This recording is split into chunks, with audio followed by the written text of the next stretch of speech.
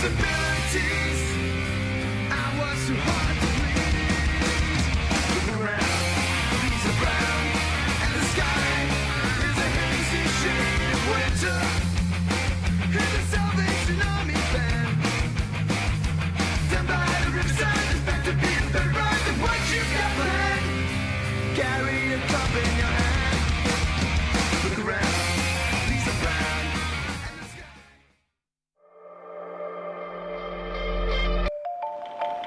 You know, I think it just gives you access. It's like a key or a doorway into a kinetic world of beauty, and you're actually in the medium. So you become part of you're in the water. You become part of the water, and bodyboards just give you that access to experience all those little facets and all that beauty that's out there.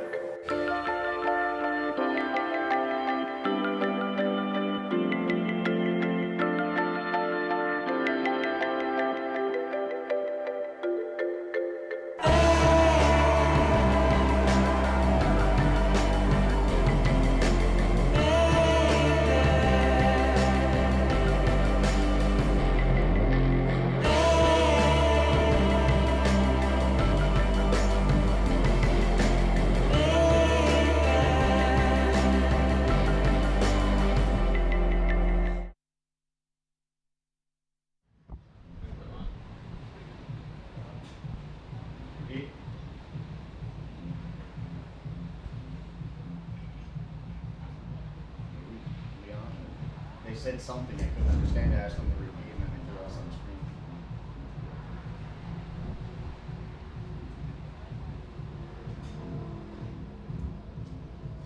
I can barely hear you. I've got this full volume.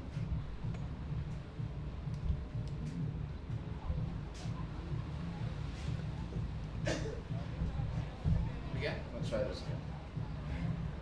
Maybe with a little more of a lead in next time. Okay, so the girls are got their rash vests on, they're heading out now.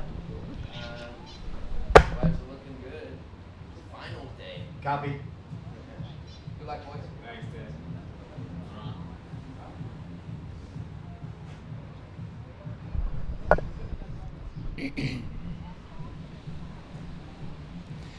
Good morning and welcome to day 6 here at the let's try this again. Good morning and welcome to day 6 of the 2015 APB Antofagasta Bodyboard Festival. We're just about set to get underway with the women's semifinals here at Nilda Point. In the booth with me, Jared Houston. I'm Steve Action Jackson holding it down in the commentary booth, and like I said, we're just about set to get things underway. Welcome, Jerry. Yeah, good morning, Steve. Stoked to be here. All right, so again, today getting started with women's semifinals, then we're going to be rolling into men's round 5. Tell us a little bit about the conditions out here this morning. Yeah, it looks pretty good, Steve. We just got here now, and the tide's a little bit high, but the conditions are real glassy, offshore. It looks about like 4 to 6 feet, so it should be in for a pretty pumping day of action. All right, so just to take a quick look at what we can expect today, we have women's semis, men's round 5, then we will go into the women's consolation final, then into men's quarters, men's semis, and then we'll wrap things up with the consolation final and the final. So another full day of competition on the slate here at Nilda Point. We ran through 23 heats yesterday.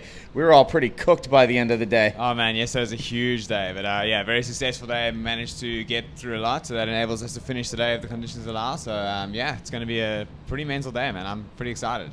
All right, so there you have it. We're just about set to get underway. The ladies have been called for their jersey assignments, getting ready to make their way out in the water, get things started here on what looks to be the final day of competition, trying to get things wrapped up before the hell swell hits. Tomorrow we're looking at possibly 15-foot or 5-meter surf, which will pretty much shut down Nilda Point.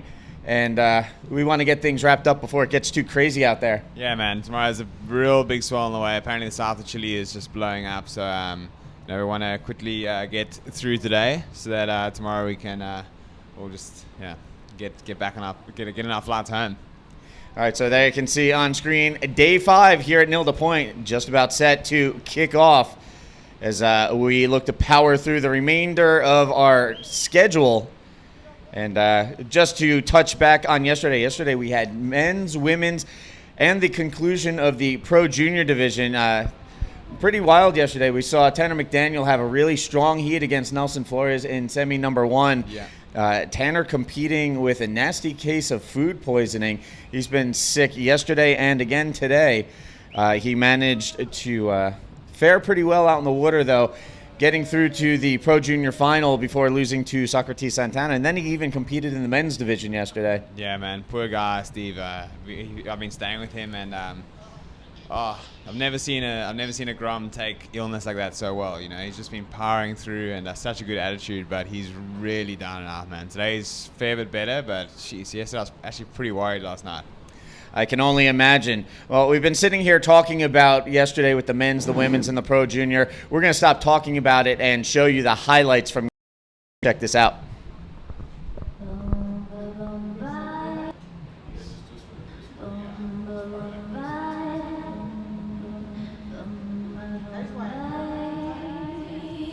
My heart beating out of my chest.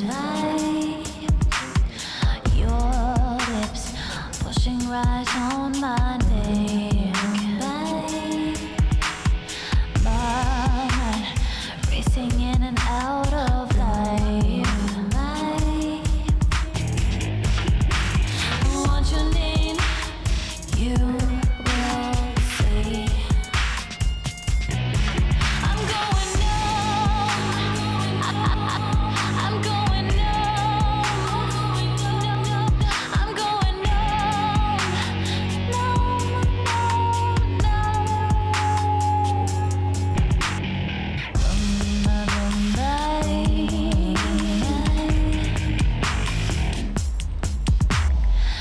my heart beating out of my chest.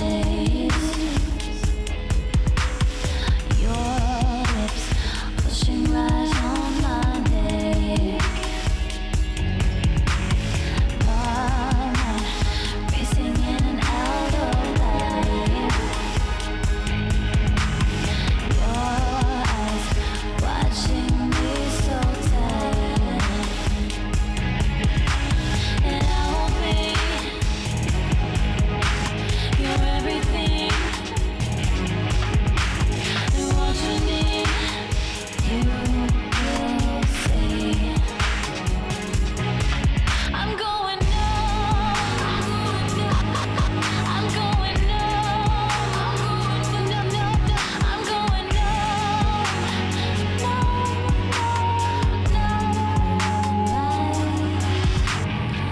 It's not a show, always be in my life. It's not whatever I go, you'll always be the same. It's not the love or shame, I remain the same. And it's not always to trust me, okay?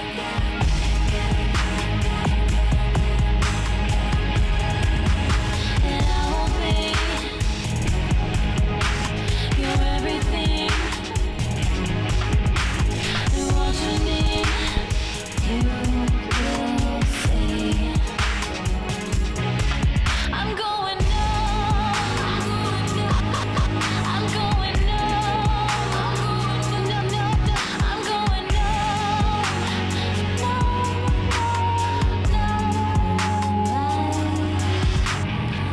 It's not a show, always be in my life. It's not whatever I go, you'll always be the same. It's not the love or shame, I remain the same. And it's not always to trust me,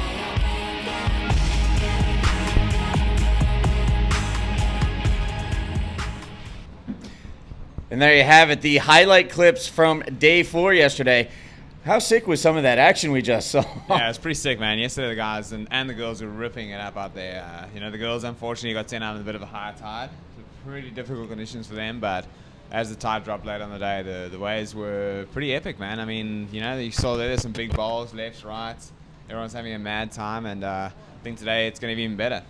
Yeah, and we saw some big scores dropped yesterday, even from the youngsters. One of the standout waves yesterday was from the 14-year-old Chilean national champion, 15-year-old, I should say, Anais Valise. She actually dropped a 7.75 in one of her heats early in the morning. It was actually the highest score of the day, about 3/4 of the way through until we started some of you guys unloading out there with big scores. We were talking off air about Louis Finnegan. He had a 9.5 yesterday, the biggest score of the event so far. Yeah, man. Yeah, there was some pretty mental ways. I mean, like you said, Annalise, is it? Anais Valise, I believe, is the pronunciation. Maybe Begonia can correct us. It's pretty amazing, man. Like, I've been absolutely blown away by her surfing so far this trip. I heard a bit about it as I got here, and got to see her in the Make a Pro Ride event over in Arica, and she was just busting out like ARSs left, right, and center, and pretty freaking impressive, man. Especially she's really young. Yeah, the girl has a very bright future ahead of her, as we've been seeing on display in Arica and again here in Antofagasta. Meanwhile, there you can see the day dawning behind us, the sun coming up. The moon actually going down over the ocean looked pretty impressive this morning. Looked like something from a film set. Yeah, right. Yeah, I bet you got some kind of movie reference to. Oh, I'm going to hold off on the movie references right now. I was dropping a few of those yesterday, and even this. We'll let people use their imagination. All right, cool. But honestly, the scenery here when the moon is still shining over the ocean or the sun is coming up in the morning, so picturesque. I mean, honestly, if you haven't ever booked a plane ticket to Chile to chase down some empty waves and enjoy another country, northern Chile is definitely a place to investigate. So I highly recommend investing in an airplane ticket to head to any one of the northern Arica, Iquique, or here in Antofagasta to check things out firsthand. For sure, yeah, I totally agree. We met an Australian in Arica that he's been driving around Chile for 3 months. Him and his wife have been, they flew into Santiago, bought a car, and they've been driving up and down the coast, just exploring the place. I mean, I said to them, "Oh, how's it been?" They said, "Oh, it's been amazing. We've just been loving it." So if 3 months in a country and you're not bored yet, you must be pretty good. Yeah, and if you're chasing waves, like I said, there's no shortage of waves. So, everywhere you look, there's another empty peak somewhere. So, I could see where 3 months goes by pretty quick. Definitely, man. Yeah, there's so much to explore here. And like you said, a lot of really world-class waves. Meanwhile, out in the water, getting ready to start things off. First up in the water in semifinal number 1, we're going to see Sari O'Hara in red and Alexandra Rinder in the yellow jersey. As you can see on your screen this morning, nice, clean, glassy conditions. We've actually seen some spitting barrels out there, so conditions looking pretty solid to start with. Yeah, conditions look sick. I'm really keen to see how the girls go in this heat. Got Sari O'Hara and Alex Rinder. I mean, 2 amazing riders, one from Japan and one from the Canaries. And Alexandra is the current world champion, defending world champion. So I think it's going to be quite a heat to watch. Especially Sari was surfing pretty well yesterday, and Alexandra too. Well, as I was mentioning at the end of the day with Teza McKenna when he was in the booth closing things out with me, this was actually our final here last year, and we had a performance this year in the semifinal. Yeah, it was too, It was too. So, wow. So, yeah, pity that such great talents have to meet early on, but, that's the nature competition, and, hope may the best one go through. Yes, meanwhile, just taking a quick look ahead as semi number 1 to start, coming up in semifinal number 2. We're going to see the young Chilean we were speaking about, Anais Velis, going up against 3-time women's world champion Isabella Souza. Wow. We saw Anais take down 5-time world champ Neymara Carvalho yesterday in the last quarterfinal. Now she's going up against another Brazilian world champion. She's just claiming scalps at the moment. So yeah, that's going to be another pretty big heat to behold. Especially, I think Annalise and Isabella had a pretty heated heat over in Arica as well. So it's going to be somewhat of a rematch over here. So that's going to be one to watch for sure. Yeah, and meanwhile, there you can see a couple of the other Japanese competitors, Ayaka and Yokoti, hanging out in the grandstand, getting ready to watch their fellow countrywoman go into action out in the water. Yeah, man. Yeah, how cool are the Japanese? Just always the best vibes. Just loving life, loving being in Chile. Always puts a smile on my dial to see them cruising around the comp site. I love those girls because they're always very upbeat, all smiles. They a very effervescent personality to each of them. Yeah, definitely. And they just it's nice to come up to the contest site in the morning and be greeted with a nice smile and somebody who's in a really upbeat mood. Oh, for sure. Always good vibes. Especially Sari. She's such a character, you know. And her English has improved in leaps and bounds. Her and Ayaka. So, you know, when they first came on the scene, they could barely communicate, but they're really getting pretty good now. And it's pretty cool to get to know them a bit better. I believe that they've actually been involved with the World Tour for a good 4 years or so now. Yeah. I remember meeting them for the first time in Hawaii back in 2011 and actually watching Sari and the whole Japanese crew. First ones out in the water every morning. Yeah. Like clockwork. They're really keen and committed, and I think they're pretty young too, man. I don't think they're much older than 20. No, I'm going to say that Sari Ohara is 20, no older than 21 right now. Yeah.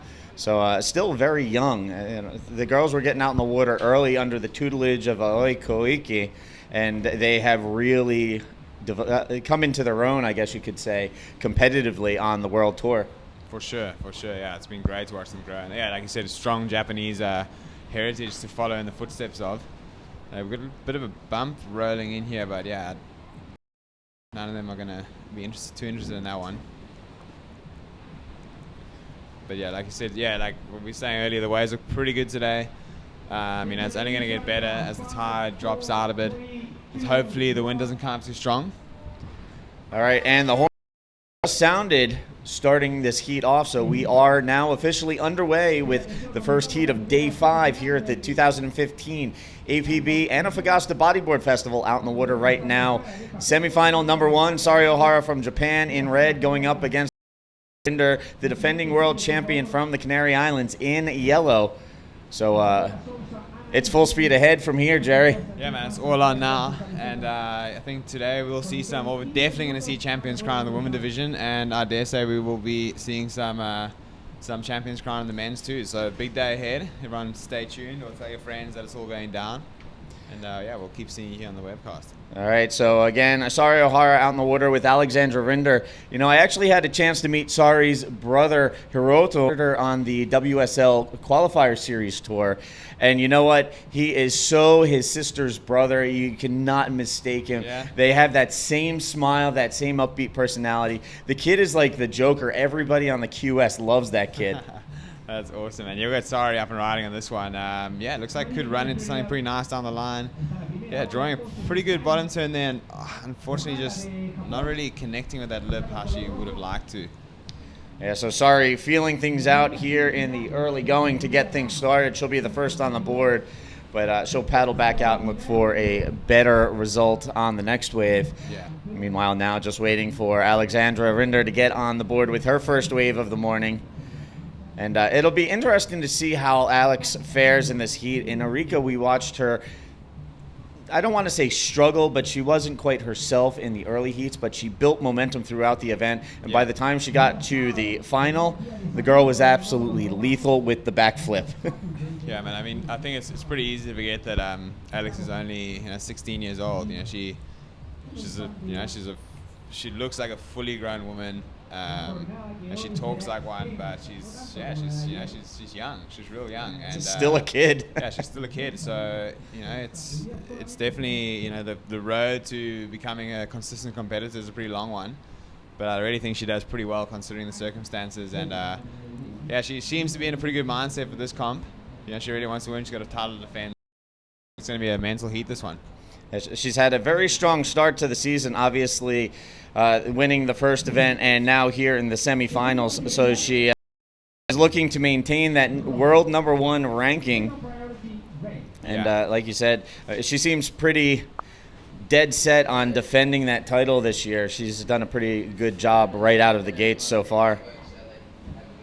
Yeah, who had Nicholas Chiara and his girlfriend, Argentinians. Such a legend, Nick. I first met him in the Canary Islands a couple of years ago. He used to live in Golda, and I just moved back down to Argentina with his girlfriend, and they've been traveling around for the last few months doing all the comps. And he actually almost missed his heat yesterday. He just made it, and he ended up getting through. So it's pretty cool to see. I have to say, I've been pretty impressed with his riding so far in 2015, and look forward to seeing more throughout the course of the season. Yeah, man, he's good. He's real good. Almost had a sniff there. Man, the one before is such a good one. You see that? It was like full on barrel across the screen. This way is really tricky. For you guys watching, it might look perfect, but it kind of tricks you into stalling as you take off. Whereas as soon as it hits the reef, it tends to run really fast. So you almost want to get it and just kind of race down the line and just try and outrun it, because the barrel ends up overtaking a lot of the competitors most of the time. Now, correct me if I'm wrong, but it seems like the technical side of bodyboarding comes in really huge at this wave. It's very important to focus on the technical details of your riding, from little stalls and check turns to setting up the next section. Maybe you can run us through what it takes out there. Yeah, for sure. It is a very technical wave. It kind of comes in like a bit of a roll in. There's two peaks. On the high tide, it kind of breaks in the first peak, so it kind of comes in with a bit of a roll in, so you can get a nice speed line into it. I reckon in the high tide, what you're looking for is more of a big line into a big boost, whereas in the low tide, the wave kind of breaks into 3 different sections. It kind of gets cut up on the reef. There's some lefts on the far corner, there's some right in the middle, and then there's another left that breaks into the right bowl on the outside. So it's definitely not an easy wave. You really have to be on your game out there, and you got to stay busy, because there's just so much happening across the reef at all times. Meanwhile, there you can see competitors at the edge, the Brazilians sitting watching closely as they keep an eye on the conditions as well as the competition out in the water, as they mentally prepare for men's round 5 coming up after the women's semifinals. So what kind of preparation have you been doing since yesterday? Were you just trying to relax and cruise, or how much attention have you been paying to what's been going on? I've just been relaxing. Yeah, I haven't been paying much attention at all. I've been kind of just hiding in the car the last few days, just trying to stay out of the sun and cold and whatnot. I've been pretty unaware of who's been making the heat. It's just the guys I've been staying with. So just trying to focus on what I have to do in this contest. Just get through each heat and just enjoying, just relaxing. Last night I was pretty worried about Tanner, so I was up pretty late, making sure he was okay, and came. I was doing a bit of translation and whatnot to make sure you got the best treatment possible. So, other than that, it's just been a pretty cruisy trip, man. I haven't been doing too much. Just relaxing and just enjoying it. Well, speaking about enjoying from home, we had your dad checking in, as well as Luke Kitchen and his mom, Laura. Yeah. A lot of the South Africans tuning in, sending a lot of positive energy your way for this event. Yeah, man, the support from back home in South Africa has been, it's just always amazing. The South Africans really get behind their riders, and it's like a lot of history there. We all grew up together, so everyone's stoked. Everyone shares in each other's success. So it's really nice that there's not kind of that like nasty competitive air in between the South Africans, which I really like. And it just feels great, We're getting on Facebook and seeing all the messages and all the love pouring in. It's kind of what keeps you going. So thanks heaps to everyone for that. All right. Meanwhile, out in the water, just a quick update. We have one wave ridden so far by Sari O'Hara. Alexandra Rinder is still biding her time. Conditions are a lot cleaner this morning than they were yesterday for the women's, but it still seems like there's a little inconsistency out there. The girls biding their time, waiting for waves. You can see waves rolling in, but it seems like they're waiting for some sets to come through. Yeah, they definitely want to. It looks like on the high tide, you kind of have to wait for the right ones that hit the reef properly. It's a pretty deep reef. There's a lot of water on it in the mornings. But that completely changed in the afternoon. The afternoon becomes so shallow. You can fully see it boiling up and whatnot. So out there right now, they definitely have to play the waiting game. They have to pick their waves pretty well. And looking forward to seeing what Alex can put together on her opening ride. And there you can see part of our camera crew down the beach on the rock formation, shooting into the left. Now, yesterday during low tide, that rock outcropping that everybody's been referring to as the cracker, that thing was completely exposed yesterday. That thing, when it's exposed, just looks absolutely nasty. Yeah, but it's actually better, Steve, when it's like that, because you can see it. As soon as you take them on the wave, you know exactly where it is. Whereas when the tide's high, it kind of hides under the water, and as you get really close to it, as the water sucks back, it's kind of like, whoa, it's right there. So it's pretty scary piece of rock, that. Yeah, the idea of that thing just popping up out of the water and exposing itself at the last second, that doesn't seem like a friendly surprise. Yeah, it sucks, man, 'cause it's always in the back of your head. You're racing down the line, you're lining up a section, you at the same time, you're concentrating on what you have to do, and you're thinking, where is that rock? Because you don't want to come up too close to it. So I would imagine out in the water, you guys have been like, do I pull the maneuver or do I kick out before I hit that thing? Exactly, yeah, it definitely comes into mind. You know, I think now as we're getting down to the business end of the event, you're going to see guys going pretty hard, pretty close to that rock, you know, because they're really going to be wanting to make it through heats now.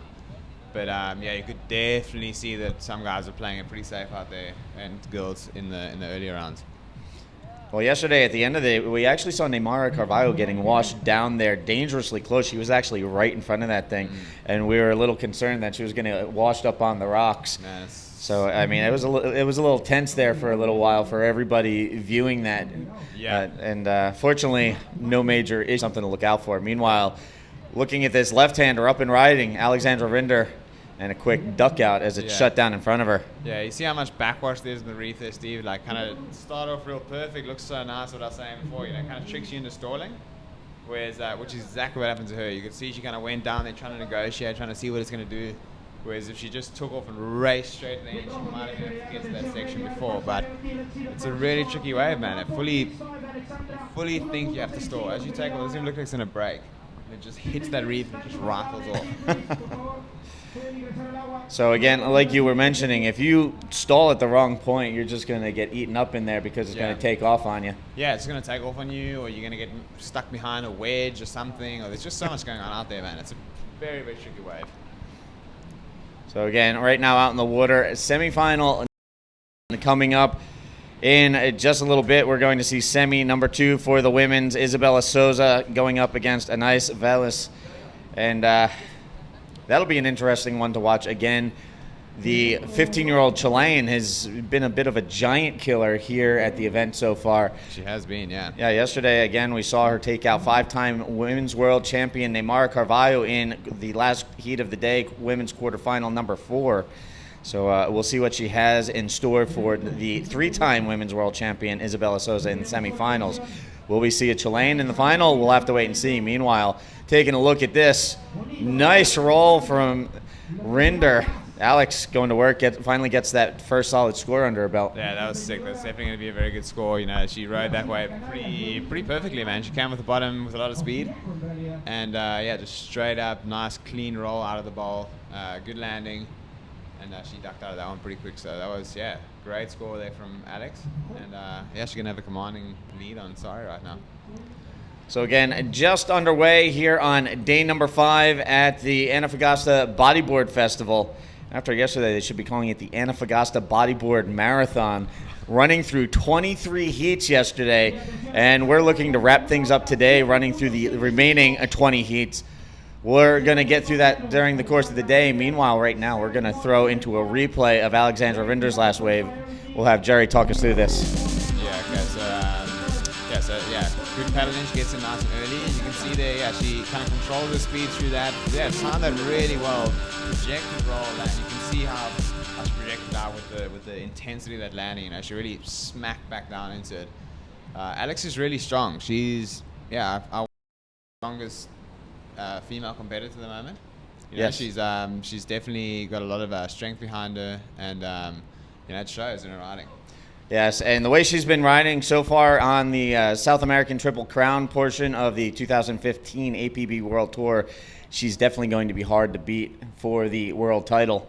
Yeah, for sure. She's defending her title this year, and you know, there's definitely a couple of girls that have the potential and the talent to be world champions. But you know, Alex is pretty amazing. She's a wunderkind, like I think. Yeah, wunderkind. Yeah, I'm sure Andrea Rinder is watching, and she can you know, correct me on that one if I'm wrong. But yeah, your daughter's ripping, and very stoked to see it. So there you see it, the score coming in. Her combined heat total right now in 9.40, so one of the bigger scores.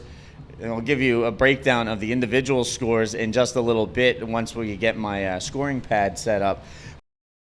To start things off, you can see the heat totals right now. Alexandra Rinder with a 9.40. Now putting Sari O'Hara on her heels a little bit. Sari's got to play catch up from here. Yeah. I think Sari will be chasing down score of roughly about a 7 point something.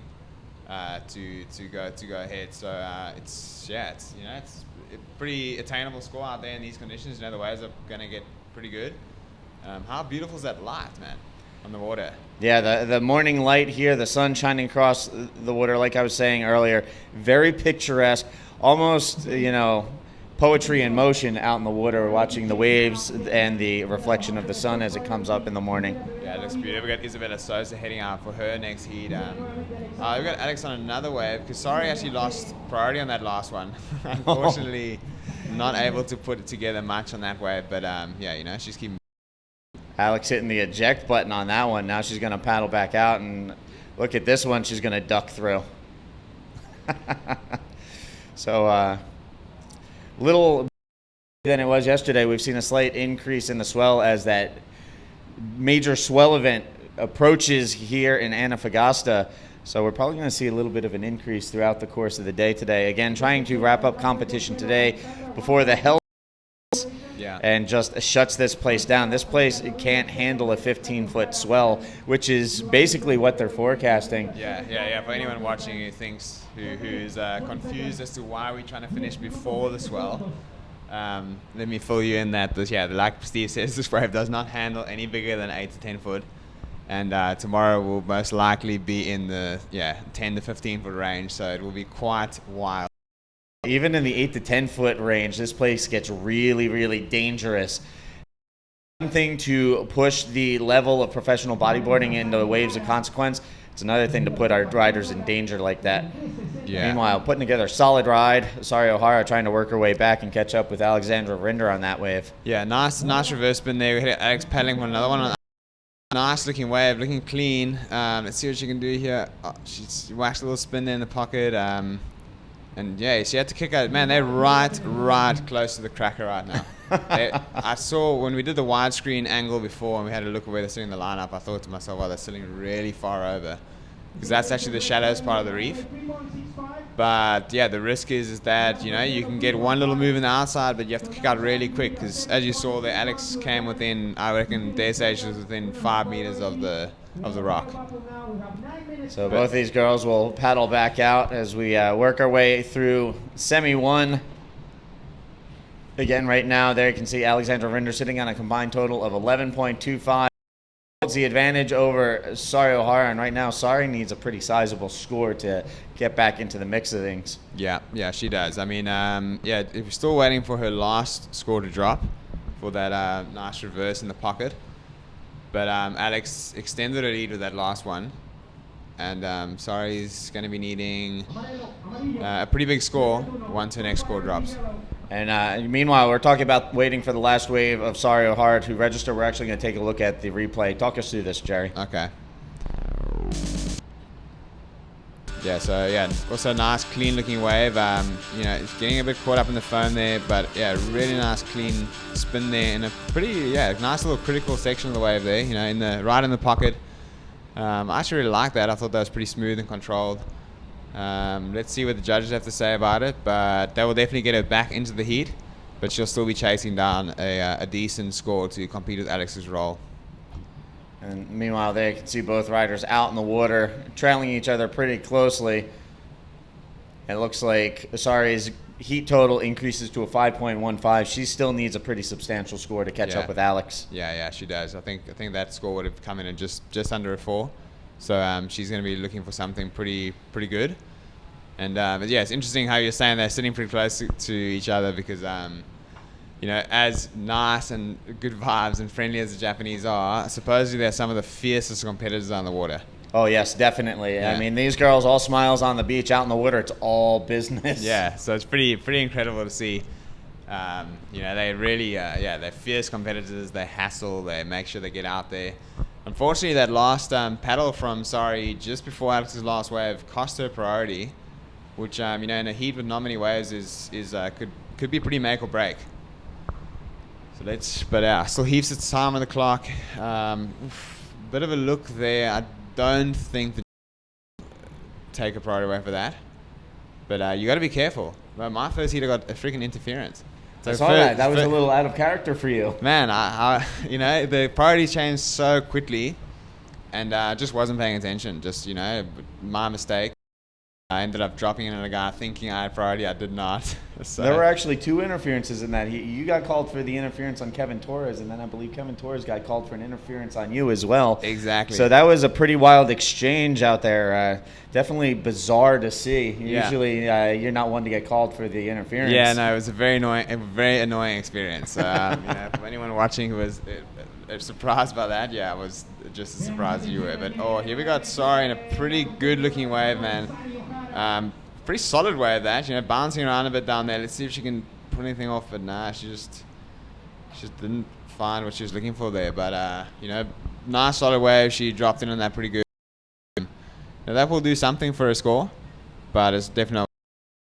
And there she has to bail the board and duck under that incoming set. You definitely don't want to catch one of those on the head. Yeah, a little bit dodgy here. You can see Alex looking pretty worried there. Alex and Amari. But, because you hope she's got a strong leash on, because losing a leash out, losing a board out there would be a heat ruiner. Well, fortunately, in that kind of situation, at least we do have the lifeguards and the skis out in the water as part of the safety protocol here at Nilda Point. But fortunately, not necessary at this point. As you can see there, Sari O'Hara with her board paddling back out. So no harm, no foul out in the water on that last set. So it sounds like we have about 4 minutes left on the clock. Yeah. So getting down to the tail, women's semifinal number 1. And again, that lady right there, Sari O'Hara, trying to catch up to the defending world champ, Alexandra, holding the advantage right now. We'll get you scores in just a moment. Yeah, so Sari making her way back out there. She's, with just under 4 minutes, she can definitely still put it together. I think she needs a pretty high score right now. We don't have scores on us at the moment, but I'm going to venture out and say she would need upwards of a 7 or an 8 to advance. So, Alexandra's definitely got a pretty strong lead on her. But it's not over for Sari. There's still a bit of time on the clock. Scores, please. All right, again, just to touch on our schedule today, we're running first thing this morning, women's semifinals. And then we will switch things over to the men's, hitting the water with men's round 5. And then we will go back to women's consolation final, men's quarterfinals, women's final, and then we will wrap things up with the men's semis and consolation final and final to wrap up competition. So again, we're looking at 20 heats in the water today as we power through and look to wrap up competition here on day 5. Ahead of the major swell event that is basically going to shut down the event venue here. The unrideable, dangerous conditions out in the water. We've had the life police, the paramedics, and the Chilean Navy involved with this event. And with the swell that's coming, there's a good chance we will not even be allowed near the water, let alone out in the water, to run this event. So we need to finish today ahead of this storm. Yeah, the officials get pretty involved here with the decision making and whether or not we run. They're obviously concerned about the safety. They don't want any kind of negative publicity here with anyone getting hurt or anything like that. But fair enough, And as it stands right now, I don't think there's any competitors who want to compete tomorrow. So we're all for finishing today. The waves are going to get really good later on the low tide, man. If the wind holds off, something pretty special. We got Sari on one of her last waves here, one of her last attempts. Good looking wave. Yeah, nice, pretty strong roll out the bowl there.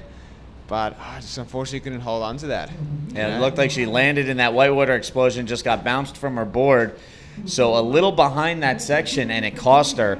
Yeah. Again, right now she's trying to chase down Alexandra Rinder. Alex has an 5 heat total. Sari with a 5.55 needs a pretty substantial score to close the gap and try and chase down Alexandra Rinder, but time of the essence, counting down, and not really her ally at the moment. Nah, definitely not, Steven. Yeah, she's got a bit of a paddle ahead of her still. The paddle there is pretty nerve-wracking because how the water moves, it all kind of pulls onto the reef and then pushes along the inside rocks, right past the cracker and back out around. So, if you follow the rip, you'll get out pretty safely, but it's a long pedal back. I reckon you're talking like 5-7 minutes at least. Whereas if you pedal out straight through the impact zone, you can do it, but you really have to punch it. You have to put a lot of effort into it. Yeah, so you basically can't get through the middle here just on cruise mode. No, definitely not. But Sari seems to be pretty relaxed. I don't think she's too worried about it. She'd be stoked with this result. I mean, that's a minimum fourth place. If she fails to get the score she needs, she'll be going through the Consolation final, which is a new addition. And a pretty exciting addition, I think. Defining the third and fourth place points. So we got that coming up later today, and let's see who ends up there.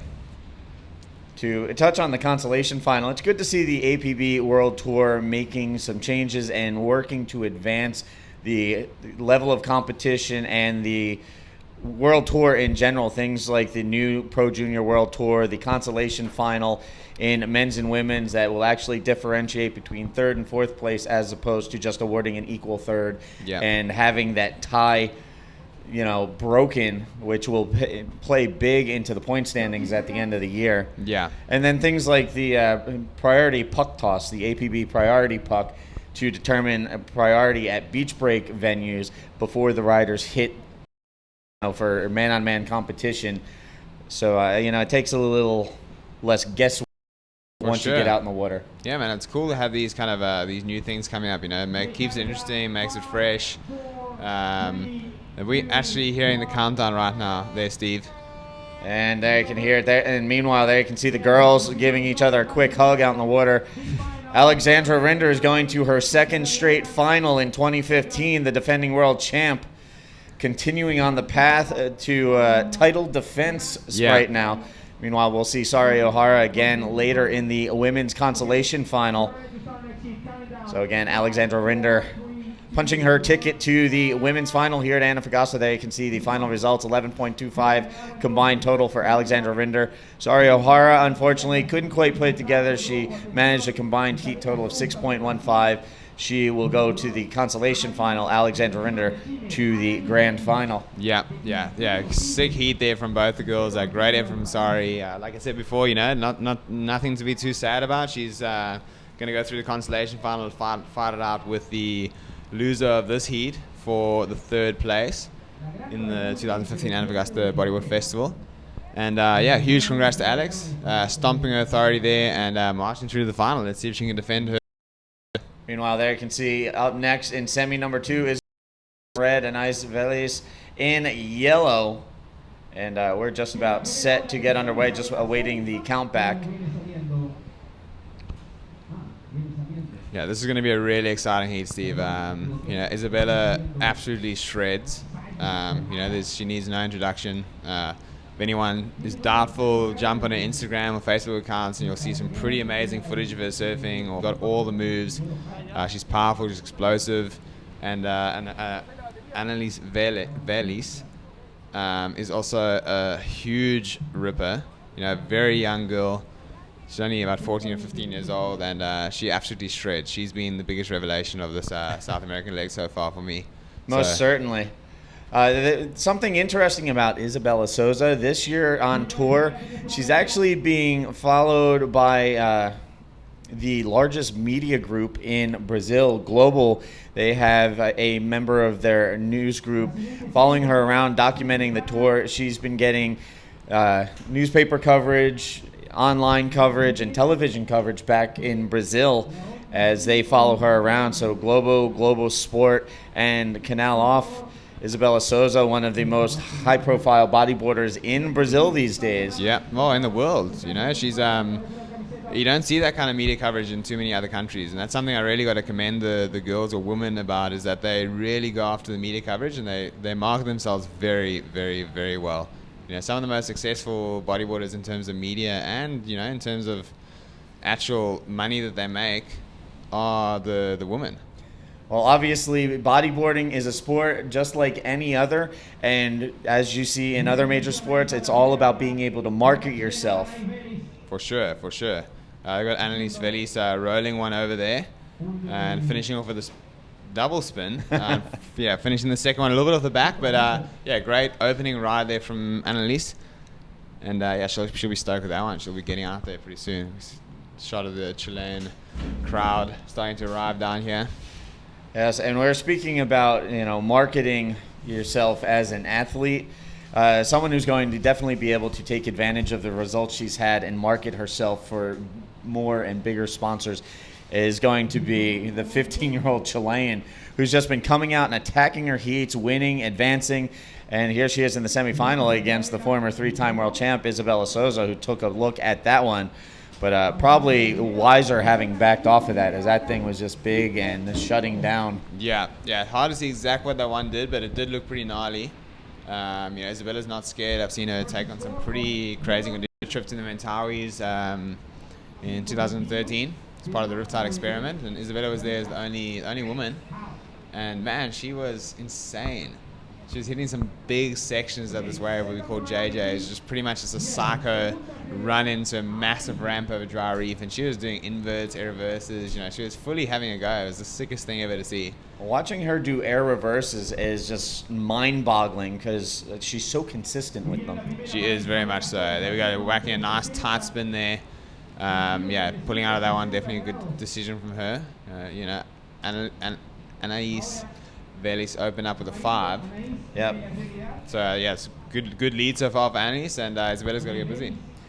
So the girls getting busy out in the water in semifinal number 2. Meanwhile, here in the booth, Steve Action Jackson with Jared Houston from South Africa holding it down on the commentary for the first couple of heats of the morning. And stoked to have you in here once again, Jared. We always appreciate you coming in and giving us a little competitor's view on everything. Yeah. And again, Day 5 of competition here at the 2015 APB Antofagasta Bodyboard Festival.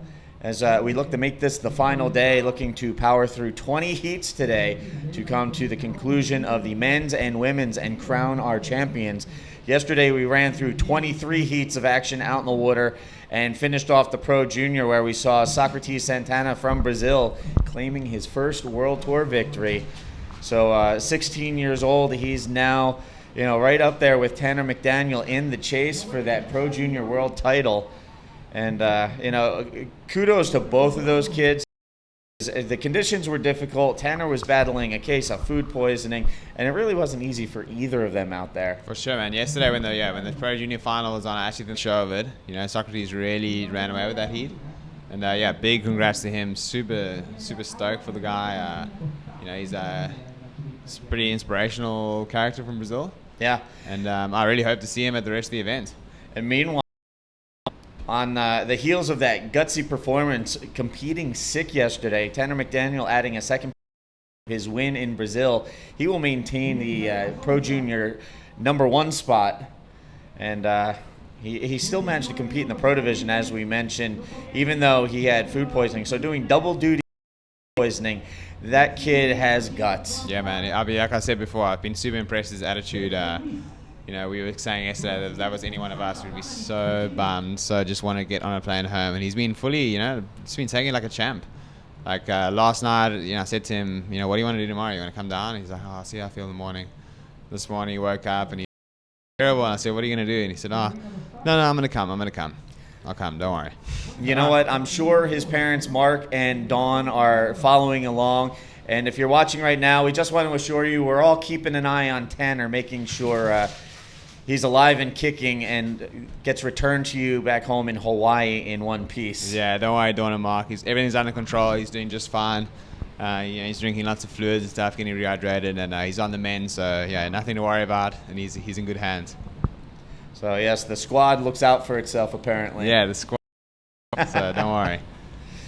All right, so meanwhile, out in the water, both riders on the board. Anais Velis comes out with the early advantage of 5.0 on her opening wave. Isabella Souza, meanwhile, a 3.0 for her effort. So right now, the 15-year-old Chilean in the lead. I do believe she has priority right now while we wait for these two ladies to take on the next round of waves rolling through. Yeah, she should have priority. Isabella's paddled for quite a few, so even if she didn't, she would have by now. So yeah, Annalise is looking good in this heat so far. Isabella paddling for an inside here, but looks pretty good from what I can see so far. Coming off pretty hard at the bottom, and yeah, unfortunately, just kind of the wave just fatted out a bit there. It does that, you know. Some of them look really good, and then as you get into three, it's just too much water. But like I mentioned a few times, a bit low, it's going to turn on. So again, as you were mentioning earlier, this seems to be very technical. You have to get a good read on the wave because you need to know where to stop, start, stall, and when to kick out. Yeah, it's and it changes, man. Every time I think that, oh yeah, okay, I've kind of figured it out, then I get out there and the conditions are different, and I'm like, oh okay, just gotta work it out again. But you know, that's kind of the beauty of you know, ocean-based sports, is that the ocean is, always changes. It's such an even playing field, you know, because well, it's actually not an even playing field whatsoever. Sorry, it's it's a very variable playing field, but that's what makes it so exciting. Constantly changing conditions out in the water here at Nil de Point. I've definitely been keeping all of the competitors, male, female, on their toes out there, and we're seeing the same here in women's semifinal number 2. You can see Isabella Souza improving her overall total so far, but again, still trailing Anais Valise out in the water. Keep in mind, as always, top 2 waves will be scored. The winner will advance on to the final. Second place will go on to the Consolation final to battle it out for 3rd place. Oh, that was a nice wave from Isabella there. She kind of got it in the barrel for a little bit. You know, kind of right in the... Ooh, I think she might cop this one on the head. No, she got out of the way. She's fine. Yeah, she's all good on that one. Meanwhile, that leaves the Chilean national champion, Valise, out in the water looking at this one. She's going to kick into it. Talk us through this, Jared. Yeah, this one looks sick. Pretty big one. Yeah, kind of dropped into that. This is going to be a pretty good score, Steve. Yeah, she kind of punches it roll in the end. It doesn't manage to make that roll, but you know, pretty big drop. Yeah, right into the mouth of the barrel, where it blew out. That wave just totally stood up for her. She airdropped into the pocket, and I wasn't sure if she was going to make it out, and then she came out with a spit there at the end. Wasn't really in there a long time, but that was a heavy, heavy wave for her. Yeah, it was the biggest wave of the day, for sure. So I think the judges are going to reward that somewhat. You know, I don't think it'll be a huge score, but it'll definitely be in the good to in the good range. And yeah, she's going to definitely strengthen her lead of Isabella there. I dare say Isabella would be kind of fairly rattled coming up against Annalise, especially after their last heat together at Arica, where Annalise first got called as making it, but after a technical issue, the judge resolved it, and it was in fact Isabella that went through. Yeah. So you know, it's Annalise is going to be one who's coming in this one pretty strong to, you know, kind of get one up on Isabella again. Yeah, and this kid has a lot of momentum. Also a lot of momentum with Alexandra Rinder, who's actually on the beach right now with Begonia Martinez. Take it away, Bigo. Good morning. We're here of the first final of the girls. Alexandra, how was it? We saw you doing a very good roll. It looked like perfect conditions today, but it's kind of hard to actually hit it. Why is that? Is it too gnarly out there? Yeah, it looks from the outside looks easier than it is on the inside. Like some waves I went down, I said, oh, this is sick for a roll, and then like it moved, and I was like, oh. So I took the first wave, didn't got nothing. When I came up, I saw that wave. And I think the roll was pretty near from the rocks, but I just had to do it to make my heat, and just happy to be in the final again. All right, and back to live action out in the water. It didn't look close to the rocks, but you did amazing. Anyone to say hello at this point? How are you feeling also that you're already in the final? I don't know, tell us something else. Well, it's being in the final again, it's just epic. Like, I didn't imagine to come in the final again. I was just fighting for it, but you know, everything can happen, and being there again is just incredible. I want to thank everybody who's supporting me down here at the beach, as it is Louis, Pierre, Diego, Jared, everybody who's here supporting me, the girls, and of course my family. I want to thank my mom and my dad who are watching, my brother who's not watching, but I know he's in my heart always, and my friends back home, my sponsors, and just keep looking because it's going to be a long and good day. Excellent, congratulations Alex, and we'll back to you guys on the booth. All right, and back in the studio. Thanks, Bigo, and congratulations to Alexandra Rinder making it to her second straight final to start off 2015. Meanwhile, we saw action out in the water while we were away at interview. Isabella Souza with a nice wave. We'll see if we can cue up a replay. In the meantime, Jerry's going to bounce out of the booth and go get ready for men's round 5. Before we let you go, any closing comments? Yeah, no, just thanks everyone for watching, and I hope you stay tuned to the event today. It's going to be pretty full day of action, and just thanks for the support, and I will hopefully see you guys later on in the webcast again. All right, so there you have it. Thank you, Jerry. He's going to duck out, and we're going to take a quick look at the replay. So we'll cue that up and let Jerry make his exit. Here we can see out in the water, Isabella Souza on the wave while we were away at interview. Nice, strong roll there from Isabella. So Isabella trying to catch up with the young Chilean. Again, Steve Action Jackson in the booth right now. Jared Houston making his exit. Jerry getting ready for men's round 5, which is up next. So we'll see him hitting the water shortly. In the meantime, again, women's semifinal action out in the water. And there you can see Isabella Souza paddling back out, just waiting for scores to show up on the screen, and we'll give you a situation update with the overall combined score.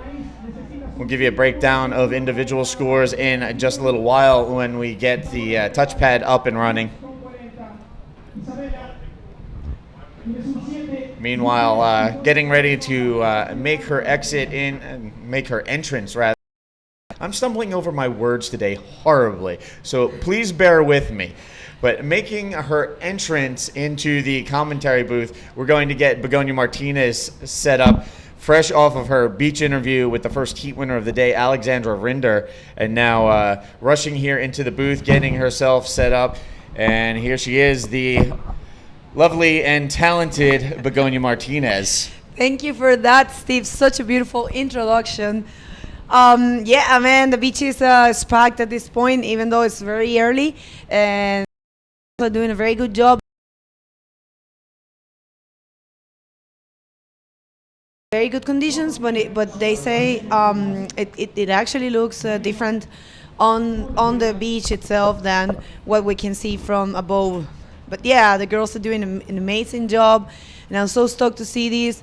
I don't know what's going to happen here. Anaís Vélez from Chile está en el agua, señores. Está haciendo un excelente trabajo. All right, so there you can see Tessa McKenna handing me the touchpad so I can give you scores. Right now, Isabella Souza currently leading the way. She has a 3.0 to open up with. Her last wave, a 7.0. That has her in the lead. Meanwhile, Anaís Vélez with a 5.0 and a 3.05 resides in second. She currently needs a 5.01. So there is your current situation out in the water. Thank you, Teza, for handing off the touchpad. Stoked to get that in the booth this morning. And stoked to get this young lady here in the booth with me, Begonia Martinez. Maybe you can give everybody a quick update in Spanish. Sí, bueno, para todos los que están sintonizando, los chilenos, todos los que hablamos español, les cuento que Anaís Vélez, la última chilena en competencia, está ahora en el segundo hit del día, la segunda semifinal. Ella se encuentra en el segundo lugar, pero igual ha hecho un excelente trabajo. Isabela Souza con su última ola de 7 puntos está ubicada en el primer lugar. Anaís Vélez necesita una ola de 5.01 para lograr avanzar. Bueno, esto es totalmente posible para ella porque ya la hemos visto surfear increíble, así que quédense mirando porque este hit está de infarto. Such a good hit, huh? Yeah, it's been wild to watch so far. Again, a little inconsistency, much cleaner conditions though than we saw yesterday. Definitely. So we've been watching the girls battle it out here first thing in the morning, determining who goes to the consolation final, who goes to the grand final. And Alexandra Rinder looked pretty strong in that first heat.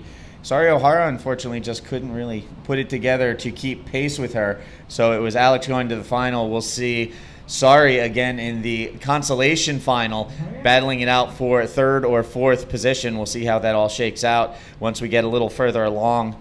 But again, right now, out in the water, women's semifinal number 2 with men's round 5 on deck. Yes, it is. Así es. Actually, Alexandra was telling me that it was a little bit hard for them to find a wave. But there we have Isabella Sosa trying to bust something out of that left, but it didn't really happen for her. She's sitting quite comfortable on the first position, and we'll see what Anaís bet. Anaís tiene dos olas, una de 5 puntos y una de 3.05. En cualquier momento cambia una de esas olas y puede subir a la primera posición, pero Isabella Sousa es una competidora súper sólida que no podemos perderle el paso en ningún segundo.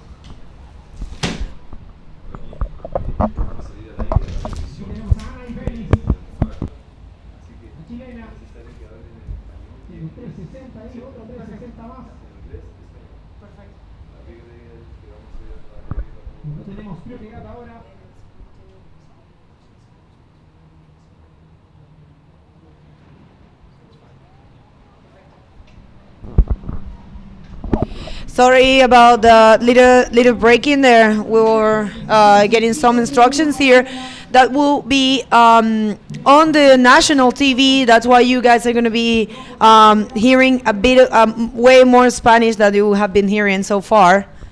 That will be me. So we're going to be keeping Begonia Martinez on lockdown commentary booth so she can rock the for all the people of Chile tuning in to get the proper update. I will have to run to the interviews and then come back real fast, or well, we'll figure it out. Bueno, señores, para todos los que están sintonizando en estos momentos, la segunda semifinal del día es la segunda semifinal de la categoría femenina, donde tenemos a la última chilena que queda en competencia, una chilena que ya tiene podium. Ella ya está ubicada entre las 4 mejores del mundo y estamos muy contentos de saber eso. No importa los resultados, ella ya está en el podium, señores. She already has a podium. That's so nice to know, you know. All right, so 5 minutes left in the heat, getting down to the tail end of this second semi. Souza is still in the lead. Meanwhile, the 15-year-old Chilean, Anaís Feliz, currently in the second spot, trying to chase down a 5.01. Very much attainable for this young lady, as we've seen her drop some big scores on some massive maneuvers in the past. So not afraid to go out there and chase it. We'll see if she can chase down that 5.01. Definitely. Anything can happen. Todo puede pasar con estas chicas, ya lo saben. Si han llegado hasta este punto es porque realmente tienen un gran nivel. Y bueno, Anaís nos ha sorprendido en todos estos eventos. Este año ella ha tenido una actuación muy sólida, no solo aquí, pero en Arica. Y bueno, esto es una pequeña repetición de un hit que casi que tuvimos en Arica entre Anaís Vélez y Sosa. Meanwhile, just taking a quick look ahead, we're going to be going into men's round 5. First up for the day, we're going to see a trio of Brasileiros out in the water. Sergio Luis, David Barbosa, the Super Grom, Tavio, meanwhile out in the water, Chilean, Anaís Feliz up and riding, rolls off of the section, looking to continue, throws in spin as she negotiates the backwash. So a nice wave there for a nice, again, she's looking for a 5.01. We'll see if that wave was enough. We'll see what the judges decide. Sí, Anaís necesita un 5.0, nada más, 0.1. Y vamos a ver qué deciden los jueces con respecto a esta ola, que fue una ola de combinación, un rolo y un 360, o un segundo 360 que creo que no fue completado. The second 360 probably wasn't counting, but yeah, I mean, we'll wait for the judges to drop the scores for that and see if it's enough for her. Todavía tenemos, it's 10 minutes left, right? No, actually, de hecho, hay 3 minutos que están restando en esta manga semifinal. Oh my God. And so again, trying to chase down a 5.01 score to come in. And this could very well change the situation. Meanwhile, there you can see the young Valise trying to work her way back out, and she's going to have to duck under this wave. Yeah, no fue suficiente la última ola de Anaís Vélez, como vemos en pantalla. Tiene un 9.40 contra un 10 de Isabella Sousa. De todas formas, son scores bastante bajos. Y esta última ola de Anaís Vélez le acorta el camino para lograr la primera posición. Cuando nos quedan 2 minutos en el agua, esperemos a ver qué ocurre. estas chicas están en una pequeña batalla de remado ahí. And we're going to throw into a quick replay of that last wave exchange. Here we can see coming up on the replay, Isabella Souza throwing the reverse. And then we kind of lose her behind the wall of whitewater. She looks like she ducked out from there. So we're waiting for a couple of scores to come in from Anais Feliz and Isabella Souza. And there's the situation out in the water. A 9.40 combined total for the young Chilean. Meanwhile, the three-time women's world champion from Brazil at 10.65 away as we get down to the last couple. Estamos esperando para escuchar lo que nos queda de tiempo. Tenemos aquí un poquito la pantalla que está un poquito trancada, pero ya vamos a tener entonces lo que es el tiempo definitivo que queda para esta última semifinal de la categoría femenina, que va a definir entonces quiénes van para la final de consolación y la finalísima del evento. Recuerden que tenemos un nuevo formato. Lo que se llama la final de consolación es la que define el tercero y cuarto lugar. All right, so again, here in the booth, Steve Action Jackson with Begonia Martinez holding it down as we get through the tail end of semifinal number 2 for the women's. And it's a close one. Isabella Souza currently holding off the 15-year-old Chilean national champion, Anais Feliz. We'll see how this all shakes out in the closing moments. Again, we're looking at a minimal score of 5.01 for Anais Feliz to come in on the scoreboard. We'll see if she can make up the difference and catch the three-time women's world champion. But again, coming down to the wire, the young Chilean trying to chase down the former world champion. So again, stay tuned for scores on the board and action out in the water as we get down to it. Bueno, ha sonado la bocina oficialmente y el hit ha terminado. Los resultados no oficiales son que Anaís Vélez queda en la segunda posición, pasando a la finalísima una vez más Isabela Souza. Y ya tenemos entonces nuestra final de la categoría femenina, Alexandra Rinder contra Isabela Souza. Y en la final de consolación sería Sari O'Hara y Anaís Vélez. Felicitaciones a todas las chicas porque han hecho un excelente trabajo. So again, we'll give you official results from that heat on screen in just a second. Meanwhile, the horn has sounded and we are underway with the first heat of men's round 5. Men's round 5. So again, just waiting for final results from that last heat. Bueno, tenemos entonces ahora en el agua la ronda número 5 de la categoría masculina. Esto, señores, equivale a los octavos de finales para la categoría masculina Open, que es la categoría más difícil, donde vemos la mayor cantidad de profesionales. Entonces, cuando vemos los resultados en la pantalla, quedó Isabela Souza con un 10.65 en la primera posición y Anaís Vélez, la chilena, con un 9.40 en la segunda posición. Felicitaciones, lo hicieron increíble. Congratulations to all the girls. When we see the one and only Sasha Damini, I think it's Damini, the way the last name is pronounced. Here we are, round 5, first heat. Sergio Luis and Sasha Damjanik. So I actually read off the wrong heat once again. I did that yesterday. When I don't fold draws, I always end up reading what's at the top of the page and not what's on the bottom of the page. It's like I'm dyslexic in here these last couple of days. So many years on this. Bear with us. Yesterday was a long day. Today's going to be a long, wild ride as well. And every once in a while, you're going to get a little bit of an oops in the commentary booth. Upsi. Bueno, para todos los que están sintonizando, ronda número 5, octavos de finales de la categoría masculina. Tenemos al último chileno, el antofagastino Sasha Damini, con quien acaba de tomar su primera ola y está liderizando con un 6.25 contra el brasilero Sergio Luis, que ha surfeado muy bien también. Así que, bueno, estas mangas en realidad de dos personas son muy eléctricas. En realidad vemos que una persona toma una ola y cambia los resultados, y cada vez que un rider toma una ola cambia los resultados. These rounds are so excited because it's two people and we see the results changing every single wave they take, right? Yes, so this will be pretty much back and forth the men's here in round 5, man-on-man competition. Top 2 waves will be scored. Top rider will move on to the men's quarterfinals. And there you can see the young Chilean, Sasha Damjanic, Chile's young gun, going to work out there. My God. Muy buena ola para Sasha. Él tomó una, hizo un perfecto RS y luego lo completó con un giro contrario. Creo que va a ser una muy buena ola y Sasha está marcando muy bien el hit, así que un saludo para todos los riders antofagastinos, especialmente a mi amigo Felipe Tello que está sintonizando y gracias por la cena de ayer.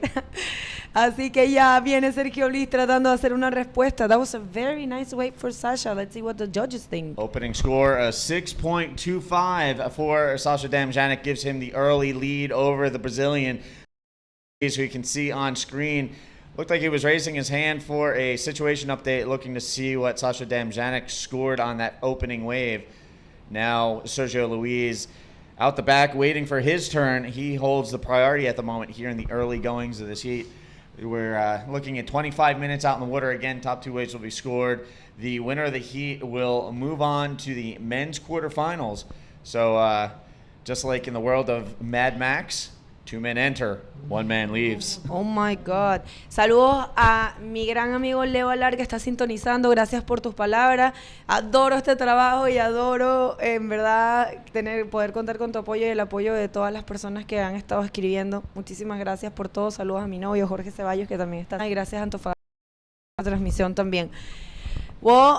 Tenemos Sasha está haciendo un trabajo maravilloso, no solo aquí, lo hemos visto en Itacoatzara, hizo un trabajo increíble, en Arica también, y bueno, la verdad que estamos muy contentos. Igual recientemente a un team aquí en Chile, así que muchas felicitaciones para Sasha y muchos saludos a todos los antofagastinos y su familia que están sintonizando.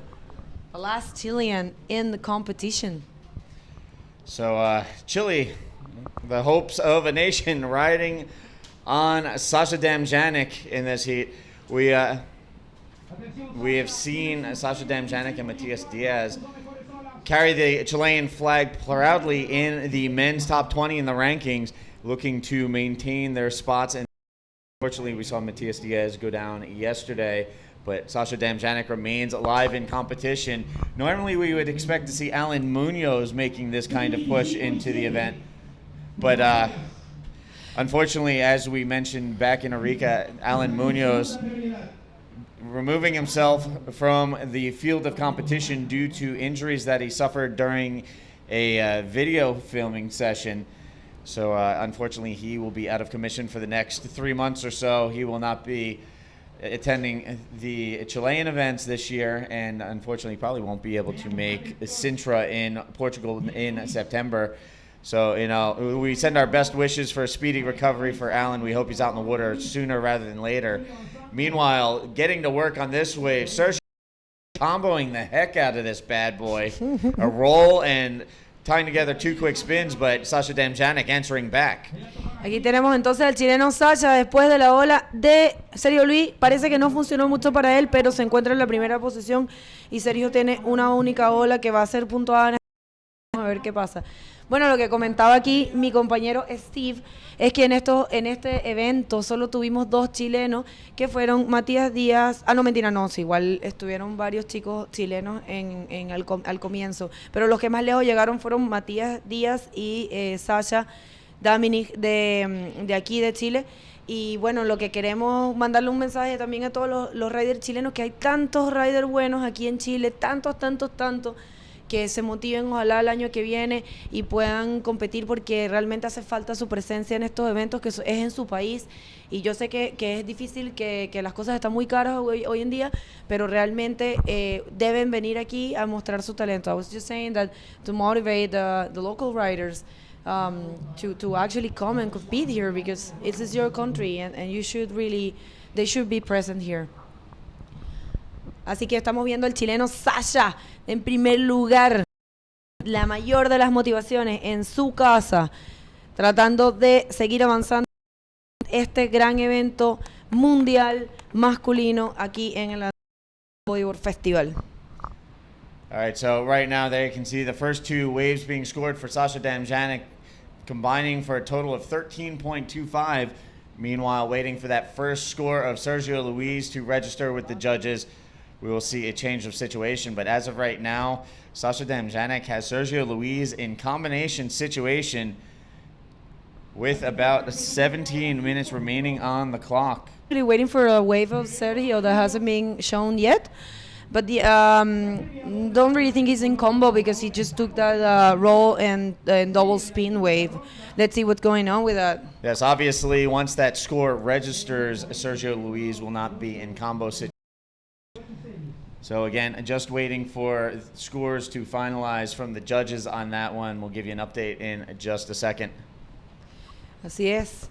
Bueno, cuando restan 16 minutos en este primer hit de la categoría Open masculino con el último chileno que sigue en competencia, Sasha Daminic, y el brasilero Sergio Luis, que lo ha hecho muy bien hasta ahora.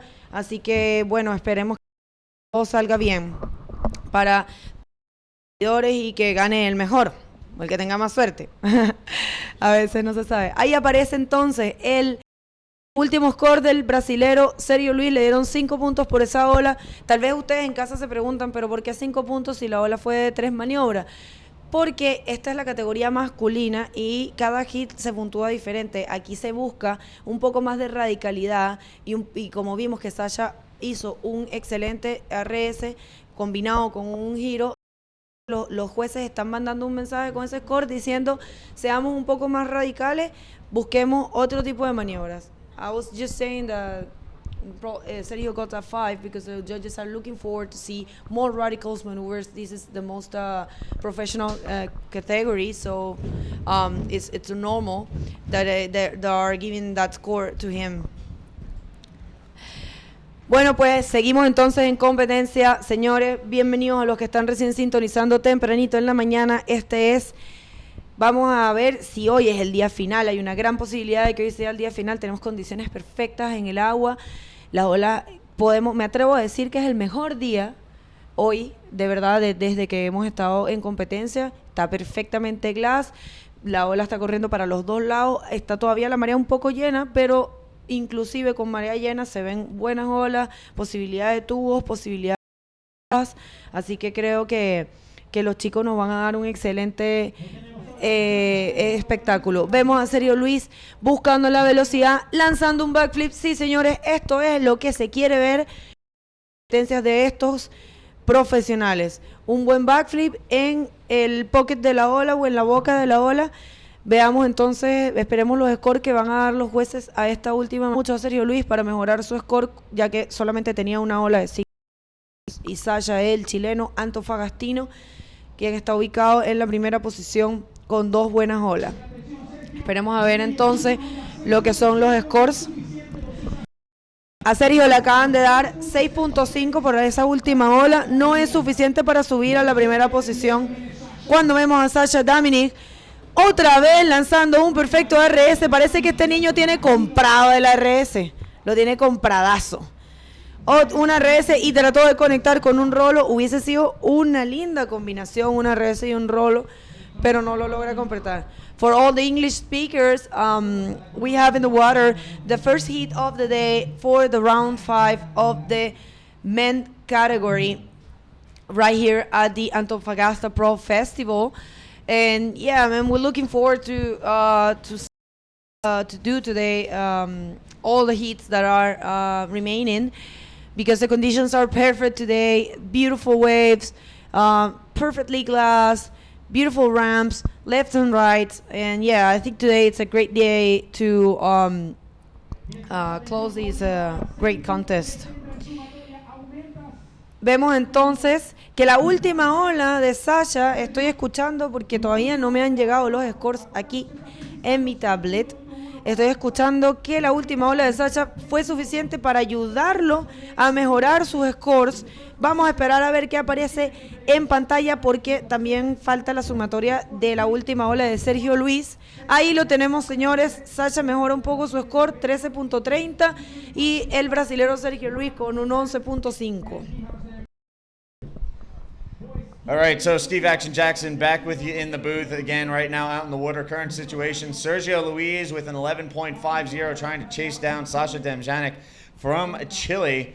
The Chilean young gun leads the way with a combined heat total of 13.30. That's the current situation out in the water. Sergio Luis looking for a 6.26 at the moment. Meanwhile, Sasha Damjan that wave opts not to go. He will hold off and wait for another opportunity. So again, right now, thank you everybody who is tuned in for day 5 of action here at the 2015 APB Antofagasta Bodyboard Festival. We are looking at running through the remaining 20 heats to crown our men's and women's champions here on day 5. Again, a major swell event approaching, and we're trying to finish up today before this massive swell shuts down the competition venue here at Nilda Point. And we want to wrap things up and get the circus out of town, so to speak. I think so too. I think it's a great day to finish this competition. We will see what turns out during the day, but it's a beautiful condition and rights. Así que I think we're at throw to look at the last wave, so we're going to queue up the Antofagasta replay. First, we'll wait to see if we have live action. Actually, I apologize. We're not going to throw into an interview. We're actually going to throw into an interview down on the beach. Hi everybody, I'm Arturo Soto y estoy aquí con la gran Isabela de Sousa, que ya se encuentra en la gran final del Antofagasta Bodyboard Festival.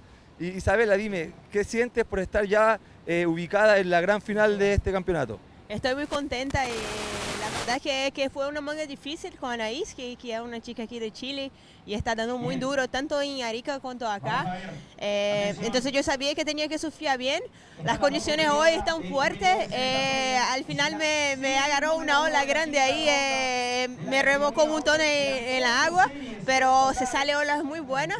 Y yo espero que yo y Alexandra ahora hacemos una buena manga ahí en la final. Unas palabras para esta pequeña gigante chilena que ya se está posicionando como las mejores del mundo. Yo hablé ya para ella que tiene que ir a Portugal, tiene que hacer la J ficha del mundial porque tiene un nivel ya de gran competidora, entonces yo creo que va a ser muy bueno para ella, los papás que están mirando. Ella dio duro ahí con todas las chicas y yo espero ver ella en Portugal. Palabras de Isabela de Sousa, vamos adelante. ¡Woo! A la siguiente ronda. Have it, the event organizer and promoter, Arturo Soto, taking on a new classification here at the event, doing some beach interviews now. He was down there with Isabela Souza, the winner of that last semifinal for the women's, and now into men's competition out in the water. Meanwhile, here in the booth, Steve Action Jackson with the always lovely and talented Begonia Martinez. As I've been holding down the English side of the commentary, she's been handling the Spanish as we've been live online with the broadcast around the world, and we'll also be going live on local television as well. So bringing bodyboarding to a larger audience here at the Antofagasta Bodyboard Festival as we work through day 5. And meanwhile, we have Sergio Luis up and riding. Sergio Luis tratando de hacer algo ahí con esa derechita. No pasó mucho para él en esa derechita, así que veamos qué es lo que está ocurriendo. Ahora vamos a tener los últimos scores. Cuando se han corrido bastantes olas en este primer hit de la categoría masculina, la categoría men. Sergio Luis vemos que tiene dos olas. Oh man, it's been... Tenemos a Sacha con 4 olas y Sergio Luis con 3 olas con la última que tomó, y ahora lo vemos entonces buena izquierda generando velocidad el brasilero sacando el primer inver del día. Sí, señores, vamos a ver qué deciden los jueces para esta maniobra.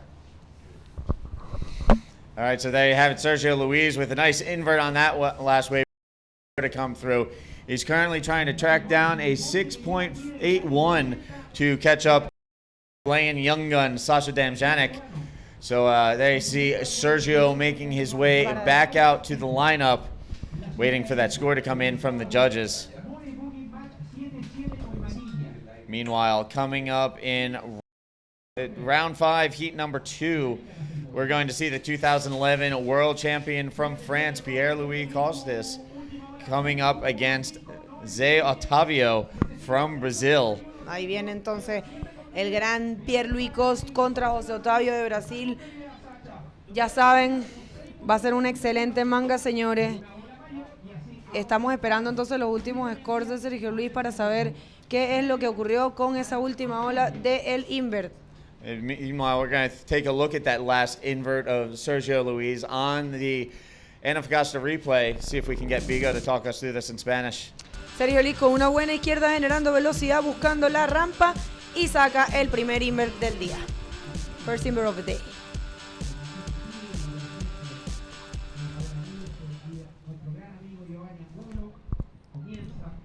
All right, so there the Antofagasta replay, a look at the last wave of Sergio Luis, trying to chase down a Sasha Damjanic. And there you can see Sergio Luis with a 12.65, Damjanic with a 13.30, the young Chilean.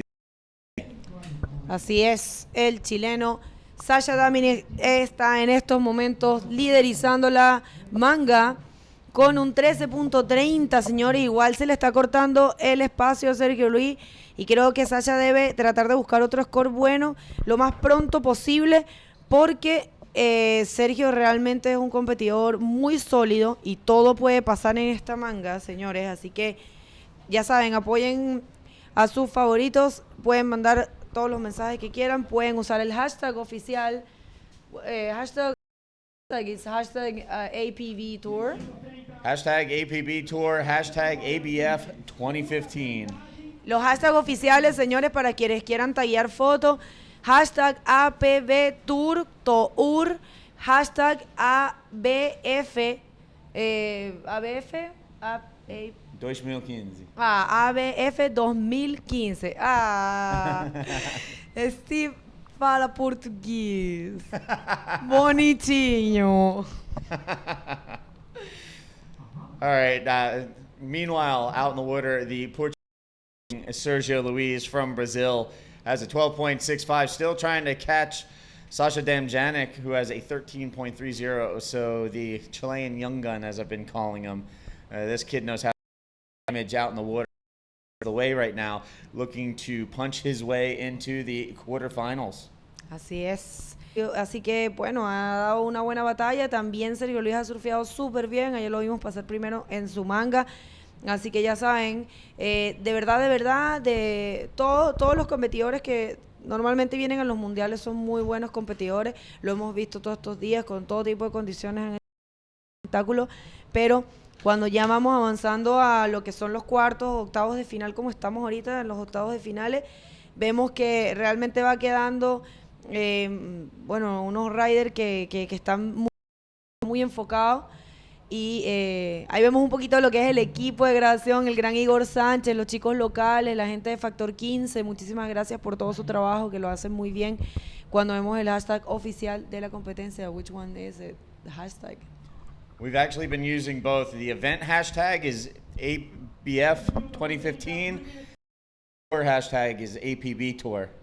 Very nice. Ya saben entonces, hashtag APB Tour o hashtag ABF 2015, señores. Manden sus fotitos, vengan para la playa. Tenemos venta de gorros, de polerones, todas cosas con el logo del evento. Hay un ambiente súper cool acá. Todos los competidores súper accesibles. Si se quieren venir a tomar fotos, pueden hablar con ellos. No están en un área cerrada ni nada. Vemos una pequeña batalla de remado ahí, pero toma Sasha Damjanic la ola. What's going on in there? Sasha Damjanic, big roll on the left-hander, still going. He's going to duck out now as he got a little further down the line. Doesn't want to have a run-in with the bone breaker, or the cracker you guys have been calling it. Steve, es una piedra gigante que está ahí. Oh! What? Wow, Sergio Luis pulling out all the stops, going for the big flip. Did he make it? But I do not know if he completed. There he is. So I'm going. It was an incomplete, but a massive attempt on the backflip there. Sergio Luis still trying to play catch up. Needs a 6.81 or better to catch Sasha Damjanic before that last wave exchange. and was really throwing it down hard, trying to make up the distance between the two. Eso fue un buen backflip de Sergio Luis ahí, pero no nos pudimos dar cuenta si lo cayó o no. Nos vamos a dar cuenta con el score. Muy buena ola, buen lugar donde le pegó Sergio, así que vamos a ver qué es lo que ocurre. Esperemos los scores de los jueces. We haven't get the other waves, I think. Yeah, we're still waiting for the scores for that last one.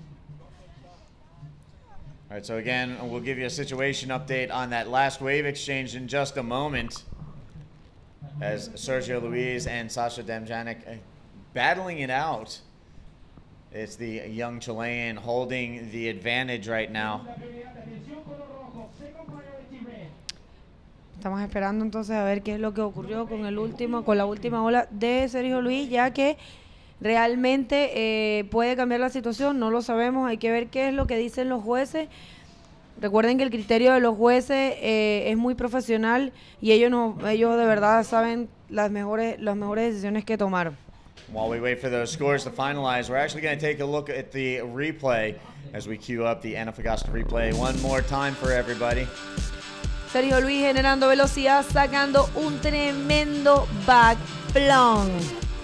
No lo completó. He didn't make it, I think. An incomplete on that maneuver for Sergio Luis, but still getting some serious elevation on that one. Sergio Luis takes to the air with a big backflip attempt. Unfortunately, could not get it around. So he will continue to try and chase down Sasha Damjanic. Again, scores coming in. Sasha with a 5.9 on his last wave will not factor into his top two scores. Meanwhile, a 2.0 for Sergio Luis for the incomplete backflip attempt.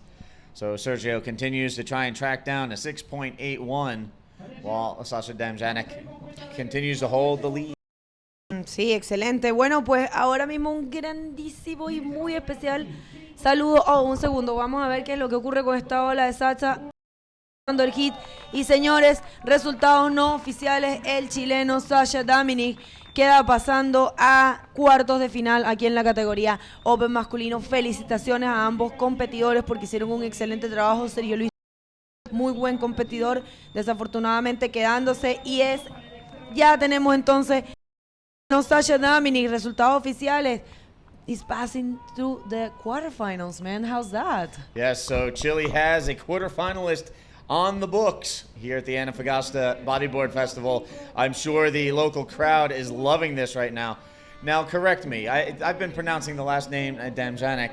You've been pronouncing it Damjanic, so I've been going with the gringo pronunciation. My apologies. Apparently, it's Sasha Damjanic. Actually, I haven't asked himself, but I asked the guys from here, and they say it's kind of like Damjanic. Dominic. Oh my God! And then we see Pierluis Cost. No nos deja hablar Pierluis. He doesn't let us speak. You know, he just like busting this amazing backflip out of the first wave of the heat. So there you have it, right off the horn. Second heat of men's round 5. The men's world champion Pierluis Costa is busting out the backflip right off the bat. So getting things started in major fashion out in the water. The former world champion PLC getting down to business. El super francés de una vez entrando la primera bola, un backflip. Ahí está. Pues bueno, antes que nada, un gigantísimo saludo a la Academia Free Sport del maravilloso competidor Renato Arellano, que es un súper versátil, Dropney, Pronto, todos sus alumnos de Viña y Concón que están sintonizando. Muchísimas gracias. Viña, Concón y Quintero. Muchísimas gracias por su apoyo y un gran saludo. Ya saben, chicos, entrenen duro y motívense porque hay 2 mundiales que se llevan a cabo en su país y ustedes pueden participar de ellos. All right, so there you can see PLC out in the water. He dials in a 6.25 on his first wave. And Zé Otavio also had a wave written. He scored a 7.50, so Otavio actually got the better of the opening wave exchange.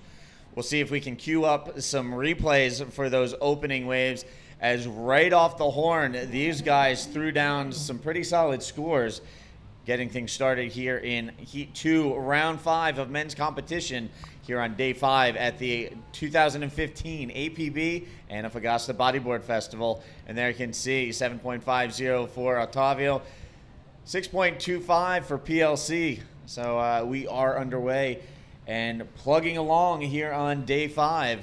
Pues sí, qué manga esta que está ocurriendo en estos momentos. El brasilero, un clásico brasilero contra el super mega radical francés Pierre-Louis Coste, ya campeón mundial del 2010. ¿Saben qué? Un dato curioso histórico de José Octavio, el primero en hacer un 720 filmado, porque aquí mi compañero dice que Jeff Hubbard fue el primero, pero José Octavio fue el primero en tenerlo filmado. Do you understand what I was saying? Yeah, it's an ongoing debate here in the booth. Meanwhile, we're going to take a quick look at the replay. Vemos a Pierre-Louis Coste abriendo el hit con un buenísimo backflip, como siempre, perfectamente ejecutado, as usual. So again, right off the bat, open exchange between Pierre-Louis Costes from France, Jose Otavio from Brazil.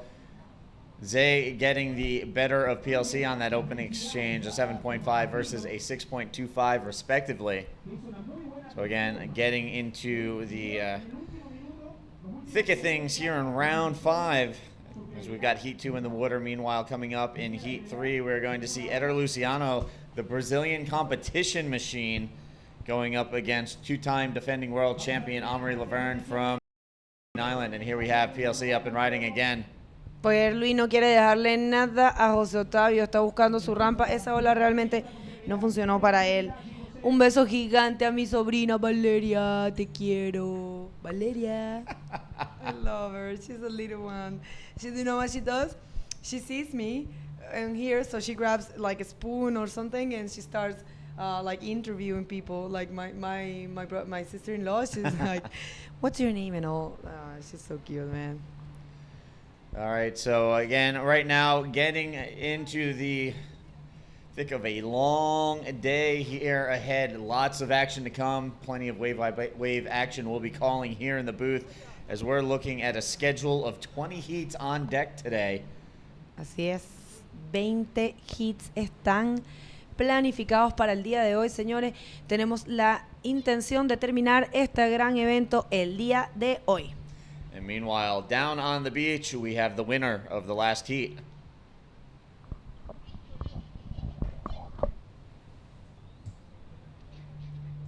All right, so while we wait to queue up the interview, we'll keep with the live action out in the water there. You can see PLC in the red jersey, Pierre-Louis Costes, the 2011 world champion from France, working his way over and keeping an eye on the current heat leader, Jose Otavio, Brazil. Jose coming to us from the his home break of Itaquachara, a pretty big, heavy beach break that we were at for event number 1 on the 2015 World Tour. José Octavio es un localazo de Itaquachara, que es la ola donde se hizo la primera etapa de este evento mundial. Esta es la segunda etapa del mundial de la categoría masculina. La segunda es, esta es la tercera etapa, disculpen, la tercera etapa de la categoría masculina, la segunda etapa de la categoría femenina y la segunda etapa de la categoría junior. What's in the schedule for the tour? The next is Sintra, right? Coming up in September, the World Tour will have back-to-back events in Portugal. We'll get back to that in just a moment as this man, PLC, who resides in Portugal these days, flips it out one more time and will kick out the back. ¿Qué pasa con backflips? Son perfectos. José Octavio tratando de dar la respuesta con una excelente ola. Tu vaso lo habrá salido. Do you think he made it? That was like a barrel, huh? Wow, Zé Otavio pulling into a bomb on the left-hander. And it'll be interesting to see what camera views we have of that one. We lost him behind the wall of Whitewater from the back camera angle. But he looked like he was riding along on that one for a pretty good while. We'll see if we can queue up the replay for that. Oh my God! So much want to know what's the score for all these waves. That wave is changed because Pierre-Louis did another backflip. Otro backflip para Pierre-Louis. Y vamos a ver qué pasó con esa última ola, José Octavio. Mientras le mandamos un gran saludo a Sergio Aranda Calderón de Viña del Mar. Gracias por sintonizar, Sergio. Saludos a todos los Rainers chilenos, dice, y a los que quedan en competencia. Buenas olas para todos. Gracias, Sergio. Oh, man. Still waiting for those. Yeah, waiting for scores to register. We'll give you an update on that in just a second. Meanwhile, to continue on with what you were saying, the tour goes on to Portugal in September. 5th anniversary running of the Sintra Portugal Pro, and that will be followed days later by the first annual Nazaré Pro in Praia do Norte. And that's going to be an amazing back-to-back combination as we head to the old country for a little bit of history and a little bit of new history with those two events. And the old country should have us both in there. And you know what? We are ready to throw things down to the beach. We have the winner of the last heat, Chilean Sasha Damjanic. Vamos a ver, atención, viene bien Ricote, bonita ola para el francés, ahí se le va a poner la rampita, va a volar el francés, vamos a ver. ¿Qué te siente aquí en tu propia casa ya instalarte en estas instancias finales del gran Antofagasta Bodyboard Festival? No, muy feliz de estar en cuartos de finales. Gracias a Dios que me ayudó, me dio buena ola y voy a aprovecharlas bien. Espero seguir avanzando. La verdad, muy feliz de donde estoy. Y nada, eso, muy feliz. Esas son las palabras del antofagastino Sasha Damjanic e invitamos a la gente de Antofagasta que se acerque al lugar del evento, ya que tenemos un antofagastino en las finales y necesita el apoyo de toda la comunidad. Esto es el Antofagasta Bodyboard Festival. ¡Woohoo! Yeah. All right, back here in the booth, Steve Action Jackson flying solo. Bigo had to step out of the booth for a moment. She'll be back momentarily. But again, there you saw the winner of the last heat, Sasha Damjanic from Chile, the Chilean young gun, getting the job done out in that last heat. He has punched his way into the quarterfinals. Meanwhile, we're going to take a quick look at the replay.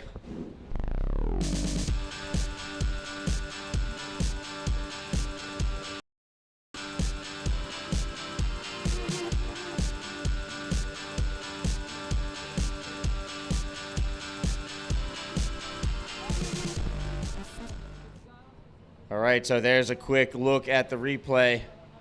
We'll get the on-screen heat totals up and going in just a moment. Meanwhile, up and going on this wave, PLC on the left-hander, sets his line, driving down the line, flips it out, and comes out of the whitewater clean.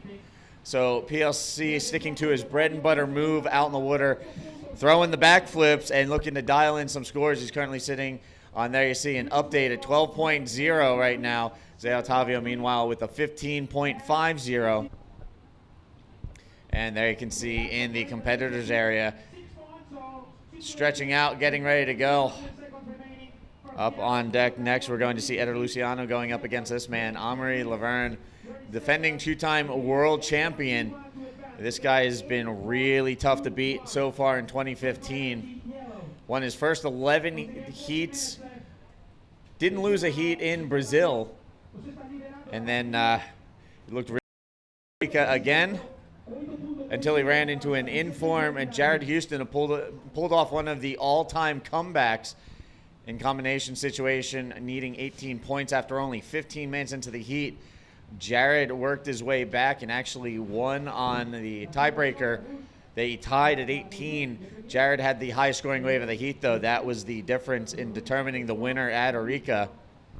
And Amaury looking to get back into that zone here in Antofagasta. He had a little bit of a shocker in his first heat here, non-elimination round. But since then, he has gone out and gotten things back on track. So he's going to be coming up again in the next heat against Eder Luciano. Luciano will have his workout cut out for him. Saludo especial a tío Pepe, que está acompañándonos, y Paloma Freigan, que están sintonizando desde la casita, relajadas. Hoy es la party. Today, are we gonna have a party today? Yeah, oh, yeah, baby. No pisco sours. No pisco sours. No, no, no, no, no.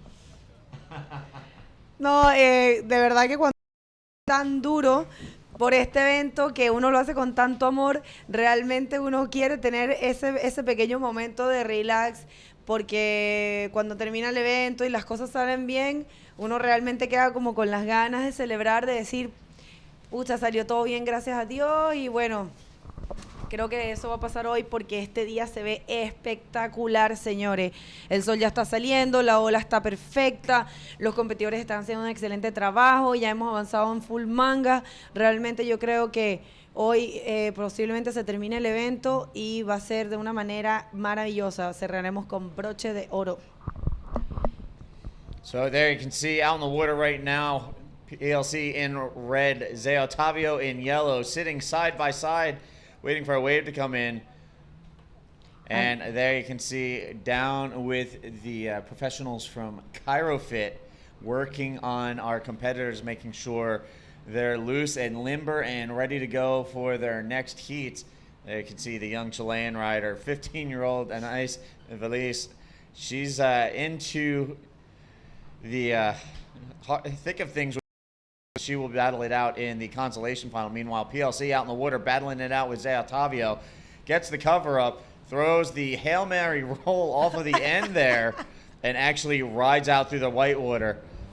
Pierluigi Cost dando la batalla al gran brasilero José Otávio. Este hit está de titanes y queda por allá metido por las piedras. Pierluigi, pero no le importa nada. Quiere avanzar. Así es. Saludo al venezolano Ronald José, que nos está sintonizando desde nuestra hermosa ciudad de Caracas, mi ciudad natal. Como la extraño. Ojalá y volver a ser una ciudad tranquila, como fue hace muchos años. Saludos a todos los venezolanos que están sintonizando. Los quiero mucho. Y saludos, por supuesto, a el gran crew. Hay un crew, there's a crew, there's so many nice people watching. I'm so excited, you know. Saludos a Felipe Tello. Gracias por la cena. All right, so again, right now out in the water, that man in yellow, José Otávio, leading the way with a combined total of 15.50, holds the advantage over Pierre-Louis Costas. While we wait for our next waves to be ridden, just a quick reminder to all of you watching online, be sure to stay tuned to apbtour.com for all of the latest news, updates, press releases, video highlights, and continuing webcast coverage throughout the course of the 2015 World Tour season. Also, be sure to hit us up on all of the social media outlets, APB Tour on Facebook, Twitter, Snapchat, and don't forget to check out all the latest videos on APB Tour on YouTube.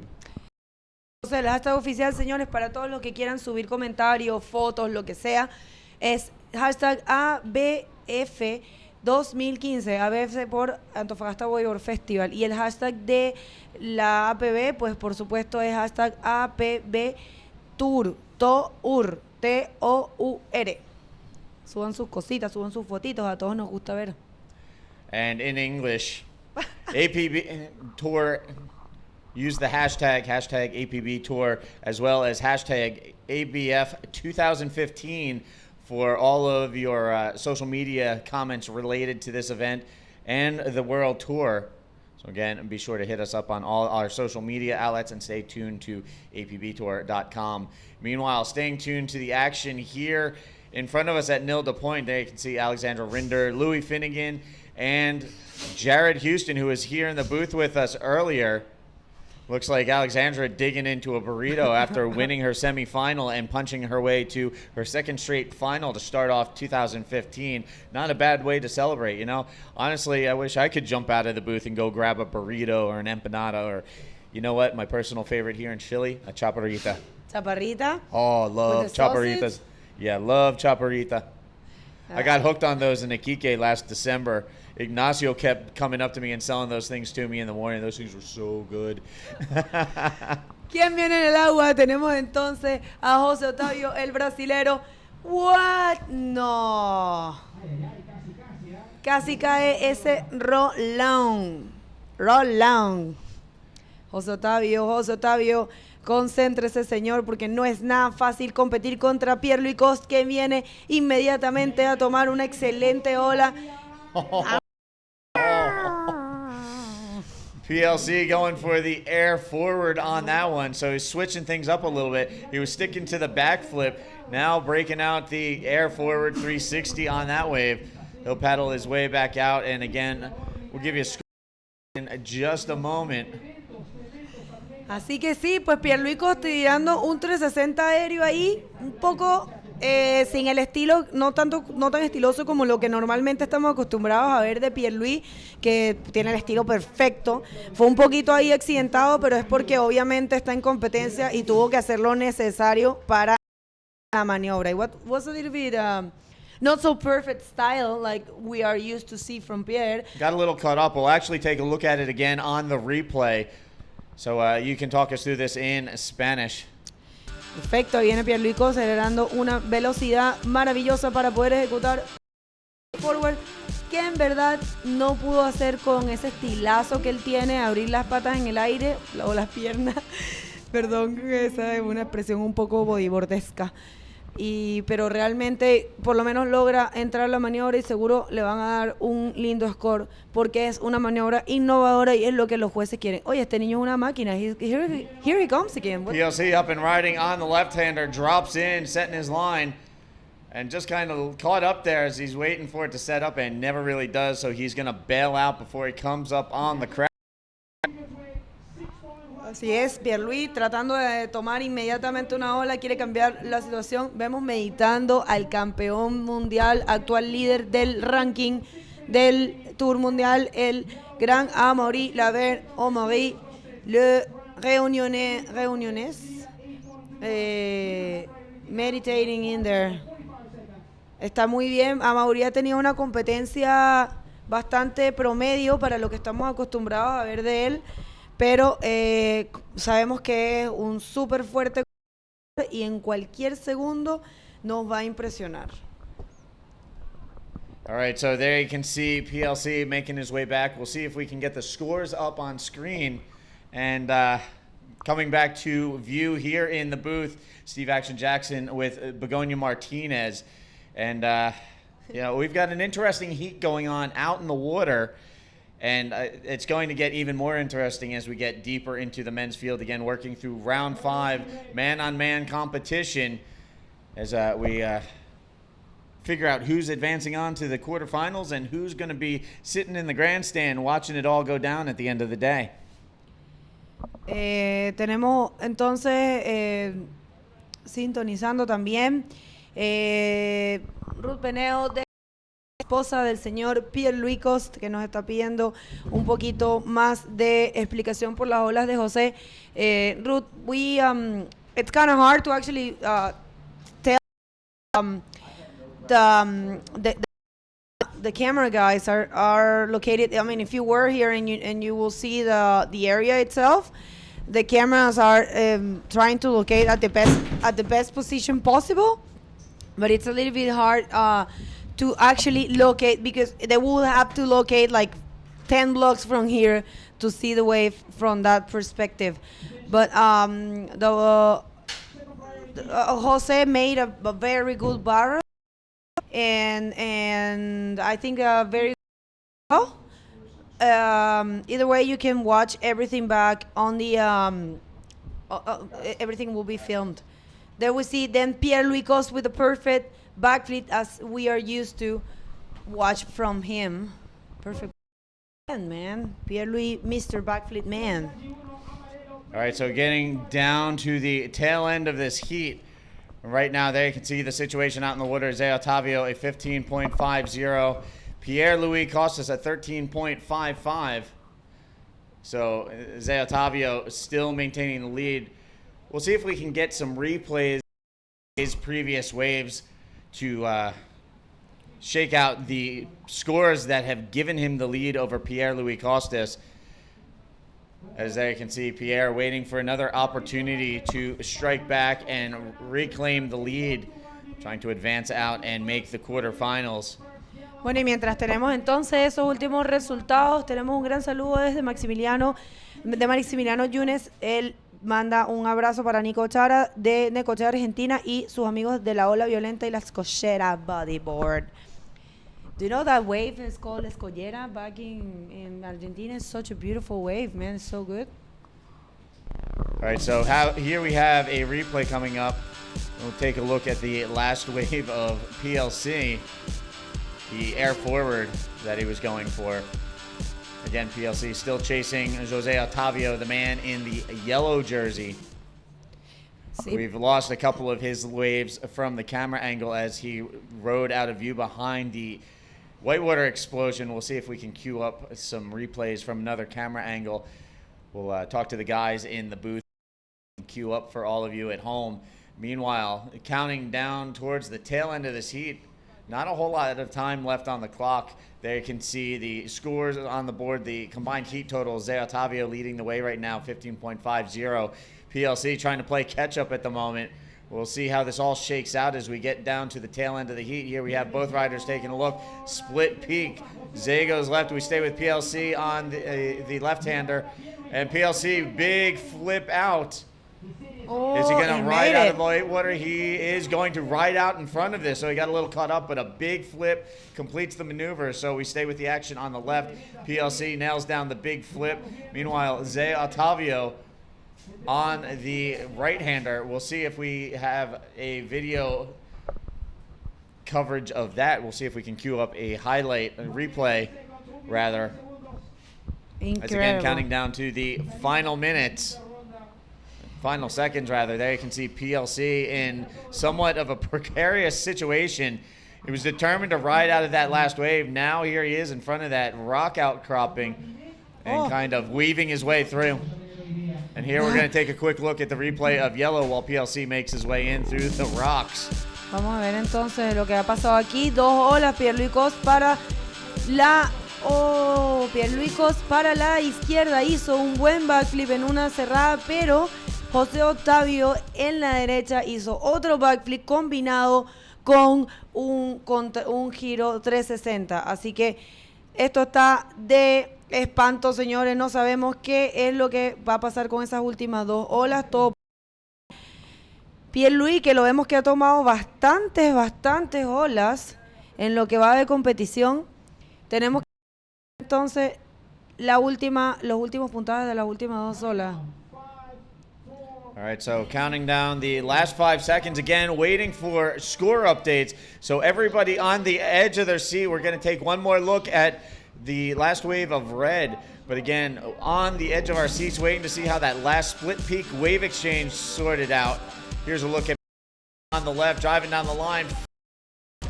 And there you lose him from sight. He gets it around. He does ride out of this. So showing a very high level of commitment on that wave. A very tense ending to that heat. Again, we'll get you scores. We're punching in scores, trying to get scores up on the screen to you as quickly as possible. We'll get you the results for that last heat as we get ready to go into the next heat. So again, stand by. We will get you updated on that ASAP as soon as possible. Así es, señores. Entonces tuvimos un final de manga muy electrizante. And PLC, we'll let Begonia talk us through this one last time. Una vez más, Pierluigi generando un montón de velocidad, subiendo y lanzando su clásico backflip en cerrones que casi que solo él puede hacer, aguantándose la tabla ahí como puede. Igual fue un poquito accidentada la caída, pero vamos a ver qué deciden los jueces con respecto a esa última ola y con respecto a la última ola de José Otavio, que también fue muy buena. La verdad, un hit electrizante. No tengo ni idea qué pueda pasar en realidad. Estamos esperando. All right, so again, stand by. We're all anxiously awaiting the final results of that last heat. But just to touch on one thing, we're talking about PLC coming in through, not the greatest way to at this break, but he did manage to weave through the rocks and walk up the beach unharmed. So, Pierre making it through in one piece, unscathed, and I'm sure his lovely wife back home, Root, happy to hear that Pierre is no worse for the wear after coming in what looked like a really sketchy spot to be coming in through the rocks. Sí, exactamente como está diciendo Steve, fue un poco difícil la volteada, pero bueno, Pierre sufrió muy bien, hizo todo lo que pudo en el hit, así que ambos competidores hicieron un excelente trabajo. Vamos a ver qué es un momento de tensión para ellos ahí. Así fue un final bien fuerte de manga. Ruth was actually sending me messages and she said like, oh my God, I'm so nervous. Oh, and there it is. Zé Otávio with the win, a 15.50 combined heat score. PLC put together a 14.80, but just could not chase down the Brazilian in the end. So unfortunately, the 2011 world champion, number 5 in the world, is going to make a somewhat unexpected early exit from competition. Meanwhile, Zé Otávio will continue to move forward. We will see him in the quarterfinals. And it's worthy of note that Zé Otávio, having returned to competitions, looked very strong so far. Sí, un hit de infarto, señores, ese intercambio entre José Otávio, un clásico de 35 años, con Pierre-Louis Coste, el campeón mundial 2010, un excelente competidor, y Ryder, ambos competidores hicieron un trabajo maravilloso. Y bueno, quedaron muy cerca los dos. Lamentablemente, Pierre-Louis se retira de la competencia por ahora, avanzando únicamente el brasilero José Otávio. Felicitaciones a ambos competidores, hicieron un excelente trabajo, pero bueno, ustedes ya saben cómo es esto. Así que, nada, a seguir adelante y felicitaciones a ambos. Meanwhile, out in the war, underway right now in the red jersey, Eder Luciano going up against two-time defending world champion Amory Laverne. Maz winning the first. Brazil went on to finish second in Arica, and now here looking to continue on into the quarterfinals here at the Antofagasta Bodyboard Festival 2015. Así, señores. Antofagasta Bodyboard Festival aquí en la Ola La Nilda. Bellísimo evento, un poco complicado al comienzo porque tuvimos que movernos, pero son cosas que pasan con respecto a lo que fue la naturaleza, que nos mandó unas condiciones de olas muy grandes y no se podía correr aquí, pero ahora está increíble este evento. El día de hoy es maravilloso, las olas están perfectas, los competidores están haciendo un super show. Vamos a tratar de terminar el campeonato el día de hoy y estamos súper emocionados aquí con mi compañero Steve, yo traduciendo en español, transmitiendo para todos los hispanos que nos sintonizan en estos momentos. All right, so again, for all of you just tuning in, welcome to Day 5 of competition here at the 2015 APB Antofagasta Bodyboard Festival. Full slate of on deck today, as we've already run through women's semifinals, and now we're getting into the thick of things with men's round 5, and here we have up and riding Amory Laverne on the left, drops in, driving down the line, looking for a section. He's going to punch out as that thing just sectioned off in front of him. So a tough one to judge there for the defending world champ as he ducks out and makes his way back to the lineup. Anyway, just to continue on with the tentative schedule today, shouldn't really call it tentative as we're trying to round out competition today. 20 heats on deck. Again, running through women's semifinals, now into men's round 5. Then we will switch up and go back to women's for the consolation final to determine who will finish 3rd and 4th. Then a pretty straight run of men's through the quarterfinals. Then the women's finals before transition last time into men's for the semis, the consolation final, and the men's final itself. So a lot of action still to come here on Day 5 at Nilda Point. So be sure to stay tuned to apbtour.com for live webcast coverage and all of your other information, event schedules, tour rankings, the whole 9 yards. And again, hit up all of the social media outlets, APB Tour, on Facebook, Instagram, Twitter, Snapchat, as well as APB Tour on YouTube. And be sure to hit up all of the hashtags, APB Tour and ABF 2015. Yeah, así es. Pues ya saben, señores, entonces todos los que nos están sintonizando, hay muchos hashtags para que puedan hacer sus fotos y mandar sus comentarios también.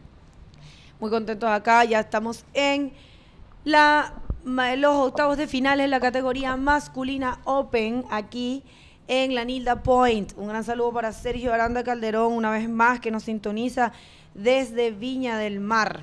Quiere un saludo a los riders de la S y B Family de la comuna de Concón, que están apoyando a la pequeña Anaís, que ya hizo un excelente trabajo. Anaís está en la final de Consolación junto a Sari Ojara, una muy buena competidora, pero bueno, Anaís también lo es, así que todo puede pasar. We already have the finals and the Consolation finals for the girls. Yes, coming up in the women's consolation final, we're going to see Sari O'Hara go up against the nice Feliz. Japan versus Chile in the consolation final.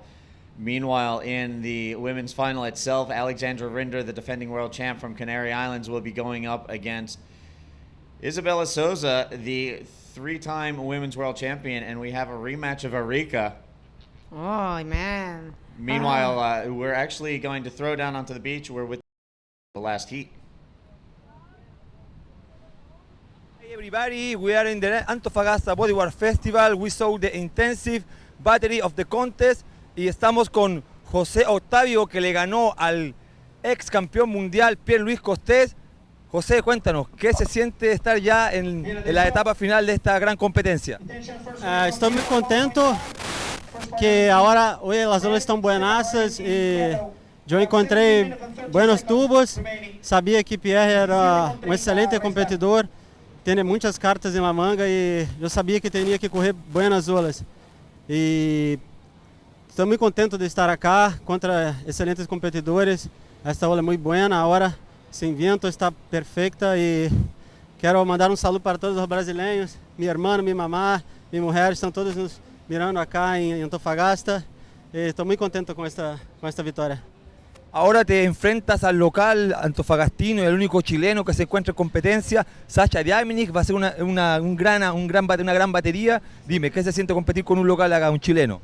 Sim, muito difícil porque os chilenos conhecem muito bem a ola e tem a torcida toda acá a favor, todos gritando, pero vou descansar e entrar tranquilo e procurar minhas olas porque sei que posso vencer também. Este es el rider brasileño José Otavio, que ya se encuentra en las semifinales, y este es el Antofagasta Bodyboard Festival. Aquí está todo pasando. Invitamos a la comunidad a que se acerque a ver a los mejores deportistas del mundo aquí en su ciudad. ¡Woohoo! ¡Y eso! Brasil! All right, so there you have it. Arturo Soto, the event organizer, with the winner of that last heat, Zé Otavio. So, Zay moving on to the men's quarterfinals. We also saw in the heat before that the young Chilean Sasha Damianic doing likewise. And now out in the water, Eder Luciano battling it out with Byrne. Slow going heat so far, low scoring affair. We'll give you an update on scores in just a moment. There you can see on the screen, one wave ridden, a 1.50 for Maz on his opening venture. Meanwhile, Eder Luciano is still looking to get his account open for the day. So these guys patiently waiting outside. Los chicos en lo que es la manga número 3 de los octavos de final aquí en la categoría masculina. Luciano y a Mauri Laverne de Isla Reunión esperando pacientemente para escoger una buena ola. Ya saben, no se pueden desesperar, tienen que tratar de escoger las mejores olas porque solo puedes correr 10 olas y solo 2 olas contadas en tu promedio. Así que ellos son dos excelentes competidores. Mauri es súper sólido, 2 títulos mundiales, actualmente está liderizando el ranking mundial, y Eder Luciano, un joven brasilero que es impresionante verlo surfear porque de verdad que también puede manejarse muy bien en todo tipo de condiciones. Such a great competitors in there. And here we can see Amari up and riding on left-hander, pulls in, sets his line. We lose him from view behind the whitewater. Here he comes out, flips it out. Perfect. And lands the maneuver and then ducks off the back. Buenísimo backflong de Amaury Laverne, demostrando muchísimo control para voltear la maniobra, que es lo que quieren ver los jueces, así que esa ola va a estar muy bien puntuada, estoy segura de ello. So Maz looking to build his score. He opened things up with a minimal score, 1.50, get a wave, and then kicking out shortly thereafter. Meanwhile, there he gets his first substantial score. Let Let me try that again. His first substantial score on the board. Compañero aquí está un poco cansado. Ayer no se movió de la silla. My partner here is a little bit tired. Never left the booth in something like 12 hours, right? Like It's 10? all good. 12 hours in the booth, 23 heats. I'm ready for 20 more today. Let's bring it on. Yay. Yay. Saludillos a todos los riders chilenos, argentinos, peruanos, colombianos, venezolanos, uruguayos, wow, what else? Mexicanos, costarricenses, panameños, nicaragüenses, todos los latinos, los españoles, los portugueses, los gringos, los South Africans, los Aussies. Everyone that is actually tuning right now. Look at that beautiful wave, man. It's so glassy, so perfect. Eder Luciano punching an air roll in there. Looks like he's going to do another one. And yes, he did. Well, one of the great things about Eder as a competitor is he has a very tall, lanky frame, very long arms. So when he hits that roll and extends his arm, it emphasizes the maneuver. It looks bigger than it actually is. He knows how to hit off the sections and get the projection, but that extra extension, as he loops it around, it adds a little extra emphasis to his maneuvers. This is always played into his wheelhouse in competition. Yep. That's how it is with Eder Luciano. And you know, I've seen him surfing in small conditions, like in Venezuela, sometimes with a bad wave, and he just posting crazy ARSs and stuff. No one else has actually done it. And yeah, man, this is a very versatile, Yes. Versatile competitor. Eder Luciano from Espírito Santo, right? Santa Catarina. No, oh man, you're right. He's from Santa Catarina, down south. Yeah, he's from the cooler portion of the country of Brazil. They do actually see the occasional snowflake down in the south of Brazil. What? Which a lot of people would kind of scratch their head and think Brazil, warm, beaches, palm trees, bikinis and whatnot. But yeah, in the south of Brazil, in some areas, including Santa Catarina, every once in a while during the winter, on the extra cold days, they will see some snowflake precipitation. Sí, dice, me está contando mi compañero que en Santa Catarina, de donde es Eder Luciano, a veces hasta ven un poquito de nieve. Es la parte más helada de Brasil. Interesante, no me sabía eso. Qué bonitas olas estamos viendo hoy, señores. Perfectamente glass. Me encanta. I love to watch these conditions. ¿Sabes? Nosotros no podemos decir que tenemos que correr en solo condiciones perfectas, pero realmente que es exquisito correr en olas perfectas y excelentes condiciones. El agua parece aceite. The water looks like oil, huh? So Total perfect. glass out there right now. And here, Maz taking off a nice size set wave, driving down the line on the left, hits a little speed bump, pulls through the barrel, comes out, throws into the forward spin off the top, and Maz just dialed that one in. We've been hearing guys say it's really tough to line up out there. It's a really technical wave.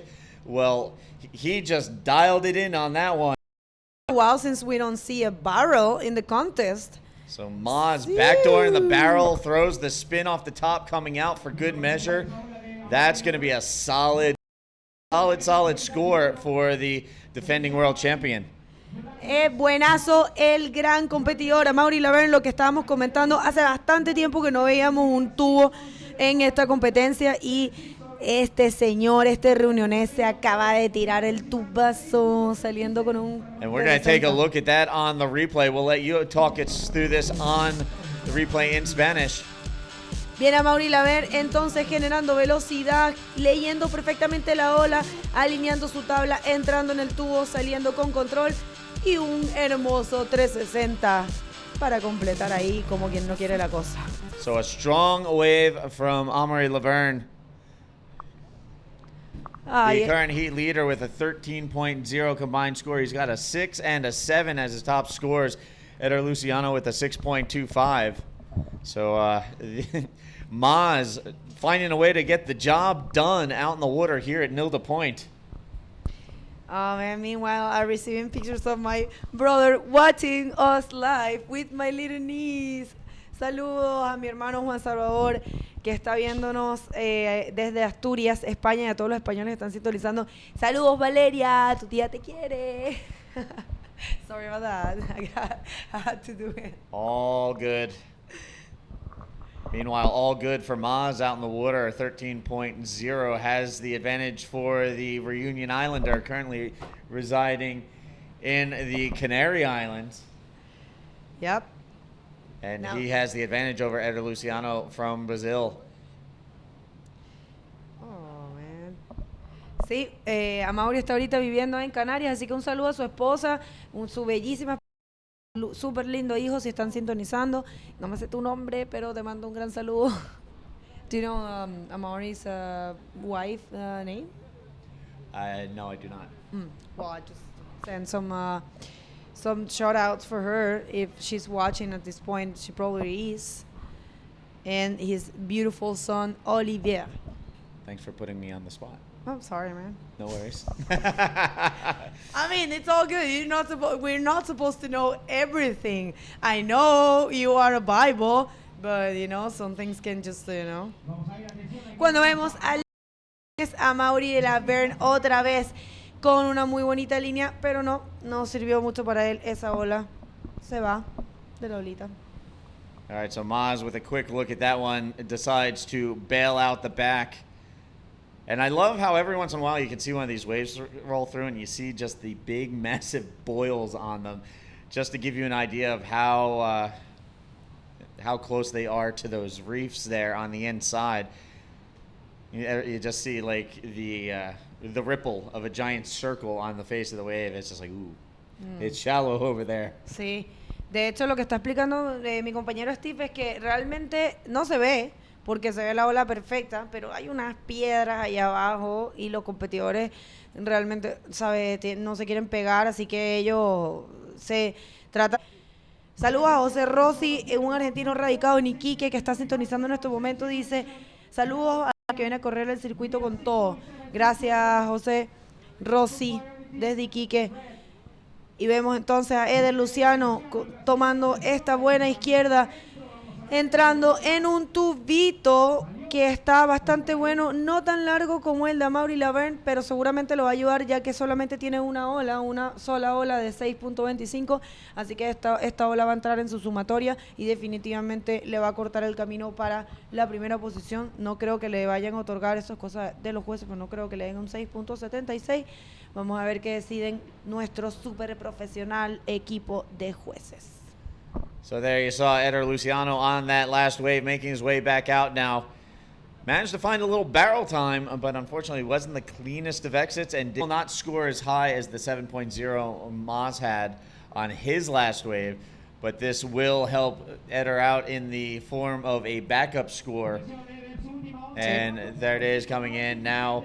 Looking at a combined heat total of 10.75. Eder Luciano trying to chase down Amaury Laverne. Saludos a Sebastián Morales que está sintonizando una vez más. Saludos, amiguito. Gracias por tu apoyo. Sebastián Morales en estos momentos es un antofagastino, pero vive en Santiago de Chile.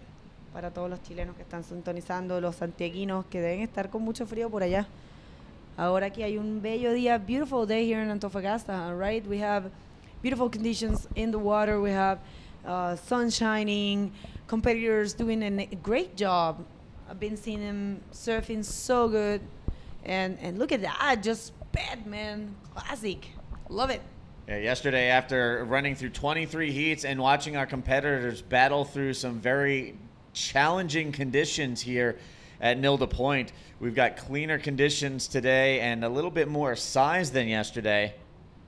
So we've been seeing, as a result, bigger scores across the board, men's and women's. I think it's a beautiful day. It's like perfect conditions, a perfect size. It's really nice, and I think it's a great day to wrap up the event. Un excelente día para terminar el evento hoy. Nos trae la naturaleza porque nunca se sabe, puede salir el viento y eso, así que vamos a ver qué pasa el día de hoy. Eder Luciano tratando de llevar esa olita, pero realmente no funcionó para él. la situación actual en el tercer hit de la ronda número 5 de la categoría Open masculino en el Antofagasta Bodyboard Festival. Tenemos a Amaury Laverne, 2 veces campeón mundial desde la isla Reunión, actual líder del ranking, y a Eder Luciano, el joven catarinense, en esta tercera ronda. All right, so right now, again, current situation out in the water. Amaury Laverne leading the way on the strength of a 6.0 and a 7.0 for a total of 13. He has the advantage over Eder Luciano, who's looking at a 6.25 and a 4.50 for a total of 10.75 in the second position. Así es.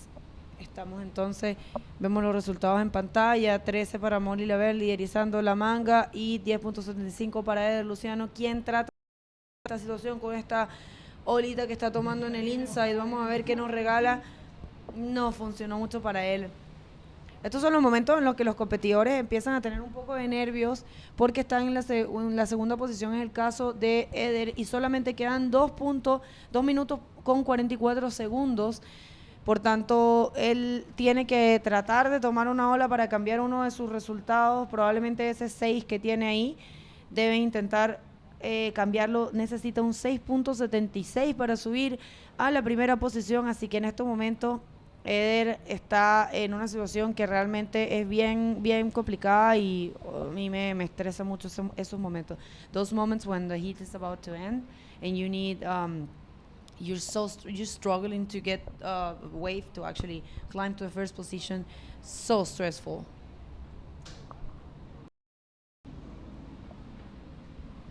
Seguimos entonces aquí. Gracias a Factor 15 por todo su apoyo durante estos eventos, no solo aquí, sino en Arica.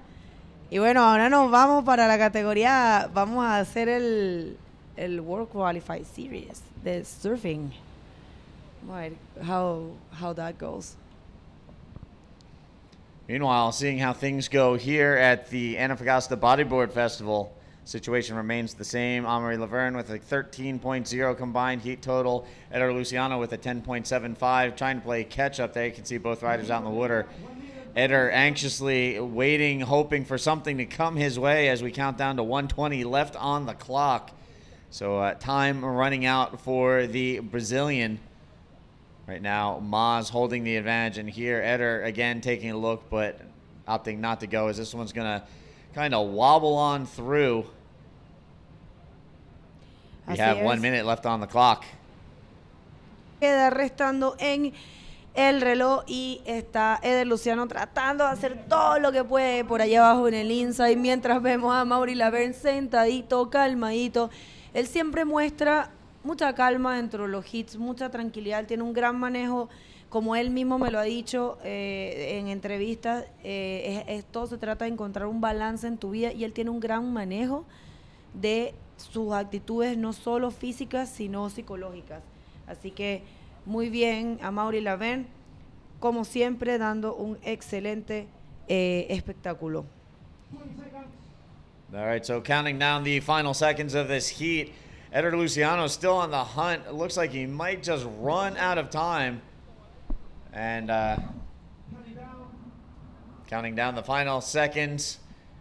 And it looks to be Amaury Laverne advancing out. But wait, Eder scratching into this and unable to catch that last wave. One last ditch effort. Unfortunately, Eder Luciano is going to come up a little bit short against the two-time defending world champion, Amaury Laverne. Now we just await the count back to start the next heat. Coming up in Heat 4, we're going to see Louis Finnegan, the 20-year-old young gun from Australia, going up against Nicolas Chiara from Argentina. There's the final result for that last heat.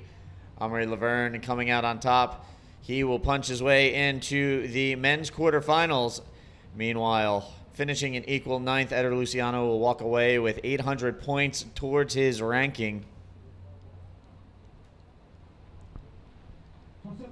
And there you see, once again, Louis Finnegan will be in red. Nicolas Chiara will be in yellow. They're set to battle it out here in round 4 Heat 4 rather, round 5. Here on day 5 of competition at the 2015 APB Antofagasta Bodyboard Festival. And the horn has sounded. We are underway out in the water. So again, right now, Louis Finnegan in red, Nicholas Chiara in yellow. And just taking a quick look ahead at the back half of round 5, we're going to see 2008 world champion Ori Valadown go up against the fellow Brazilian Israel Salas, then Jacob Romero against Tanner McDaniel. Somehow the Brazilians and the Hawaiians drew each other here in round 5. So safe to say we'll see a Brazilian and a Hawaiian advancing on into the quarterfinals. It'll just be a matter of whom. Meanwhile, there you can see in yellow, Nicholas Chiara taking a peek at that wave, decides to let it go unridden. And then rounding out the last 2 heats of round 5, we'll be seeing Jared Houston go up against Antonio Cardoso, and then Lucas Nogueira against Ian Campbell. Again, that's all coming up later in the back half of round 5. Meanwhile, heat 4, round 5, out in the water right now.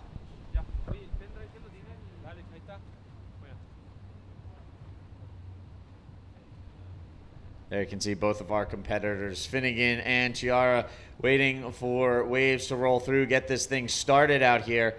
Both riders looking to get on the board with their first waves of the heat and work their way through accordingly.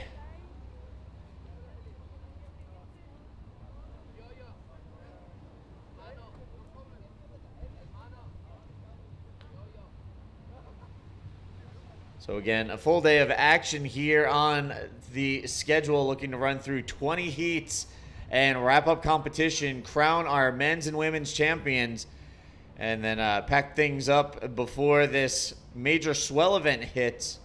Most of you at home might be scratching your head thinking, major swell, why do you want to finish the event before the major swell? Well, it looks like a 5-meter or roughly a 15-foot swell headed this way is going to shut down Nil de Point. Meanwhile, somewhat unrideable on that wave, Louis Finnegan in the red jersey taking off on the left, hits the eject button, his way back out. So he gets things started, but not much of a score to put up on the board there. There you can see a 1 from Louis Finnegan to start things off, as that wave was big and shut down, and he just got caught behind the section, so he decided to bail and make his way back out to the lineup. So again, looking to wrap up competition today. We'll run through men's and women's and crown our champions in each division. Of course, yesterday we finished off the Pro Junior, crowning Socrates Santana from Brazil as the 2015 Antofagasta Bodyboard Festival Pro Junior champion. Congratulations to Socrates Santana once more. Meanwhile, we look ahead to crowning the men's and women's champions. So far, Alexandra Rinder is of the field in the women's division, but she's going to have to go through a rematch of the final at Arica against 3-time women's world champion Isabella Souza. So Rinder versus Souza, part 2, coming up later today. Kind of like a heavyweight boxing match. You see the first fight, and then there's the rematch, and then in some cases you see the second rematch. We'll see how that all plays out through the remaining half of the season after the South American leg.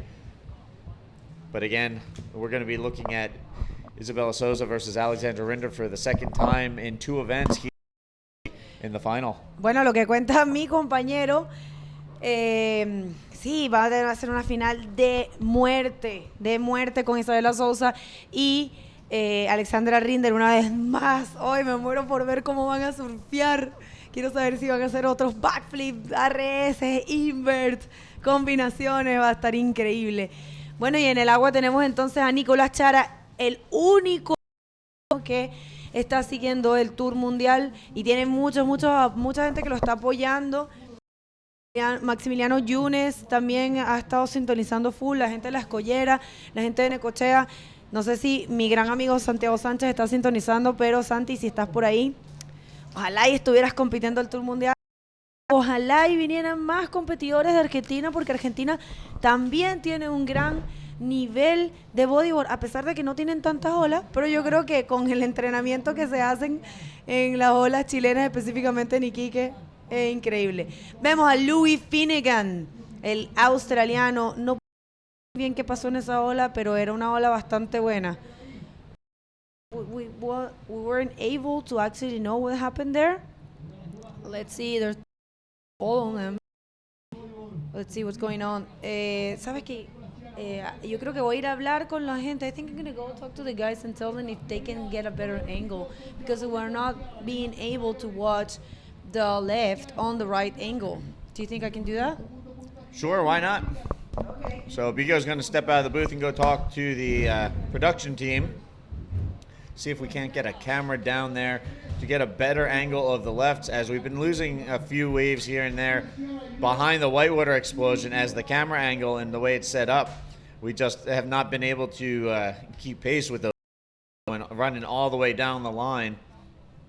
So we'll see if Begonia can go rattle a few chains and get things going with that. Meanwhile, out in the water, Nicholas Chiara with opening wave under his belt, trailing behind Louis Finnegan. Louis Finnegan with a 4.25, a couple of minimal scores on the board so far. He holds the early advantage as both of these guys look to build their scores from here.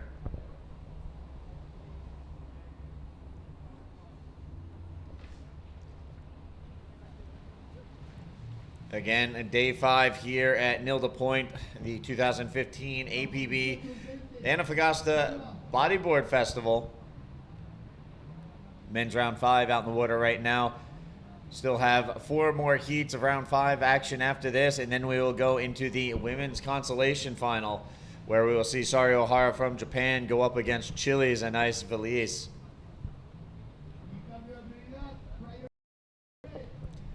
But again, meanwhile, out in the water, Nicholas Chiara, Louis Finnegan battling it out. Finnegan from Australia in red, Chiara from Argentina in yellow. These guys, the sole representatives for their countries out in the water right now, battling it out. A little slow going so far here in Heat 4, Round 5. But Louis Finnegan able to suss out a proper flip bowl and dialed in a 9.50, taking advantage of the opportunity when it presented itself. Louis with the biggest score of the event so far with that 9.5.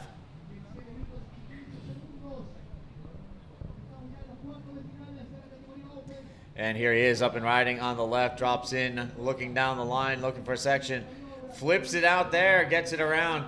Nice big section, gets the flip and loses his board. So some difficulty maneuvering on that one. Louis will paddle back out. We'll see if they consider that a complete maneuver. Again, he hit the flip, got it around, but then shortly thereafter, his board popped out from under him. Hola a todos, entonces los que conversamos en español, aquí estamos de regreso, disculpen que hayamos parado la transmisión en español, estábamos conversando para conseguir una mejor posición de la cámara. Un gran saludo a todos los antofagastinos que en estos momentos están sintonizando desde aquí, desde la playa La Nilda. Los invitamos a que vengan para acá, tenemos muchas actividades muy agradables, además que los competidores están en un área bastante accesible, pueden venir, acercarse, ver este espectáculo en vivo. Muchísimas gracias Antofagasta TV por el apoyo y pues ya saben, aquí los estamos esperando. And right now we're going to take a quick look at the replay of Red's last wave as we queue up the Antofagasta replay one more time. Louis Finnegan down the line, hits the flip, gets it around, and then slides down and gets hit by the avalanching whitewater. Ay, qué lástima, porque era una buena maniobra y le había caído muy bien, pero parece que perdió un poquito el control en el momento de girar. El competidor australiano, el único australiano en competencia es el señor Louis Finnegan, que ha sido muy famoso el niño. Hay muchas niñas que lo siguen. Saludo a todos sus fans del Louis Finnegan. So while Louis out in the water, I'm pretty sure there's a huge of Aussies tuned in and following along, including Dave Heaviside and the boys at Riptide Bodyboard Magazine. Thank you to all of them for following along and supporting pro bodyboarding with their steady, consistent coverage throughout the events so far in the 2015 season. Yeah, big up to everyone. Único argentino en el agua contra una manga bien difícil contra un gran competidor australiano, Louis Finnegan, pero Nico Chara, el único argentino, ha hecho un trabajo maravilloso. También lo vimos compitiendo muy bien en Arica, así que ya saben. Do you know that the Argentinians are very good fans? They're like fans of everything. They're so passionate. So I'm sure there's so many Argentinians actually tuning in right now. I keep getting messages of support for Nico Chara, the single competitor, the sole competitor from Argentina in this world tour. No, I did not know that. You did. Here we have Louis Finnegan up and riding one more time, pulls into the barrel, and this thing's just going to shut down with the young Aussie inside of it.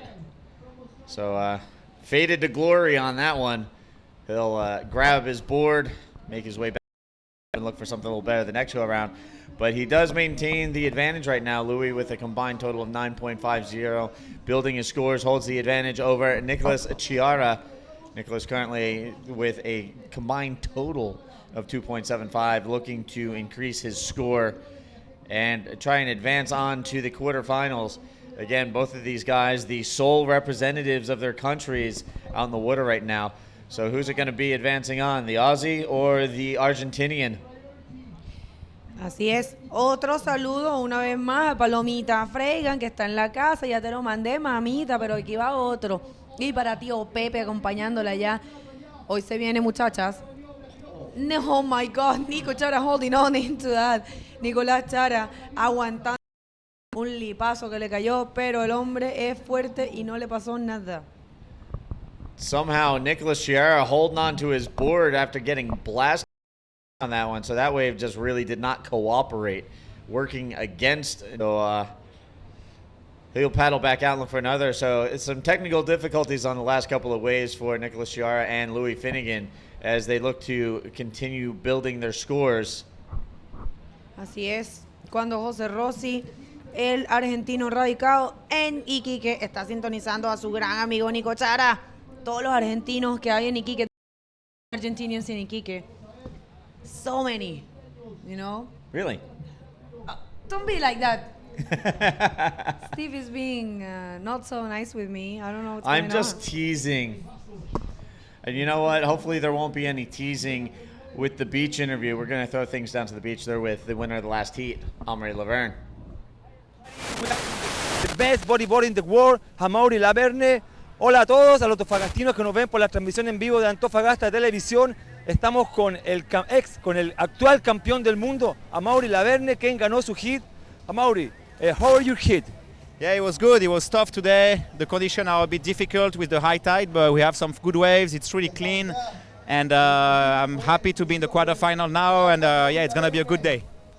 Amaury, para la gente de Antofagasta que nos ve desde sus casas, una invitación a que vengan a ver a los mejores deportistas del mundo aquí en vivo para que vivan el show que se está viviendo aquí en nuestra ciudad. Claro, lo invito a todos. Aquí hay muy buena atmósfera y estamos aquí todos los mejores aquí en Antofagasta para ustedes y para hacer el show. Y va a estar un gran día con sol, con ola, y se lo invito a todos y lo esperamos aquí para el gran día, la final y todo.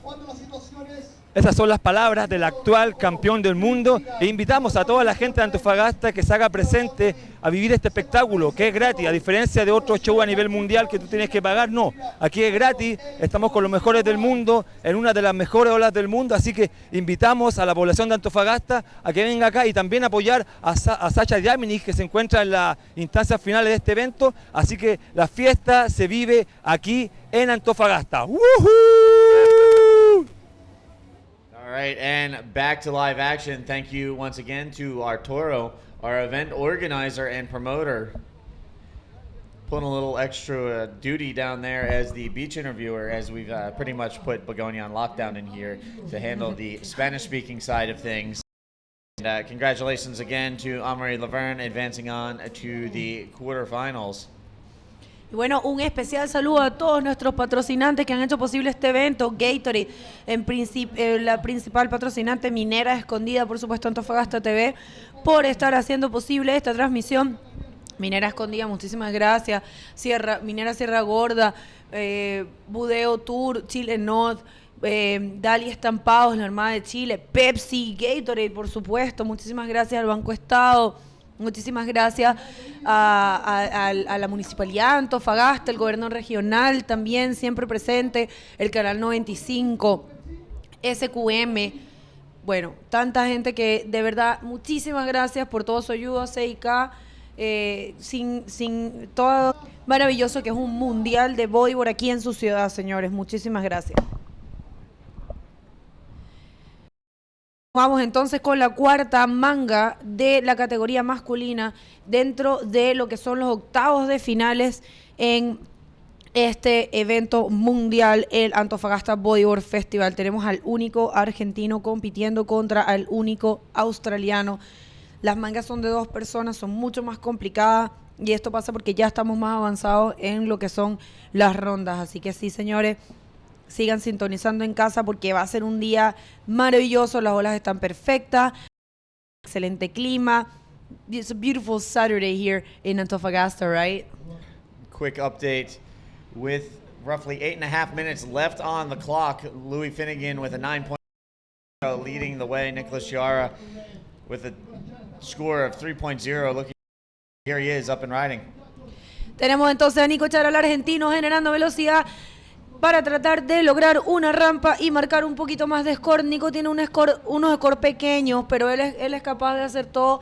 Ya saben, chicos, allá en sus casas, Nico es capaz de hacer cualquier cosa, al igual que Louis Finnegan. Son 2 grandes competidores.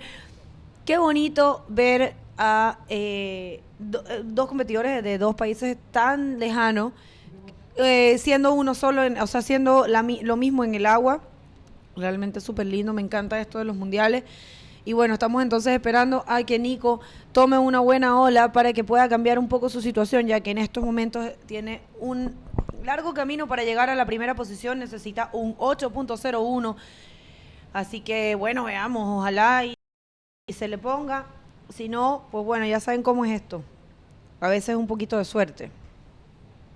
You think it's a little bit of luck here in the competitions? Oh, this event, luck definitely factoring in with such a difficult technical wave, the constantly changing conditions. Luck is definitely a factor with advancing through and continuing on in the event. So, of course, the skill level for all of the competitors is there. It's just, are they lucky enough to get 2 solid scoring waves or the scores that are going to advance them through?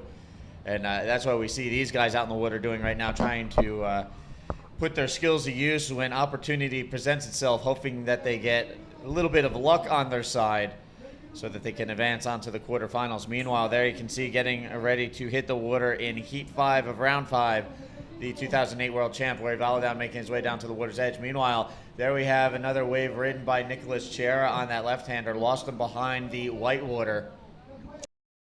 Igual Nico ha logrado cortar un poquito la situación con su última ola, que logró sumar un 3.25, en estos momentos necesitando un 6.26 para avanzar a la primera posición. Todavía quedan 6 minutos en este hit y todo puede pasar. Pues bueno, Felipe Tello manda un saludo a su compañero de team, Nico Chara, en la marca Independent Bodyboards.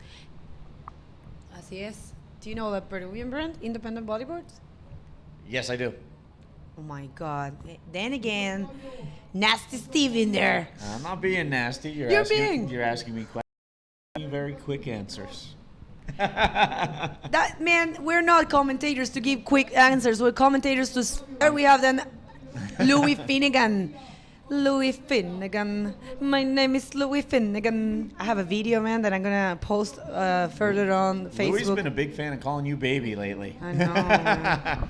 Yeah, it's a kind of a joke that we have, and it's been very, very funny. I called him my sister yesterday. Yes, you were.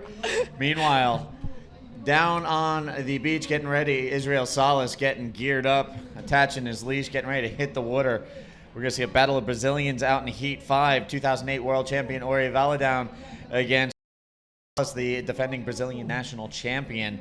So that's going to be an interesting little battle out there. These guys know how to tweak out the inverts and bust out the big backflips. So we'll see how that all plays out in the next heat. Meanwhile, still waiting to see how things play out in this heat. Heat 4, round 5 on day 5 at the 2015 APB Antofagasta Bodyboard Festival. There you can see our competitors getting ready to hit the water. I love the fins that these guys are rocking. Israel's got the Rasta color IS fins, or he's got his signature color Brazilian Capoloas. So these guys, rocking their own signature swim fins out in this heat right now. Yeah, awesome. Yeah, awesome. That would be Steve. So here we see Nicholas Chiara taking a peek. Didn't like what he saw, so he's going to let that roll on through. Así es, señores. Leo Finiman, que parece mi hermana, está compitiendo en el agua. Un pequeño chistecito que tenemos él y yo, porque el chico de verdad que es muy gracioso, me cae súper bien. Y yo digo que se parece mi hermana, porque tiene el pelo largo. And right now we're going to take a look at the last wave of red.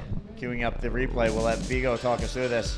La última ola de rojo, el australiano Lewis Finnegan generando velocidad y sí, señores, haciendo un rolazo aéreo, logrando caerlo perfectamente. Vamos igual. Oh, Dios mío, lastimosamente Nicolás Chara, quien está ahorita en ola. Veamos qué nos puede regalar Nico, porque en estos momentos está en combo situation. Nicolás Chara, cuando restan 3 minutos, se encuentra en combo situation, en situación de combo, señores. Esto significa que las olas que él ha corrido hasta ahora no son suficientes para poder avanzar a la segunda posición, es decir, tiene que cambiar todas las olas, es como si estuviera empezando desde cero. Situación de combinación, eso es lo que se llama cuando el otro competidor suma mucho más puntos de lo que tus 2 olas completas pueden sumar. Entonces tienes que recomenzar o hacer una ola perfecta y, sabes, conseguir un excelente puntaje. All right, so 2:40 left on the clock. There's the situation out in the water. Louis Finnegan with a 13.50 combined heat total leads the way over Nicholas Chiara. Chiara with a 4.75 in a bit of a hole right now. Time running out. So we'll see if he gets any more opportunities to try and close the gap between himself and Finnegan. But right now it looks like the young Australian has himself positioned pretty well to advance out of this heat. Again, counting down to the 2-minute mark, we'll see if Nicholas can mount a comeback. Go, little sister. Nico Chara, vamos, también se puede. Chicos de la Argentina, todo se puede. Quedan 1 minuto 57 todavía. Solo es cosa de que a Nico le toque una buena ola. Esto ocurre así es el bodyboard. Tienes la gran suerte de conseguir una buena ola y todos estos competidores tienen las capacidades de hacer un buen trabajo. Vemos entonces a Louis Finnegan tomando lo que se llama una ola de contracacho, más no logra salir. That will be backdooring wave, right? Looked like he was going to make it out, but the foam ball monster in there just came out and grabbed him. So no exit for Louis Finnegan, unfortunately, on that one. That would have been a nice barrel ride. Meanwhile, there you can see in the grandstand, people gathering, watching the action out here. First thing this morning, and the crowd continues to build. Meanwhile, trying to build a score. Nicholas Chiara trying to catch up to Louis Finnegan, pulls in, throws the roll, gets a little caught up, but will ride out and now has to bail as he got a little far down the line and creeping up on the cracker down there. Así es, el argentino Nicolás Chara por lo menos logrando un bonito rolo ahí. Y tuvo que abandonar la ola porque en esa área, aunque ustedes no lo puedan identificar, hay unas piedras bien pesaditas y los chicos tienen que cuidarse porque, bueno, sí, quieren ganar, pero tampoco quieren lesionarse, ¿no? Hay que cuidarse. Un gran saludo a todos los antofagastinos que están sintonizando en estos momentos. Gracias a todos nuestros patrocinantes, nuestros auspiciadores. Por supuesto, 1000 gracias al club Budeo Bodyboard por haber hecho posible este evento por 3er año consecutivo. 3rd year of this event. 3rd edition. It has been great, huh? Fourth? 4 years. This is the fourth year, actually. It's the third year on the World Tour. We have had 4 runnings of this event. That was what I was trying to say. All good. So, again, right now, counting down the final seconds, waiting to get the final scores on the screen. And again, it looked like Louis Finnegan was going to take the win, but Nicholas Chiara, with one last-ditch effort at the end there, had a pretty decent roll waiting for that score to finalize. But we'll give you official results in just a moment. Sí, señores, pero por lo menos podemos informarles que la última ola de Nico Chara fue bastante bien puntuada, le dieron un 5.5 y le acorta bastante la distancia. Lamentablemente ya se dio el conteo regresivo y estos son los resultados oficiales, señores. Louis Finnegan avanza para los cuartos de finales y, bueno, lastimosamente para toda la torcida argentina, el necochense Nicolás Chara se queda en los octavos de finales, pero felicitaciones por su actuación y felicitaciones al australiano Louis también. All right, so there you have it. Louis Finnegan taking the heat win over Nicholas Chiara. Meanwhile, getting set to go out in the water now in Heat 5 of Round 5. Uri Valadown, the 2008 world champion from Brazil, going up against his fellow countryman, the defending national champion from Brazil, Israel Salas. So this will be an interesting battle here. Meanwhile, just taking a look ahead, the next heat's going to be an all-Hawaiian affair as we see Jacob Romero go up against the Super Grom and Tanner McDaniel. So it'll be interesting to see how the Brazilians shake out in this heat and the Hawaiians shake out in the following heat. And then rounding out Round 5, the last 2 heats we'll see in Heat 7, Jared Houston from South Africa against Antonio Cardoso from Portugal. And then in Heat 8, we'll see Lucas Nogueira from Brazil go up against Ian Campbell from South Africa. So as of right now, working our way through the back half of Round 5, we still have a pair of Brazilians, a pair of Hawaiians, and a pair of South Africans in the mix. Así es, señores, entonces tenemos un aquí en lo que nos resta de competencia. Tenemos todavía un par de brasileros que vienen en este hit. Es Uri Badalao y Israel Salas. Ambos han estado surfeando increíble. Uri es un campeón, un antiguo campeón mundial. Y en el hit siguiente tenemos a 2 hawaianos, Jacob Romero y Tanner McDaniel. Luego un surafricano con un portugués y un brasilero con otro surafricano. Increíble. Now keep in mind with that upcoming heat between Jacob Romero and Tanner McDaniel, Tanner has been battling a case of food poisoning since yesterday morning. He's been, unfortunately, all day yesterday and even again today. Didn't get a whole lot of sleep. He's very exhausted, very dehydrated, but he has been continuing to compete. And fortunately, the group of guys he has been traveling with has been keeping a close eye on him. But something to watch again today. Yesterday we saw him battling food poisoning while battling it out in the Pro Junior and men's divisions. Still alive here in men's competition today, but still ailing for Israel Salas as he makes his way back out. Meanwhile, Uri Valadown up and riding on his first wave. Aquí están entonces los dos brasileros luchando en este intercambio de olas, comenzando esta manga número 5 de los octavos de final de la categoría masculina. Vemos entonces al gran Uri Badalao que tomó la primera ola fue Israel Salas y luego Uri Badalao. Señores, después de esta ronda 5 vamos a ver lo que es la final de consolación. Chilenos antofagastinos no pueden moverse de su televisión, de su computador, porque en la final de consolación está la chilena, la estrella Anaís Vélez. Ella es la actual campeona nacional, solo tiene 15 años y está surfeando como si tuviera. Muy buena competidora y logró avanzar muchísimos hits para llegar en estos momentos ella ya tiene podium, pero en esa final de consolación se va a decidir lo que es el tercero y cuarto lugar. Así que muy pendientes, señores, porque al finalizar esta ronda que faltan 4 mangas, bueno, lo cual es como 1 hora más o menos, no mentira, 1 hora y media, va a venir la final de consolación de la categoría femenina con la última chilena en competencia, Anaís Vélez desde Quintero. Así es, señores, cuando seguimos con, ya tenemos los resultados de las primeras olas corridas por los chicos. Vemos liderizando a Israel Salas con un 5.25, yo le había hablado con un pequeño 1, pero esto no es nada. El hit acaba de empezar, solamente van 20 minutos con 17 segundos y no se imaginan lo que estos dos chicos son capaces de hacer, así que quédense viendo porque puede venir cualquier espectáculo inesperado aquí. Well, for all the English speakers, we are on the fifth round on the fifth round of the men's category here at the Antofagasta Bodyboard Festival, also on the fifth heat. Yeah, lots of action. Yes. Steve action. There you go. Round 5, heat 5 in the water right now here on day 5 at the 2015 APB Antofagasta Bodyboard Festival. Right now, a couple of Brazilian champions out in the water. 2008 world champion Ori Valadaun going up against defending Brazilian national champion Israel Salas, looking to earn passage to the men's quarterfinal. And here we have a little bit of a paddle battle. Ori Valadaun up and riding.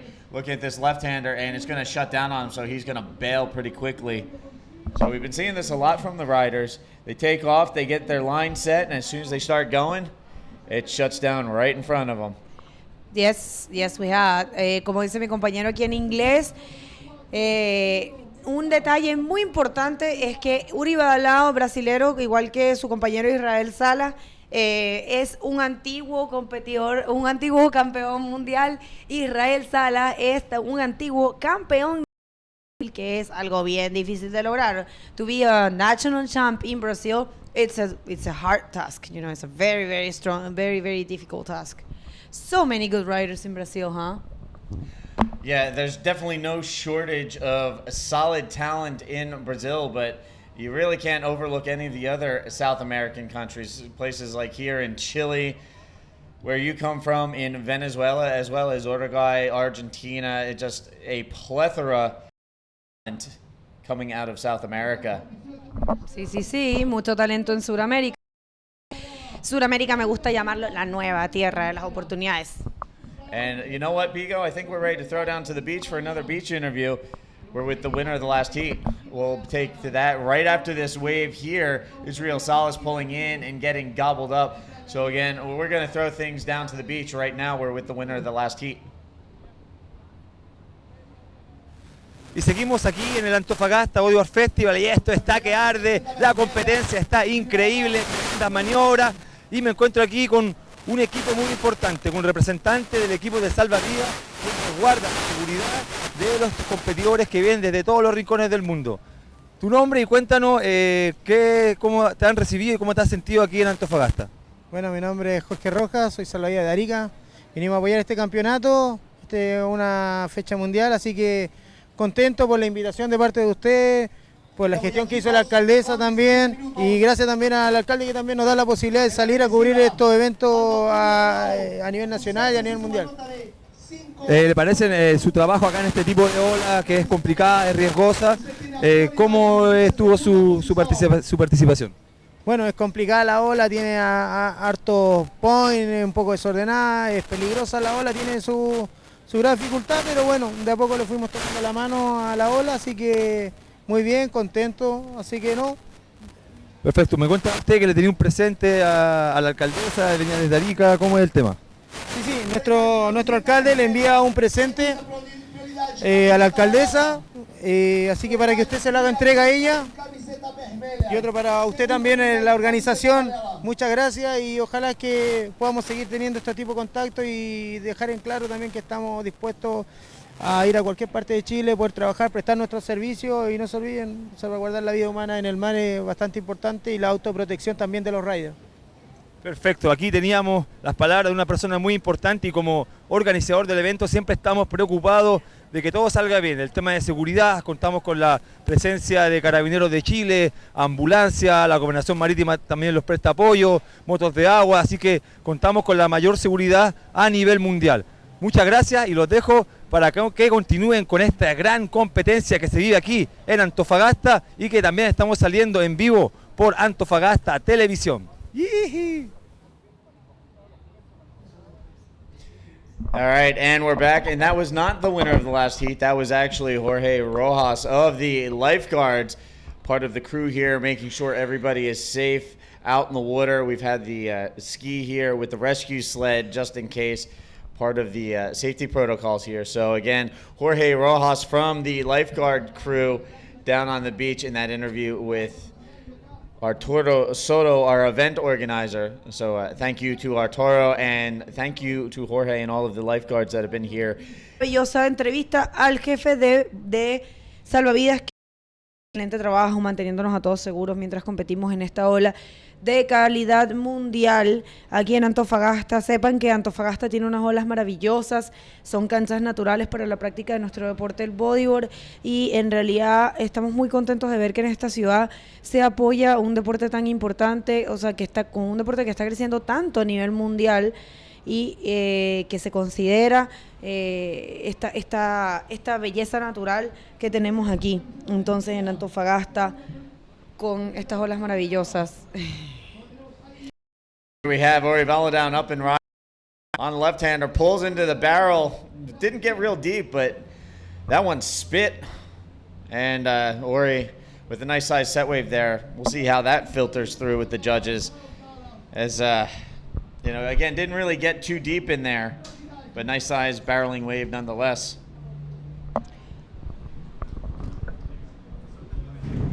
Meanwhile, here we have Israel Salas taking a look, but opting not to go on that one. So again, waiting for scores on the screen momentarily, and we'll see if we can get a look at the replay as well.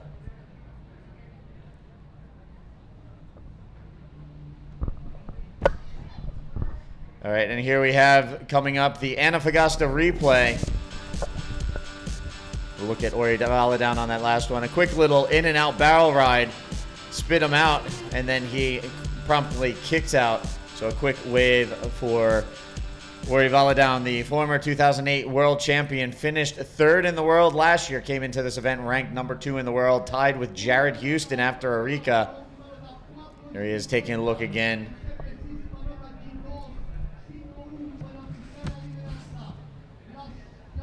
And just preliminary scores, it's Israel Salas in the lead with a 5.25, looking to back it up. And here he is up and riding. Israel Salas setting in line, driving down the line. Goes to throw the ARS, but that section never really stood up for him. It kind of leveled out on him.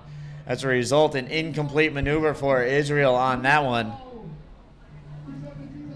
So again, right now, Israel Salas currently in the lead. Ori Valadown in second.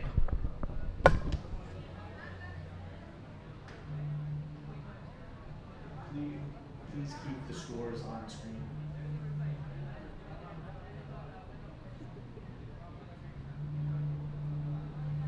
Notas, por favor. Scores, please. Whoa, and look at this. Ori Valadown busting out the big roll on the right-hander. He will collect his board and head back out. He's looking to Israel Salas right now out in the heat. There you can see Ori ducking under, paddling back out. We still have 11 and a half minutes on the clock here in Heat 5, Round 5. Getting into the back half of Round 5 of men's competition before we back to the women's for the women's consolation final. In the women's consolation final, we'll see Sari Ohara from Japan go up against a nice Valise to determine third and fourth position. And there it is, a 5.90 from Ori Valadown moves him into the top spot ahead of Israel Salas. And we're going to take a quick look at the replay. Here you can see Ori drops in on the right-hander, drives off the bottom, punches the roll through the lip, out, and that will be a one maneuver wave for him, again worthy of a 5.90. And now we're actually going to throw down onto the beach. We have the winner of the last heat, Louis Finnegan.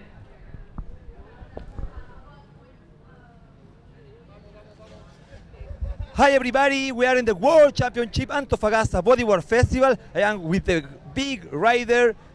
He's Louis Finnegan from Australia. Luis, tell me, how are your hit? Yeah, I was pretty lucky to get through. I think it was real slow heat. The tide's at its highest right now, so the waves are pretty challenging. But yeah, stoked to get through and into the quarters. Nice. Can you invite to the people that come here, because he is the in this moment this is a really big show. Yeah. Please invite to the people from Antofagasta. Yeah, no worries. Anyone around here in Antofagasta watching, you should yeah, get down here and enjoy a good day of action. Yeah. Muchas gracias. Bueno, así que Luis Finnegan está invitando a todos los antofagastinos que vengan aquí a ver este gran show en vivo con los mejores deportistas del mundo. Están aquí de todos los continentes, así que invitamos a Antofagasta a que se acerque y también a que nos vean por Antofagasta Televisión.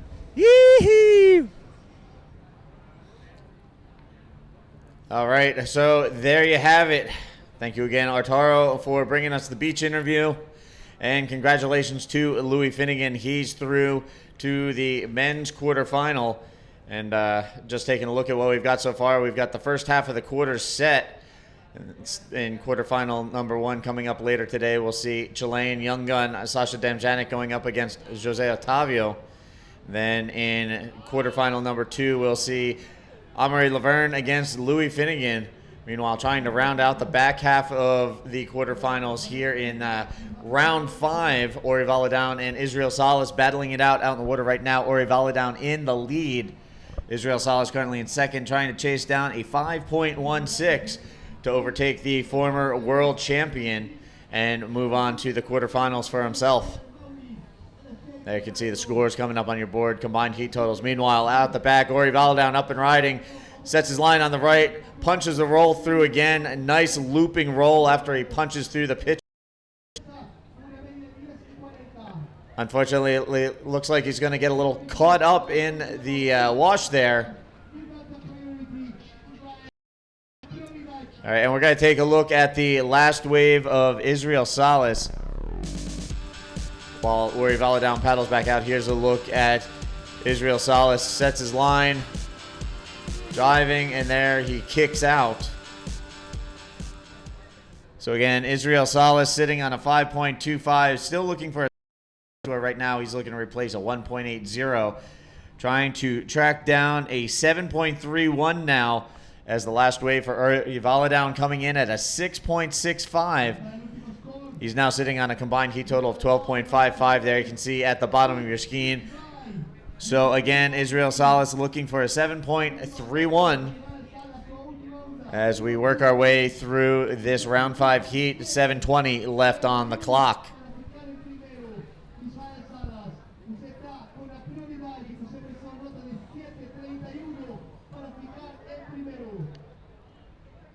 And there you can see Ori Valadown paddling back out. We're going to take a look at his last wave now. So Ori up and riding on the right. You can see him dropping in. Projects mid-face, punches through the lip, gets a nice solid roll there as a result. And again, increasing his score, a 6.65 on that last wave to go with the 5.90. And Ori Valadown has the lead. Meanwhile, this man in yellow, Israel Salas, looking to put on a solid backup score for his score sheet, chasing a 7.31 right now. Again, counting down through this heat, we have 6:25 left on the clock.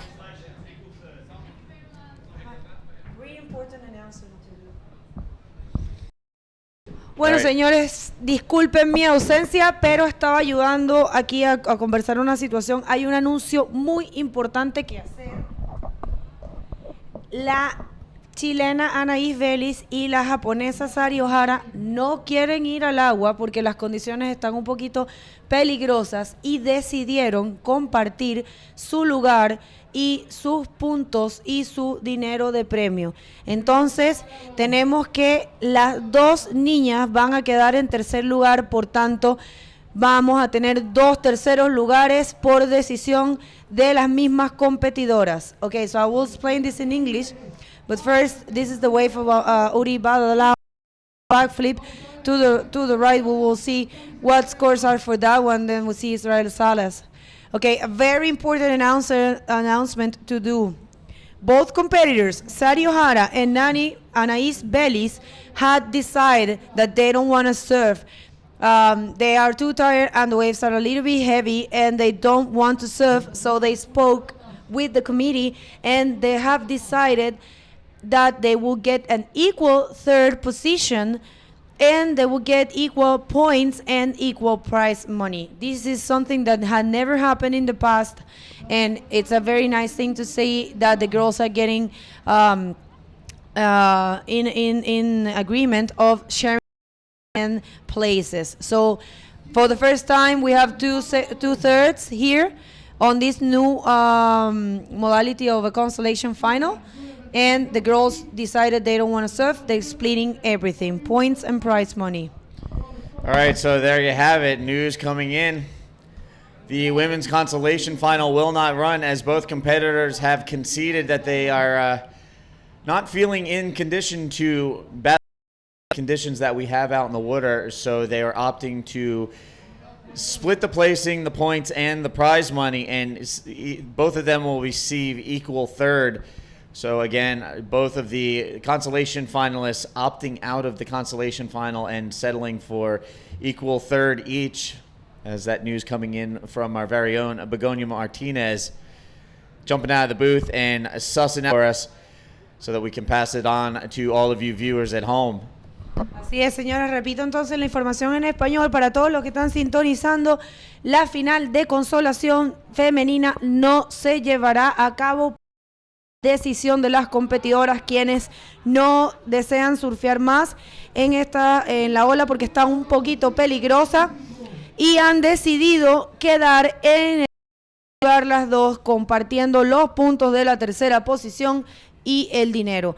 Algo nunca antes visto. Igual es hermoso ver cómo dos competidoras se pueden poner de acuerdo sin ningún interés, sin ninguna mala intención. Simplemente las dos están de acuerdo en que está un poquito fuerte la ola y que están muy cansadas y no les importa, no tienen esa rivalidad en tener que definir el tercero y el cuarto lugar. Así que, señores, no habrá final de consolación para la categoría femenina por decisión de las mismas competidoras. All right, so there you have it. And you know what? I can't entirely blame the girls with the slowly but steadily increasing swell today and the tide dropping out. It's just going to become more and more precarious out in the water. Meanwhile, in the men's end of things, Israel Salas still trying to play catch-up, takes a look at that wave, and then decides to duck out. We have 2.5 minutes remaining, and Salas is on the hunt for a 7.36.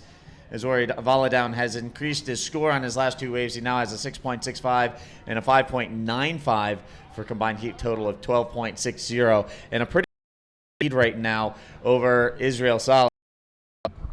Así es. Pues bueno, seguimos entonces aquí con esta quinta manga de la quinta ronda en la categoría masculina, con dos brasileros a punto de terminar esta manga. Los brasileros, el brasilero Israel Salas necesitando un 7.36 para avanzar a la primera posición contra el campeón mundial, ex campeón mundial Uri Badalao, un maravilloso competidor. All right, so lots going on here on day 5 at the 2015 APB Antofagasta Bodyboard Festival. We've got a full slate of action. We've got one less heat to run, so now we're down to 19 heats for the day. Still a pretty long day filled with plenty of solid action out in the water. We've got an increasing swell. We have a decreasing tide, and we have a hell swell headed our way. So things getting a little hectic around here at Nilda Point as we try and wrap up competition, work through the field, crown our men's and women's champions, and get things all tied up before this major swell event closes out Nilda Point. Y podemos, sí, lo que dice mi compañero, estamos aquí viendo cómo realmente la ola está creciendo conforme va pasando el tiempo. Una de esas pruebas es que las mismas chicas no quisieron competir por estas condiciones, están muy cansadas, no es que sean miedosas ni nada, es que están cansadas y no les importa compartir el tercer lugar. Así es, señores, vemos entonces en el agua a punto de terminar el hit número 5 de la ronda 5. All right, so we're coming down to the end of this heat. And Israel's still scrapping it out, trying to battle his way back, looking for a score. And this wave just not cooperating with him. You can tell he's a little frustrated. Again, he's looking for a 7.36. And just has not been able to uncover it out there. Así es, Israel Salas parece que lamentablemente se va de la competencia, quedando el brasilero Uri Badalao ubicado en la primera posición con una bastante grande diferencia de 7.36 puntos. So the horn has sounded, signaling the end of the heat, and it looks like Uri Valadaun will advance out over Israel Salas. Meanwhile, there you can see fans in the grandstand watching the action out in the water as we are now underway with heat number 6. An all-Hawaiian affair out in the water right now. Jacob Romero going up against Tanner McDaniel. Again, keep in mind, Tanner McDaniel, the young 16-year-old Super Grom, battling a case of food poisoning yesterday and today. We'll see how he fares out there against his fellow Hawaiian.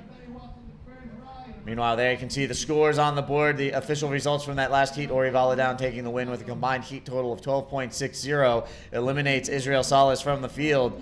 And there, the color assignments out in the water. Jacob Romero in red, Tanner McDaniel in yellow. And Jacob Romero coming to us from the island of Maui. Tanner McDaniel coming to us from the island of Kauai. Así es, dos hawaianos en el agua, señores.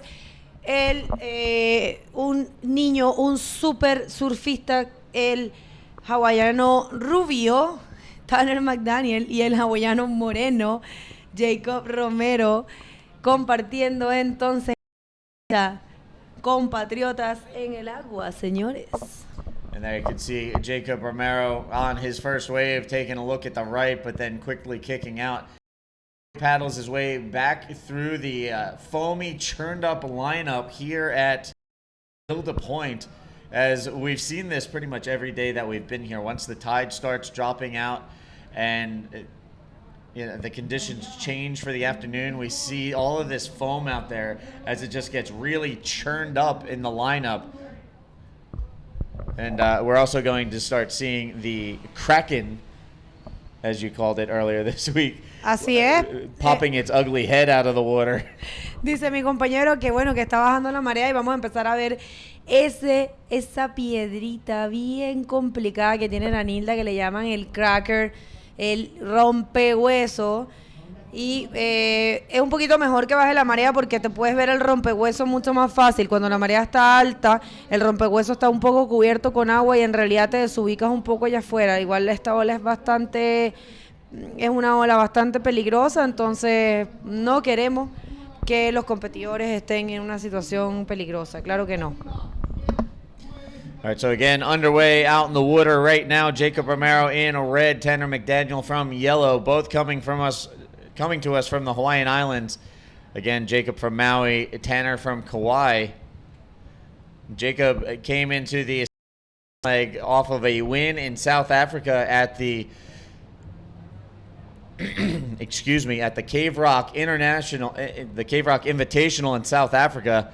Jacob taking the win there. And some pretty interesting photos coming from that little adventure of his to South Africa. Taking a little safari with his girlfriend when he wasn't out in the water, busting big maneuvers and winning that event. It was a pretty cool event as well, as it featured men's competitors from bodyboarding and surfing. Guys like Twiggy Baker out in the water battling it out with fellow wave riders. So a mixed field, and Jacob, one of the international invites there, he managed to take advantage of that, coming out on top. Big shout out and thank you to event organizer for that, Michael Osler, putting that all together.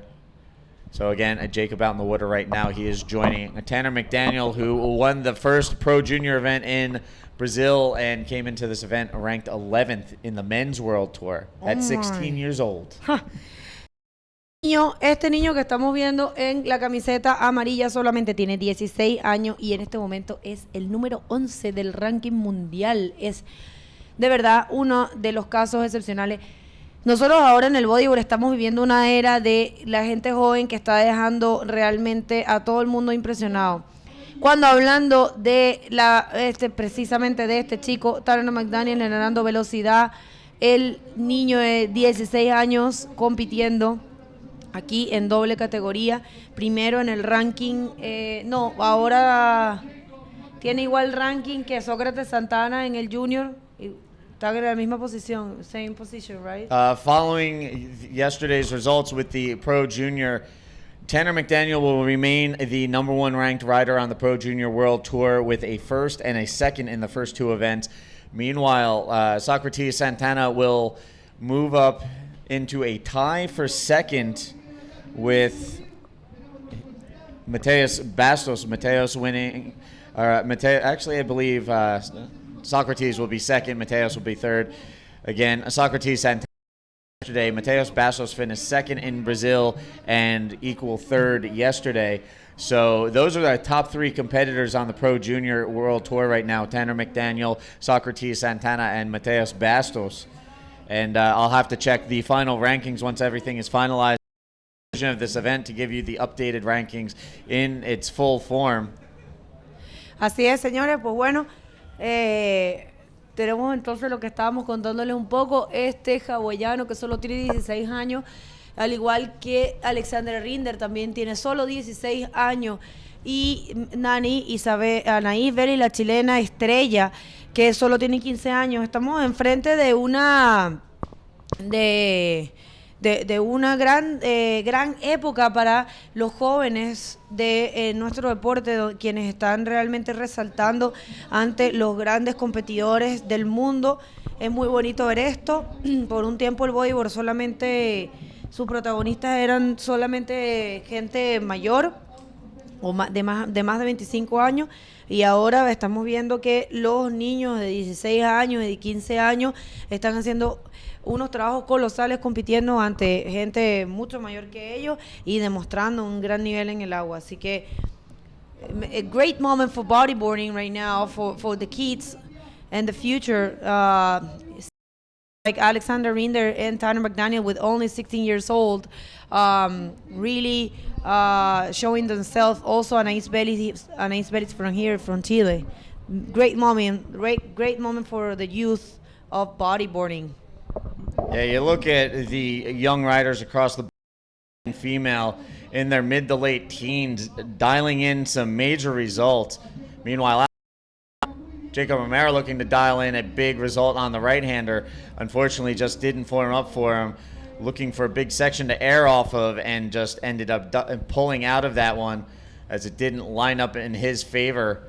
So again, the technical challenge of lining up and riding waves here at Nilda Point has been something that everybody has been making adjustments to throughout the course of this event. And still seeing even some of the top name pros having a little read on this place. But every once in a while, they'll get that one opportunity, that one, hidden gem that'll reveal itself out there. And they've been taking full advantage. Some 8s and 9s popping up from our riders out in the water. Still yet to see a perfect 10 in this event. But given how tricky it is here at Nilda, I think a 10 is going to be very elusive. That's like the holy grail here at Nilda Point. You actually stole my word, the words from my mind, man. I was actually thinking it's looking really hard for them. Para todos los que sintonizan ahora en español, hemos estado viendo que a estos dos chicos les ha costado un poquito conseguir las olas. La verdad, señores, es impresionante cómo la ola está cambiando y creciendo cada vez más aquí en el Antofagasta Bodyboard Festival. Estamos viendo realmente un cambio sustancial en la ola y la ola sigue estando en condiciones perfectas, pero está creciendo. Y de verdad que si ustedes pudieran ver esta ola de frente, se dieran cuenta que algo heavy. Well, while we wait to see if anybody can dial in a 10 here at Nil de Point, we're going to throw things down to the beach. We've got Arturo with another beach interview. Hi everybody, this is the Antofagasta Bodyboard Festival World Contest. I am here with the big Uri Baladao. Uri, tell me, how are you hit? Vou hablar espanhol. Foi buena, difícil porque está tardando um pouco para venir las olas buenas, pero eu quedei paciente e a final quadrou como 2 ou 3 olas aí que foi muito importante para a clasificación, ¿no? Les contamos que Uri Baladao es el ex campeón de esta competencia, el Monarca. Él está defendiendo su primer lugar del año pasado. Uri, ¿sientes que tienes grandes posibilidades para volver a llevarte este gran honor de ser el primero del Antofagasta Bodyboard Festival? Sí, claro, tengo posibilidad y cada manga yo vengo correndo mejor o tempo de la ola, que é um pouco difícil, porque às vezes tem umas pedras aí que a ola põe um lip e depois some, pero a pouco eu estou melhorando e espero que e mais adelante. ¿Quiere enviar un saludo a la galera brasileña que lo está viendo por la live transmission? Dá abraço pra galera aí, muita gente torcendo por mim, valeu galera, abração, minha família aí, todo mundo, beijão galera, vamos pra próxima.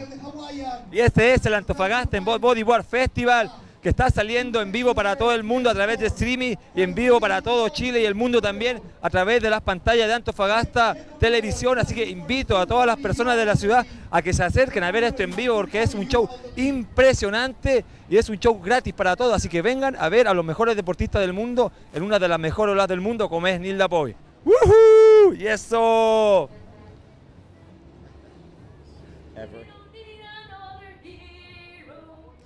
All right, and back to live action out in the water.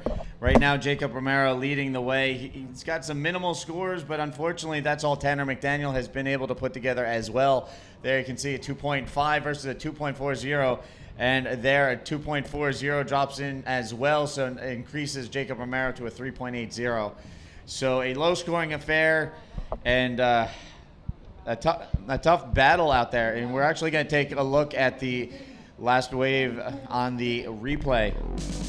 Vemos entonces la última ola de Jacob Romero y un rolón en una derecha. Y aquí viene Tanner McDaniel también tratando de responder a esa ola, pero parece que no es suficiente. Vamos a esperar los scores. Entonces en estos momentos vemos a Jacob Romero ubicado en la primera posición con unos scores mínimos en realidad, 3.80, que no es nada para ellos.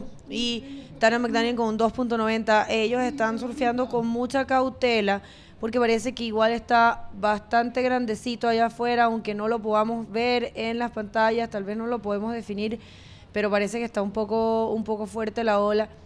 Hemos visto el día de hoy un anuncio bien raro, bien inusual, de que las niñas Anaís Vélez y Sari O'Hara decidieron no llevar a cabo la final de Consolación. No les importa el tercero y cuarto puesto, prefieren compartir la posición de tercer lugar y no surfear más porque realmente de miedo, y las entiendo. No quiere decir nada, no quiere decir que no sean valientes ni nada, sino que realmente las condiciones están fuertes y nosotras somos mujeres, aparte ellas están cansadas todos estos días y pucha, se decidieron compartir los puntos y compartir el premio. Es algo bien bonito lo que está pasando, muestra mucha sencillez y humildad de parte de las dos niñas. It's very humble and it shows good attitude from both girls to share the third place. It's very nice. Yes. Maybe you can just get a of that. Meanwhile, there you saw Jacob Romero taking a look at that one. Again, we're seeing some minimal scores coming through. And both these guys trading waves. Now Tanner McDaniel looking for his opportunity. Drops in and then quickly glides off the back. Didn't like the looks of that one. So it's been an interesting battle out here. Usually we see Jacob Romero and Tanner McDaniel going absolutely huge out there. We're down to 11:30 in this heat, and we have yet to see a score bigger than 2.40, which is on the score sheet of Jacob Romero. So a battle of attrition out in the... Es así, una batalla, está diciendo mi compañero, de estos dos hawaianos que están en el agua y no han logrado conseguir muy buenos scores, por lo que comentábamos hace un rato. 11 minutos pendientes, cualquier cosa puede pasar, cualquiera de los dos puede tomar una buena ola y dejarnos... All right, so again, counting down and to about just under 11 minutes right now out in the water. Jacob Romero leading the way over Tanner McDaniel. Coming up in the next heat, we're going to see South African Jared Houston going up against Portugal's young gun Antonio Cardoso. To Cardoso actually works with Pride Bodyboard's training center back in Portugal. Here he is competing for a spot in the quarterfinals. So all of you tuned in, watching online, be sure to let all your friends know, if you're in South Africa, let the crew know that Jared Houston's coming up next. And likewise for everybody in Portugal, Antonio Cardoso up next on deck in Heat 7, Round 5. Also in the final, we'll see Lucas Nogueira from Brazil go up against Ian Campbell from South Africa. That will finish off Round 5 and will fill out the remaining slots available for the men's quarterfinals, which with the consolation final for the women being removed from the schedule and the girls deciding to take equal third rather than go back out there with the increasingly more dangerous and trying conditions, we're going to roll right into the men's quarterfinals, or possibly we'll see an update. Maybe we'll go into the women's finals, but I would imagine we'll do men's quarterfinals, women's final, and then we'll round things out with the men's semis and the finals themselves. Así es, pues bueno, nos estaba comentando un poco Steve lo que va a ser la programación del día de hoy. Vamos a terminar con esta ronda número 5. Se eliminó entonces la final de consolación. Luego seguimos con los cuartos de final, la final de mujeres, la semifinal de hombres, la final de consolación de hombres y la gran final de hombres. Sí. Estoy un poco cansada. Begonia, you're a crazy one. I love working with you. Meanwhile, a crazy heat going on out in this water, but not what you would expect normally from a showdown between Jacob Romero and Tanner McDaniel, as conditions have been very challenging in this heat for them. We have an extremely low-scoring affair right now for these two guys as they battle the foam, the conditions, and one another. And to make life that much more difficult, Tanner McDaniel battling a case of food poisoning. He's out in the water right now doing his best to get through this heat and try and advance on to the quarterfinals. It actually got me thinking, all this situation of the girls getting together and deciding not to run the consolation final. But you know what, people back in home, these are just great conditions for the guys. And I totally understand the girls because... they have an amazing level of surfing, but it's okay. We don't have to push ourselves so much, you don't have to show anyone's anything. The girls are competing here are one of the best girls in the world, and it's very wise from them, and it's very humble and beautiful to see how they can get together and agree not only the points but the prize money. They say, we don't care, we split it, split the points, split the money. We totally agree. We just want to rest, we just want to cruise, call it off, and it's beautiful. Well, as I mentioned previously, with an increasing swell, a decreasing tide, and increasingly more dangerous conditions out in the water, it might have been the smartest option for the girls to, confer with one another and decide, let's, spare ourselves the headache and difficulty. We're already physically taxed out and the conditions are getting more difficult out there. Why don't we just split the difference, call it a day, and walk away from this before any harm or damage is done? So you know what? Kudos to those girls for making that decision and conferring with the APB. And, you have to give a lot of respect to officials here for the APB Tour for taking that into consideration and being like, you know what, we respect your decision. We're going to take that and roll with it. And you know what? We'll roll further into the event and we'll let you girls get your rest. Es así que bueno, todos los que están sintonizando en español a través de Antofagasta TV y a través de la web de la APB, muchísimas gracias por su sintonización. Ya saben, mis amigos, toda la gente que me conoce puede mandar mensajitos por Facebook y yo les mando un saludito, o también pueden mandar sus hashtags a APB Tour o hashtag ABF 2015. Muchísimas gracias a nuestros auspiciadores, a nuestros patrocinantes, sin quienes no hubiese sido posible llevar a cabo como es Minera Escondida, principalmente Minera Escondida, por supuesto, el Club Budeo, Sierra Gorda, Dali Estampados, Budeo Tours, Armada de Chile, Pepsi, por supuesto, gracias por toda la hidratación, igualmente que Gatorade, que ha estado presente, un montón de vida aquí para todos nosotros, perfecto para los atletas, Kiro Fit, gobierno regional de la región de Antofagasta, por supuesto la municipalidad de Antofagasta, Banco Estado, todas esas empresas que apoyan nuestro deporte, el bodyboarding. De verdad que estamos inmensamente por estar presentes en este evento, en esta maravillosa cancha natural que es la Nilda Pro. All right, so there you can see it again. Right now, Jacob Romero, Tanner McDaniel locked in a low-scoring affair out in the water. Meanwhile, in the previous camera shot, we saw Antonio Cardoso jumping into the water, making his way out for the next heat. Again, coming up on deck, Heat 7.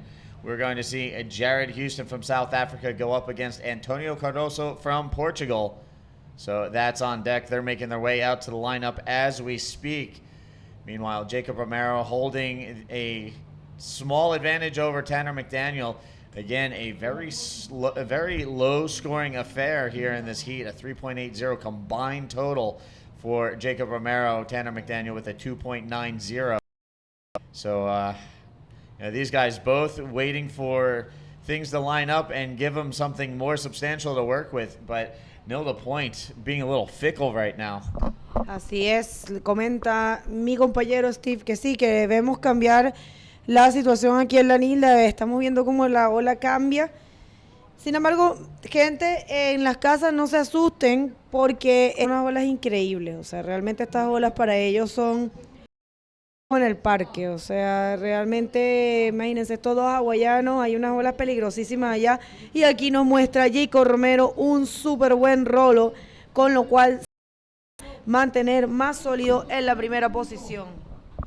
All right, so there we have it, the first solid score on the board for Jacob Romero. We'll just wait for that to come in from the judges and finalize. But this is going to make things a little bit more difficult for Tanner McDaniel. Así es, vamos a esperar a ver qué nos dicen los jueces acerca de ese último rolo de Jacob Romero, pero definitivamente lo va a asegurar en la primera posición contra su compatriota hawaiano, el niño estrella, Tanner McDaniel. Tanner McDonald's. The Brazilian guys joking, they just called him like that. And there it is, 7.65 for Jacob Romero. We're actually going to take a look at his last wave on the replay. We'll let Bigo talk us through it. Let's see what is going on in there. Jacob Romero generating speed in there, punching a very nice roll, even though there's a little bit of a backwash in there, but he managed to hold it and make the points. Ahí estaba Jacob Romero muy bien. A pesar de que hay un poco de backwash ahí, logró aguantar el golpecito. Así que ya, señores, estamos entonces en la ronda número 5 de la categoría masculina, en el hit número 7. No, en el hit número 6. Y nos faltarían entonces 2 más hits acá y vamos a saltar directamente a los cuartos de finales. Nos quedamos en la categoría masculina, ya que la final de Consolación, como hemos dicho varias veces a través de esta transmisión, ha sido cancelada por propia decisión de las competidoras Anaís Vélez y Sario Jara. All right, so again, working our way through the 6th heat of round 5. Jacob Romero now with a 7.65 holds the advantage over Tanner McDaniel. And you know what? My heart kind of goes out to Tanner right now, fighting off food poisoning for 2 days straight. This kid has got to be absolutely drained. He's been competing in the Pro Junior and the men's division, so he's doing double the water time, and he's pretty much been doubled over with the food poisoning as well. So, yeah, a tough go of things here at the Antofagasta Bodyboard Festival for the 16-year-old Hawaiian. Give the kid a lot of credit, really, trying to strong arm through this. A lot of us, if we get hit with food poisoning, we're just doubled over in bed, moaning in agony. And this kid's out here competing at nil to point. Así es, cuando recibo un saludo muy grande y especial de un amigo llamado Andrés Benítez desde Venezuela. Andrés Benítez desde Venezuela mandando un gran saludo, y por favor un gran saludo a todos los compañeros venezolanos, tanto que se les extraña por aquí. Antes que venían los venezolanos, viajaban todos en casa. De verdad era hermoso ver a nuestro país representado por todos estos competidores maravillosos, y bueno, ahora por situaciones muy tristes, situaciones políticas, situaciones de crisis económica, los venezolanos ya no nos van a acompañar. Ojalá puedan venir algunos venezolanos al resto del tour. And we're going to take a quick look at the replay one more time as the horn sounds the end of that heat. And here we can see Jacob Amara on his last wave, creating a little separation, gets the roll. So, Jacob finally finding a couple of halfway decent waves at the end there to create a little extra separation between himself and Tanner McDaniel. There you can see Jacob finishing with a combined heat score of 11.0, Tanner with a 2.9. Again, keep in mind, Tanner McDaniel really sick with food poisoning. This poor kid's been spilling his guts for 2 days straight now. So fortunately, he'll be able to rest up and get some fluids in him and try and recover a little bit before he has to get on a plane to head back home. Sí, así es. Bueno, tenemos otro buenísimo saludo de Miguel Guerra, quien dice: vamos Antonio Cardoso, good job Bego and Steve. Gracias Miguel Guerra, torciendo para Antonio Cardoso.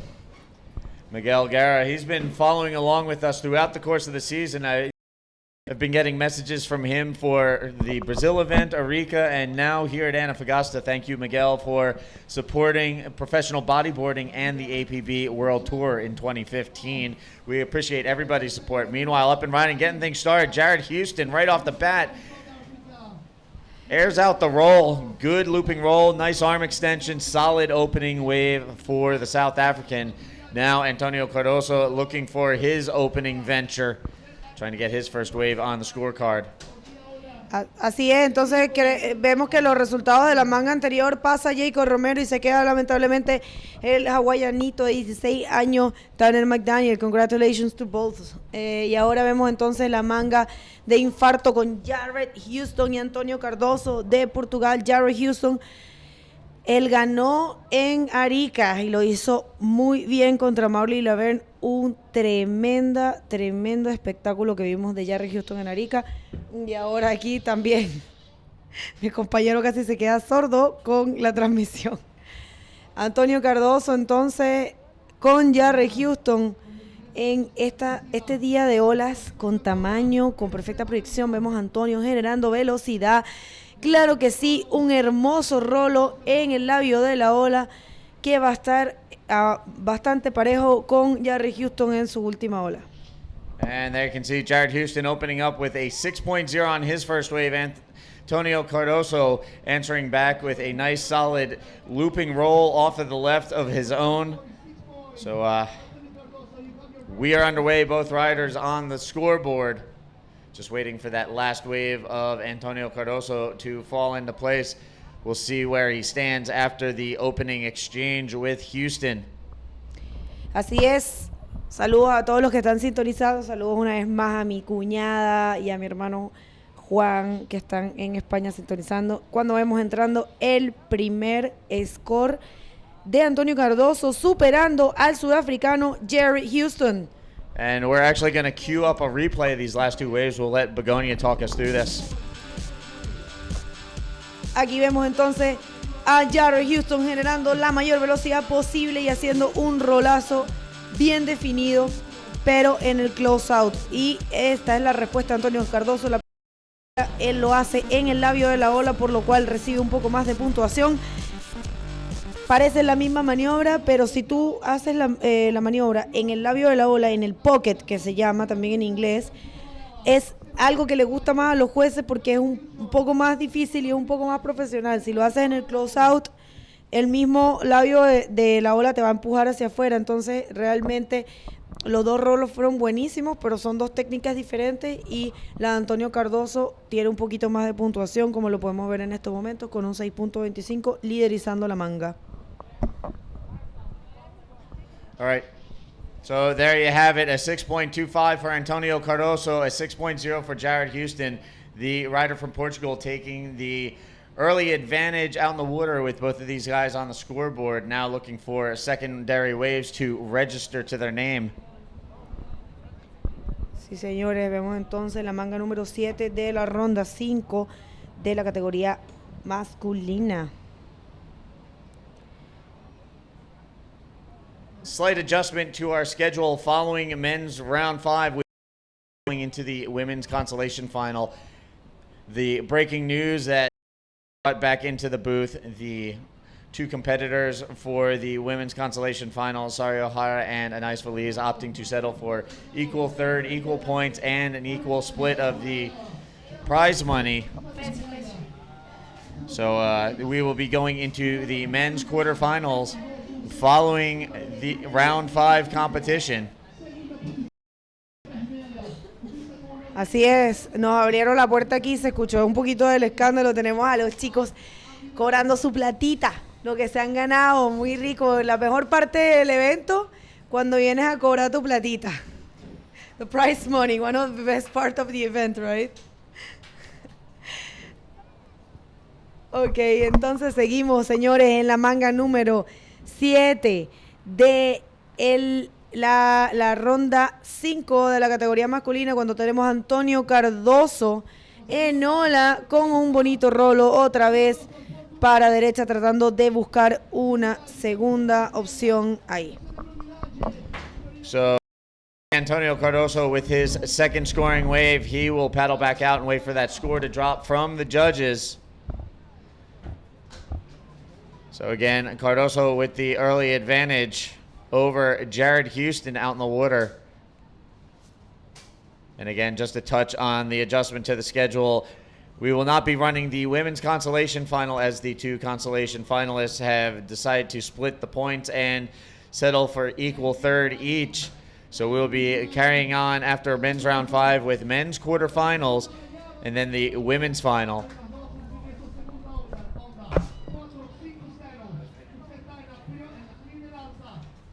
Repeat.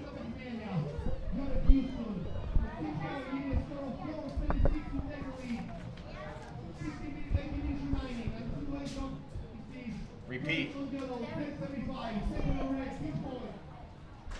All right, so we're going to take a quick look at the replay of Antonio Cardoso on that last wave.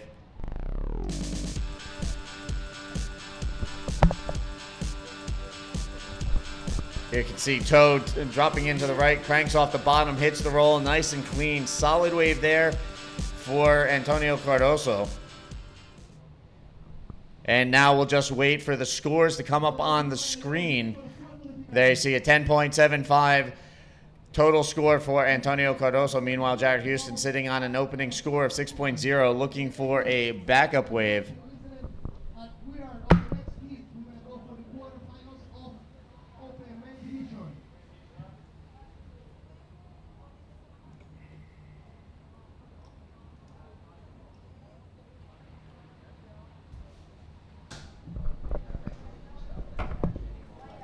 Multiple people yelling in the freaking headset. It's killing my ear. There's a third person. Another person. But there's a lot of static and it's very loud. It's killing my ear.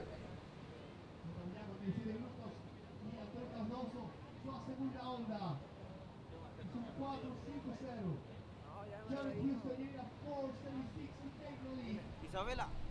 You have 17 minutes remaining. And next hit is going to be Lucas Nogueira and Ian Campbell from South Africa. We have red jersey. Wing. Yellow goes to priority now. Yellow will take the priority. Anthony Cardoso, está na prioridade, camiseta amarela. All right, so Steve Action Jackson with you back here in the booth right now. Antonio Cardoso leading the way with a 10.75. Jared Houston with a 6.0. As we work our way through round 5 of competition. Again, Jared Houston, Antonio Cardoso out in the water right now. Coming up on deck in Heat 8, round 5, we're going to see Lucas Nogueira go up against Ian Campbell. And then we will go into the men's quarterfinals.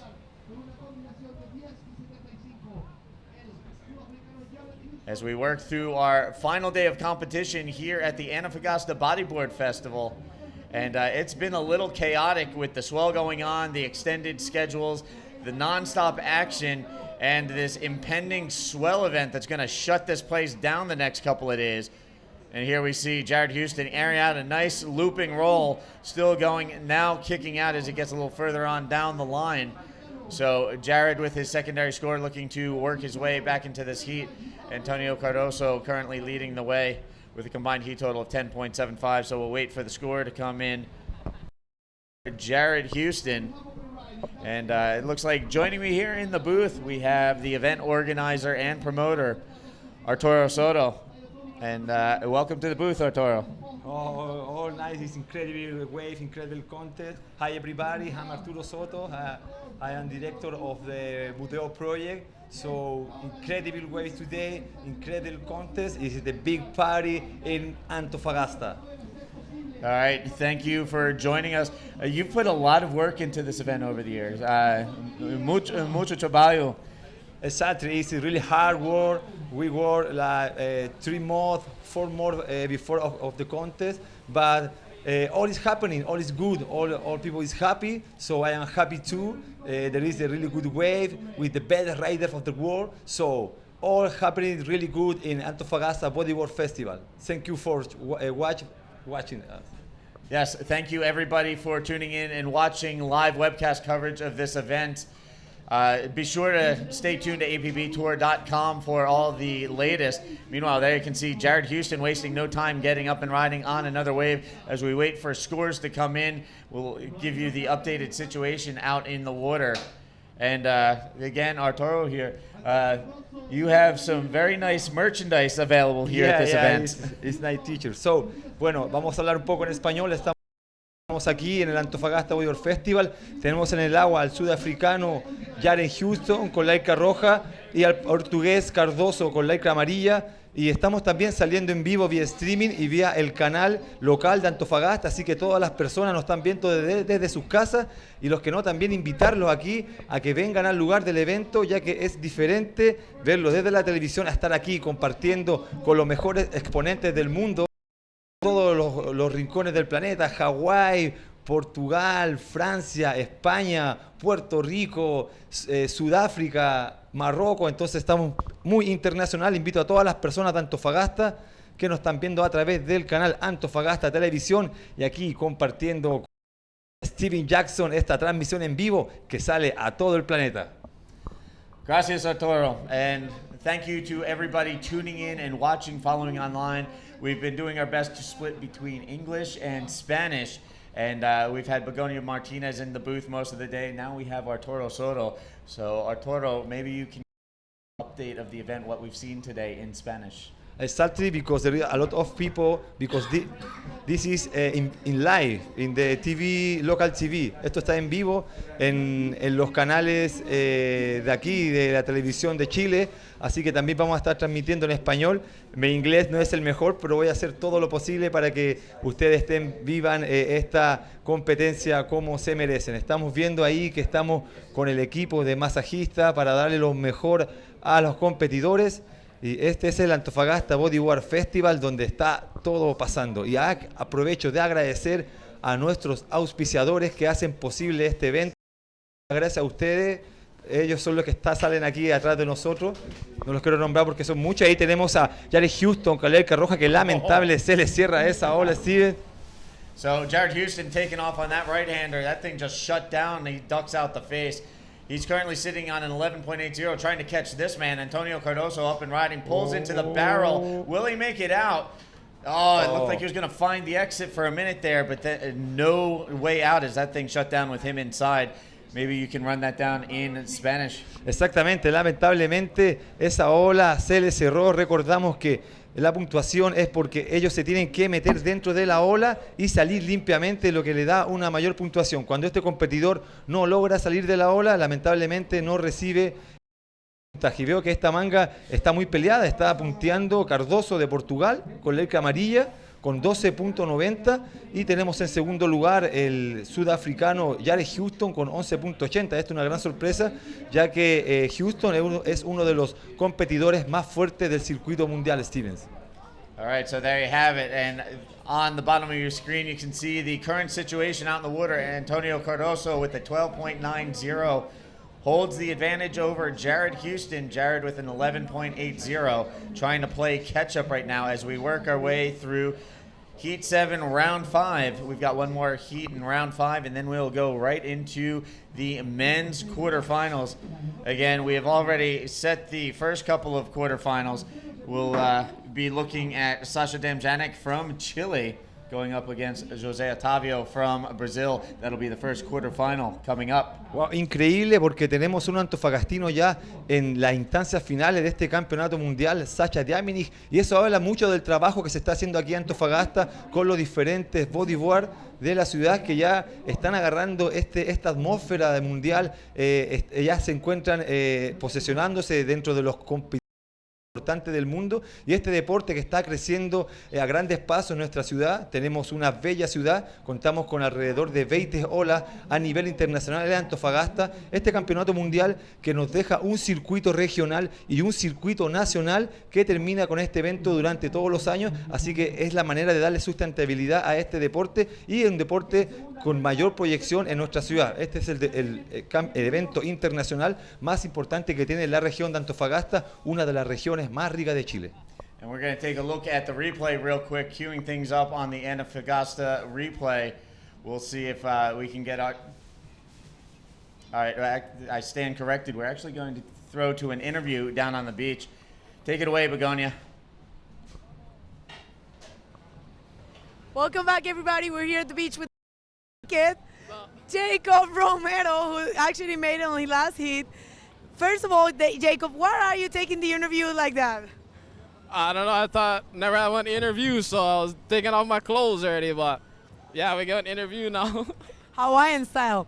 Well, Jacob, we've seen a very tough heat down there. Not too high scores. What happened in there? What can you tell us about it? Yeah, the wave is really trickier now. It's full high tide, so there's a lot of water on the reef. It's making it backwashy and not too many sections. Plus, my good friend Tanner, he had food poisoning, I guess, and he wasn't feeling too good. So I was really bummed for him that he wasn't 100%. So yeah, it is what it is, and I move on, and I'm stoked. The beer man, can you see? He's got his beer on his board. I've never seen something like this, and so I have to point it out, you know, people. Beer boy. Anyways, we're very happy for you, Jacob. Congratulations, and if you want to say something else or say hi to everyone, this is the moment. Yeah, hello everybody all over the world, at home, everywhere, my family, all you guys, my girlfriend. Gee, mahalo, that's good. Well, okay, thank you very much, and we'll back to you guys on the booth.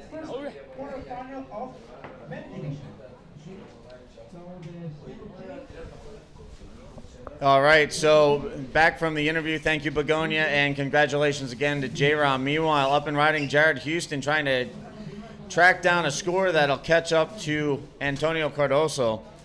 And not much to work with there. He will kick out and paddle back out to lineup. We saw on the bottom of Jacob Romero's board his J-Rom logo complete with the beard.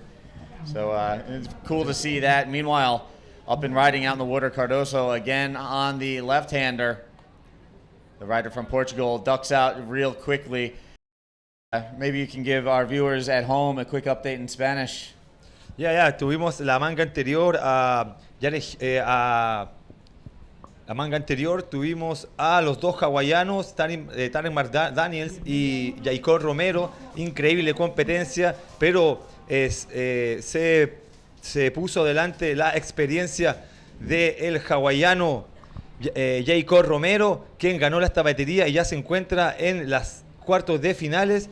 Y tenemos en el agua con Leica Roja a Jared Houston y al portugués Cardoso, que está liderando esta manga con un 12.90 y increíble competencia, muy buenas condiciones, aunque en este momento la ola se encuentra un poquitito gorda, the wave is a little bit fast, pero estamos esperando que mejoren las condiciones, va a comenzar a bajar y tendremos un espectáculo increíble.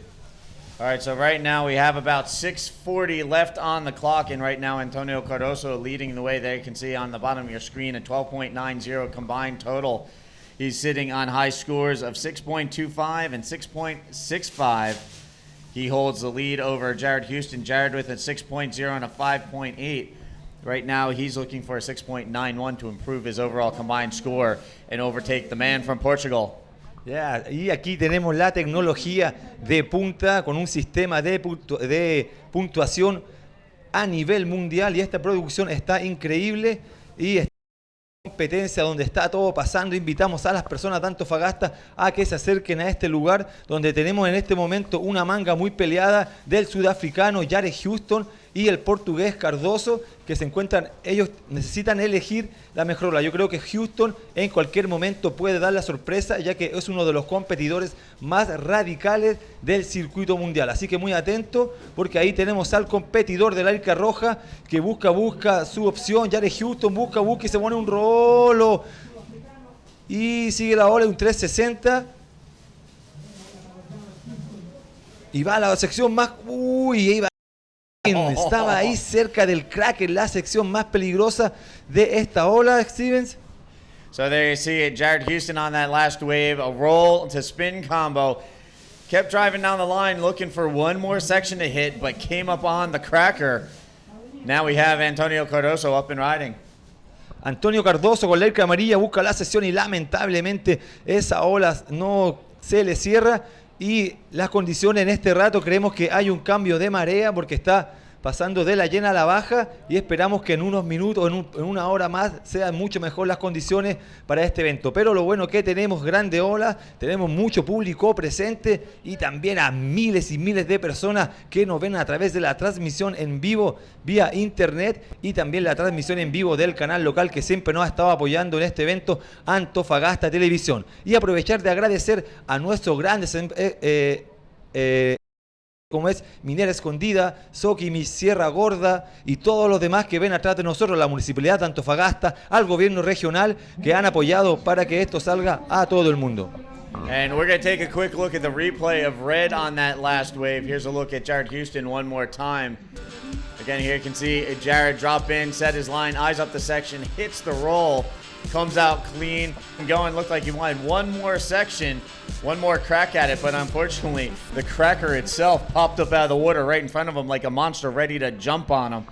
Así es, un poco explicarle a las personas aquí de Antofagasta y del mundo que hablan en español. El Kraken es una piedra con muchos picorocos y muy filuda porque son piedras volcánicas, y eso, si un competidor pasa por sobre esta piedra, sería realmente lamentable. Pero para eso nosotros, para cualquier accidente, tenemos un equipo de seguridad increíbles con salvavidas, ambulancias, así que estamos todos preparados para el caso de cualquier accidente. Pero gracias a todos, que todo ha salido impecable, así que la acción se vive aquí en el Antofagasta Bodyboard Festival, que contamos con un clima increíble, así que invitamos a las personas que vengan aquí in situ a ver a los mejores deportistas del planeta que están dando increíble.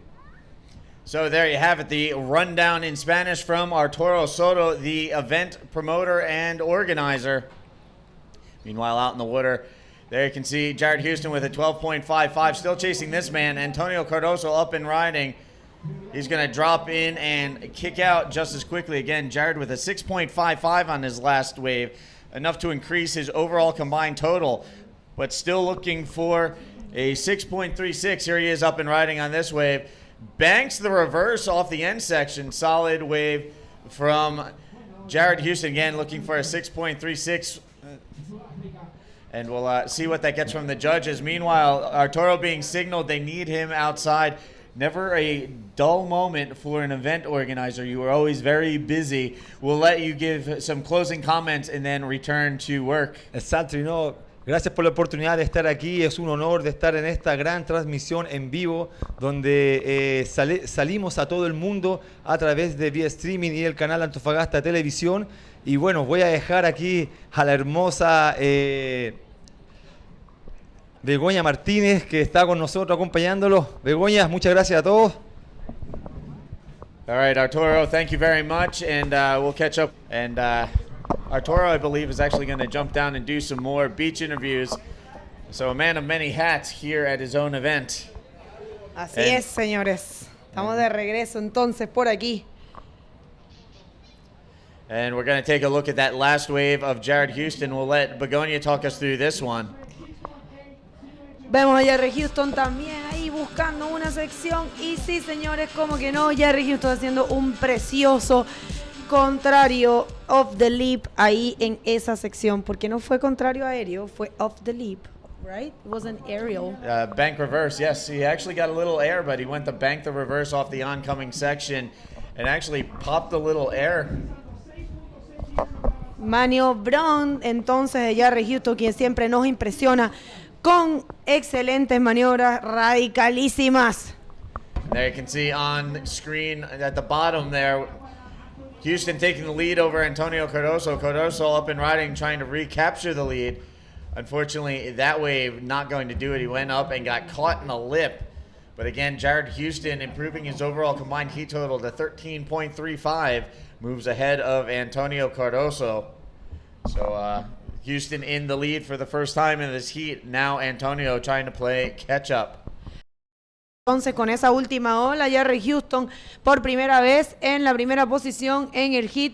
Cuando ya nos queda pocos minutos para terminar, vemos cómo estos chicos son que son capaces de cambiar los resultados en los últimos segundos del heat. Me encanta ver esas cosas, me parece algo realmente maravilloso. Y ahí escuchamos la corneta sonar cuando Jerry Houston cambia el resultado del hit, que se mantuvo con un resultado casi todo el tiempo justo al final. Amazing, huh? There it is, Jared Houston dialing it in at the tail end of that heat to take the win over Antonio Cardoso. That one came down to the wire, but the South African managed to pull out the win. Meanwhile, getting ready to go out in the water in the last heat of round 5. We're going to see Lucas Nogueira from Brazil battle it out with Ian Campbell from South Africa. Este es el último hit de la ronda número 5 de la categoría masculina, donde vemos al sudafricano Ian Campbell, otro tremendo competidor, yendo en contra del ¿qué pasó? ¿No? ¿Se quiere? Yendo en contra del brasilero Lucas Nogueira, otro súper buen competidor. Y veamos que no tienen preparados estos chicos en la última manga de la ronda 5 de la categoría masculina.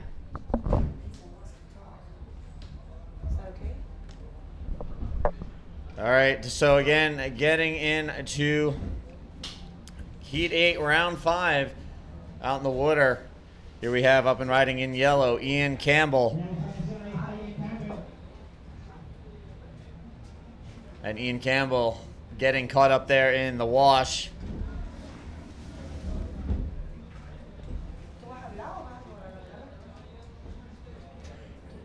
Ian will the lineup. Again, we are underway here in Heat 8, Round 5 on Day 5 of competition here at the 2015 APB Tour Antofagasta Bodyboard Festival.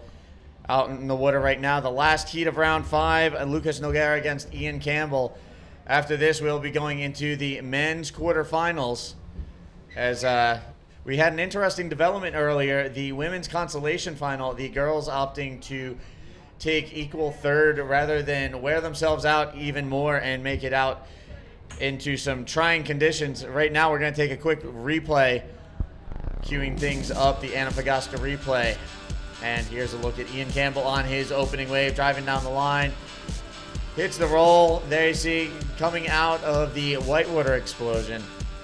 Meanwhile, coming into the commentary booth, we have a 3-time women's world champion, Isabella Souza. Hello, everyone. Welcome into the booth. Tell us a little bit about what we're seeing out in the water today. Yeah, the conditions is pretty hard, and then in my first race today was like a pretty heavy conditions today, but it's still fun, and for sure you'll be a good final with Alexandra. Now, this is a repeat of what we saw in Arica. We saw you and Alexandra in the final. She got the advantage in the first showdown. You're going to be able to take her out here in the rematch? Yeah, you try for sure.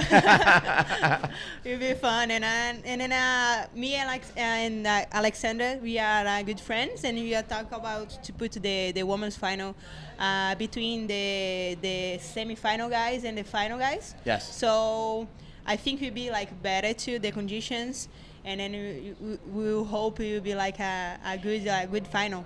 Now, we've been seeing an increase in the swell and a decrease in the tide out there. How is this affecting the conditions as we get deeper into the day?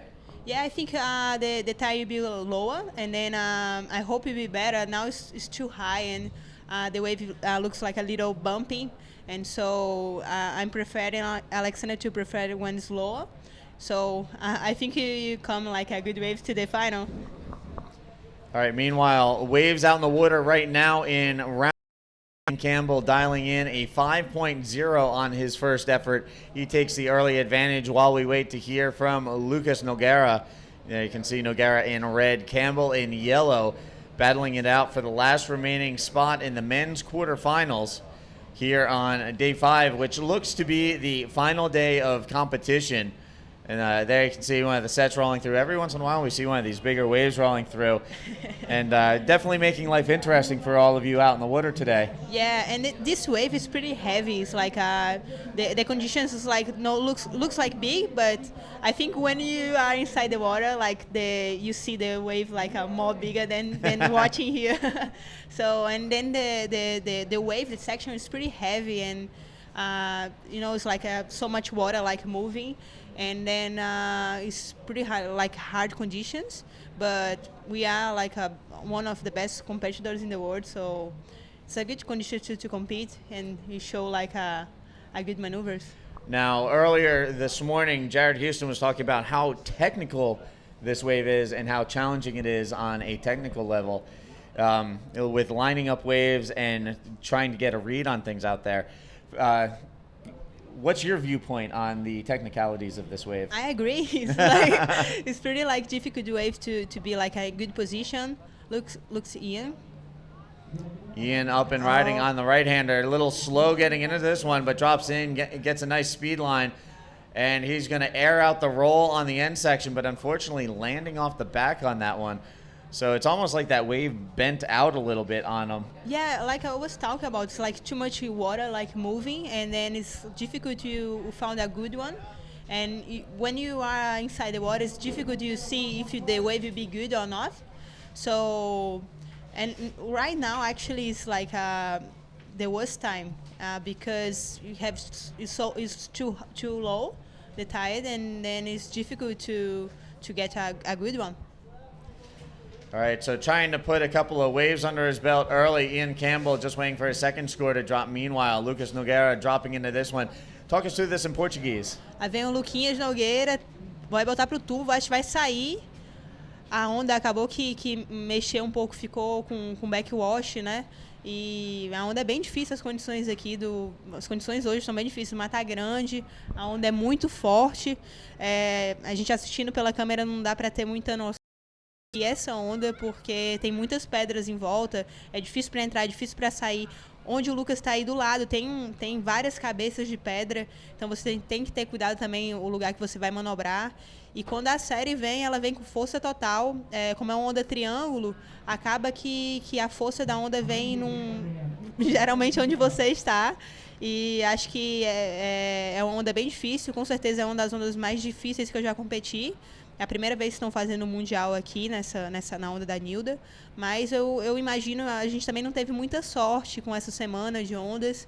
Acabou que ou veio muito grande ou veio muito pequeno, a anulação não era a anulação certa, e acabou que as condições ficaram muito difíceis aqui para a Nilda, mas eu acho que essa onda deve quebrar perfeita, sem dúvidas, mas a gente só não teve muita sorte nesse campeonato. All right, so there you have a quick rundown in Portuguese. Meanwhile, we're going to get the rundown on the beach. Begonias with the winner of the last heat.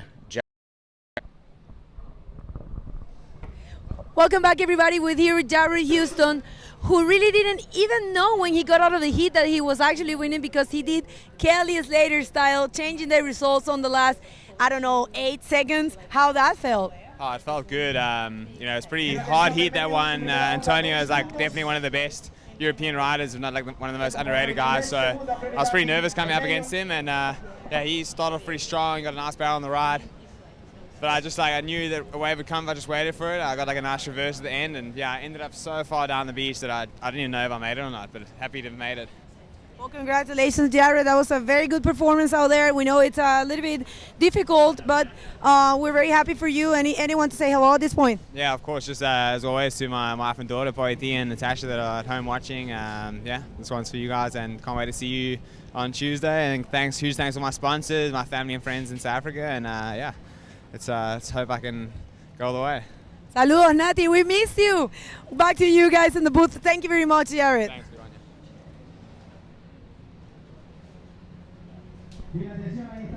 All right, and back to live action. Ian Campbell flying down the line, airs out the roll. There you can see his tail kind of checked out a little bit, but he kept it underneath him. So Ian Campbell continuing to do work. Meanwhile, Lucas Nogueira still trying to dial into things out there a little bit.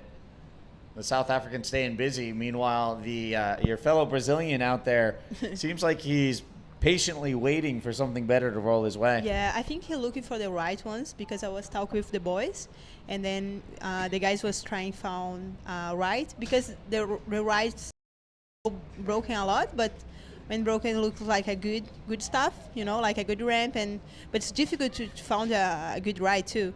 And then but Ian get a good left one, and did you see that he kind of lose the board?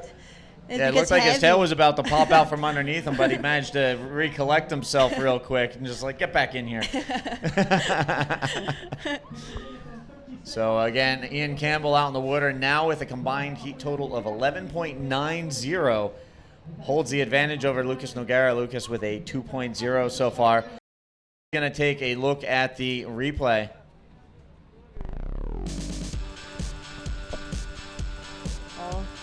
The good bottom, through the lip, kind of, and looked at kind of to lose the board, and he take it again. It was good.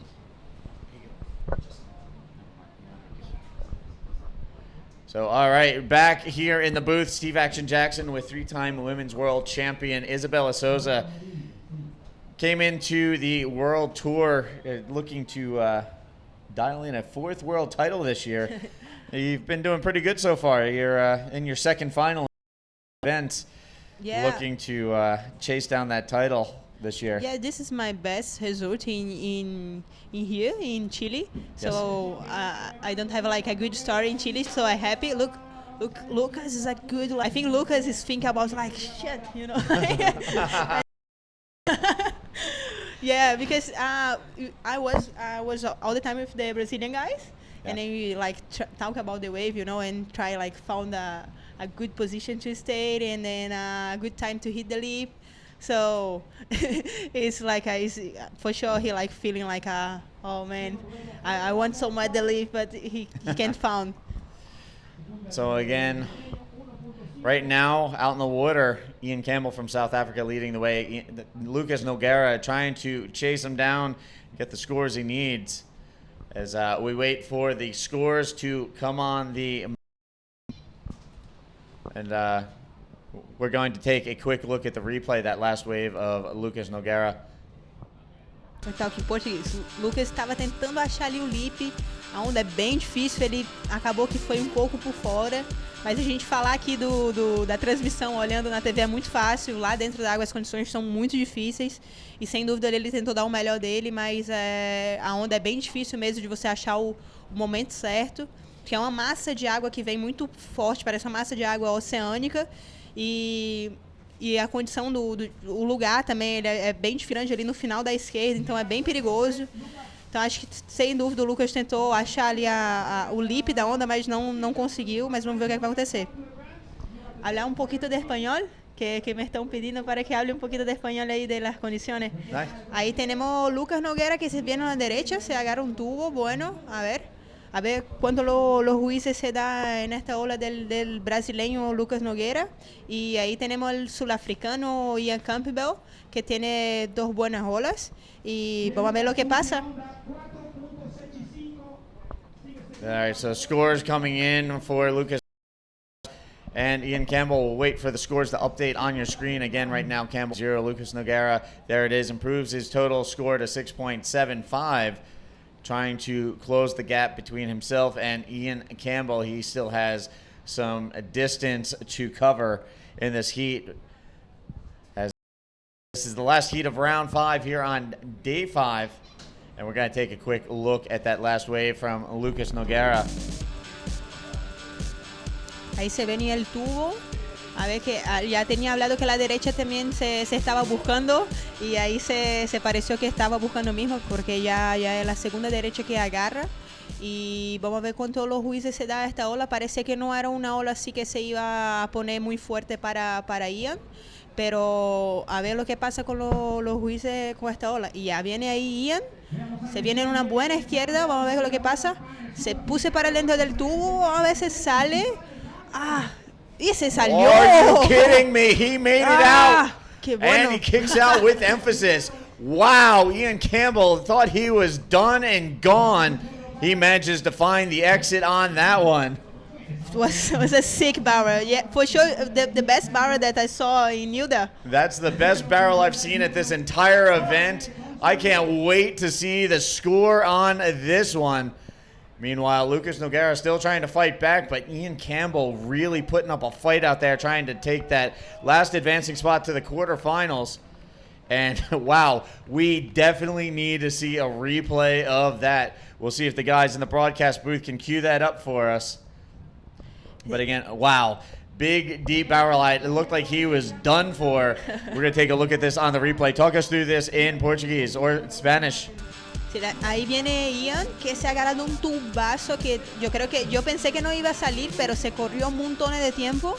Se salió ahí al final. Yo creo que el fotógrafo no pensaba que iba a salir.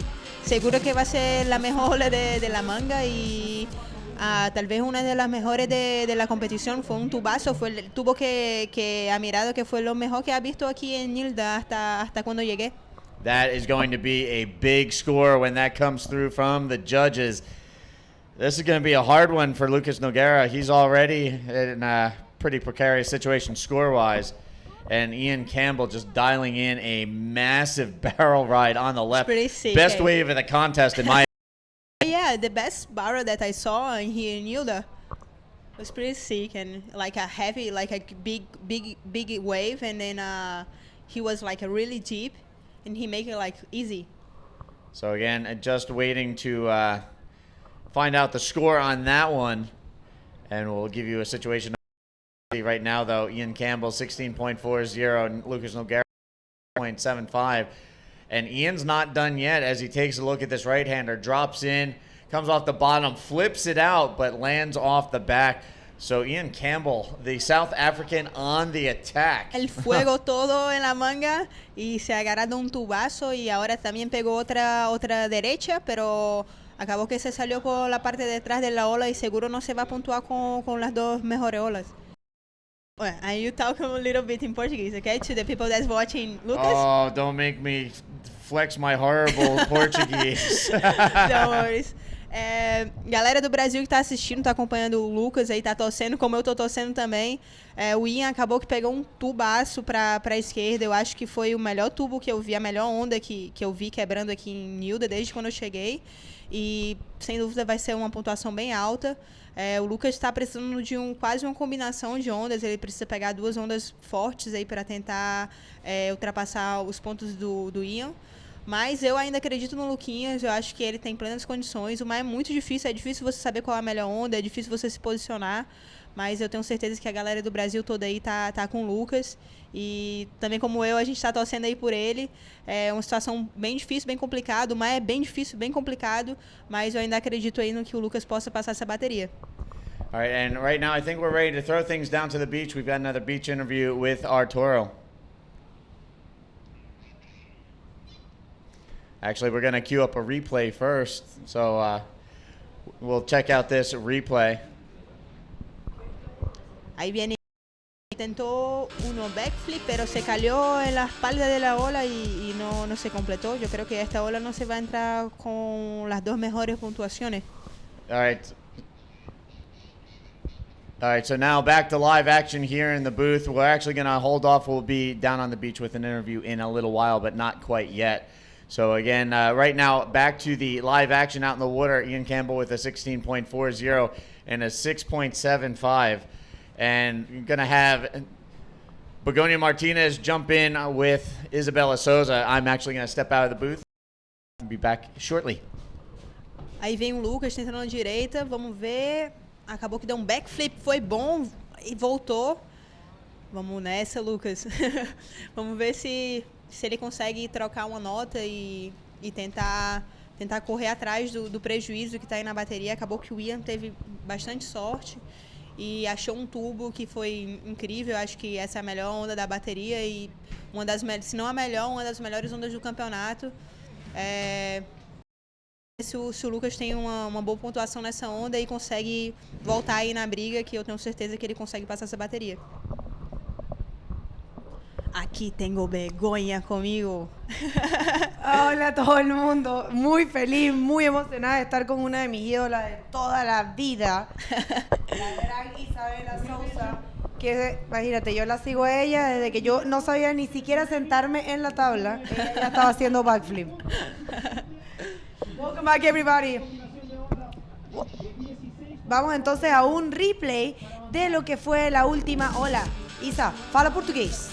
Aí foi a onda do Luquinhas, a onda ali que deu uma enganada nele, mas ele ainda conseguiu fazer um backflip que foi muito irado. Vamos ver quanto é que os juízes vão dar nessa onda. Foi uma onda um pouco menor, então também os juízes contam a escolha de onda, tem vários critérios de julgamento, mas eu acho que essa onda vai entrar como uma das melhores do Lucas e sem dúvida vai fazer ele voltar aí no jogo em busca da vitória da bateria e passar para as quartas de final. Pues bueno, lo que nos estaba comentando Isabela es que esta ola de Lucas, de verdad, fue una excelente ola y logrando un muy buen backflip ahí, va a lograr que él vuelva a entrar en la pelea para dentro de esta manga tan complicada con Ian Campbell, un surafricano de verdad de excelente calidad. Parece que Isabela tiene que dejarnos entonces. ¿No? ¿Te quieres quedar? Estoy tranquila. Ah, ok. Yo quiero saber cómo se va Lucas y hasta el final. Sí, perfecto, Isabela. A ver lo que pasa. Yo creo que el mundo entero quiere escuchar de ti, así que te puedes quedar aquí todo el tiempo que quieras. Yo feliz y el mundo también. Así que bueno, estamos entonces acá estamos esperando la puntuación de la última ola de Lucas. No. Vamos a ver si parece que se nos cayó el sistema de scoring aquí. Alguien por favor que nos pueda la última ola de el brasilero Lucas Nogueira for the last wave or for Lucas Nogueira, the last score. We have the system kind of fell here at the booth, so yeah, I mean we're waiting for that.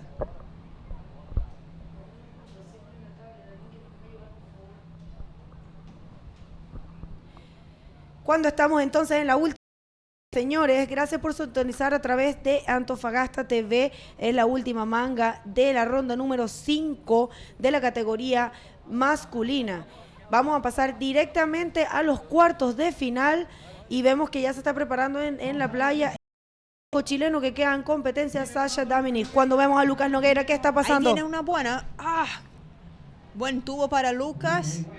Y se ha controlado montones, así que se ha poniendo la tabla para trabajar y seguro va a ser una ola buena y también para él en la manga, tal vez la mejor de él. Vamos a ver lo que pasa.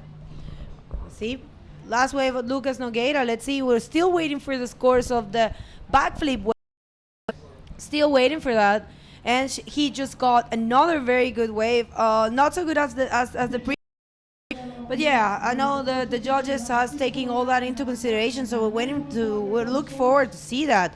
And we're gonna go straight to quarterfinals because the Consolation final is not gonna be performed by the decision of the competitors. They didn't really want to compete on these conditions, so they're sharing the third position they're sharing it. So great, man. We're so happy to be here. And it seems like we're going to have a couple of girls commentating today, which is amazing. Estoy aquí viendo a la pequeña Luz Marí Grande esperando para pasar a la aquí a comentar. Pero Isabela que se va a quedar. se va a quitar mi asiento aquí ya, Loli. Mira, yo no sé, yo les digo a ellas que vengan a comentar y las veía, no, sí, no, y ahora todo el mundo quiere. Pues bueno, yo feliz de la vida, me encanta tener aquí. So yeah, it looks like the girls are gonna dominate the commentator booth today. Yeah. About the heat, I think right now Lucas needs a, so I hear that he need a combination to pass the heat. I think Ian, the best score is is pretty high. So Lucas está precisando de uma combinação de ondas e o Ian acabou que tinha aquele tubo muito bom e tinha outra onda somando também que era uma nota alta. Então o Lucas tem que pegar uma onda muito boa para tentar trocar e depois pegar ainda uma onda boa para tentar passar essa bateria.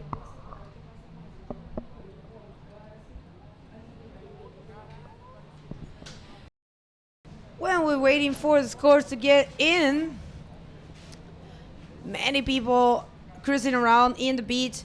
The waves are pumping. The guys are doing an excellent job.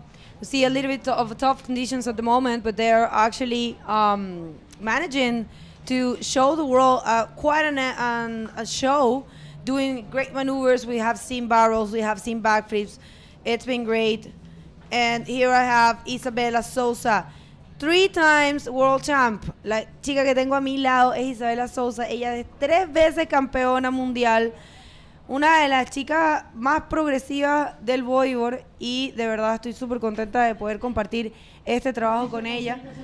Después va a venir la puertorriqueña Luz Marí Grande, Loli, también conocida como Loli. Y creo que nosotras vamos a dominar hoy esta transmisión, señores. Así que quédense viendo a través de Antofagasta TV. Muchísimas gracias a todos los antofagastinos. Aquí estamos a full, las chicas. Las chicas. Y ahí está la contraje, la regresiva de la manga. Y ahí viene Ian en una derecha, a ver, un rolo ahí todavía, pero seguro que no se va a entrar para sus mejores olas. Y ha terminado y Ian first and second Lucas Nogueira from Brazil. Lucas was needing a combination score, so Ian was a little bit in good situation. He has a good barrel, for sure, one of the best barrel that I saw, and he knew the point. So first position Ian Campbell from South Africa, and second position Lucas Nogueira from Brazil. Falar um pouquinho em português aqui para a galera que está assistindo no Brasil. O Lucas acabou que ficou na segunda colocação. Em primeiro ficou o Ian Campbell da África do Sul. No final, o Lucas estava precisando de uma combinação de ondas. Acabou que o Ian teve um bom tubo, que foi um score muito alto, e deixou o Lucas aí numa combinação, mas sem dúvidas o Lucas vai com força total para a etapa de Portugal, que vai ser daqui mais ou menos um mês. As 2 etapas vão ter em Portugal, e a gente vai poder torcer forte aí para o Lucas e para o resto dos brasileiros. Well, I understood half of it. No, sorry. Isabela Souza is from Brazil, so she was just updating the whole Brazilian crew that it's tuning right now. Big up to all of them. Así que Isabela también es brasilera, por eso estaba dando esa actualización, hablándoles un poco a toda la torcida brasilera. Y bueno, en estos momentos vamos entonces con la primera manga de los cuartos de final, señores. Son los cuartos de final de la categoría masculina, la categoría más fuerte dentro de este evento. Y vemos en este hit a Sasha Damenic, el único chileno que queda en competencia, y al brasilero José Octavio. Cuando nos despedimos de Isabela Souza para recibir a Loli, muchísimas gracias, Isa, por haber compartido aquí. Por nada. Y te esperamos aquí, bueno, no sé, más adelante o... Dios quiera ahí que gane a la final. Ahí ella venga aquí a hablar un poquito para ustedes. Besitos. Gracias, Isa. Bienvenida entonces, la puertorriqueña Sasa. Hola, Bego. ¿Cómo estás? Muy feliz de tenerte aquí. Ella es Luz Marí Grande, una competidora, tiene muchísima experiencia dentro del Tour Mundial. Cuando vamos a ver un replay de una ola que no hemos podido transmitir antes del hit pasado. Olón. Buenaza, ese era... Ah, no, mentira, es Sasha Dominic, de hecho, con fue un tubito, ¿no? Sí, de esa debe ser su primera ola, ¿no? Sí. Entonces está empezando con el pie derecho, como diríamos nosotros los puertorriqueños, porque empezó con una muy buena ola. Es muy importante, ¿verdad, Loli? Marcar, hacer una primera entrada con buenos puntos. Pues mira, eso te da mucha seguridad a ti como atleta, comenzar con una muy buena puntuación, porque ya te quitas un peso de encima, como decimos nosotros, ya tienes una muy buena ola. Y pues claro, ¿quién no quiere comenzar con una buena puntuación al principio del hit? Definitivamente, lo sabe muy bien Loli, que es súper activa dentro de los hits. Bueno, pues a mí ella me ha eliminado 2 veces seguidas. Ay, Bego, ¿por qué tenemos que hablar de eso aquí? No, pero si eso son cosas que pasan de la competencia, ¿no? No, pero nada que ver, sí. Coordinada, sino que para mí es muy cómico porque ya 2 veces seguía en la misma ola que en Arica, yo me doy del evento en la misma en competencia, las manos sí. de Loli, pero bueno, yo la admiro mucho y todo está bien, estamos aprendiendo. Cuando vemos en ola, José Otavio de Brasil tratando de conseguir una rampa para lograr también un buen puntaje y avanzar a la primera posición, no pasó mucho para él ahí ya. No, lamentablemente la ola no le favoreció, parece que estaba buscando la rampa y no le cuadró la rampa, hizo una estela, cual eso no nos deja con muchos puntos, pero vamos a ver qué dicen los jueces. Loli, ¿tú crees que nos están viendo de Puerto Rico? Pues claro que sí. Tenemos un grupo de Puerto Rico que está muy pendiente al evento, ahí hay una fiebre muy grande, como decimos nosotros con el bodyboarding, así que de seguro nos están sintonizando ahora mismo.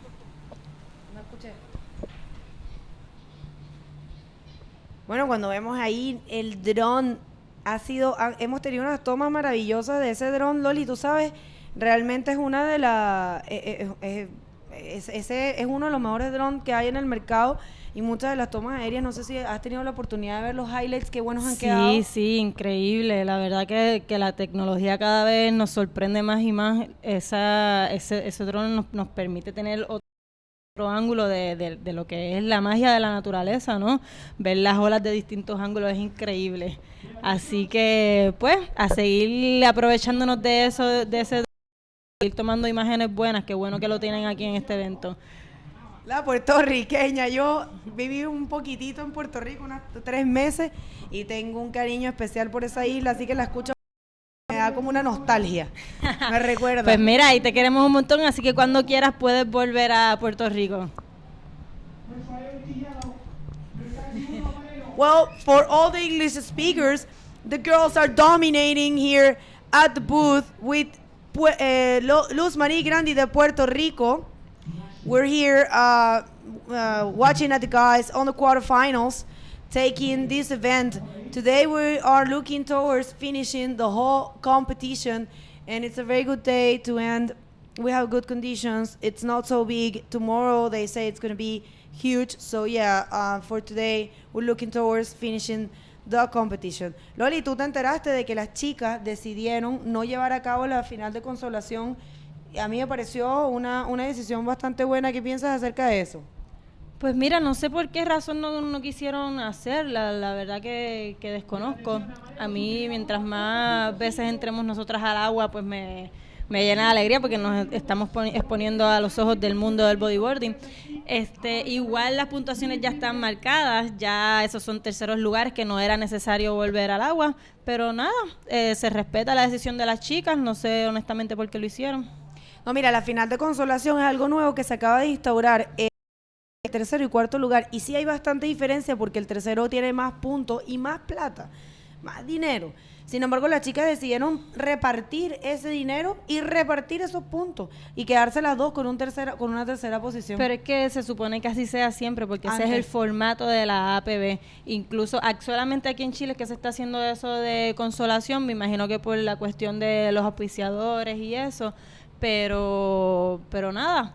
Se supone que siempre hayan 2 terceros, 4 quintos, un primero, un segundo. Bueno, la verdad que vamos a ver qué va a pasar con eso. No sé si sea algo nuevo o sea, como tú dices, simplemente aquí en Chile es probable, pero tenía entendido que era algo nuevo que había instaurado la APB. Pero bueno, finalmente Las chicas decidieron no llevar a cabo la final, dijeron que estaban un poquitito asustadas, parece que está un poco fuerte, que la ola no les cuadró mucho, pero bueno. Pero no, qué raro, porque hoy la verdad que Nilda se está portando muy bien, es una ola bastante amigable, tenemos muy buenas condiciones, como podemos ver ahora mismo, miren este hit, parece que amarillo no va, pero va rojo, nuestro chileno, que nos está dejando todos muy, muy sorprendidos, es un joven de acá de Antofagasta local, por lo cual tiene al público súper emocionado con su participación, así que vamos a darle muchas energías a ese chiquillo para que siga pasando su ronda. Como te iba diciendo, la ola acá está muy amigable. Disculpa que te interrumpa, lo que pasa es que me acaban de avisar que tenemos una entrevista al ganador del hit anterior en la playa. Pues vamos a verlo. Hi everybody, we are in the Antofagasta Bodyboard Festival World Champion Contest. Estamos aquí con Ian Campbell. Ian, cuéntame, tell me, how are your hit? Yeah, it was really good. I was lucky to get one good one. I got 9.5, so I'm pretty happy with the heat. I got a good position on the reef, so yeah, the waves just seem to kind of come to me in that heat. You want to send a message for the people see you in your country? Yeah, just thanks for the support again. I mean, it's been outstanding, and like, just big ups to everyone watching. I mean, I know the guys in the States are watching, Jake and the boys, and everyone else back home, Mom, Dad, and Hank, and everyone else watching. Thanks for the support, and I'll see you guys next week. Aquí teníamos al sudafricano Ian Campbell, que ya se encuentra en las semifinales, y aprovecho de invitar a todas las personas que nos ven por la señal en vivo de Antofagasta Televisión a que se acerquen aquí a vibrar con esta gran final. Ya estamos en la etapa final de este evento que ha durado 6 días, así que los invito a ver a los mejores competidores del mundo aquí en Antofagasta. Muchas gracias. ¡Woohoo! Bueno, ya estamos de regreso entonces con este hit de infarto, el último chileno que queda en competencia, Sasha Daminic, que hay una gran confusión con el apellido. Por ahí viene de nuevo. Ah, no, decidió no ir. Hay una gran confusión ahí en el apellido porque hay gente que le dice Damjanic, pero yo he escuchado que se dice Daminic, por ahí le voy a preguntar cómo se dice. Pues sí, señores, el último chileno en competencia, Sasha Daminic, de aquí, de Antofagasta, y José Otavio, el brasilero. José, un local de Niterói. Un gran saludo para todos los brasileros de allá, de Itacoachara y de Niterói, que están sintonizados. Brasil, qué rico Brasil, ¿eh? Cómo nos encanta siempre ese destino. La gente es súper amigable, la comida es riquísima. Brasil, eu gosto mucho de Brasil. Hablo un poquito nada más. Es así, bueno, pues nada, estudiar, porque te digo, los brasileños son potencia en nuestro deporte y Sí, yo, por ejemplo, me sin quiero poner a duda. estudiar. Sin Perfecto duda, sin portugués duda. quiero hablar. Yo me defiendo un poco, te puedo decir 2 o 3 palabras. Y aquí viene Sasha, vamos Sasha, se conoce muy bien la ola, ¿viste cómo bajó así de uno? Toma, un RO 360, vamos a ver si lo entra. Infelizmente no lo entra. Qué pena, y le iba a dar una muy buena puntuación que la necesita porque aunque va liderando el hit, va liderándolo con todavía muy pocos puntos. Él sabe que necesita mejorar una ola, así que se ve que lo está dando todo por eso. Pues sí, well, for all the English speakers, this is the first round, the first heat of the quarterfinals. When we see the last Chilean rider on the wave, Sasha Daminic, dealing a little bit with the frustration in there. He tried to punch a. I really happened too much for him. I heard from Jared Houston there's a little bit of a backwash, kind of not letting people finishing the maneuvers. Me decía Jared que hay un poco de backwash ahí, que un poco te molesta las maniobras, se nota, ¿no? Sí, se nota en gran medida. Hay mucha corriente también y de repente eso como que también afecta un poco la ola. Porque cuando viene la rampa realmente no está bien definida, no sabes si la ola te va a empujar o se va a acostar, entonces, como le llevo diciendo yo a todo el mundo, es una ola bastante truquera, necesitas como que conocerla, practicarla bien porque no sabes nunca a ciencia cierta qué va a pasar, pero bien, la ola tiene fuerza, es muy divertida también, solamente pues tenemos que conectar con ella. Y ahí tenemos ola de nuevo, Blanca cerró. No pasó mucho ahí para José Otavio, que todavía no ha hecho mucho de lo que él sabe hacer, porque realmente José Otavio es un tremendo competidor, al igual que Sacha, José Octavio obviamente con mucha más experiencia, tiene 35 años, tiene muchos años surfeando, olas muy pesadas. Él es un surfista de olas grandes. Yo me he quedado loca. Fue para Iquique, surfeó una ola que se llama La Cosa y yo no lo podía creer. Y se reía, le encanta, no le importaba nada. Yo creo que hay personas que nacieron para eso, ¿verdad? Para demostrar que tienen mucha sintonía con el océano y que no importa el tamaño ni la fuerza que pueda tener la ola, ellos están ahí disfrutando. Sí, Las puntuaciones están muy cercanas. Sacha tiene 6.65 y Octavio tiene 4.25. Los dos son tremendos corredores. Esta batería puede cambiar en cualquier momento. Simplemente pues necesitan una ola y ejecutar su maniobra. Están esperando, son muy buenos competidores. Se ve que están esperando la ola buena que les preste para hacer eso. Es así, es así. Se nota que, bueno, tenemos una super rider a nuestro lado aquí. Un honor compartir esta casilla de transmisión con Luz Marí Grande, la famosísima Loli. Y bueno, un gran saludo a Yuleiner González, si es que está sintonizando, porque esa es una de tus mejores amigas de toda la vida. Sí, mi Yule. Ay, Yule, cuánto la extraño, Dios mío. Te queremos aquí, Yule, pero nada, ya será para el próximo. Te damos mucha energía. Sabemos que estás disfrutando en casa con tu mami, que cumplió año ayer, así que felicidades para ella desde acá. Felicidades. Y nada, esa es otra. Yo creo que es una de las mejores exponentes de Venezuela, está impulsando a las mujeres venezolanas también a otro nivel, ya está ejecutando maniobras así súper radicales, está invirtiendo en ir a Puerto Escondido para como que mejorar también en olas grandes, que eso pues es digno de admirar. Y nada, yo extrañándola mucho. Ay, ellas siempre andan juntitas en todas las competencias, tienen una amistad bien bonita. Es que somos latinas, nos podemos comunicar bien. No, sí, Yuleiner la verdad también ha ido también mucho a Puerto Rico y en mi casa ya es una hija más, en verdad, tienen su cuarto y todo cuando va allí. Mi padre la adora mucho, mi padre. Un gran saludo a la familia Grande Pérez porque yo me quedé 5 días ahí y no se imaginan ustedes qué gente más maravillosa, qué rica comida, Gracias, qué calor familiar. Y bienvenida de nuevo. La verdad que tengo mucha suerte con los padres que la vida me regaló, unos padres bien conscientes de lo que es la solidaridad, siempre están ayudando a mis amistades y eso pues la vida mismo también lo devuelve porque mira, acá mismo me ha acogido una familia que ni me conocía ni nada y me están tratando como una hija más. Así que yo súper agradecida. Arturo, gracias, que fue el que me presentó de esa familia.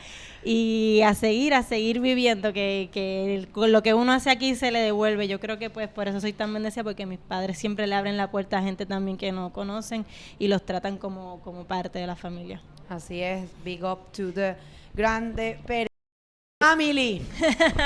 Well, for everyone that is right now, we are on the first heat of the quarterfinals on the men's category, and it's the Chilean Sasha Dominic and Jose Octavio from Brazil. Not much happening for these guys in the water, only a couple waves taken by Sasha and leaving him on the first position with a 6.6, and Jose Octavio only with the wave ridden with a 4.4. So yeah, this is the Antofagasta Bodyboard Pro Festival, the third tour for the men, the second stop for the girls, and the second stop for the juniors. Sí es. Y estamos aquí todavía todos esperando una ola de los chiquillos para ver qué pasa. Nos falta mucho ya de tiempo, así que parece que viene ola, están remando para atrás y Sacha se vira. Parece que sí se va. Este es un corredor que se conoce muy bien la ola. Vamos a ver qué nos demuestra. ¡Ay! Se molesta. Es que la ola no se le cuadró, como decimos nosotros, para que pudiera hacer sus maniobras. Y bueno, él sabe que necesita hacer una puntuación más alta, solidificar ese primer puesto. Es así, no puedes solamente quedarte tranquilo. Eso me pasa a mí siempre. Yo agarro una bola y después no agarro otra para... Tienes que tener un backup score, no puedes tener un score ahí por eso es que son las dos mejores olas. No te puedes quedar con una sola ola, por más que sea de una puntuación muy alta, porque pues el otro corredor con dos olas que sean medianas te pueden superar esa primera ola que sea buena tuya. Así que por eso un corredor pues que quiera pasar tiene que siempre mentalizarse de que tiene que hacer dos olas buenas.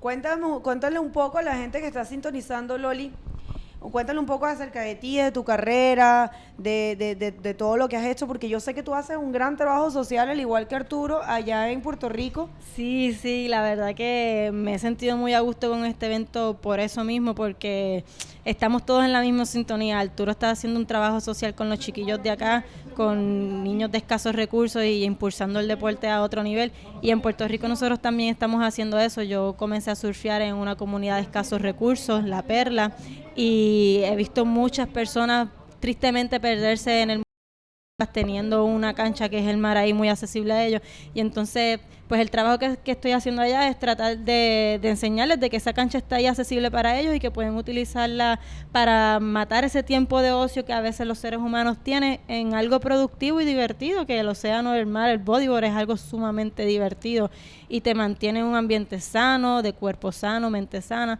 por lo cual hay que seguir exponiendo y enseñándoles ese camino a los niños. Y aquí viene Sasha de nuevo, él quiere y sabe que tiene que mejorar una ola y va con todo, hace un 360, un rolo y va a ser una muy buena puntuación esta ola. Vamos a ver qué dicen los jueces.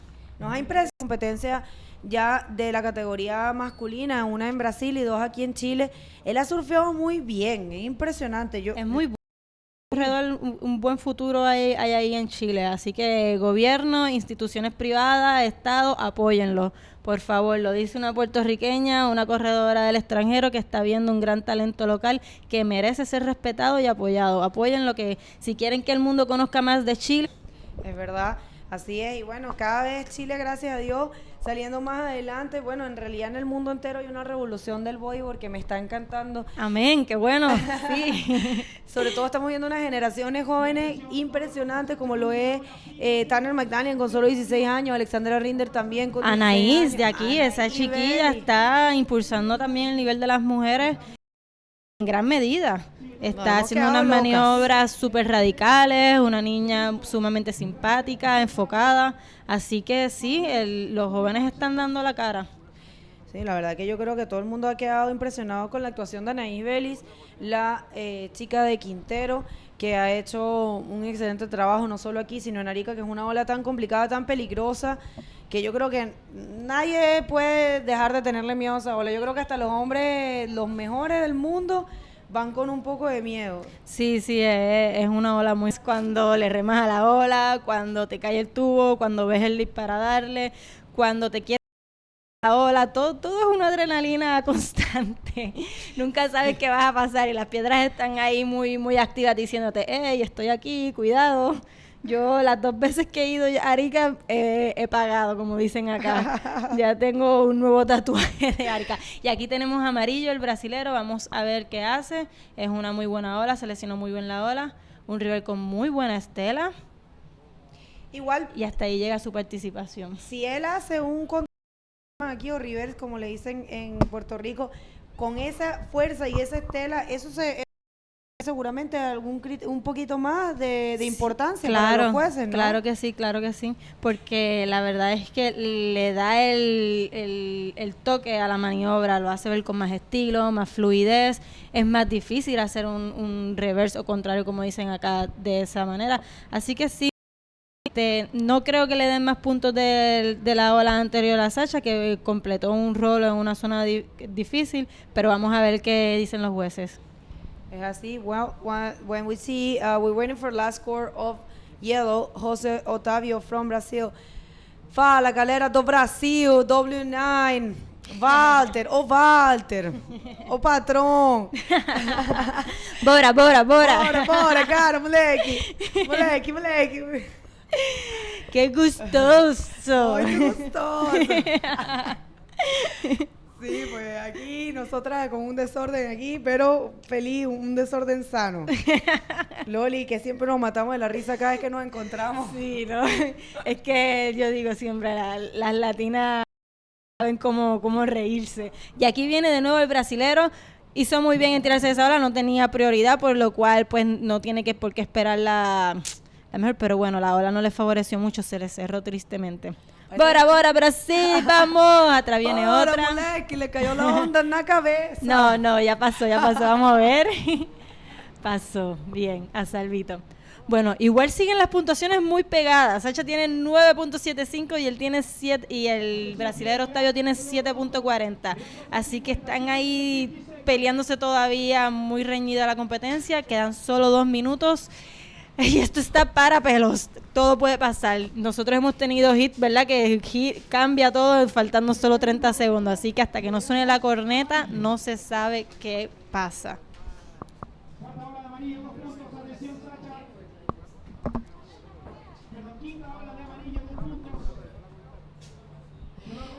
Bueno, estamos aquí. Bueno, lamentablemente si no vamos las puntuaciones exactas de cada una de las olas, le comentamos que tuvimos un pequeño inconveniente con el sistema de scores.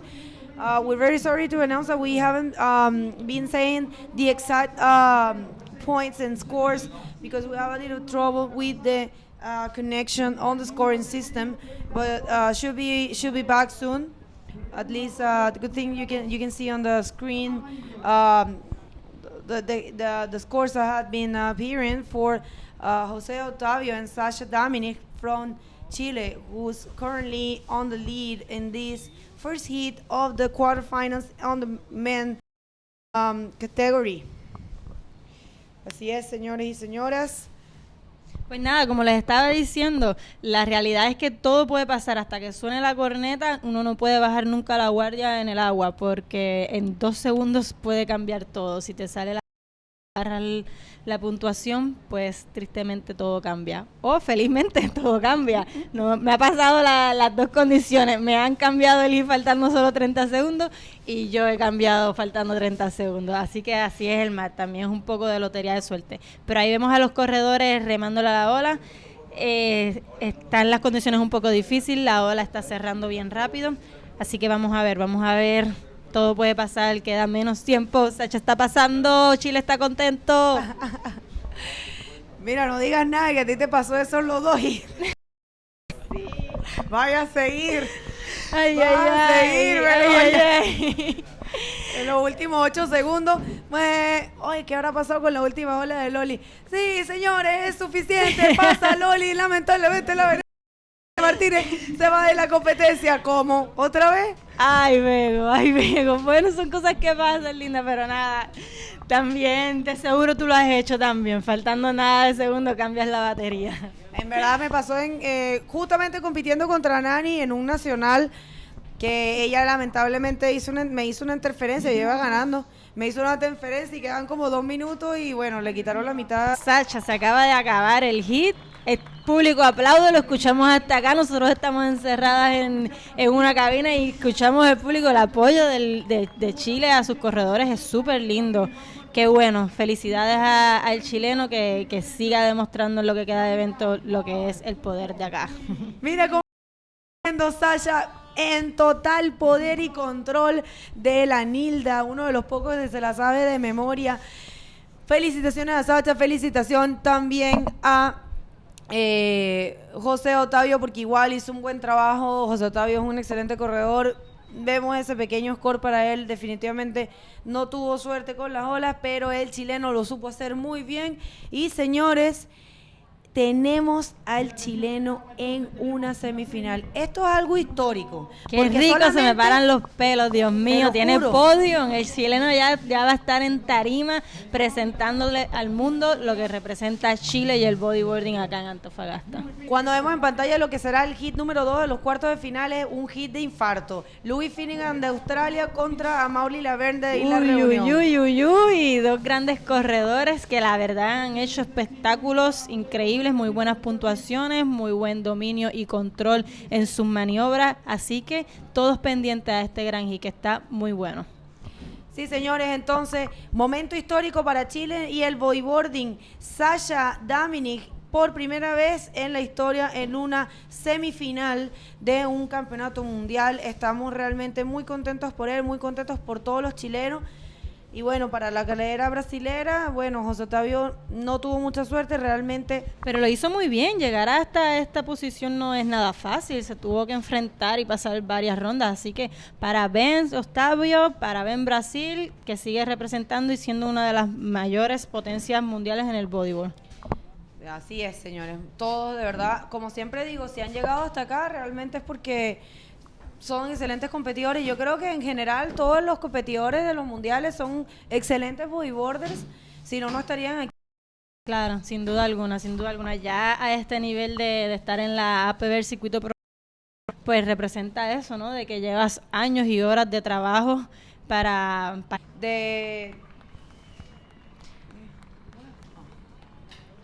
cuando vemos que ya empezó el segundo hit de los cuartos de finales con Amaury Laverne y Louis Finnegan. Y aquí vemos la playa, como pueden ver, ahí soy, pero como quiera la gente está abrigadita. Imagínense en el frío que está haciendo acá. Como quisiera estar en Puerto Rico. Oh, Dios mío, me comería un mofongo ahorita mismo. ¿Mofongo de qué? Porque mofongo solo no existe. Sí. Bueno, sí existe, ¿cómo? pero ¿cómo lo quieres? Mofongo. ¿Con qué te lo doy? ¿Con pollo? ¿Con marisco? ¿Con qué? ¿Churrasco? Qué rico. No, la comida es una locura. Una locura. Puerto Rico, todo es una belleza ya. Qué bueno, me encanta escuchar eso. Acá también es súper bello, Venezuela también. Yo creo que cada país tiene su lado utópico, ¿no? Su lado hermoso. Así que, sin menospreciar ninguno, solo disfrutarlo cada cual y cada lugar. Well, for all the Aussies tuning in right now, you have your last card and, well, your single card on competition. At this point, it's Louis Finnegan, who looks like my sister. He said I can say that. So anyways, he's been surfing so good. He's very solid. Also, Amaury Laverne, well known all around the world. And when we see Amaury on the wave. Y viene la primera ola del actual campeón mundial. Y ahí está demostrando por qué es el actual campeón mundial. Un total dominio y control en su maniobra.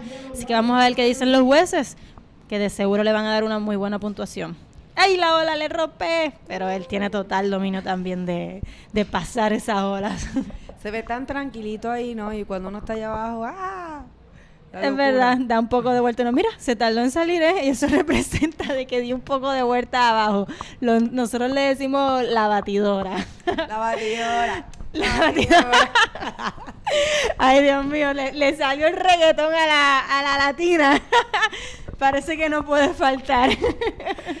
Bueno, yo creo, Loli, que yo voy a tener que hablar en inglés porque este hit es de un australiano y tú vas a hacer la parte en español. Perfecto, yo traduzco. Así que ahora vamos con la primera ola de Amaury Laverne. Tú la vas a decir.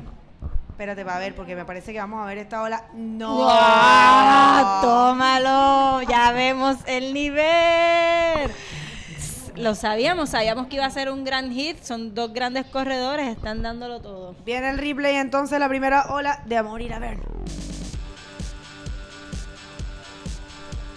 Y aquí viene Amaury, lee la ola, va a mitad y sube en una parte bastante crítica y completa la maniobra. Después le da un poco de toque con un 360. Sí, ya sabemos que mientras más maniobritas hagan en la ola, más puntitos vas a tener. Bueno, depende de en qué es la cantidad más bien, sino la calidad. Claro, eso es verdad. Y muchas veces la gente se pregunta, pero bueno, si hizo un rolo y dos 360, ¿por qué no tiene más? Hizo un solo rolo. Bueno, porque si lo hizo en una parte más crítica, el rolo fue más explosivo, mejor pues da mucho más puntos que maniobra. When we see the first score of the first wave for Louis Finnegan, a 9.25, because that was what we're talking about. We were talking about that it's not about making many maneuvers, because we saw Amaury Laverne doing a backflip and also doing a spin, but definitely Louis Finnegan wave was actually more radical. That backflip was really more high and on the pre-critical moment of the At this point, Louis Finnegan from Australia, it's on the lead in this second heat of the quarterfinals with a 9.25, one of the highest score we have seen so far. Y eso lo estábamos hablando ahorita, ¿no? Que importante y qué bueno es empezar tu manga, tu hit con una maniobra de esa cantidad.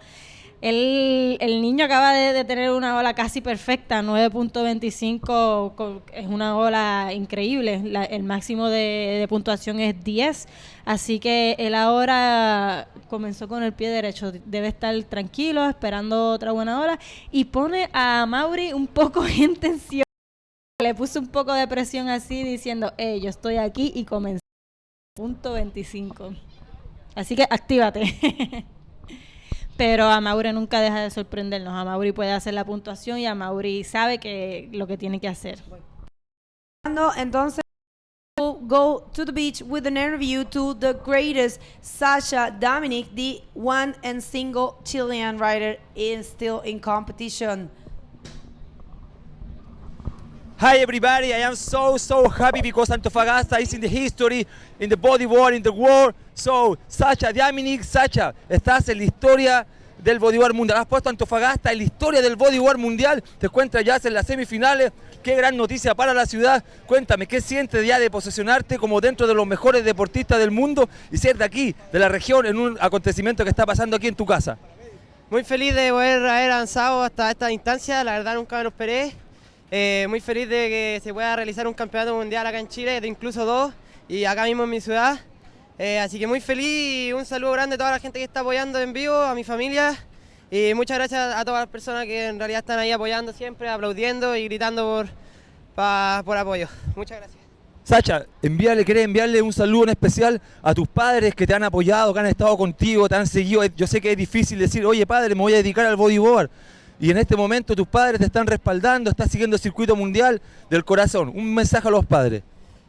Muchas gracias a mis papás, en verdad me ha costado harto llegar aquí, pero lo estoy logrando y muy feliz por eso.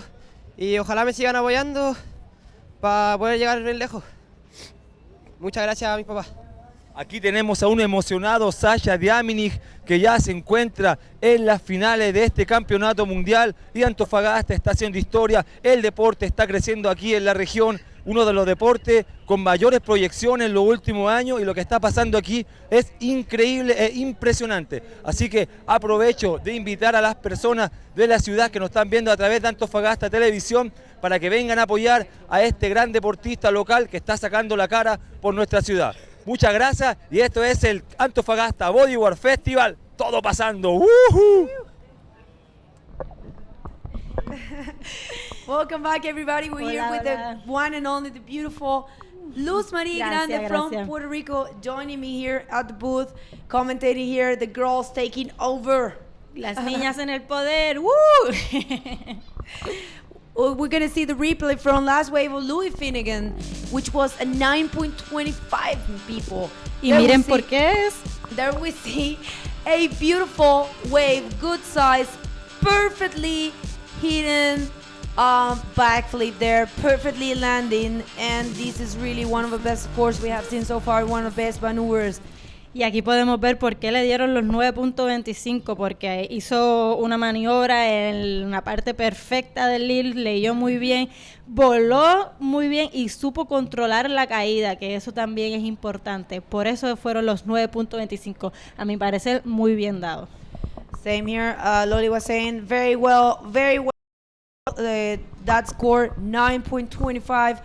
I also agree. Excellent score, and he deserves it. And this is when you see, and you actually can tell the difference of, how high this level for these riders are.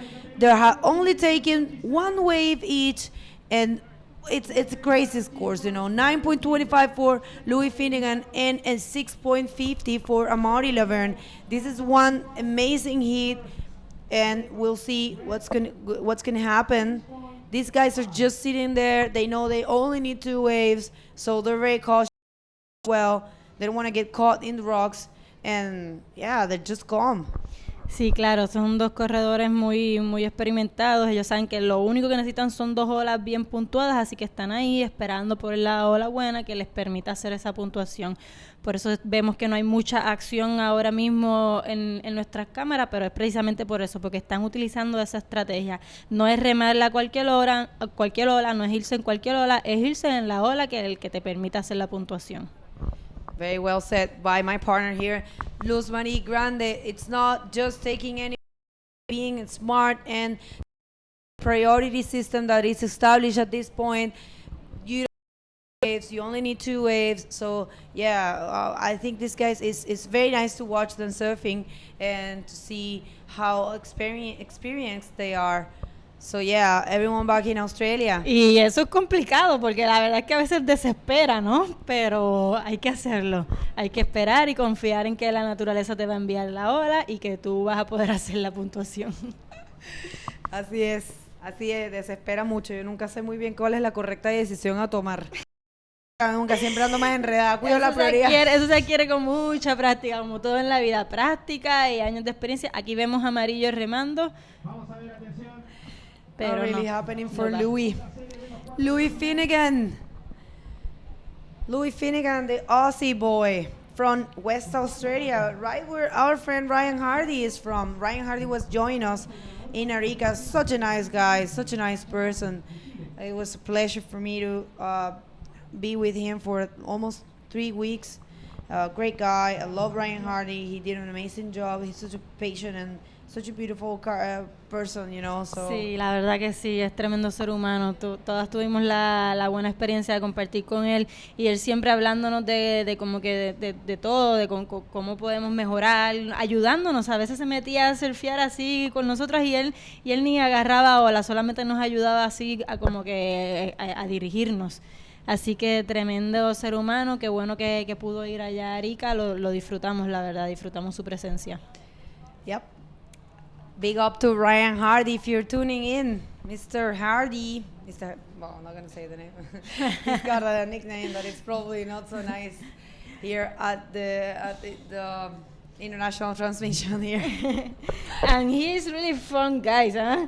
He's a joker. I have heard that he danced pretty much the whole night on Friday night when we were in Arica, and he was like the center of the party. So big up for that, Mr. Hardy. Oh, Hardy, come on. Dancing there en el centro ahí de la fiesta. Ahí. Sí, es muy simple, muy amigable. He's really friendly. Friendly. There you go. Luz Marie here, she does know English, but sometimes she just doesn't want to speak. Hey, come on, don't say that. I can speak. Oh, I said but dos. I'm in Chile, so I can speak Spanish. It's better for me. No, actually I said you do know how to speak English. She knows. Ella sabe hablar inglés, pero se hace la loca. No, mentira. No, es que mi fuerte es el español, entonces hay que hacerle honor al español y disfrutar que estoy en Chile, que sepamos hablar español. We love her accent, so keep on going. We love the Puerto Rican accent on Spanish. ¿Qué pasa, muchacha? Vamos a bailar. Acho, mano. Acho, ¿qué vamos a comer hoy? Arroz con habichuela, mano. Con mofongo. Qué bueno, Dios mío, no.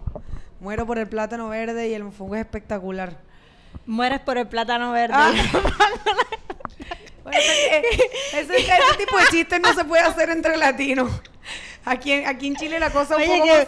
¿Qué pasa? Estamos hablando del plátano, del mofongo, calma. Si el plátano verde.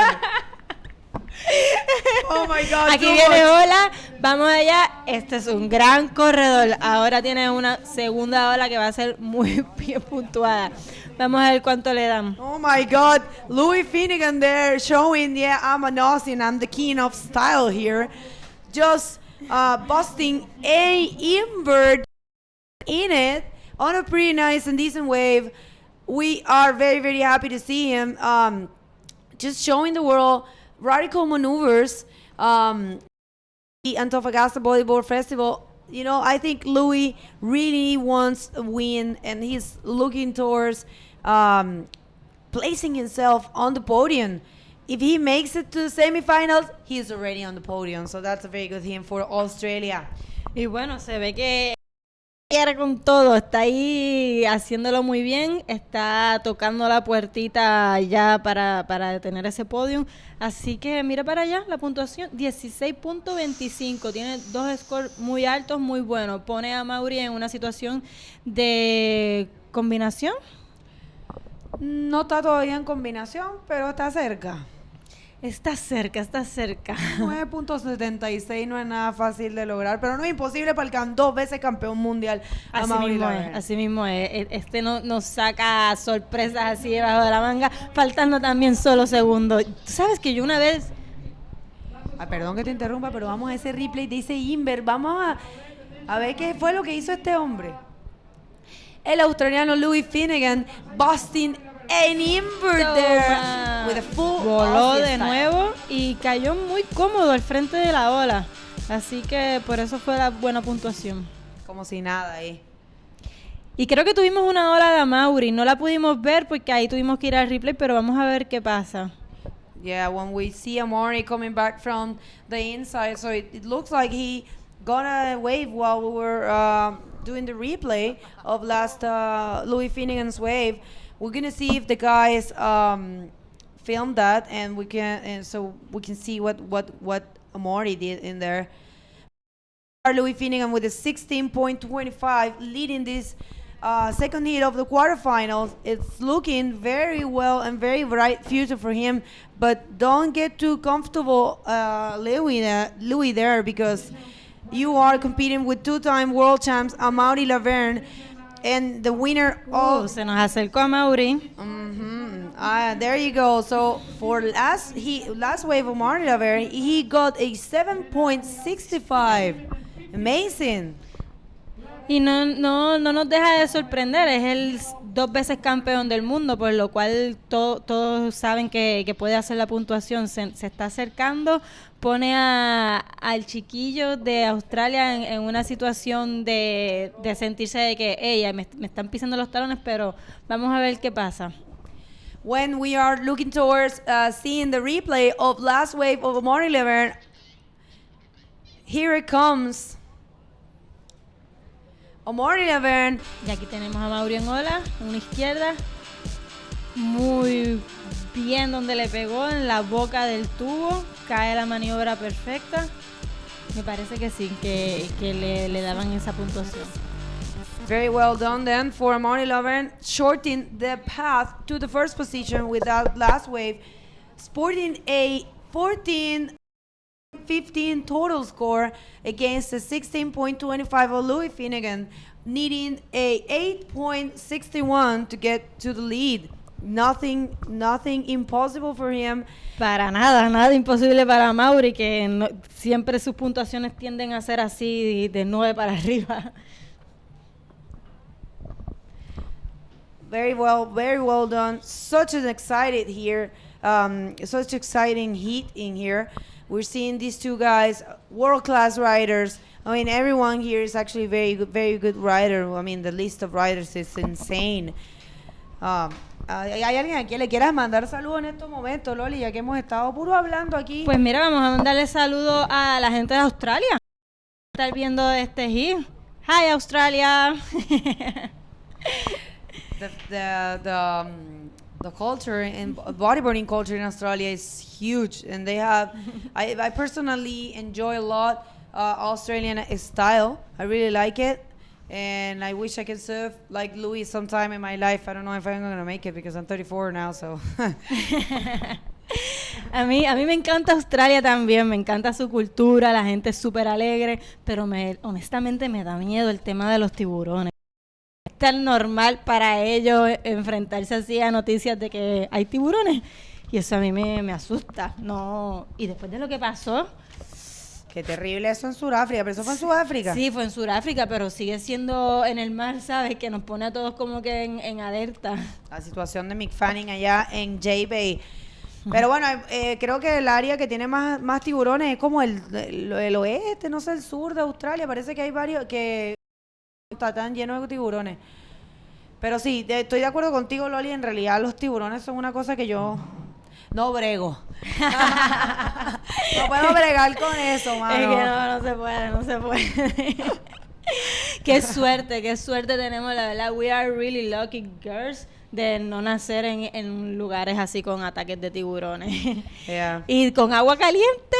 Oh my God, que la verdad, aquí eso, por lo menos a mí personalmente, es lo más que me ha costado enfrentar el frío, salir del agua con frío, tener que cambiarte tu hueso, ponerte otra vez el hueso mojado porque vas al otro y es fuerte. La verdad que mi respeto y mi admiración para esa gente que nace en países fríos y que vive en países todos los días. Nosotros lo tenemos un poco más fácil.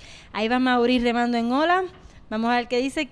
creo que fue una mala decisión en remarle esa ola, no tenía nada de potencial. Debe ser que no tiene la prioridad, porque si no, me imagino hubiera esperado para seleccionar una mejor ola. Es eso, definitivamente, no tiene la prioridad.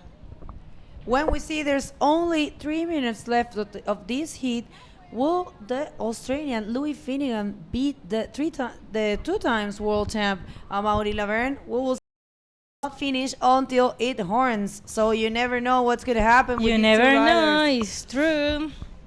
You never know. An 8.6 for Amaury. It's a totally doable score. Eso es nada. Amaury hace esa puntuación muy fácil. 8 puntos. Bah, eso está en su repertorio repentino y constante. Así que vamos a ver qué pasa. Simplemente Amaury lo que necesita es que el mar le favorezca y le envíe la ola. Si el mar le envía la ola, sin duda alguna puede hacer la puntuación. Yes, as Loli was saying, Amaury only needs the chance of a wave. If the ocean sends him the right wave, he is going to nail it. Because he can. He can and he will. He will. When we see the guys getting ready there to see what's going on the horizon. Amaury remando. Tiempo sabe que tiene que hacer la puntuación. Él está ahora en un momento de un poco de estrés. Conozco ese estado, conozco que faltan 2 minutos y te falta una ola que tú puedes realizar. Así que nada, aquí lo vemos desesperado un poco, remando. Y vamos a ver qué pasa. Va en ola. Y acaba de hacer un tremendo backflip. Yo sin duda alguna pienso que sí le pueden dar los puntos. Vamos a ver qué pasa. When we see Amaury Laverne on that little wave, actually claiming it. Not little at all. He was actually claiming it after showing the world he can backflip of almost anything. And he's looking towards a really... But we see what the judges think about this one. But you never know. It could happen. Amaury Laverne can easily change the situation when it's only 1 minute missing. Solo 1 minuto, Dios mío, esto está para pelo. Esto no está apto para cardíacos. ¿Y qué tú crees, Begoña? ¿Se los dan o no se los dan? Ay, Dios mío, no ¿Qué sé dicen nada. los jueces? ¿Qué dicen los jueces? Amaury está ahí pendiente a ver si se va en otra, pero dice que no. Increíble, señores, lo que acaba de pasar. La última ola de Amaury, 8.50, no es suficiente. It's not enough, Amaury. You are getting very close, but no. Falta nada, pero aquí viene una ola. No se va. Cuando vamos al replay a ver qué fue lo que pasó, cuéntanos, Loli, qué pasó en esta ola. Ay, pues vamos a ver. Amaury se tira en la ola sabiendo que le queda poco tiempo. Sube, está claro que domina la maniobra, cae muy bien, lo despegó la ola, cayó, fluyó. Le dice a los jueces, aquí estoy, denme la puntuación, pero tristemente no se la dan. I consider that the maneuver was very, very, very good, but then Louis doing that backflip so perfect with the bigger wave, actually roof for the backflip, so the judges cannot give Amaury the record he needed because it actually wasn't better than Louis' backflip. But Amaury, you did an amazing job. You are such a strong competitor, and we're going to see you back on the next tour. Sí, mira, quedaron sumamente cerca los dos, así que tremenda labor de Amaury, demostró por qué es el 2 veces campeón del mundo. Así que nada, que no se desanime, que nadie se desanime aquí. Feliz por Australia, que acaba de pasar a la primera semifinal. We have a finalist there. Then it's Louis Finnegan, already sporting a spot in the podium, ending up first on the second quarterfinals in men. And he's going to be facing the Chilean Sasha Dominic on the first semifinals of the day. So people, we already have one semifinal established for the men's category. When we're ready to start the third heat of the quarterfinals, and I'm gonna give my spot to the one and only Steve Action Jackson to join Loli right here.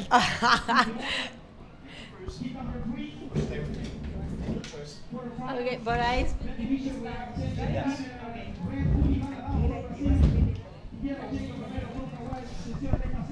yo tengo hambre, quiero comer una empanada. Quiero comer pura hamburguesa. Y aquí tenemos nuestra primera ola. Senta, qué manera de comenzar este hit. Oh my God, pero tenemos la respuesta rápido. Jacob Romero viene en amarillo, que ha dominado mucho estas derechas. La verdad que nos ha dado un tremendo espectáculo todo el contest para derecha. All right, so Steve Action Jackson back in the booth with the lovely and talented Luz Marie from Puerto Rico. We have a little history going back to the U.S. National Tour days. Yeah. You're a former U.S. National Champion, now here cruising Chile on the World Tour. And right now there you can see out in the water, Ori Valadown in red, Jacob Romero in yellow. Quarterfinal number 3. One of these guys will be going on to the semifinals. So And you look what the hit, really amazing, man. yeah, we're going to take a look at the replay for red. Cue this up. We'll let you talk us through this in Espanol. Ok, vamos allá y tenemos aquí al campeón del mundo, Uri Baladao, que se frena y hace un rolo 360 muy volado, con mucho estilo, así que vamos a ver lo que le dan los jueces. So there you have it, Ori Valadown, the 2008 world champion, getting things started in explosive fashion, going his textbook backflips. He flips out in a very special manner. He has the legs spread out. It looks like a frog flying through the air, and we're going to take another look at the replay on this. Again, Ori Valadown, he knows how to flip out with the best of them. Meanwhile, Jacob Romero knows how to take to the air as well. Here's a look at his opening wave. He flips out as well. So both of these guys flipping out to get things started. And we'll get you scores in just a second as they come in. Right now, it looks like a 9.0 for Ori Valadown, a 6.5 for Jacob Romero. So these guys just blowing it up right off the bat. Maybe if you would be so kind as to give our viewers an update in Spanish. Ok, tenemos que le dieron 9 puntos a Uri Baladao por su ola. Definitivamente fue porque cayó en una parte muy crítica, cayó en una explosión que la ola posiblemente lo tumbaba, pero él es el campeón del mundo y no lo tumbó. Y tenemos la de nuestro Jacob Romero, que le dieron un 6.50. No es una mala puntuación para comenzar el hit, está muy bien, los corredores están demostrando por qué están aquí, son los mejores del mundo y están empezando su manga con muy tremendas puntuaciones. All right, so there you can see at the bottom of the screen, both of these guys on the scoreboard with one wave apiece. Now Ori Valadown up and riding on the right-hander, looking for his secondary score. Driving down, going to get a little foamy and bumpy, and he's going to opt to just kick out on that wave. Yeah, la ola se le puso mala, se le puso bumping, como que para él brincar y no le permite hacer maniobras. So él decide salirse de la ola. All right, so there you have it, waiting for that second wave to score for Ori Valadown. He already has the advantage off of his first wave. That second wave will probably be something he'll look to replace sooner rather than later. Here in quarterfinal number 3, again right now out in the water in red, Ori Valadown, the 2008 world champion from Brazil. He's joined by the flying Hawaiian Jacob Romero in yellow. So we are underway, getting things started with a bang. 9.0, 6.5. Exchange, a battle of backflips. Now just waiting. La guerra de los backflips. Yeah, so now just waiting for backup scores. Ori Valadown with a second wave ridden, but not much to work with. Now just waiting for Jacob Romero to get his second wave, and we'll move things along accordingly here in this quarterfinal heat. Vamos a ver qué dicen las próximas olas de los corredores para ver quién es el que pasa a la próxima manga.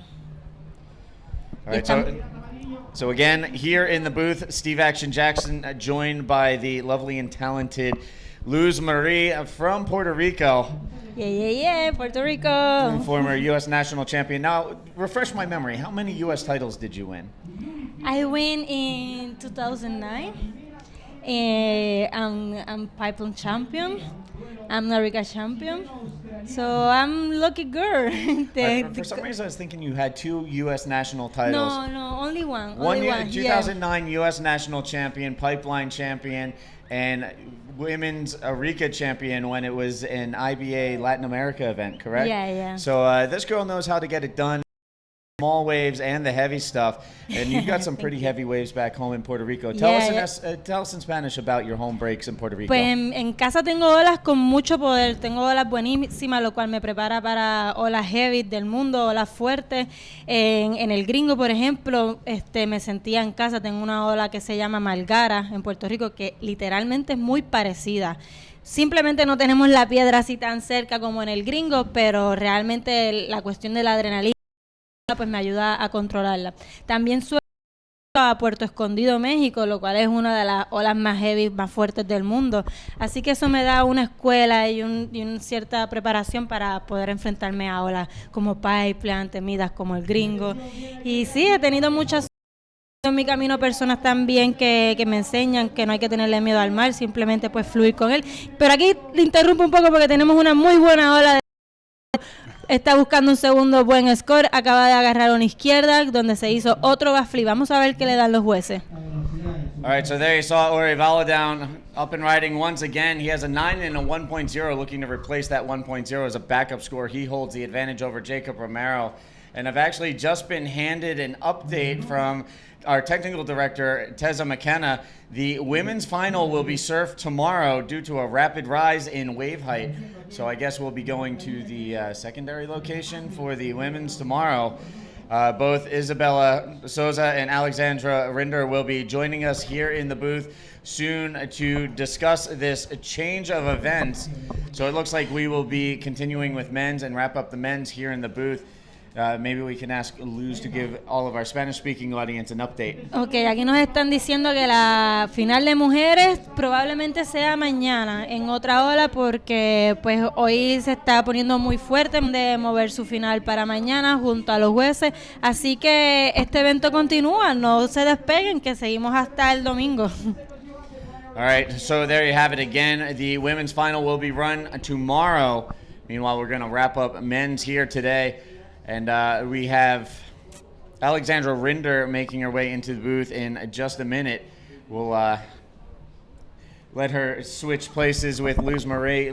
Luz, pues un placer poderle dar este lugar a Alessandra, mi gran amiga del alma, que lo está haciendo muy bien. Acaba de ganar en Arica, está aquí en la final. Así que los dejo en manos de una gran competidora que quiero mucho. All right, so while we switch out here in the booth, thank you real quick to Luz Marie for hanging out with me a little bit. And we're going to throw things down to the beach for an interview with Louis Finnegan. We are in the Antofagasta Bodyboard Festival. Really good contest, big wave. Y I am with Louis Finnegan. Él está ya en las semifinales de este campeonato mundial. Luis, tell me, how do you feel you are in the final in this big contest? Tell me, what do you think? How do you feel? Yeah, I'm just so stoked. I've got so many fifths so far on the World Tour and never been able to break past it. So yeah, stoked to have finally done it. Wow. Do you want to send the message to your family, your friends? Saw you from South Africa, Australia, sorry. Yeah, from Australia. Yeah, I'll just say hey to mum and dad if you're watching, and yeah, all my friends and stuff. How's it going? Y aquí tenemos al australiano Louis Finnegan que ya se instala en la parte final de este gran acontecimiento aquí en la Perla del Norte, en Antofagasta, que sale hacia todo el mundo desde lo más bello que tenemos, que son nuestras costas. Aprovecho de invitar a las personas que se acerquen a ver la gran final que está sucediendo aquí del Antofagasta Bodyboard Festival, presentado por Arturo Soto. ¡Yee! ¡Yes! And we are back here in the booth, and joining me here in the broadcast booth, we have defending women's world champion Alexandra Rinder. Now, we were just informed that the women's final will be postponed until tomorrow and held at the alternate location. Can you give us a quick little update, maybe in Spanish first? Sí, chicos, hay una nueva noticia, vamos a cambiar la final para mañana. Parece que en el live webcast no se ve tan grande la ola, pero por la seguridad de nuestros deportistas, Isabela y yo hemos decidido cambiar la final para mañana. Sé que suena flojo de la parte de las mujeres, así, no quiero que piensen mal de nosotras, pero las dos hemos estado ahí afuera, hemos visto que las rocas están muy cerca. Isabela tuvo una situación bastante fuerte hoy por la mañana y yo sentí que la ola tenía bastante fuerza y la seguridad Primero, saben que yo y Isabela surfeamos olas grandes, pero no es por el tamaño, sino más por la y por las piedras que están muy cerca. All right, so there you have a quick rundown of the situation right now in Spanish. We'll come back with the English explanation right after a look at this replay.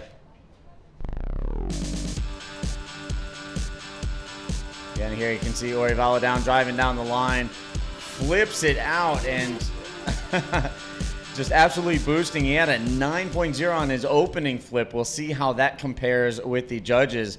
But right now, Ori Valadown doing his best to take out Jacob Romero. There you can see the current combined heat score, 16.75 versus 6.50. And Ori Valadown up and riding again, staying very busy out there.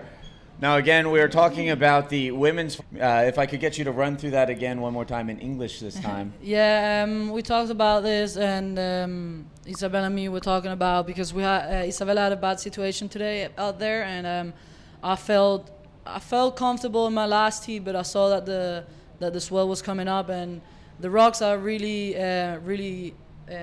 near, like really close from the wave. I did a roll today in the morning, was pretty close on that cracker there. I just want to say that I know that people are going to talk, because it's normal that you want to see the best in the best conditions. It's going to be good tomorrow too, and I just want you to know it's not the you see in the live webcast. It's much bigger when you see it live, and it's much closer to the rocks than you see it on the live webcast. So I just want to apologize for this. But it's our safety. We both decided to do this, so we're running the final tomorrow.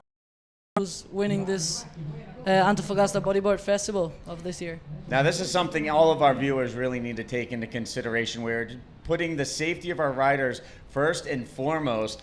And despite what you say, is really no joking matter. As I mean, if you get washed into that, you're not just going to get cut up. You're risking serious bodily injury. So you know what? We'll talk a little bit more about that right after this replay, the last wave of Jacob Romero. We see that this was a really good wave of Jacob. He just got for that big invert.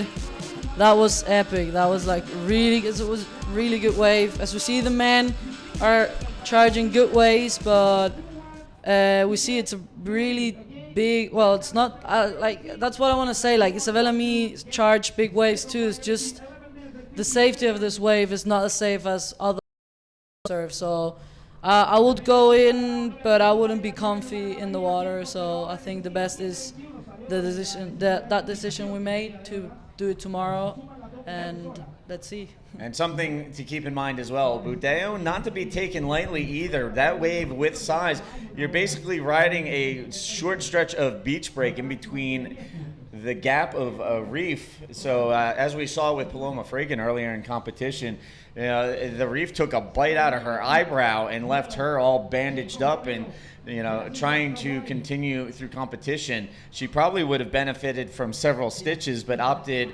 to forego the stitches and just bandage up so that she could continue out in the water with the event. But again, we're trying to take into consideration the safety of our competitors first and foremost. There is the whole, watching the world's best bodyboarders perform high performance maneuvers in waves of consequence, but there is a certain point where safety has to overrule. So, wisdom needs to be taken into consideration here and trying to make the best decision. Unfortunately, the girls erring on the side of caution. We've seen some not so comfortable situations out in the water, not just with the girls, but with the guys as well. So again, safety needs to be taken into consideration on this decision. So good luck to you, all of you girls tomorrow, you and Isabella. Is there anything else you'd like to say? Yeah, I want to apologize again for this decision, but it's our life, it's not your life. So it's my decision with Isabella to do the final tomorrow. We both more comfy to do it tomorrow in the other wave, or if the here we will have to see the conditions. I'm sorry again, but it's our decision, it's my body, it's my life, so I want to take care of it. And again, it's not because it's too big, it's big, but we can handle this wave. It's just the rocks are too close, and my safety is really important for me. I'm young and I want to have a really long life. So just keep in touch. This event is still going. The men's are doing really good work out there. So just stay tuned, and thanks to all my friends, my family, my sponsors for the support, and well, we'll let you winner tomorrow.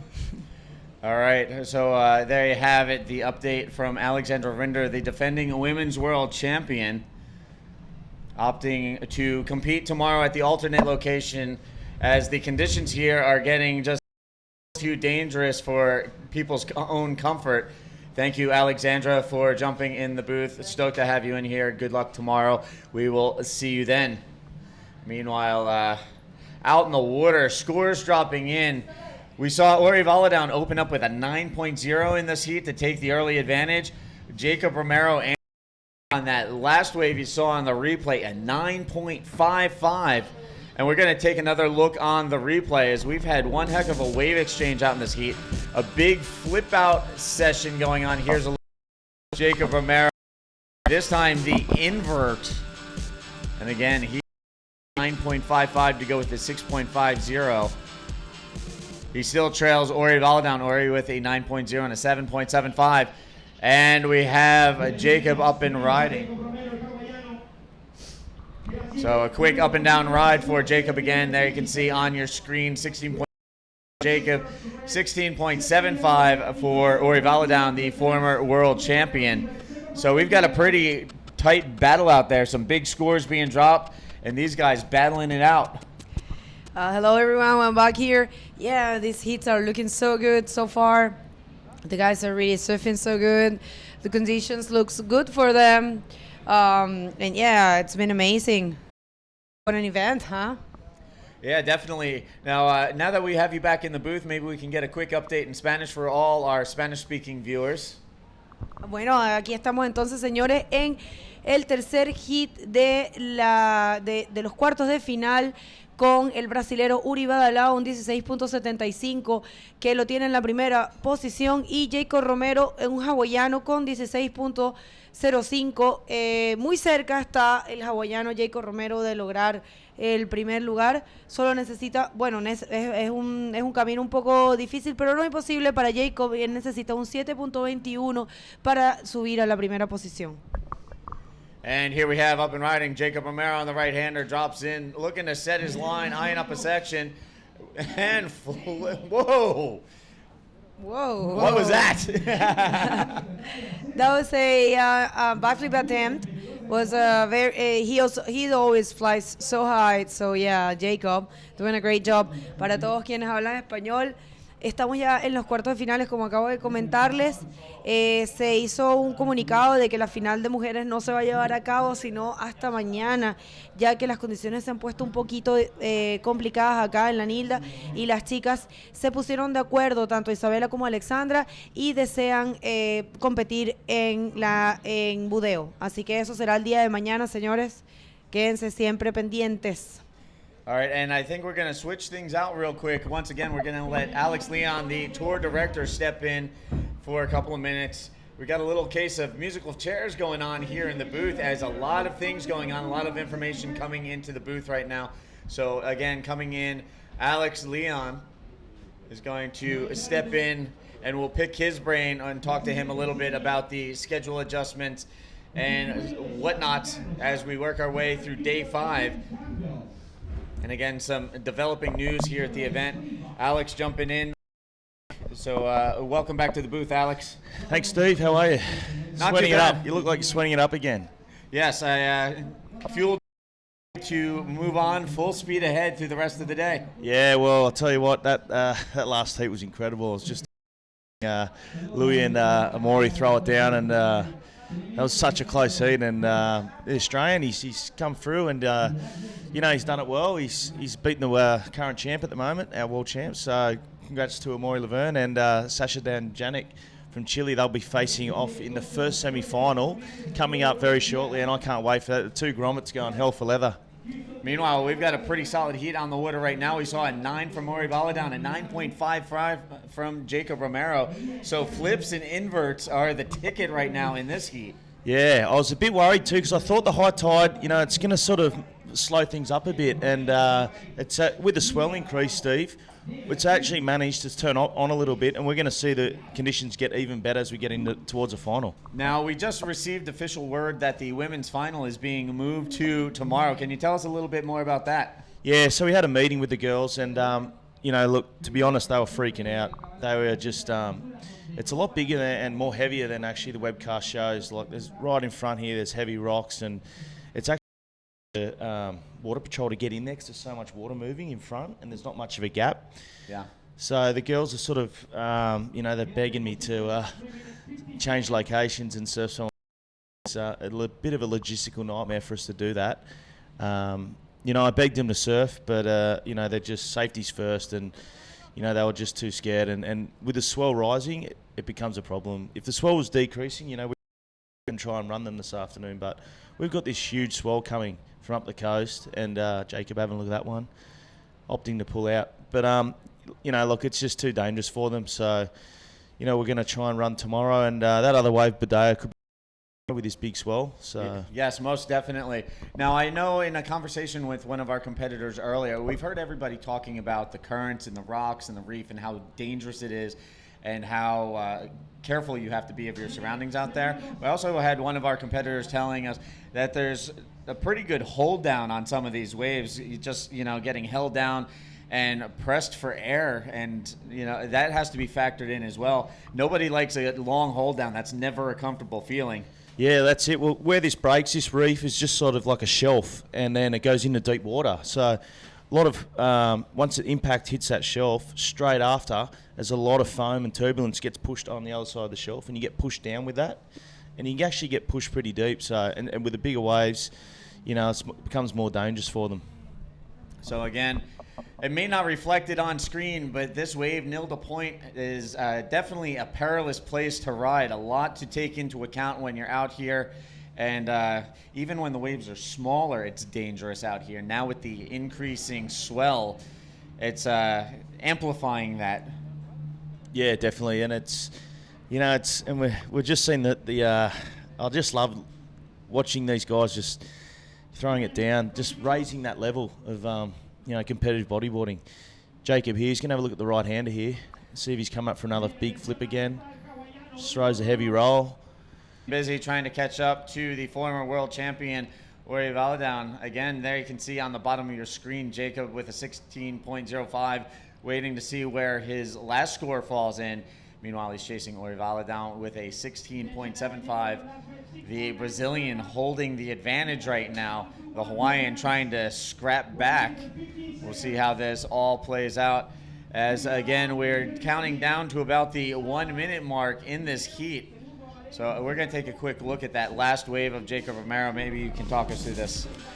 Yeah, so we just see Jacob here. He's got a bit of speed in it, but he got a little bit of a bump. He's sort of had to kick out and try and punch that roll through. He didn't get too much projection above the lip. He's sort of a little bit late, but it looked like that wave just closed out too quick for him. And, that was probably the best choice he could do. Maybe a flip out, but, he's obviously he needed to better his 6'9", so I think he was playing a little bit safe there. Let's see what Uri does here. Uri drops in, sets his line, long drawn out bottom turn, and this thing's going to shut down in front of him, so he's going to duck out the back. So Uri will look for another one the next go around. He maintains the lead. Again, Jacob Romero trying to chase down a 7.21 if he's going to advance out of this heat and move on to the quarterfinals. Semifinals, and coming up we've got Sasha Damjanic taking on Louis Finnegan, the Chilean versus the Australian, and this is the furthest Louis gone on the APB tour. He's been struggling to break 5th place, and he's now looking at a 3rd or a 4th, so congratulations to Louis. And Sasha Damjanic, unbelievable performance, making it here on his home ground, home soil, making all the way through to the semi-final. Unbelievable. So there's our final score.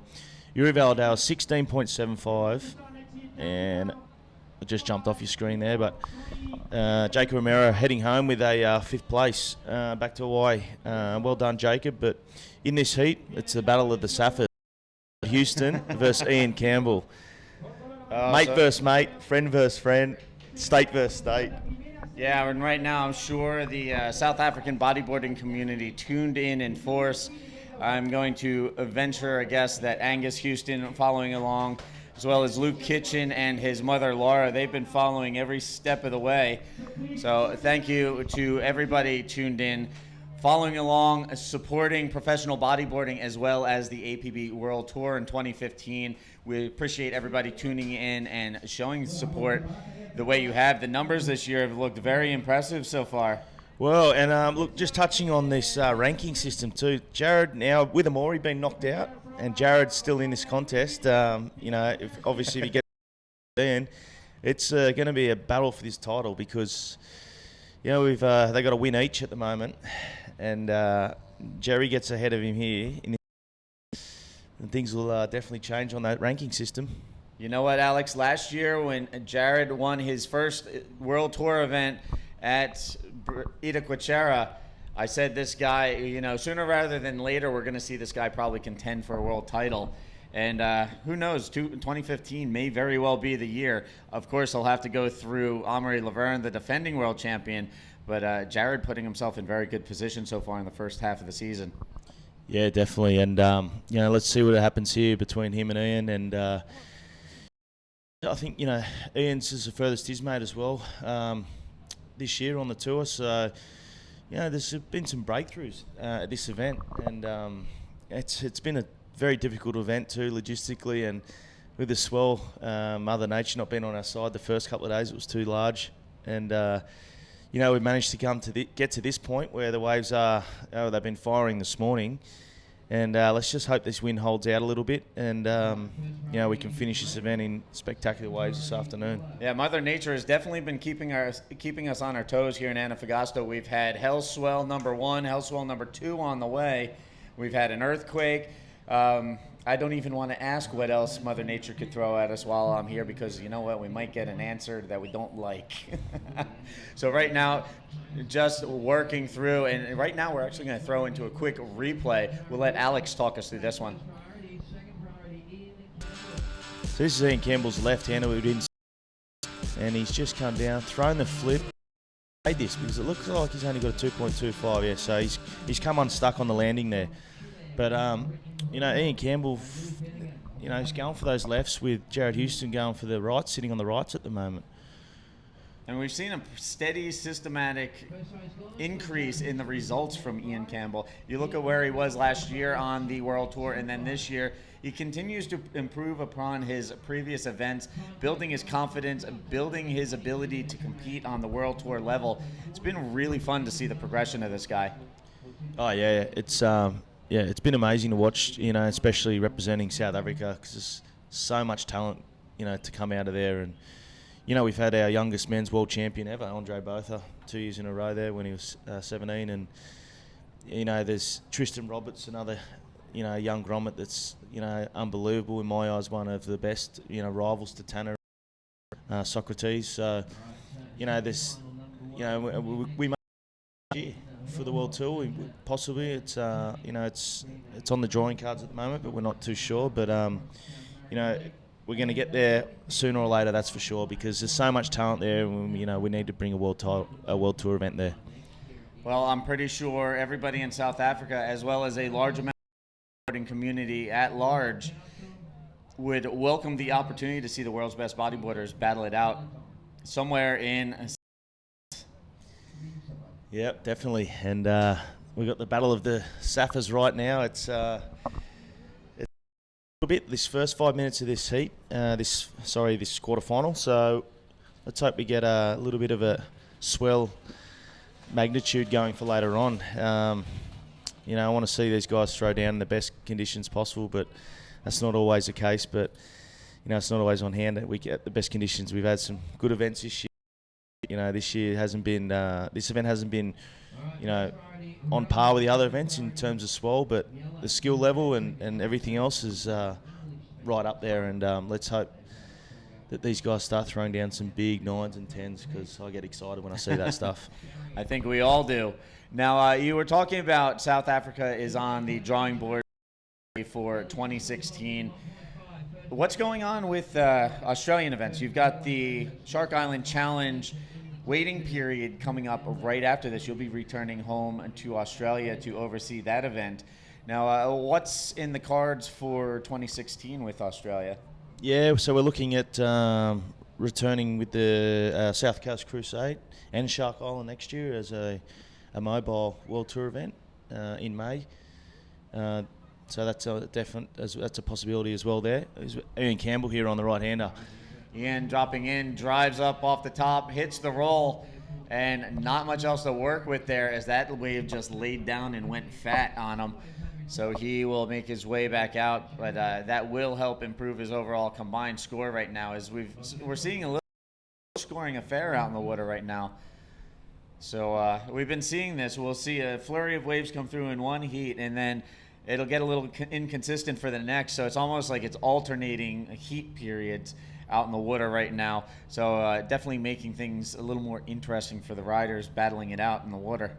Yeah, for sure. It looks like a set coming through now. Jared's got priority. He's just going to look. I think he's eyeing off the right-hander, and that one's just sort of bowled out to sea there. So nothing on, nothing worth giving an opportunity there for a high score for Jared. So he's going to hold down his priority here and see what he can come up with. Meanwhile, a 4.0 falling into place for Ian Campbell on his second wave.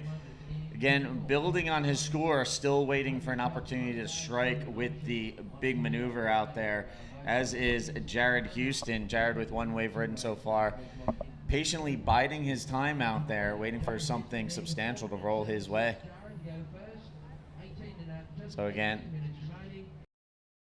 we're going to throw down to the beach once again. We have the winner of the last heat, Ori Valadown. Welcome back, everybody. We're here with Yuri Valadown, the winner of the last heat. Oh my God, Yuri, you are the last Brazilian right now in competition. How does that feel?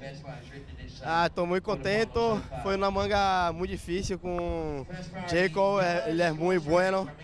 E lá direita estava incrível e ele é muito bueno para a direita. Eu tive que começar com tudo aí e graças a Deus quadrou duas olas muito buenas.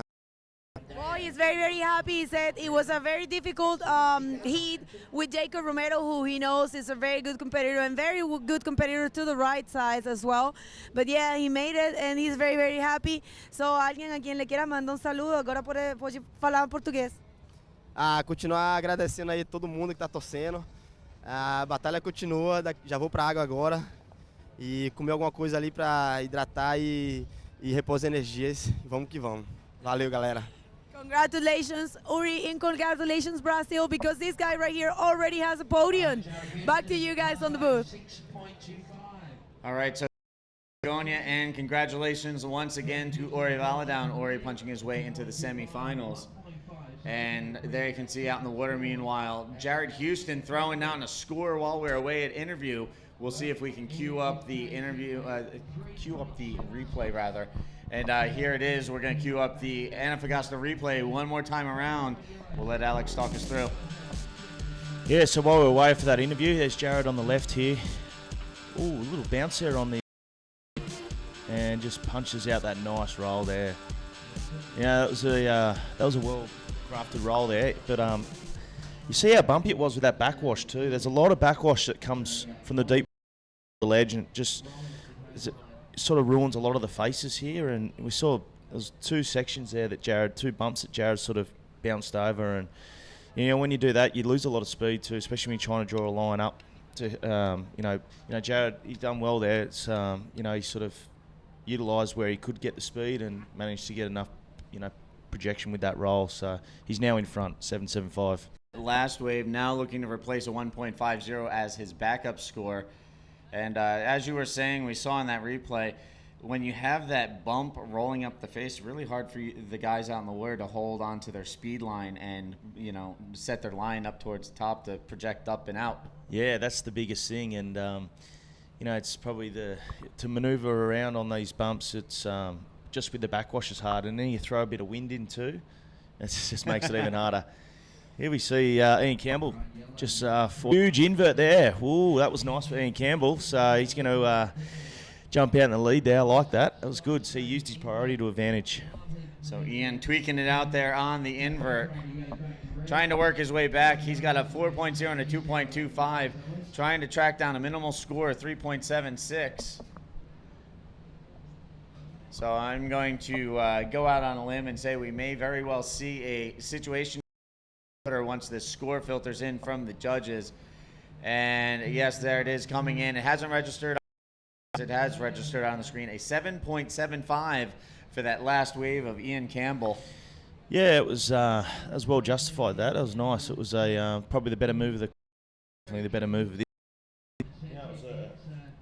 He managed to sort of get around that first section. He looked like he was a little too deep at the start, but he's come around, just managed to just launch that nice invert and throw it out in the flats, which is good. And you know, once you land smoothly out in the front, you know that's what appeals to the judges. Now, for all you kids, that's a perfect example of where your bottom turn really sets up your incoming maneuver. We're going to show the replay of that wave. We'll let Alex talk us through it. Yeah, so we saw him sort of Jerry on the priority, without priority there, and you see Ian, he's just drawn a long sort of bottom out, long drawn out bottom turn there, and managed to do that nice invert. You know, perfect sort of invert there. Is you know, if you look again, you'll see that he just drew that sort of bottom turn out, not too steep, but just really nice and long, which maintained that speed just all the way through. And that's right, kids, if you're watching at home, that's you want to do anything big in the air, you need to first do a really nice drawn-out bottom turn to keep that speed. So there you can see at the bottom of your screen the current situation out in the water. Ian Campbell with an 11.75. Jared Houston, meanwhile, a 7.75. He's sitting on a 6.25 waiting for a backup score, and here he is up and riding. Yeah, let's see what we can do here. He's got a lot of speed from that bottom turn. Let's see what he can do. Huge. Oh, he's just... Geez, that was so close. He's just bogged that inside, trying to use the momentum to spin out of that flip. So, well, that would have made it very interesting if he'd landed that one. Checking out the rocks to see where he's located at the moment in that zone. Yeah, that's been a concern with the riders throughout this event on the left-handers. The cracker likes to pop up out of nowhere on these guys, and it's like a little sea monster over there just waiting to pop out of the water and eat you up. Yeah. Yeah, I like that wave from Jerry. It was, you know, especially he got a lot of height on that and a lot of projection outsidewards with that flip. It looked incredible. Well, we're going to take a look at that one more time. We're going to queue up another replay for everybody at home. Yeah, so here he is here. He's just, he got a lot of speed off that bottom turn there. He's flying and then just hits that perfect section and where he landed. And it's it's like a ripple running up the wave and it grabbed that rail. Yeah, it grabbed that inside rail and just made him bog in, and unlucky for Jared, but it's going to be a really good quarterfinal, so go anywhere.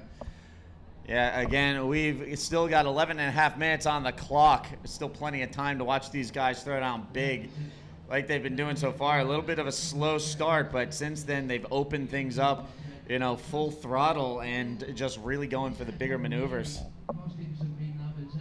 Meanwhile, there you can see Ian Campbell currently leading the heat out in the water. I do believe he has priority after that last.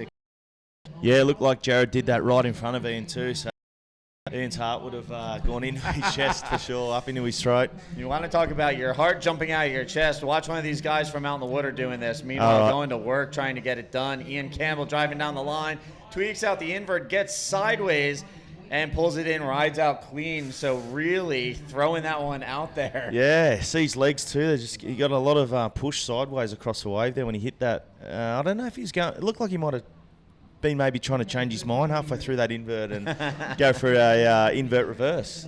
I don't know. I'd like to see one of those, definitely. I'd love to see guys throwing inverses here at the Antofagasta Bodyboard Festival. Anytime there's an opportunity to see these guys take it to another level progressively out in the water, I'm all for it.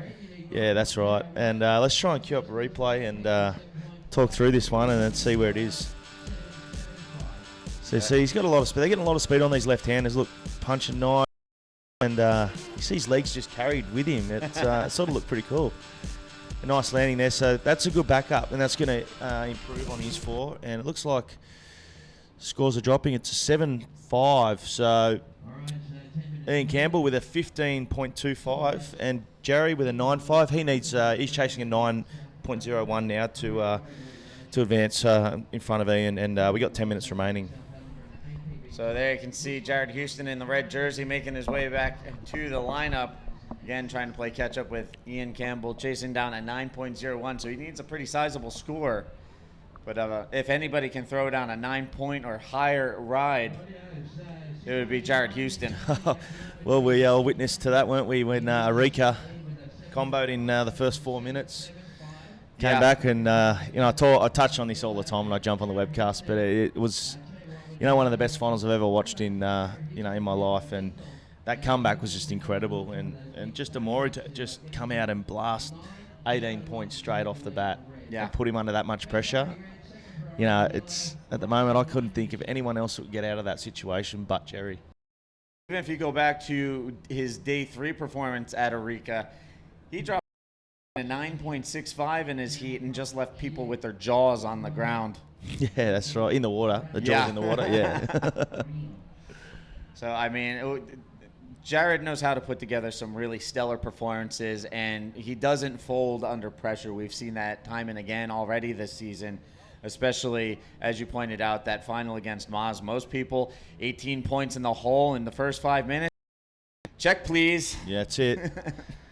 Yep, that's, but, it's Jared's really sort of, I guess, matured in a competitive sense. He's a lot more competitive, and his drive in competitions a lot, it's advanced a lot more than what it was a few years ago. And I always knew he had it in him, especially when he got 4th at Pipe back in 2009 or 2010, I think it was. And I think it was 2010. 10, yeah. I remember him just blasting these rolls out at backdoor and, heavy sections. And he was only young then. I think he was only 18 or 19 years old, and he managed to get 4th, which was incredible. And ever, sort of, I think he really stamped his foot in the mud, once he did that. And, he's definitely left a good footprint for the rest of the South Africans.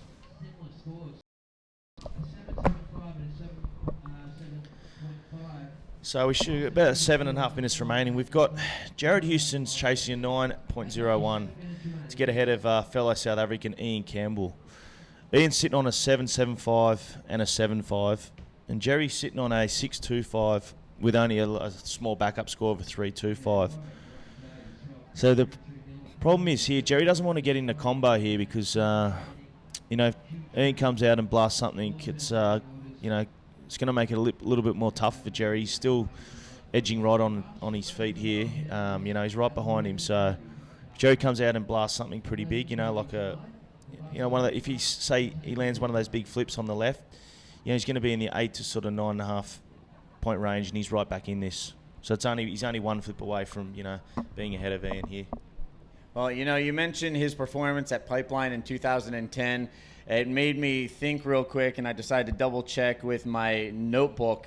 But 2010 performance at Pipeline is actually what helped propel Jared Houston to 2010 Rookie of the Year award.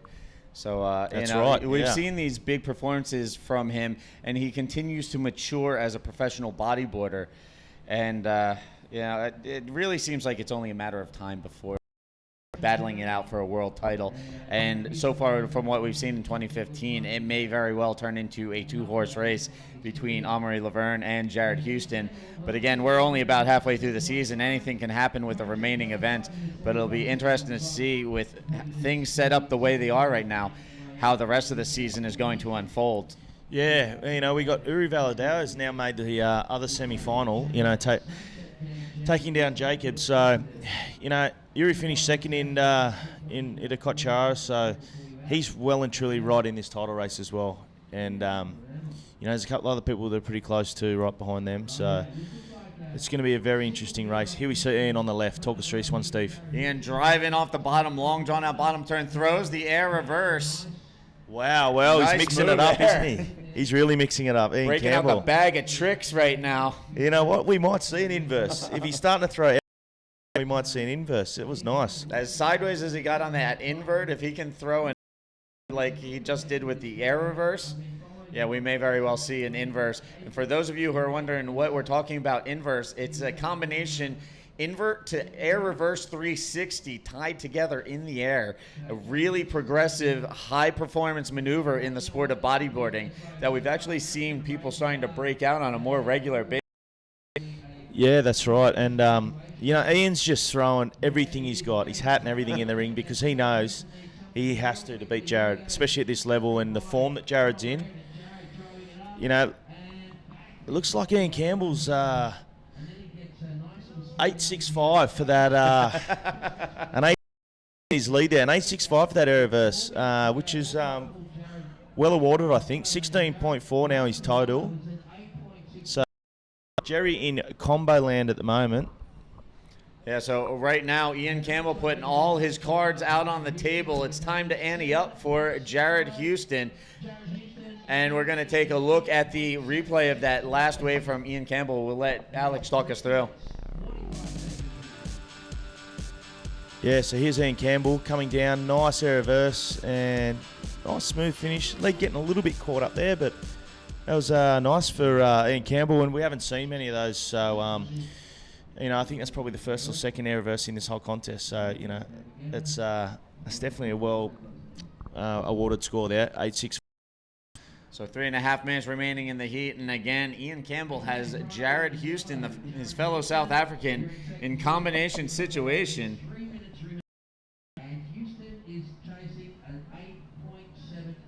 Actually, I stand corrected. 8.76 is what Jared is chasing right now.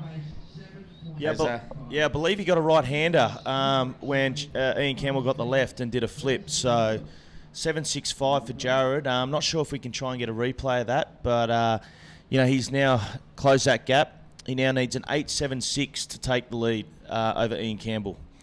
So I said it was time to ante up for Jared Houston. You know what? He's not done dealing the cards out there either. We'll see how this all plays out before it's all said and done. But this has turned into a really interesting heat. You said you wanted to see these guys start breaking out some big scores. Wish granted, Alex. That's right. Yeah, that's right. And, it's only going to get interesting this last couple of minutes, but Jared Houston, I'll just replay that. He needs an 8.76 to get ahead of Ian. Ian's sitting on a 7.75 for that invert and an 8.65 for that air reverse. And we got Jared with a 6.25 for that roll and the 7.65 for a flip on the right, which we were unable to bring to you because we were following Ian on the left. Meanwhile, here in the final men's quarter, I believe we're going into the men's semifinals right after this, correct? We're going right through, buddy. We're going men's semis into the men's final. We're bringing you all the action from here on in, so don't go anywhere. All right, so finishing off the men's today, and then we'll wrap up the women's final tomorrow. And we'll be able to call it a wrap here at the 2015 APB Antofagasta Bodyboard Festival and finish off the South American leg of the tour. And we're going to queue up a quick replay for all of you at home, so we'll let Alex talk us through this. Yeah, so this is that right-hander that we missed earlier. Jared Houston, a nice flip here. So nice smooth flip there for Jerry. Finishes with a forward spin. That was a 7.65. And throws a reverse at the end. So there's 45 seconds remaining here. And Jerry's on this left-hander. I don't know if it's going to be... nothing there for him. So this has come right down to the wire here. He needs an 8.76 to try and get ahead. And there's 30 seconds remaining. So time counting down. Jared Houston paddling back out. Ian Campbell with priority. Campbell also holding the advantage score-wise as time ticks down. 25 seconds left on the clock. Will Jared be able to get back out there and swing around and grab another wave if Ian's got priority and the lead? Tough situation for Jared Houston. Meanwhile, we're looking at Ian Campbell potentially getting his best result. Jerry's on this is his last opportunity here. Try and get ahead. He needs an 8.65. He's just thrown a nice roll out, but it's not. So just under the horn, last-ditch effort from Jared Houston. Goes down swinging, But again, he needed a pretty sizable 8.76. I don't think that good, Alex. No, it's very unlucky for Jared Houston, but congratulations to Ian Campbell. He's moved through to his first semi-final, the APB Tour, and he'll be taking on Uri Valadawa from Brazil, which is going to be a spectacle. This is going to be an interesting semifinal looking at the way things are set. The first final, we're going to see Chilean young gun Sasha Damjanic go up against the young Australian Louis Finnegan. It's basically like a battle of a teenager and a 20-year-old out in the water. We're going to take a quick look at the replay at the end of the heat there. Yeah, so this was his last opportunity to try and get something big, but unlucky for the waves, just didn't sort of produce anything for him. And you know, we saw that backwash there again. It's sort of played havoc here on this fourth quarter final. But there's the final scores there. 16.40 Ian Campbell over Jared Houston, 13.9. So again, that was the last of the quarterfinals. Now going right into the men's semifinals. Out in the water, we're going to see Sasha Damjanic from Chile in red, Louis Finnegan from Australia in yellow, and this is pretty much a next generation battle out in the water in semi number one. Neither of these guys older than 20. Nah, unbelievable. And this is, it's a first for both these guys making the semis on the world tour, on the world tour stage. And I want to see, Louis Finnegan was had a lot of pressure on him in that quarterfinal. Amori, he only beat Amori by 0.01, but it was an unbelievable quarterfinal. Probably the best heat we've seen in this whole contest. Flip for flip, they were just going back and forth. It was amazing, and that's opened my eyes up to Louis. I know he's always had talent, but to take on current world champ with that sort of talent is unbelievable. And now he sits in the semi-final against Sasha Damjanic. We've been having fun watching Louis throw down some big flips. 9.5 yesterday, the biggest score of the event on a flip, and a 9.25 earlier. And here we have a look at Sasha Damjanic. And one of the great things about Sasha is he's from Antofagasta, so he's competing and performing in front of his home crowd. And here we have up and riding Louis Finnegan on his first wave of the heat. Driving down the line, looking for a section, throws into the air roll, spin, gets it around, and will throw a reverse for good measure before kicking out on this one. Yeah, so that's a good exchange from Louis there. Good start to the heat. It's once you get a move down like that straight away, it puts the other rider on the back foot. It's going to be a sort of medium to high range score, which is perfect for Louis' start here. And let's see if he can. Let's see if Sasha Damjanic, the local Chilean, can answer back. So again, if you've missed a pretty full day of competition. We've been running through tons of heats, lots of wave-by-wave action going on outside, and we're actually going to take a quick replay of that opening wave. Talk us through this, Alex. Small size wave there for Louis, but he's eyed off that ramp straight away and sort of stalled up a little bit. Nice little ARS there for Louis, and just to finish off. But like I said, that's a good score for Louis to start his campaign here. All right, so again, here in the men's semifinals, we've got against Louis Finnegan in semi number one, and right now Alex Leon is going to duck out of the booth and go take care of some official business. Any last comments before you split? Yeah, don't go anywhere, viewers. This is going to be an incredible finish to this event, so stay tuned. All right, so there you have it. Alex Leon, thank you again for ducking into the booth and giving us the heads up on a few things. Meanwhile, moving into the guest seat in his stead, we're going to see the man, the myth, the Newcastle legend, Teza McKenna, making his way in to the booth.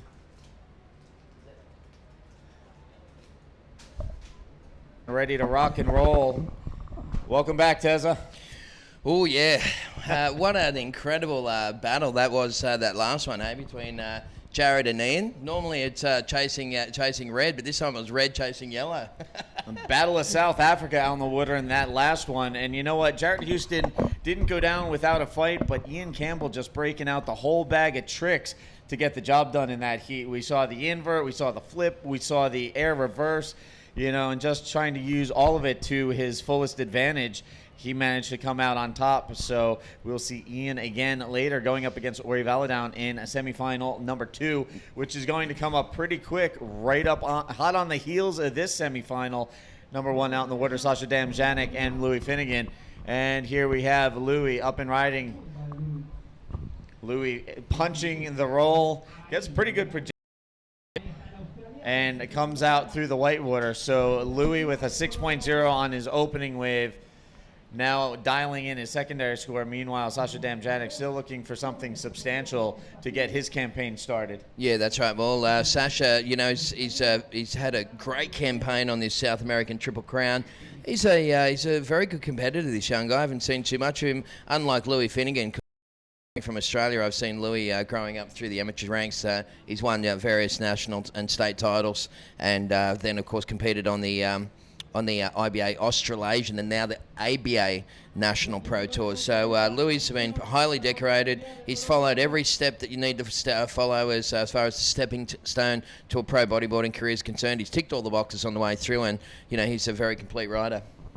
And we've seen him drop some really big scores in the course of this event. Actually getting one of the better results so far in his short professional career on the World Tour. As I mentioned previously, 9.25, 9.5, some of the higher scores of the event. Meanwhile, Sasha Damjanic, this kid's been getting the job done as well. Yeah, he has. He's got quite a hurdle against him. Louis super polished, and I guess Sasha just opening up with a little roll on that one. He didn't have quite the sort of section that he I can imagine he wanted to. It looks like that second wave score comes through for Louis. 4. So right now he's sitting on a 2-wave combination of 12.40, and Sasha's first wave also locking in. It was only a little one, a 3.75. So on at the moment. And right now we're actually going to throw down to a beach interview one more time. We've got the winner of that last heat, South African Ian Campbell. Beach with the super stoked Ian Campbell. Oh my God, Ian, how does it feel to actually be winning to Jerry Houston, your fellow partner from South Africa? He's been surfing so good. He did an amazing job in Arica, but Yusuf amazingly. So how do you feel right now? Yeah, I'm so stoked right now. Yeah, I just really can't believe it. I'm just I'm so happy. But surfing against Jared's always hard. I mean, we come from the same country. We surfed together in the past, and now just on the World Tour side of things, it just gets that much more tough to surf against him. And yeah, I'm just stoked to have finally got ahead and just into the semis. Stoked. So happy for you. You totally deserve it. Do you know that you already have a podium seat, right? It's amazing. Yeah, I'm so stoked. I just want to thank everyone. I mean, I said it so many times before, but just the support just means so much. And thanks to all my sponsors for getting me here, Red Bull South Africa, Theo Boards, Reflex Wetsuits that jumped on board. I'm just so stoked. Thanks to everyone, yeah. Well, we're very, very happy for you. Congratulations, and we hope to see you in the final. Best of luck, man. Thank you. Back to you guys on the booth. Well, thank you very much. And Ian Campbell, what a well-rounded competitor he is. And isn't that going to be a fantastic battle between the 2008 world champion Uri Valadown taking on the might of South Africa there in the form of Ian Campbell. He's a big lump of a lad, isn't he? Yeah, he is. And, you know, with the red hair, you were mentioning off air, his blog, Chasing Red, all of his world tour travel exploits. Definitely worth checking out, you know, getting inside the brain of Ian Campbell and his travels. Yeah, that's right. And, you know, like from an APB standpoint, we spoke about this recently, Alex, and all the gang back at head office about trying to create, there goes the drone again, by the way, for another great shot on the highlight clip. But we spoke about the athletes, the profile of the athletes, you know, trying to develop a good following in social media. He's documented. And he's got a good travel blog, you know, great Instagram and Facebook account. He's really done a fantastic job at promoting not just him but the sport in not just South Africa but the world. Well, we were talking about this earlier today, but with bodyboarding athletes, like all athletes around the world, a big part of developing a following is not just the skill level, the talent that they have out in the water, but being able to successfully market themselves to people the bodyboarding world. Yeah, that's right. And So I guess we're going to have some strategies in place for our, for our top athletes over the next 12 months. Really trying to help them and steer them and direct them. I guess they used to just focusing on surfing, but of course, professional sport is way more than just that these days. It's all about the social media and trying to get your name and your profile out there. So at the moment, Louis Finnegan is holding down a slender lead over Sasha Damjanic, and the young Chilean. Pretty sure he's in a priority situation here, Steve Jackson, and we'll just wait and see. What's those scores consist of, mate? Right now we're looking at a 6.0 and a 6.4 on the board for Louis Finnegan, a 3.75 for Sasha Damjanic. He's still looking for a backup score. He needs an 8.66 right now if he's going to move ahead of Louis Finnegan and advance on out of this first semifinal. So it'll be interesting to see which one of these two kids make it to the final, because either way it's going to be a first for these guys making an APB World Tour Finals appearance. Yeah, so they've, two grommets with stars in their eyes. Can they get through the semi-final? It's always a big barrier, isn't it, to try and get yourself into the final, but one of them will be making it. There he goes to Chilean. Steve, take us through this one. Sasha Damjanic dropping in, taking a look at the right-hander, trying to get around the whitewater section. Just a really bumpy wave to contend with and getting caught up, and he's just going to kick out of that one as never really formulated for him. So again, Damjanic will paddle back out to the lineup and look for something a little better, but that does give him a secondary score on the board, something to build upon. All right, so Louis Finnegan will go into a priority situation. You can see Louis just sitting there and playing it pretty cool at the moment. If you're on Facebook, send us a message on the APB Facebook. I'll do my best to have a quick look in between waves, and we'll try and do a bit of a shout out for you guys. Don't forget to hit up all of our social media outlets, APB Tour at Facebook, Twitter, Instagram, Snapchat, and be sure to check out the APB Tour channel on YouTube. Also, apbtour.com for all of your latest news, updates, press releases, video highlights, and continuing live webcast coverage throughout the course of the 2015 APB World Bodyboarding Tour season. Meanwhile, back here in the real world, out in the water, taking a look, Louis Finnegan, he decides to hold off on that one, as that's going to run on down the line on the left. And we were talking about how Finnegan and Damjanic are both looking at possibly making their first APB World Tour final. I mean, if this doesn't serve as a rallying of the Australians, I don't know what will. Because they've got one of their own. One of the Aussies is knocking on the door of his first final potentially here in the semifinal. And he's the sole flag bearer in competition for Australia right now. Yeah, it's pretty weird, isn't it, when you look at the rankings and see that stuff. There's just two little throwaway scores for both Sasha and Louis, so those scores weren't top two. I guess we had a really strong national last couple of years, and quite a few guys from that era, Dave Winchester and Ryan Hardy and a few other guys started to actually have families and stuff. So there is a bit of a changing of the guard as far as Australian bodyboarding goes. I'm sure that those guys would have been home for the last three events and really just that they didn't come on this three events here in South America. Well, I know on my end, there's some guys in Australia, some young guys that I really enjoy seeing video clips of, and I would love to start seeing them push it.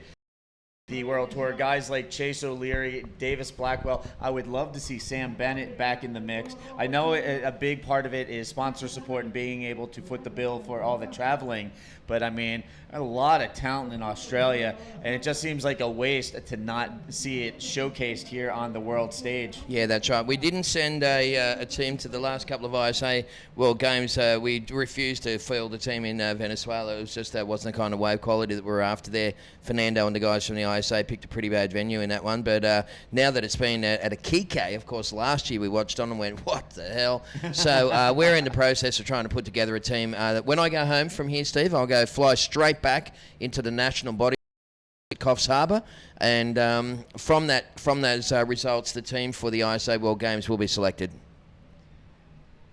Well, looking forward to seeing that. I look forward to returning to Iquique in December. Unfortunately, will not be as the head coach of Team USA.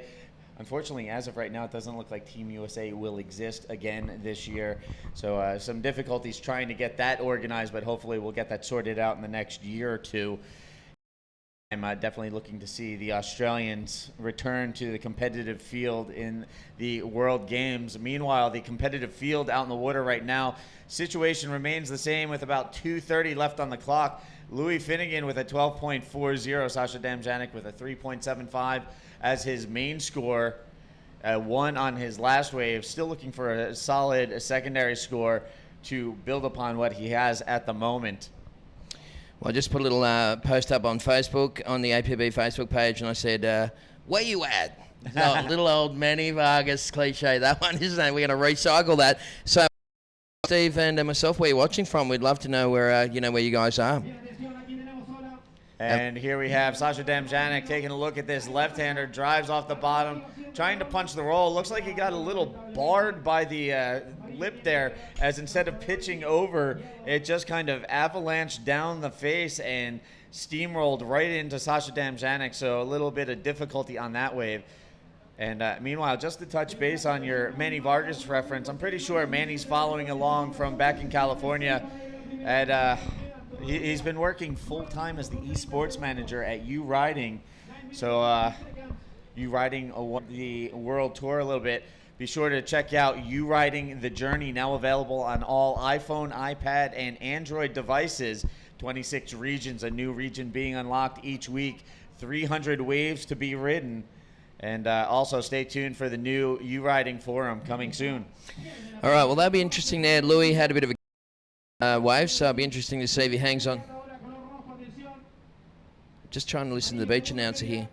Yeah, I think the priority actually changed there. Louis might have lost that by paddling for it. We do have a couple of shout-outs already there, Steve. Who we got watching, mate? All right, looks like Robert McIntyre tuning in, representing the Aussies. He's on the road in North Carolina, kind of my neck of the woods. I have family in North Carolina, so Robert, thank you for tuning in. Also, João Pedro Martins from Portugal, but watching from Argentina. So bodyboarders from around the world on the fly, doesn't matter where they are, tuning in and checking out the World Tour action here at Nilda Point for the 2015 Antofagasta Bodyboard Festival. Yeah, it's been a great week here. The venue itself, it's a little tricky. I mean, apart from the fact that the waves are super dangerous as a result of the women's final not surfing here today, when you're looking on camera here, like from you people at home, you can't really get at the concept of how close to the rocks it is. And there's one rock in particular, the cracker, or the bone cracker as they call it here locally, that's right at the end of the left-hander. And it's just, it's a shame really, because without that wave, without that rock kind of sticking up, this would be a really good wave. But what it does do is it turns it from just a high-performance venue into a death-defying kind of a heart-in-the-mouth kind of left-hander and right occasionally. You know, it's a tricky venue at best. It's at most bodyboarding contests, it's a battle of skill, but here, I guess what you have is you have other elements like luck, a big element of luck, and also bravado. You've got to have the guts to get into those things. We talk about pushing riders into waves of consequence. This wave, I don't know if you want to call it a wave of consequence, but it's definitely a wave of high stakes, as whether it's a small swell or max at its peak before it starts shutting down, this place is just straight up dangerous. Meanwhile, negotiating the left, Sasha Damjanic hits the roll. That'll be a little bit more to his liking, and that'll help get him a little bit closer to Louis Finnegan. We still have 6:50 left on the clock, and Sasha Damjanic still looking for a pretty sizable score. Well, he was only chasing a mid-range kind of a score ride there, so that's going to be super interesting to see what he needs, what he gets rather out of that. What was he chasing? 6.9 something. I mean, the judges can't hear us, so we're not going to affect that kind of scenario. But that looks like that score might have gone through, and it's not really going to be enough to change the situation. So coming down to this one, it's a real moment in time for Louis Finnegan here from Australia, who, as I said, has been a standout kid on the Aussie Tour for a number of years now. Chugged around, there used to be the three boys from Mandurah. Of course, it was Louis, Davis, and George Humphreys. Yes. And so I'm sure that both Davis and George are probably up back at home and got the pajamas on with a cup of tea, watching their mate out here in the semi-final. Yeah, meanwhile, again, out in the water, here we see Louis Finnegan taking a look at the right-hander up and riding, sets his line, and is just as quickly going to kick out as he was about to head into a whole mess of foam. And, you know, it's one thing to deal with the rocks, the reef, the backwash, the texture on the wave face, but you throw foam into the mix, it just gets messy out there.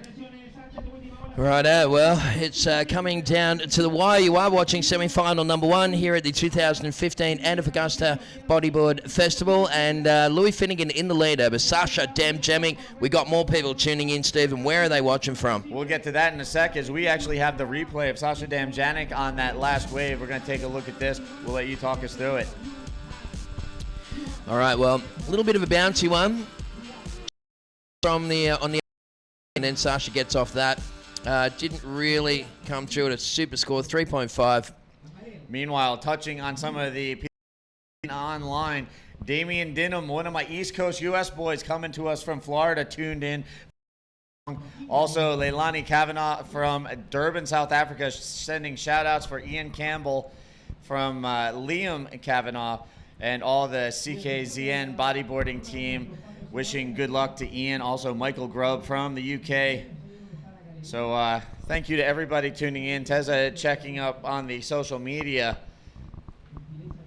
as we plug along here in semifinal number 1, coming down to the 4-minute mark. And again, there you can see at the bottom of your screen the current situation. Finnegan leading the way with a combined heat score of 12.40. Sasha Damjanic, the local from Antofagasta, trying to play catch-up. Here he is trying to scratch into this one. Not bad. Some of these little inside waves can offer some potential, but unfortunately that way there for Sasha not cooperating. You can see maybe the body language suggesting frustration there from the local kid. It's always tough, you know, people say, oh, home court advantage and stuff, but double-edged sword, because, you know, sometimes when Nana comes down with the family to watch you compete, it can put a bit more pressure on you. Oh, that local pressure, you know, you think home court advantage, as you would say in some sports, but that extra pressure of trying to perform in front of all your friends and family, sometimes that weight can be a little bit too much. Yeah, that's right. We have a couple of big contests around my way, and all the locals have no locals have ever won the so big surfing contest that we have in Newcastle the last 30 years, and no locals have ever won it for that particular reason. They just, you know, too much crowd pressure. If I can share a little story real quick. Back in my amateur days, way back in the early 90s, one time I was at a contest. My mother came down the wall second, and my mother looks at me and she's like, that other guy rode so much better than you. And I was like, Mom, please, you need to go. My mom left. I ended up making my first final ever. That's classic. What a classic. That's while you're telling that story too, Steve, and we had a really great shot of the crowd there. They built a grandstand here along the foreshore, and the seats are packed, mate. There's not a spare seat in the house. Come down here and drove. The cliffs have lined. I'm just doing a bit of a rough head count, and I'd say there'd be at least 1,000 rough heads out there at the moment. And I love the fact that the Gatorade grandstand has been jam-packed here today at this event, and we've seen a lot of people just crowding into there, whether it's riders or spectators, and just hanging out in the Gatorade grandstand. And you know what? While we're mentioning Gatorade, I'd like to send a big thank you to Gatorade for keeping us well hydrated here at this event. All of the event competitors, us here in the commentary booth, we've been drinking lots of Gatorade to keep ourselves hydrated. As even though it's winter here, it's been pretty warm on the contest site. Yeah, I noticed last night actually that I had to kick the blankets off, mate. It was pretty warm, and throughout the day, I mean, you could get away with a pair of shorts. I didn't pack any. I thought it was going to be freezing over here. So I've been walking around with jeans and shoes on all day, but it's very hot, and luckily we've got a fan in here that's keeping us cool. Honestly, after yesterday, I was halfway tempted to put on my workout shorts and my Captain America Under Armour and come to work in that. Meanwhile, getting to work out in the water, Louis Finnegan looking to continue building on his scores, leading the way out in the heat. He's not done yet. No, not at all. And Louis, you could see him just waiting for that perfect moment. Here goes Sasha Damjemic and the grommet up and over. Can he come out of? Looks like he might have got pole driven as that wave shut down. So there's Sasha there. So hello through that rocky little section. But Damjemic, he's all right. You can see there, he's just kind of really frustrating. That may have been the last throw of the dice. That may, in fact, be the last exchange here in semi-final number 1. Semi-final number 2 coming up next. Forward to seeing. Yeah, so we've got about 45 seconds left in this semi, and then coming up in semifinal number 2, we're going to see 2008 world champion Ori Valadown go up against the South African Ian Campbell. Ian Campbell, as we saw in that last quarterfinal, throwing out all the tricks to overcome Ian Campbell. Now he will try and overcome Jared Houston, rather. Now he will try to overtake Ori Valadown. All right, well, there's Arturo Soto. You can see him there just saying to the crowd, come on, we want to get you guys going. Yeah, that's it. He knows how to work a crowd, doesn't he, the old Arturo Soto? Yes, Arturo, definitely a bit of a rally rouser here in Chile, getting everybody going and overseeing this event. And right now, I think Terry McKenna needs to duck out of the booth. Official business. Yeah, that's right. I'm going to swap out here, and I'm pretty sure that we might even bring Yo-Yo back to just have a little local flavour just for a half a heat, and then we'll find some riders to join you, mate. So stand by. All right, sounds good. Always good to have Teza and Alex Leon in the booth, but as technical director and tour director respectively, those guys are always on the fly trying to take care of something. So in and out of the booth pretty quickly. Meanwhile, I believe we're going to get Yo-Yo back in here and get him mic'd up as time ticks off the clock.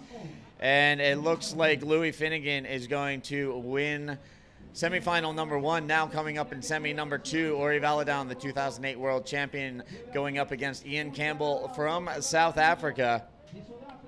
So working our way through the men's field today. Again, tomorrow we will be running the women's final at our alternate location as we have a rapidly increasing swell and more challenging conditions. The women opted in a matter of their own safety to hold off until tomorrow, and they'll throw down at Budeo instead of here at Nilda Point, as Nilda Point is starting to build and it's looking to get pretty heavy out here. Yeah, tomorrow we're going to have final of ladies over there. This wave, as everybody refers, is going to be maybe with a bit more quality under the conditions that are coming. So we expect to have a great presentation for the final of the ladies. So now that Yo-Yo is here in the booth, welcome back, and give all our viewers a quick update of what we just saw in the last semifinal in Spanish. Ya tuvimos la semifinal de Sacha, que fue una excelente presentación en esta etapa del tour. No consiguió pasar, no consiguió encontrar las horas. Así que bueno, los chilenos estaban bien tristes acá, todo el público estaba alentándolo. Y bueno, así el bodyboard, ¿no? Así son las situaciones del deporte.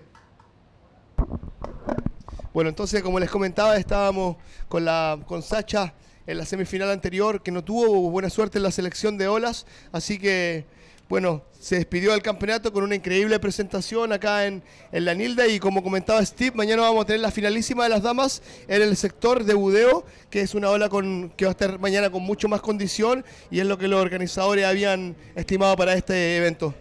All right, so here we are here in the booth. Steve Action Jackson, Yo-Yo holding it down on commentary, underway with semifinal number 2 out in the water here on day 5 of competition at the 2015 APB Antofagasta Bodyboard Festival, looking to wrap up the men's division today and crown a champion. And there we can see a nice size set wave up and riding in yellow, Ian Campbell. Y ahí tenemos al sudafricano Ian Campbell, que estaba ya agarrando su primera ola con un rolo, no consigue completar. Ian Campbell, de la ciudad de Cape Town, Sudáfrica, está aquí en las semifinales ya del APB 2015 Antofagasta Bodyboard Festival, Steve. All right, so again, underway, semifinal number 2 out in the water in red, Ori Valadown in yellow, Ian Campbell. We've already seen Louis Finnegan punch his ticket to his tour final. We'll see him coming up. Also, we'll see Sasha Damjanek in the Consolation final as we work through the men's field. Again, the women's final will be held tomorrow at Budeo, our alternate location. As we are working around an increasing swell event that is moving in, and it's going to eventually shut down Nilda Point here. So Budeo will be the call tomorrow for the women's division. We'll be sure to film that, so stay tuned for all of the highlights at apbtour.com. Meanwhile, here in Yo-Yo, sitting in with me, calling the action out in the water in semifinal number 2. Right now, so far all we've seen is 2.0 for Ian Campbell, waiting for Uri Valadown to get on the board. We saw both of these guys in their previous heats throwing down some big scores. It'll be interesting to see how things pan out here in semi number 2. Yeah, we have incredible presentation this morning of Ian Campbell. He found like one of the best waves of the event with this barrel that he had on one of his hits as well. Uri Valadown, the defending champion of the Antofagasta Bodyboard Festival, is being given a incredible delivery of good scores during the morning. So we're expecting to have a great semifinal 2. Also, the final is coming like with a lot of news because we have Leo Finnegan, that is one of the new talents from Australia. So let's see what's happening during these 2 hits that are coming. We are having an incredible show by the top worlds, and actually it's here with Steve, no? Yeah, I mean, it's been a wild ride here at Nilda Point the last few days, and here we are wrapping up the men's division today. As again, we already know Sasha Damjanik will be in the consolation final. Now one of these guys, including this man, Uri Valadown, their way into the final. Yeah, it was a good barrel that, holding the Rolo. So probably we're going to have he's going to open with a really good score on this wave. And we're having just the first 2 points of Ian Campbell on his first wave, and we're waiting for second score de Uri Valadown. Así que chicos, ya estamos ya con Steve Jackson. Le comentaba a todo el mundo que tuvimos una presentación esta mañana increíble de Uri Valadown, también del sudafricano Ian Campbell de la ciudad de Cape Town, el cual increíble show en estos cuartos de final. Ya estamos en la acción acá con los muchachos. Está saliendo la primera nota de Uri Valadown. Ya es en cualquier instante de acción, pero tenemos ya aquí con Steve Action toda la acción de este APB 2015. All right, and there it is, a 6.25 falling into place for Uri Valadown on that opening wave. We'll see if we can't queue up a replay of that last wave, take one more look at it. But again, 6.25 for Uri Valadown.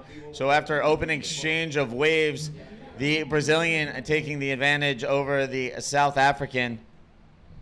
We'll wait for both of these guys to get their secondary scores on the board and see how things fall into place from there. It out in the consolation final to determine 3rd and 4th position. Yeah, we have the new revelation of Chile and of this competition, Sacha from Antofagasta. And well, he's been training very hard this year. He had a great season, his first season at Hawaii, and it's what everybody's been talking, that after this season, Sacha had a big jump into like bodyboarding and into his level.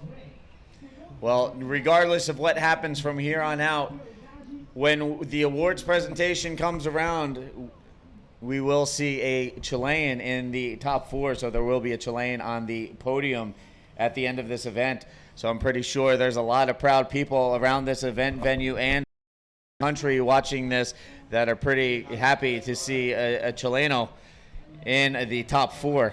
Y una de las cosas muy importantes que marcábamos son lo siguiente, que bueno, después de esta primera temporada que el joven Sacha de Amenichis de Antofagasta tuvo en el North Shore de Hawái, su nivel se disparó mucho y es por eso que ha tenido increíbles presentaciones en las primeras etapas. Así que queríamos destacar esto, que el preparo, la preparación técnica que tuvo, la preparación física, el preentrenamiento que tuvo antes de estas pruebas del circuito mundial para este competidor de Antofagasta aquí, que está dando lo mejor y ya está entre los 4 mejores del mundo, ¿no? All right, so right now with still plenty of time on the clock, just under 17 and a half minutes remaining in this heat. Down with the 6.25, Ian Campbell with the 2.0, waiting for both of these guys to register their next round of wave exchange and see how things play out. Who will be going to the consolation final? Who makes it to the final? Louis Finnegan is already to the final, waiting to face off against one of these 2 guys out in the water. And again, for those of you just tuning in, the announcement was made earlier. The women's final will be held tomorrow at Budeo at our alternate location. So we will be going mobile tomorrow with the last heat of the event, the women's final, as a major swell event has been working its way up the coast, starting to fill in here a little bit, creating even more dangerous conditions. The girls who will face in the final, Alexandra Rinder, the defending women's world champion, three-time world champion Isabella Souza, both of them in agreement that they would rather hold the event tomorrow at Budeo than put themselves in harm's way out here at Nilda Point. So again, the women's final being moved to the final day of the contest window at our alternate location. We will be going mobile with that tomorrow. And we have open riding. This is the Brazilian Yuri Baladao from Salvador Bahia that is dropping into the wave. Let's see if Yuri can find another good score. It's not going to help Yuri Baladao on this presentation because he needs a second wave to replace his first score. All right, so again, just waiting for scores to register. We're already with a 6.25. That backup score won't be very substantial, but we'll see what he can build upon after that. They can see Ori paddling back out, almost turning around, looking at that one, take an insider for a second there, but he opts to continue on out to the lineup. Meanwhile, Ian Campbell with priority, a 2.0 on his opening wave, now looking for something a little more sizable score-wise. Ya estamos ya aquí con toda la acción cuando tenemos al brasileño defensor del título acá del Antofagasta Bodyboard Festival, aquí en la manga contra el sudafricano Ian Campbell de la ciudad de Cape Town.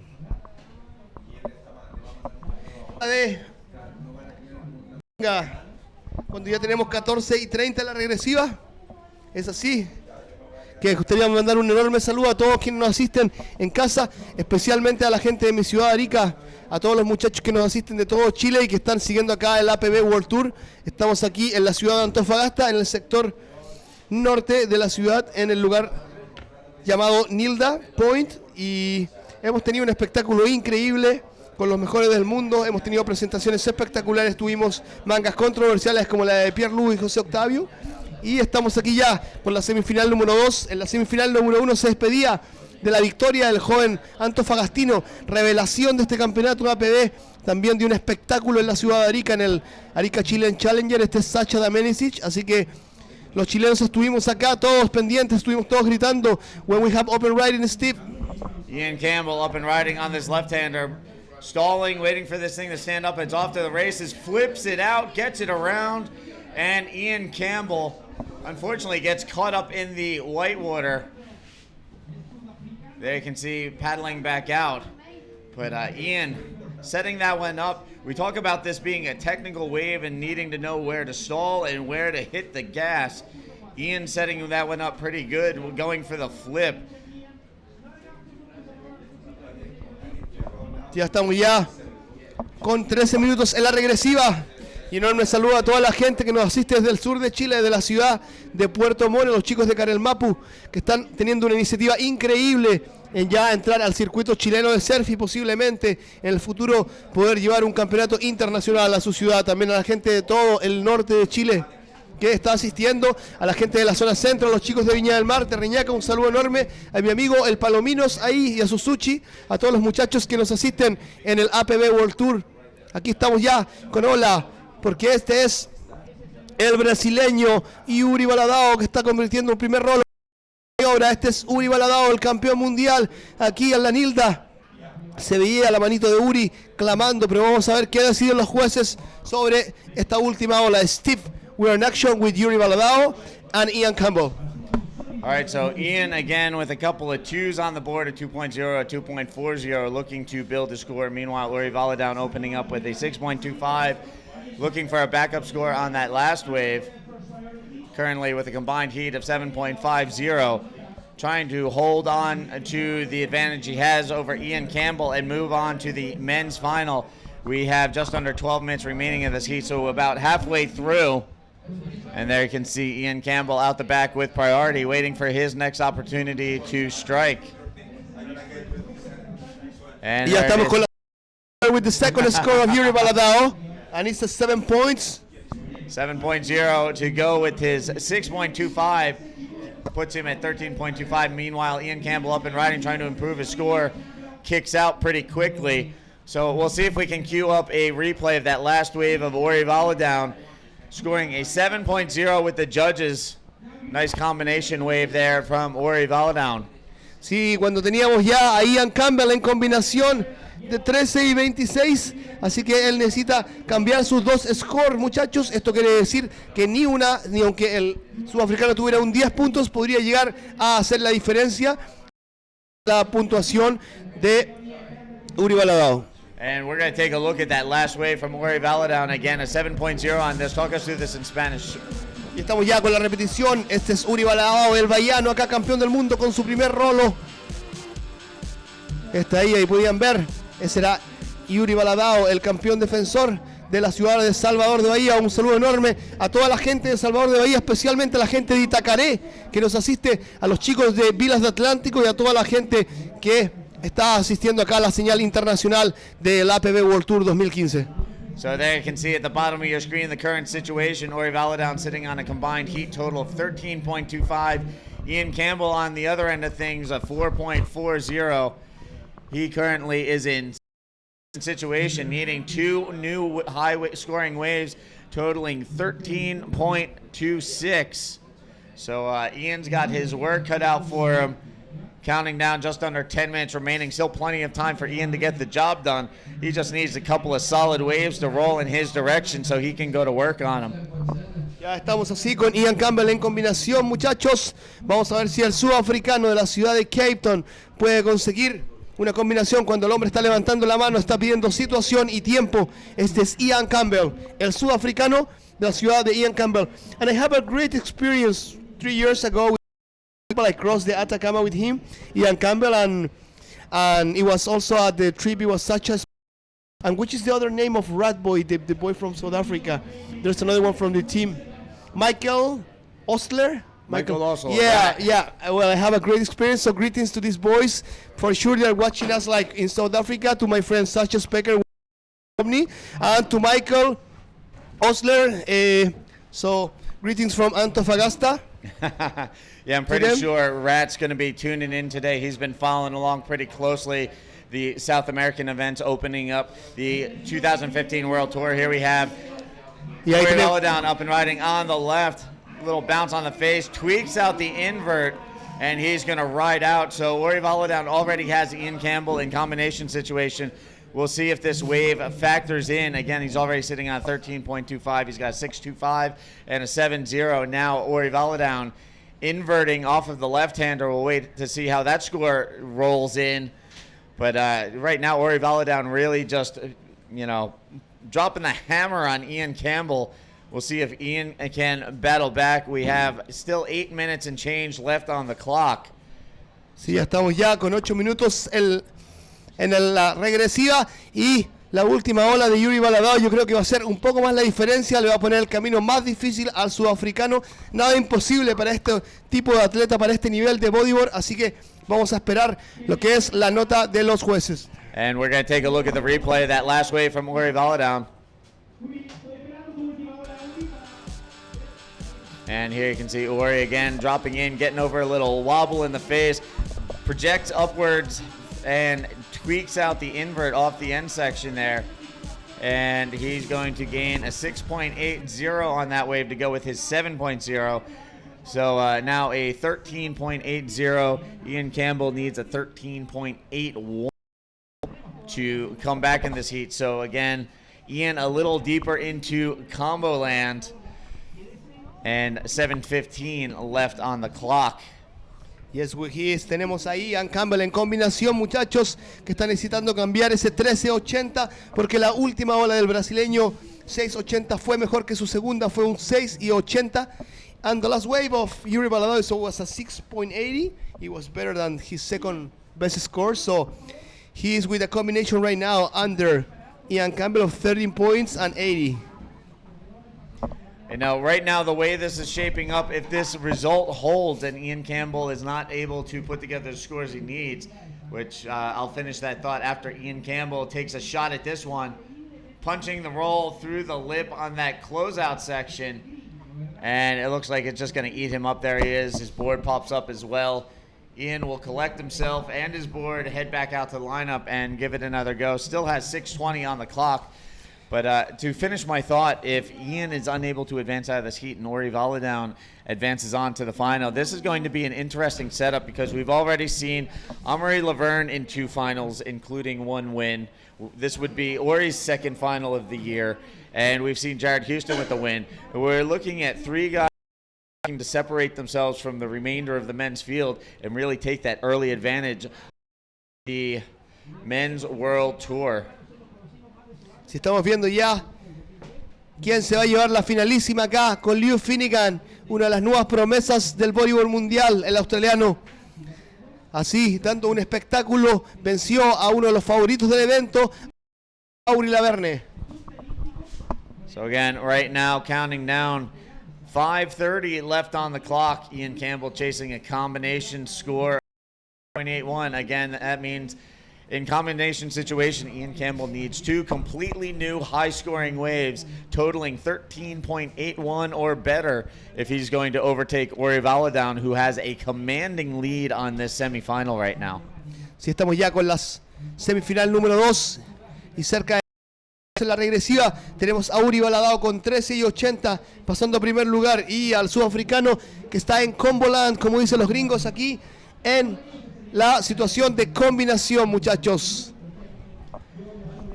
Todos los que nos asisten ahí en la señal internacional, un saludo enorme para ellos, para nuestro público asistente, para los fanáticos del bodyboard y a quienes no pudieron venir acá al campeonato. Estamos aquí entregando la mejor acción con el top mundial. Tuvimos mangas increíbles esta mañana con las presentaciones de los mejores del mundo, en las cuales cayeron Amaury Laverne, cayó Pierre-Louis Costes, también así. La joven promesa Antofagastina tuvo un debut espectacular en lo que es el APB World Tour 2015. All right, getting down to the tail end of this heat, just a few minutes remaining on the clock, and it's Ori Valadown with a 13.80, Ian Campbell with a 4.40 total. Y estamos ya con 4 minutos. We are with 4 minutes remaining. 4 minutes remaining, and the situation is Ian Campbell. He's in a combo land. He needs a combination of 13.81 to be on the lead.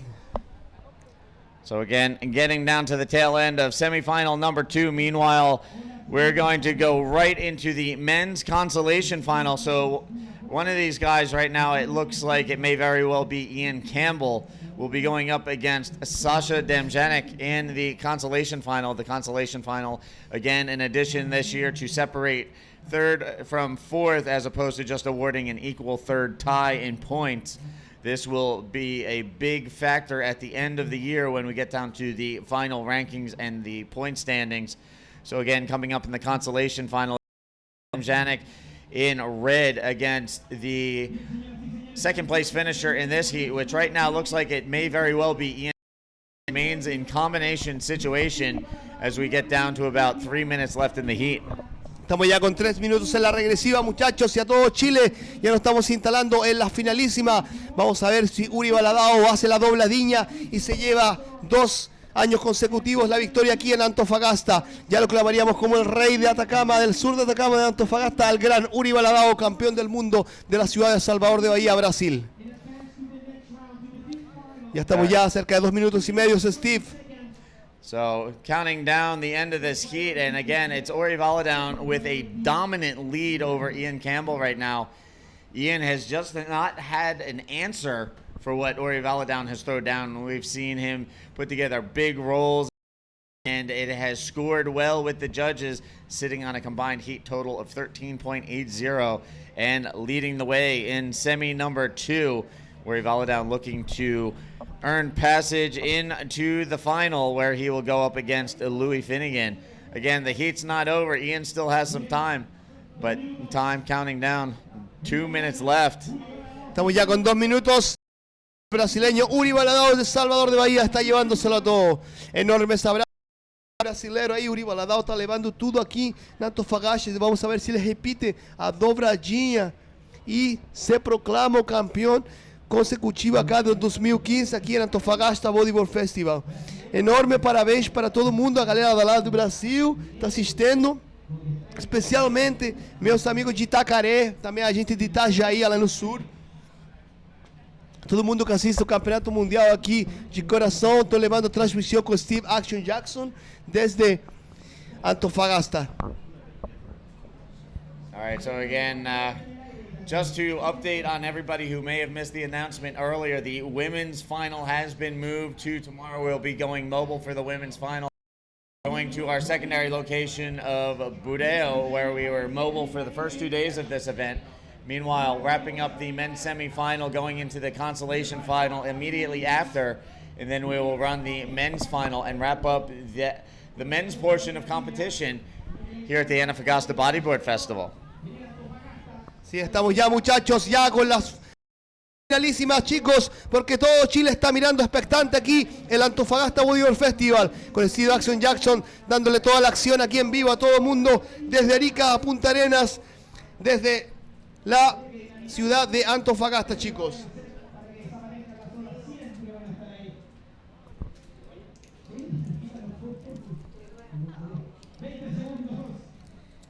So again, right now, situation remains the same, 13.80 for Ori Valadown. He leads the way. Ian Campbell with a 4.40, currently in combination situation.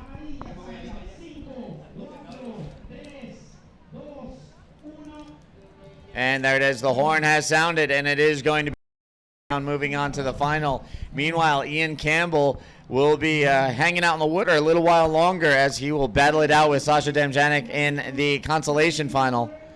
Y tuvimos ya el final de la manga, en la cual el sudafricano Ian Campbell no consiguió entrar en sintonía con las olas, no consiguió encontrar un score el cual pudiera llevarlo a una batalla con el gran Yuri Baladao aquí, que quiere llevarse dobladiña en la etapa de Antofagasta. Ya recordamos a todo mundo que Uri Baladao fue el campeón de la etapa APB Bodyboard Festival 2014 y este año también está instalado aquí en la final.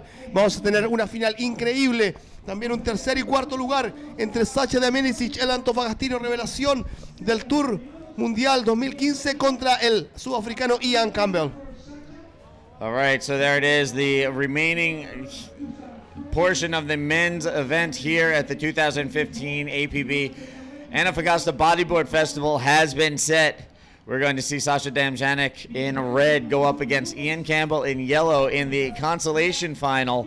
And then in the men's final, wrapping up men's competition, we're going to see the Australian young gun, 20-year-old Louis Finnegan, go up against 2008 world champion Ori Valadown. There you can see the final results for semi number 2. Estamos ya con las semifinales número 2 y este fue el puntaje de Uri Baladao, que dejó en Comboland al sudafricano Ian Campbell. Chicos, y un enorme abrazo a todos los que nos asisten. Y ustedes son los que hacen que este show sea un gran espectáculo, los que nos asisten en casa, especialmente a la gente de Arica, a los muchachos de Unión Flopos ahí, a todos ellos que nos asisten a los locales de mi ciudad. Un gran enorme abrazo, especialmente a mi familia, a Sebastián Contreras.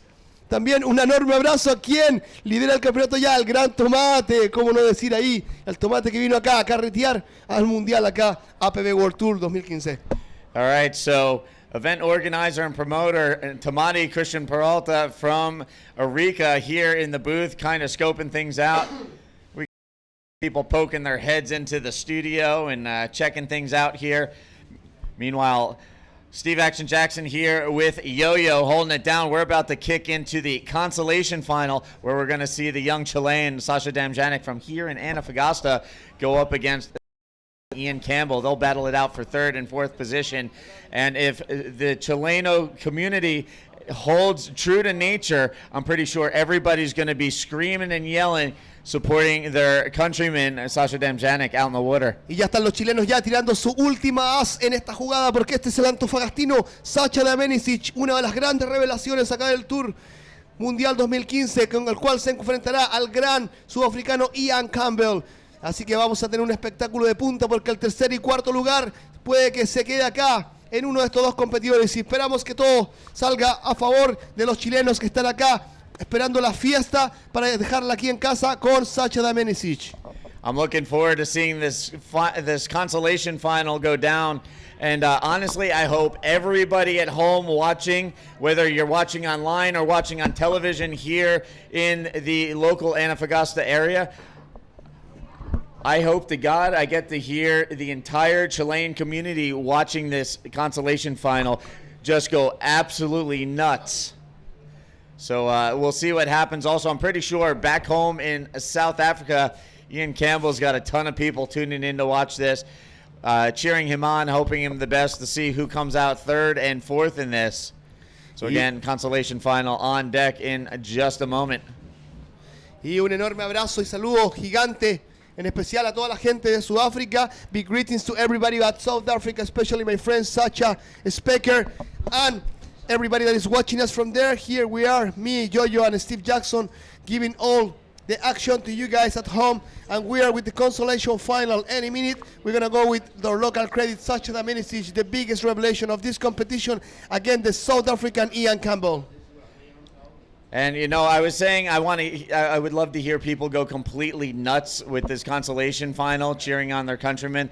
I would love to hear the Chileans break into their popular chant. And Steve, me despido esta tarde de todo Chile, de todos los espectadores. Ha sido un placer haber estado con ustedes en esta prueba del APB y creo que nos vemos el 2016. Muchas gracias, Steve. Shall we give it a quick shout? Yeah, so thank you very much, Steve, no? Chi, chi, chi, le, le, le, viva Chile. Gracias, Chile, a todo el mundo y nos vemos ya en una siguiente edición de el APB World Tour. All right, and thank you, Yo-Yo. You're the man, brother. And now back in the booth, our favorite lady of the webcast team, Begonia Martinez. Thank you very much, Steve. You're very, very kind. I'm very happy to be here. I'm very happy to be part of the team for the APV and now being part of the commentators for the finals. Yeah, so the consolation final coming up again. Sasha Damjanic from Chile against Ian Campbell from South Africa. And I'm pretty sure we've got a ton of people from Chile and a ton of people from South Africa watching this intently, waiting for this to go down, see who finishes third and fourth. Either way, these guys are going to make the podium.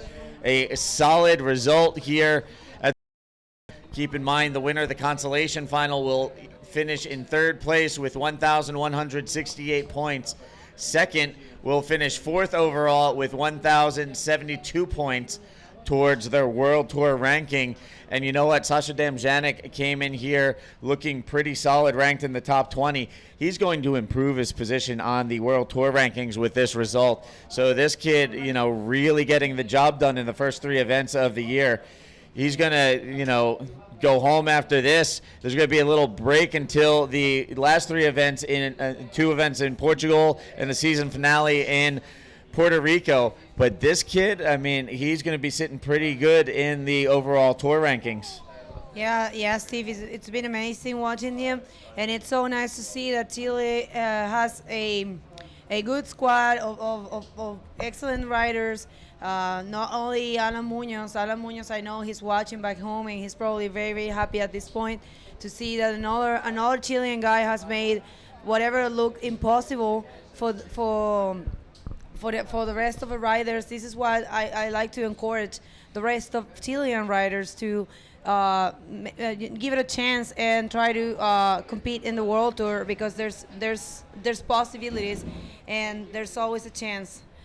Para todos los que nos están sintonizando, que hablan español, estamos ahora un poquito esperando para que entre al agua la final de consolación de la categoría Open masculino, con el único chileno que queda en competencia, que ya tiene podium. En esta final se define el tercero y el cuarto lugar, así que Sasha Damjanic, el antofagastino, tiene un chance de quedar tercero en este evento y realmente ha hecho un trabajo alucinante. Estamos muy contentos por él. All right, so again, coming up next, we're going to go into the men's consolation final. Sasha Damjanic will be in red. Ian Campbell will be in the yellow jersey. We're going to see these two guys battle it out for third and fourth place in the consolation final. But just looking ahead to the men's final, we're going to see the Australian young gun, 20-year-old Louis Finnegan, go up against the 2008 world champion from Brazil, Uri Valadão. All right, and I've just been informed, after the men's consolation final, the women have to surf today. So we are going to crown a women's champ and a men's champ. So it's game on for all involved here at the Antofagasta Bodyboard Festival at Nilda Point. Oh my God, so excited. I'm so happy for the girls to have taken this decision. I think what they needed is just the tide to go a little bit lower, and they now feel more comfortable to surf here. And this is great. I'm very happy for them, because if we would have done it on the other venue, they wouldn't get the same attention as they're gonna get here. We're here for them. We're gonna do the webcast, we're gonna do the interviews, and this is great for them. I know they enjoy it, so happy that the girls decided finally to surf their final now that the tide has dropped and the swell as well. Yeah, so the swell dropping down a little bit. The girls deciding to give it a go, put it on the line. Meanwhile, putting it on the line out in the water right now, the sounded starting the consolation final, Sasha Damjanek versus Ian Campbell. So it's game on, full speed ahead towards the finish. Men's consolation final, women in the men's final. So we're powering right on through. We are going to crown a men's champion, a women's champion, wrap up this event a day early ahead of the forecasted hell swell. Whether or not that actually formulates, we'll see. But it's been a wild, wild ride here at Nilda Point the last few days, and we're going to finally draw things to a conclusion here today. Out in the water there, you can see riding on the left, getting things started for the consolation final. Comes off the bottom, airs out the roll. So the South African fires the first shot, gets things started here in the consolation final. Así es, señores, para quienes están sintonizando en español, les comentamos que las mujeres han decidido correr el día de hoy. Ellas van a competir. Las condiciones de la ola, a pesar de que hay viento, han mejorado porque bajó un poco el swell y bajó la marea. Entonces, realmente así que Alexandra Rinder y Isabela Sousa se pusieron de acuerdo y van a correr la gran final, con lo cual todos quedamos realmente muy contentos porque vamos a cerrar un exitoso día de transmisión, un exitoso día de trabajo aquí, y también una gran que ha sido bastante complicada, nos hemos movido de un lado al otro, así que ya saben. Y cuando vemos en el agua la final de consolación de los chicos de Open masculino, Sasha Damini, el chileno, viene ahora en ola con su primera ola el día de hoy. ¡Wow! Almost. Sasha going for the air reverse, unfortunately lands off the back on that one, but the young Chilean trying to get on the board. Ian Campbell, meanwhile, registering a 6.0 on his opening wave. So Ian out to the early advantage, but Sasha answering back in solid. Looks like this kid's going to pull out the stops if he's going to be going for moves like that. I know. Amazing. He's just trying to show the whole world that he's capable of surfing as a professional, and I'm very, very happy to watch it. It's going to be an amazing final to watch. Ian Campbell has shown a lot. He actually told me he was stoked just to be in the podium so far. He had never made it so far before. So I think they're just chilling, they're just relaxed and trying to enjoy this final time. As you were saying, there's going to be a gap between this contest and the Portugal contest. So this is going to be such a beautiful and such a great way to close this first leg of the World Tour. So Sasha Damjanek looking very solid in the South American Triple Crown, and now so far.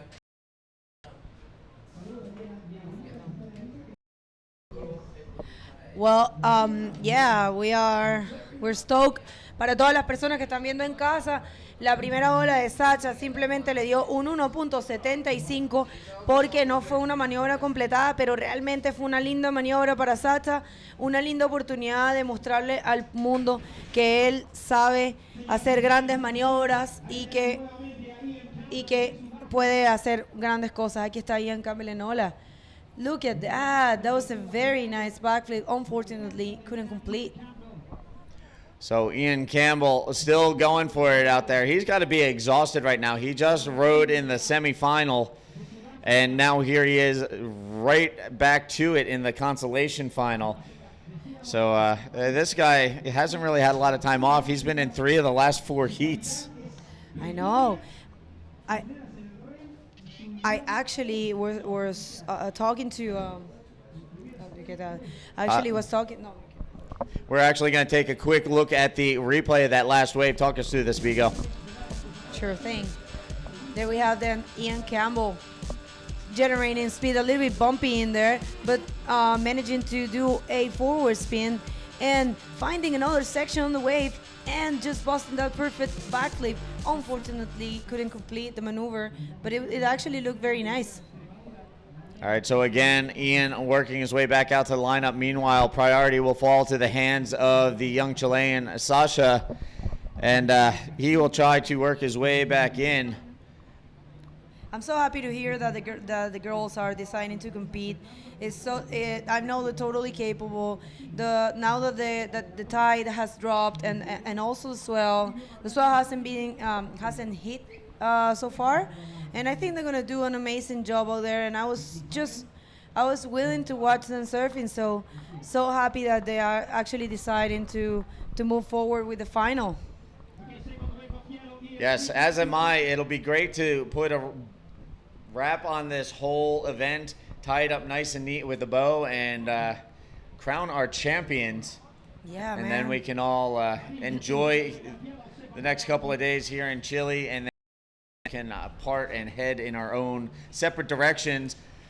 Everybody taking off to the 4 corners of, I guess you could say, as we'll all scatter, head home, take a little breather, recoup from the first 3 events, and gear up for the second half of the season, the 2 events in Portugal, and then the season finale in Puerto Rico. Meanwhile, here we have Sasha up and riding again on the left-hander, trying to throw the roll, and just kind of getting bounced off the back with the whitewater and the backwash. So it's a tough maneuvering there for the young Chilean. Así es, señores en casa, vemos a Sasha Dominic tomando su segunda ola. Esperemos que le vayan a dar algún score, seguramente un score interesante para él, ya que solamente tenía una pequeña hora con un intento de contrario aéreo que le salió muy bonito, pero lamentablemente no lo pudo caer. Ahí hizo un rolo que no fue la maniobra más perfecta, sin embargo la ola no le permitía mucho más, así que fue lo mejor que pudo escoger. Aquí tenemos a Ian Campbell en ola. Ian Campbell buscando la rampa. Sí, señores, hace un buen rolo con un bottom bien preciso, bien marcado y un 360 que lo deja por arriba, por encima de la ola. All right, so there you can see Ian Campbell paddling back out. Still maintains the advantage, a combined total of 9.25, working to build on his score and hold off Sasha Demjanic. But Sasha looking to climb back into this thing at a score that'll get him back in the running here. Pues sí, señores, aquí vemos entonces 3.90 tiene Sasha. Parece que la última ola no se contó como completada el rolo porque igual cayó un poco por encima de la ola.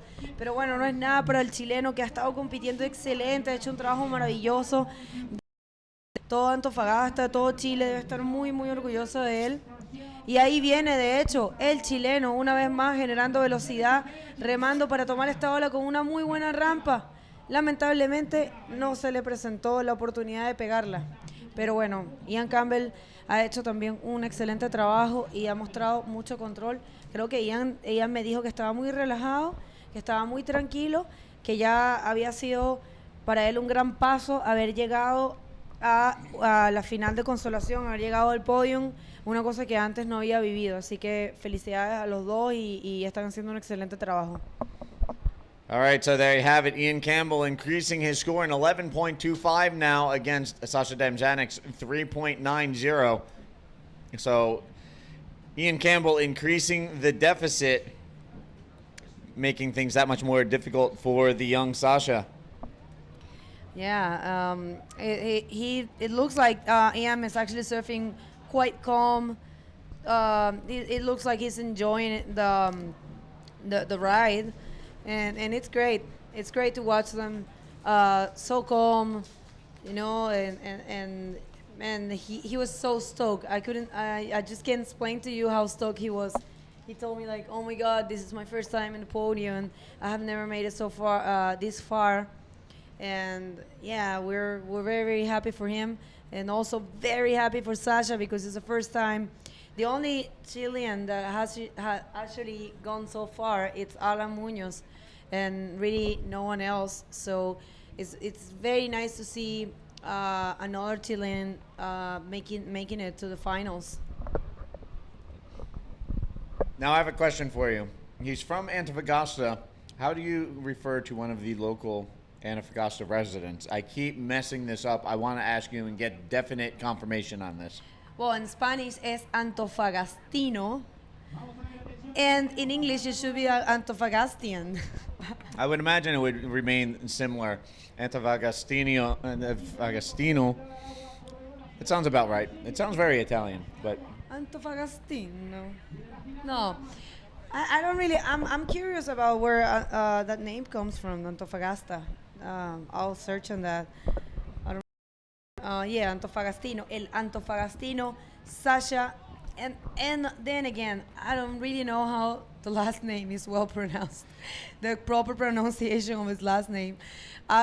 Someone told me it was Dominic, and I keep saying it, and it's probably wrong.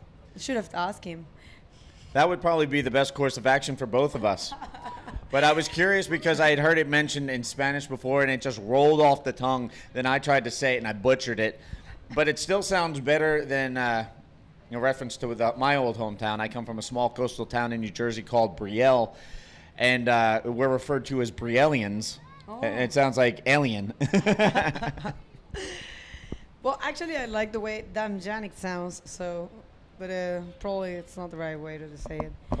Anyways, for everyone that is just tuning in, this is the Consolation Final, a new format here at the APV, and this is where we define the third and fourth position in this contest. So we have the one and only Sasha Damjanic, or we don't really know how the last name is pronounced, but he is from right here from Antofagasta, and he has been showing lots of skills, not only here but also in Arica and in Itacoachara. And on the other hand, we have the South African Ian Campbell doing such a great job and showing also many skills today. Well, we're seeing an interesting situation unfold here in this event. Both Ian Campbell, Sasha Damjanic, this is the furthest either of these guys has ever gotten in a World Tour event. So this is going to be a career best for both these guys. Here we see riding, and that one just got small and foamy once he got around the whitewater section, so he'll kick out. That leaves Ian Campbell out the back with priority, maintains the lead. But as I was saying, this is a career best result for both of these guys, no matter how this consolation final ends. And the same can be said for Louis Finnegan, as he'll be appearing in his very first World Tour final. So regardless how the outcome is when all is said and done, I mean, these guys are experiencing success that they have never experienced before. It's funny that you bring that out, because I was just having that conversation back in the on the beach when I was waiting for Ian to come out of the water, that this is going to be a very interesting podium with three people that have never been in a World Tour podium before, which is Sasha, Ian, and Louis. No matter what position they end up in, they are there. They're the fourth best competitors here at the Antofagasta Bodyboard Festival. And yeah, man, it's so nice to see different. I love to watch the professionals, of course, but it's always nice to see new faces and to give new people the opportunity of stand out. Well, obviously these young gentlemen have taken that opportunity and run with it to the fullest extent, pretty much, especially in the case of Louis Finnegan. He made it to the final. We'll see how that battle with Uri Valadown ends. But, I'm stoked to see the development and progression of these guys. watching them continue their path as professional bodyboarders. Sasha Damjanic, especially the biggest surprise, as not a lot of people really heard of Sasha before this year, but he's really been making a name for himself in the first 3 events on this world tour. Here he is in the Consolation final, having a career best result in front of the home crowd. And here he is up and riding, coming around the section, throws the roll, and combos it with another roll, but gets stuck on the back of that wave. So this will be a decent scoring wave for Sasha. This will help close the gap between him and Ian Campbell. Yeah, look at that. Oh my God. 30 seconds remaining, I heard. Yeah, so time counting down. Last-ditch effort from Sasha Damjanic, trying to catch up with Ian Campbell. Pretty big deficit, but, not going down without a fight, especially here in front of the home crowd. Así es, señores. El chileno Sasha no se da por vencido, dando lo último hasta el final. Así que solo restan 20 segundos para que termine esta gran final de consolación y estamos esperando entonces the last score, right? Yeah, we're going to take a look at the replay, that last wave of Sasha Damjanic. Maybe you can talk us through this in español. Sure thing. Aquí viene entonces Sasha generando muchísima velocidad, haciendo un buen rolo en el pocket y otro rolo más, lamentándolo mucho, no lo logra completar, pero definitivamente es una ola buena para Sasha que lo va a ayudar en su sumatoria. No creo que lo ponga en la primera posición, pero de todas formas el chileno está haciendo lo mejor que puede para poder resaltar lo máximo posible aquí en el Antofagasta Bodyboard Festival. And here we see Ian up and riding one more time. That didn't really work for him, but it's okay because he's sitting quite comfortable on the first position. Ian Campbell for South Africa against the only Chilean rider right now. Well, I mean, it's a final. There we have Sasha asking for situation. Cuando los corredores levantan la mano así, significa que están pidiendo que les digan los scores porque tal vez no saben cuánto recibieron por su última ola y quieren saber cuál es la situación en el momento para poder pues tomar sus decisiones de cómo seguir surfeando. All right, so getting ready to go into the men's final. Again, coming up on deck, we're going to see Louis Finnegan, Australia, in his first finals appearance, go up against the former 2008 world champion, Ori Valadown. Meanwhile, out in the water, up and riding, Sasha Damjanic one more time around barrel, but gets shut down, unfortunately. So Sasha Damjanic still chasing it, still fighting it out here in this heat in front of his home crowd, still battling it out, trying to catch up with Ian Campbell there. You can see the situation out in the water. Campbell remaining 7.25 combined total, trying to play catch up, scrapping it out in the final minutes of this heat. Yeah, well, I would like to see here. Oh, the screen's not working, but there's still some time for the Chilean. I think I heard wrong. I heard 30 seconds remaining, but still, there's still some time to go, and anything can happen here. We have seen the riders surfing so good so far, and yeah, man, Consolation finals being great. So again, working our way through the tail end of competition. Again, mentioned the men's final coming up, but also on deck, the very next heat that we're going to see, the women are going to paddle out and give it a go for the women's final. So we're taking a look at defending world champion Alexandra Rinder going up against three-time women's world champ from Brazil, Isabela Souza, in the women's final, a rematch of the Arica final. So they will battle it out in round 2. Oh my God, I'm so excited to watch that. I'm so happy that I can't stop saying it. I'm so happy that I actually decided to compete here because we're wrapping up in the best way. It's amazing. Para todos los que están sintonizando ahora, vamos a hacer después de esto la gran final femenina con Alexandra Rinder y Isabela Souza, una vida desde Arica. Cuando vemos a Ian Campbell haciendo un rolo through the leap una vez más. Beautiful. Like those through the leap rolls. Do you like them? Yes, definitely. A lot of power, a lot of style. And he's been nailing those down throughout the event. So again, working our way through this, and then we will see a repeat, the sequel, if you will, Isabella Souza versus Alexandra Rinder in the women's here at the Antofagasta Bodyboard Festival. Yes, man, so excited. Those two girls are my main inspiration in surfing and bodyboarding, and it's so beautiful. It's so great. So excited to see them surfing and taking the finals. It's amazing. It's something that I actually always imagine that at some point they're always going to be together in finals. Yes. Yes. Sí. Oh, cuando él comienza a responderme así, yo lo quiero ahorcar. No, mentira.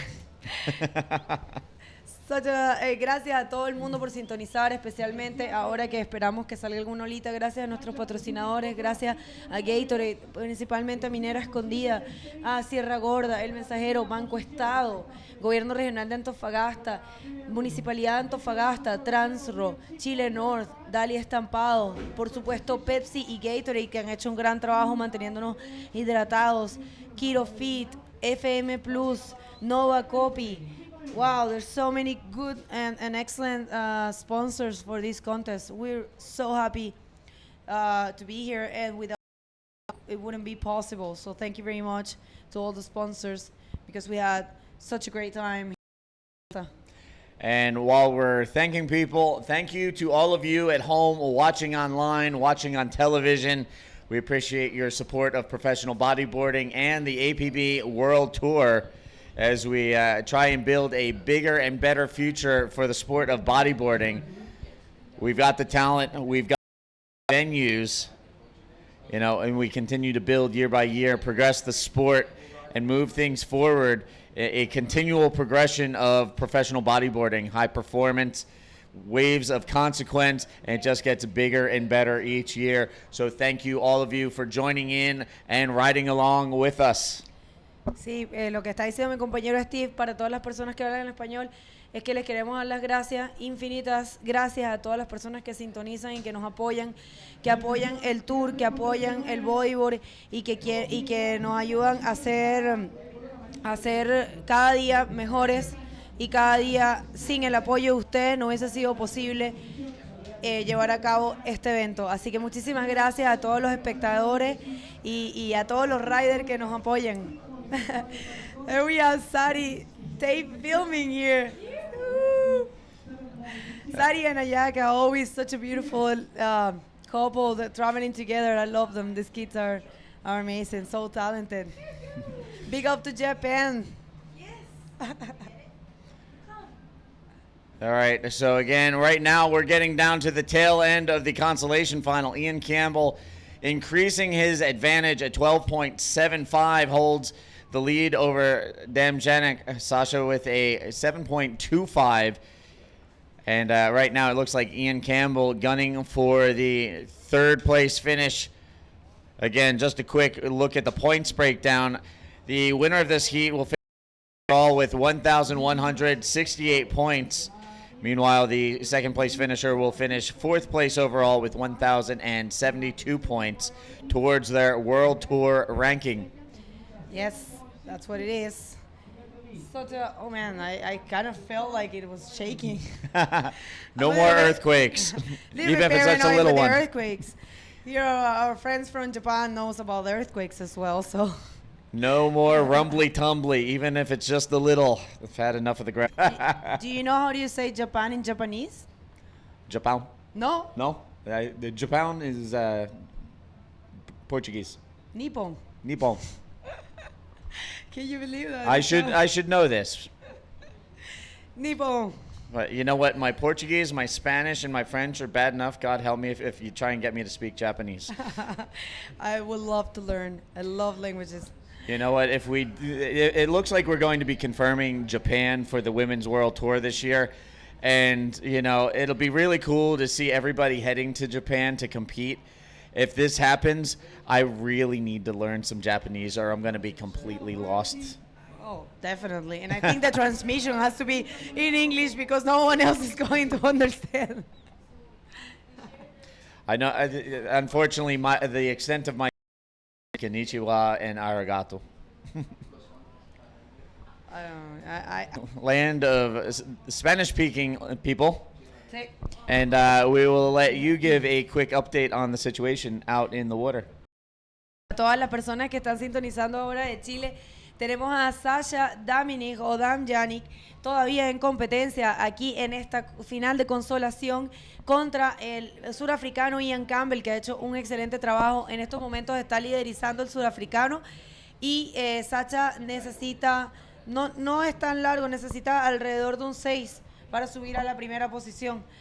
Así que quédense sintonizando porque realmente todo puede pasar en estos últimos minutos de competencia para el chileno Sasha Damjanic. Y ahora no se pueden mover porque viene la gran final femenina. Van a competir Alexandra Rinder y Isabela Sousa. Van a competir, así que tienen que quedarse. Cuando escuchamos afuera lo que es el countdown, actually the heat is over. Oh, look at that. He's still surfing. I think this is just Ian Campbell coming in. It looks like it'll be Ian Campbell finishing third, taking the consolation final win, and Sasha Damjanic, the local from Antofagasta, will finish fourth overall. So we'll see those guys on the podium in just a little while. Meanwhile, getting ready to battle it out in the final. Alexandra Rinder in red will go up against Isabella Souza in yellow. So we're just about set to go into the women's final. And then from there, we will be going into the men's final. So we get to crown the women's champion and the men's champion today. Again, we crowned the Pro Junior champ yesterday, Socrates Santana from Brazil, taking the win, his first World Tour win at 16 years old. So, and now we see a 20-year-old in the men's final and the defending world champ, a 17-year-old in the women's final. Talk about a youth movement in the sport of bodyboarding. Yeah. That's a comment that has been well said here during this transmission. The youth of the bodyboarding. Para todos los que están sintonizando ahora, estamos comenzando lo que es la gran final de las damas, señores y señoras, la finalísima. Es la gran Isabela Sousa, 3 veces campeona mundial, contra la revelación Alexandra Rinder, Shune Cruze, familia Rinda.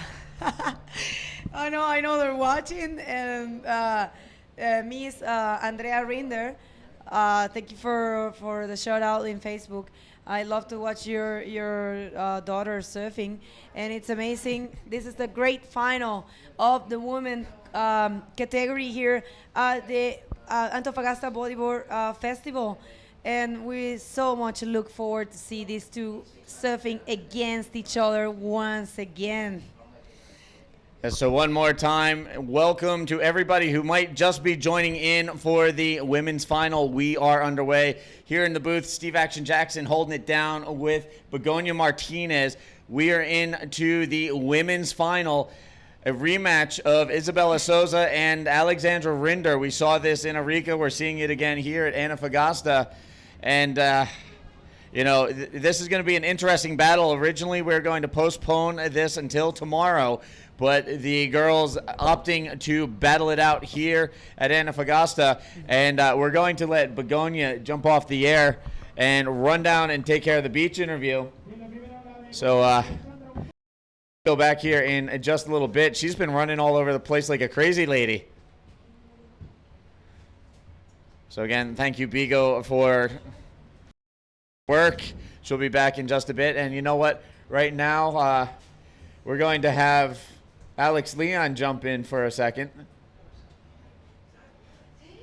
Actually, Alex is going to switch out and call an audible. So we're going to have Sari Ohara from Japan jump in for a few words. Again, out in the water, we've got the women's final, Alexandra Rinder against Isabella Souza. And stepping into the booth. Welcome, Sari. Thank you. Hi, I'm Sari Ohara from Japan. I lost semifinal, and I'm being the webcast. Hello, guys. All I'm right. sleepy now. So Sorry was in the consolation final with a nice valise, both of them opting to take equal points and equal third in that event rather than put yourself at risk out in the water with the sketchy conditions, I guess you could say, here at Nil de Point. Very dangerous out in the water. Yeah, I never served this condition. Like in Japan, nowhere this wave. So I was so scared. I just wanted to do my best, but just difficult. Well, we appreciate you in a nice, making the wise decision and opting to split things evenly for equal third as opposed to putting yourselves in harm's way out in the water. We'd like to see you girls stay safe just as much as we like to see you push the point. I know, yeah. It's so hard. It was so hard, and Isabella and Alexandra is the best rider in here, and Isabella is a kick out, and they are making good rolls and good waves catching. It's gonna be great here. So out in the water, waves already ridden a 2.50 for Alexandra Rinder to get things started. Now Isabella Souza waiting to get on the board as well. So again, we are underway with the women's final, and then we will go into the men's final. So still more action to come here on day 5, the final day of competition at the 2015 APB Antofagasta Bodyboard Festival. And again, joining me here in the booth, the talented Sari Ohara from Japan. And, we were actually talking about your brother earlier in this event. Both Teza and I have met your brother qualifying series for the WSL. Yes. Terry McKenna met see my mother in Australia, Newcastle. Yeah. She was so excited to see you. Thank you. Yeah, my brother my younger brother in the California, USA, and he has compete in US Open, and he's going on. Yeah, your brother's a cool kid. And speaking of cool kids, you know who we have on the beach? We have the winner of the last heat, Ian Campbell. Welcome back, everybody. We're here with the super stoked Ian Campbell. Oh my God, you made it, man! You're in the 3rd position on this contest. What can you give us like a general overview of what all this has mean to you and what the contest has been for you? Yeah, last year I got an injury at La Cupola, which was pretty hectic, and it didn't allow me to go to the next event, which was pretty upsetting. And just coming back to Antofagasta, just being welcomed in here again, and it's just absolutely unbelievable what the people are like here. Everyone's just so welcoming. It's just the best crowd to come to, and I'm just super stoked with the 3rd. Coming off last year, it makes it even that much better, so I'm stoked. So happy for you. You totally deserve it, as I said before. And well, this is your moment to say thanks to everyone, and just congratulations. Yeah, just thanks to Sasha for that last heat. He serves unbelievably well here from Chile, so big up to him and to everyone else. And the support back home once again has just been flipping crazy. So big ups to all my sponsors, everyone else that's been supporting, and just everyone that said something and wished me well. I really appreciate the support, so thanks very much. Thanks to you and congratulations. We're so happy. Back to you guys in the booth. All right, thank you, Begonia, and congratulations again, Ian Campbell, a career best 3rd place finish here at the Antofagasta Bodyboard Festival. Meanwhile, back here in the booth, Sari Ohara has made her exit, and now joining me here, I have Ayaka Suzuki in the guest commentator chair. Welcome. Thank you. Hi, this is Ayaka Suzuki. Meanwhile, out in the have up and riding in red, Alexandra Rinder. Big roll, comes out, and then will duck out as she got down the line. And we know that cropping the cracker comes up pretty quick out there. Yeah, it was a good one. So Alexandra Rinder looking to build her score. Right now, Isabella Souza with a 5.0. We're going to take a look at the last wave of Isabella Souza as we cue up the Antofagasta replay one more time. And here we can see Isabella on the right-hander, punches the roll through the lip, and then will duck out. That was worthy of a 5.0 on her first wave. She holds the early advantage. Meanwhile, waiting for Alexandra Rinder's second wave, as these girls both look to build their scores and work their way towards the win. Meanwhile, again, here in the booth, we have Ayaka Suzuki joining me here as the we have a little bit of a Japanese invasion here in the broadcast booth. Always stoked to have these girls cruising the World Tour event. The camera, and we have Ayaka in front of the camera hanging out with me here in front of the bright lights. Yes, I'm so happy to be here.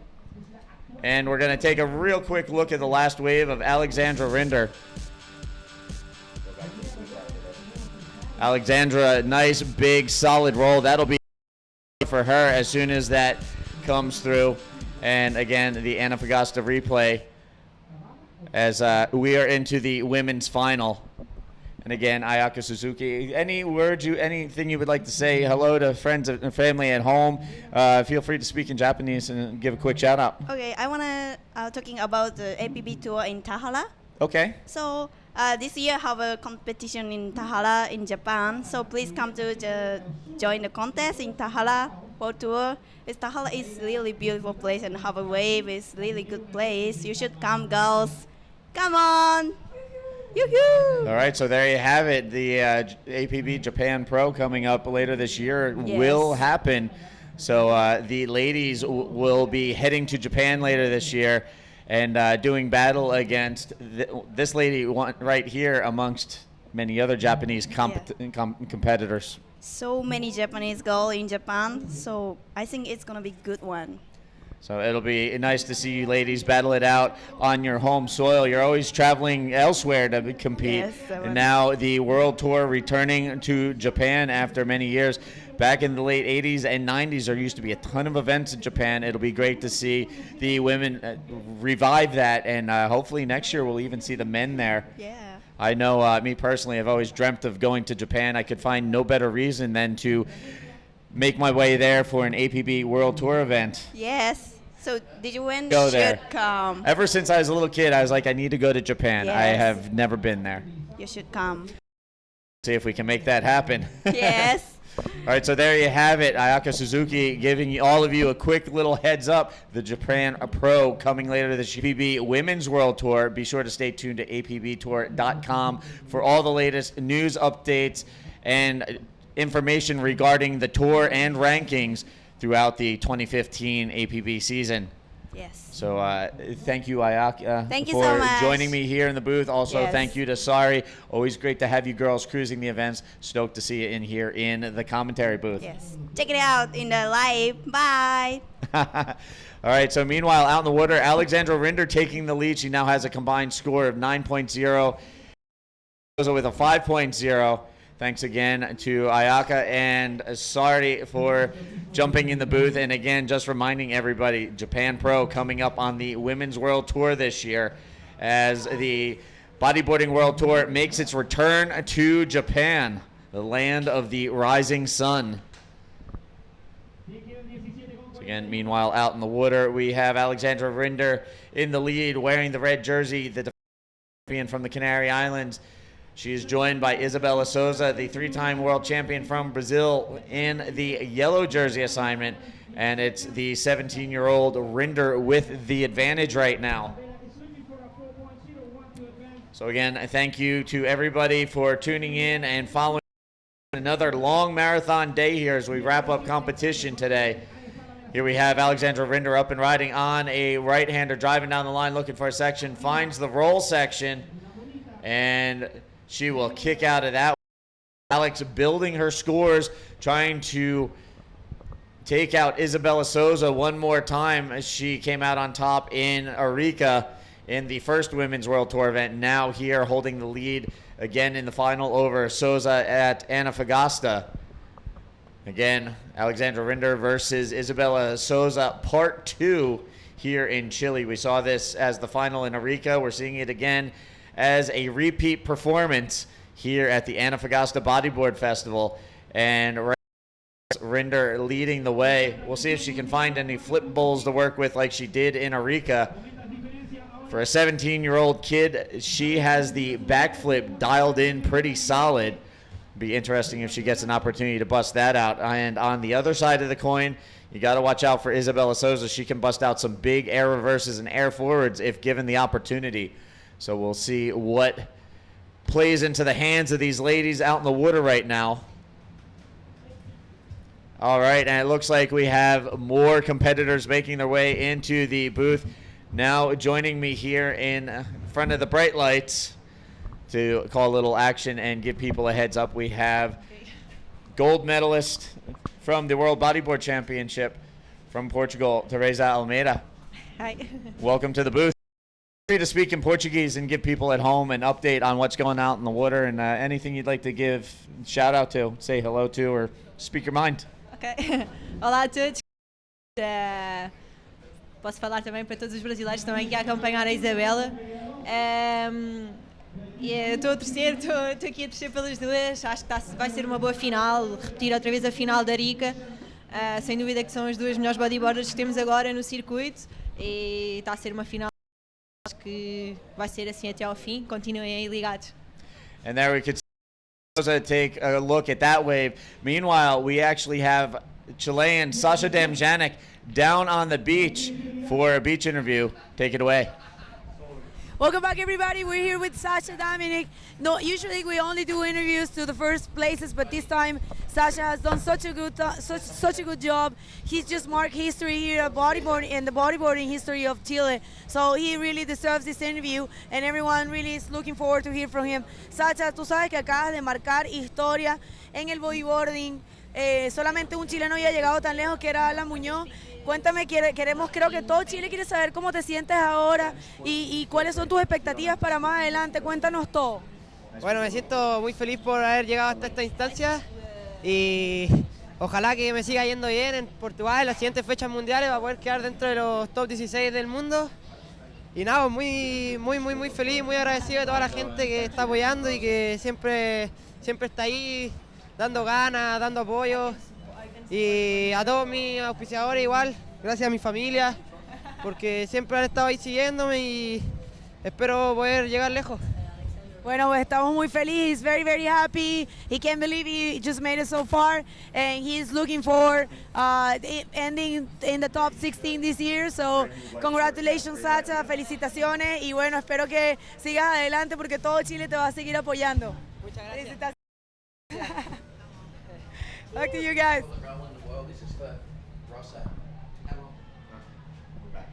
All right, and back to the live action out in the water right now. Alexandra Rinder with a total of 12.0 leading the way over Isabella Souza. So while we were down at the beach with the interview, I was speaking here with Teresa Almeida from Portugal, and we're going to let her continue on in Portuguese, maybe a little Spanish, while I'll hold down the English side of things. Also choosing sides out in the water, a little bit of a coin toss. She's going to be pulling for Alex Rinder. I'm going to be cheering for Isabella Souza, currently in the hole, losing the heat. But Isabella Souza, a dangerous competitor. She can strike at any moment. So we'll let Teresa say a few words in Portuguese. Eu acho que isto vai ser uma final tanto qualquer uma delas pode fazer uma onda e virar o hit. A Isabela não está, ela tem capacidades para numa onda só virar, por isso acho que até ao fim vamos estar sem saber quem é que vai ganhar o hit. Mas eu estou aqui a torcer pela Alexandra. Espero que ela ganhe, mas continuem aí a ver.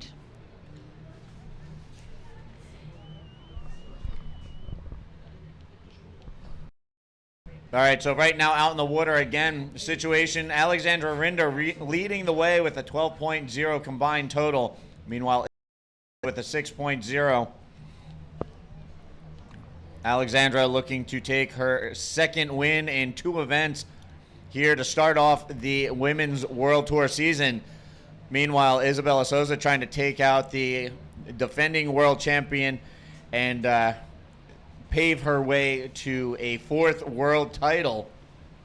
We'll see who gets the better of this heat. Again, it was Alexandra Rinder taking the advantage in Arica.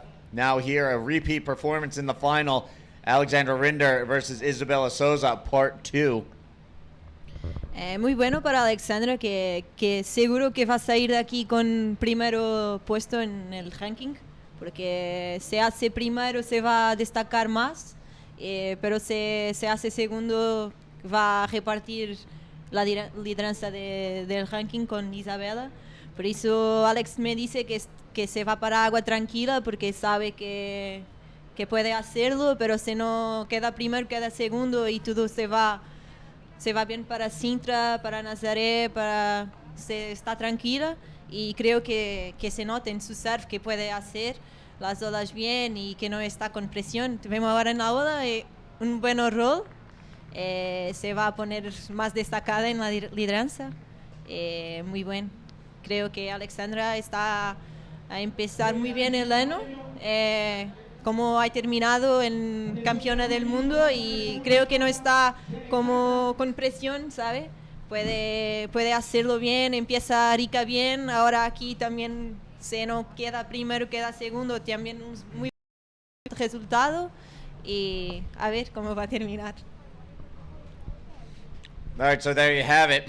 Quick little update from Teresa Almeida hanging out here in the with me. Desculpa, meu português é mal, mas meu espanhol é mais pior do que meu português. So, meanwhile, back to English here from me. Out in the water, Alexandra Rinder remains with a 12.0. Isabella Souza still looking to improve upon her 6.0. And just a little side note, it's always dangerous doing commentary and having somebody bring a in, because where I am from in the United States, pizza is not just food, it is a way of life. So you put pizza in front of me, I start drooling like a hungry dog.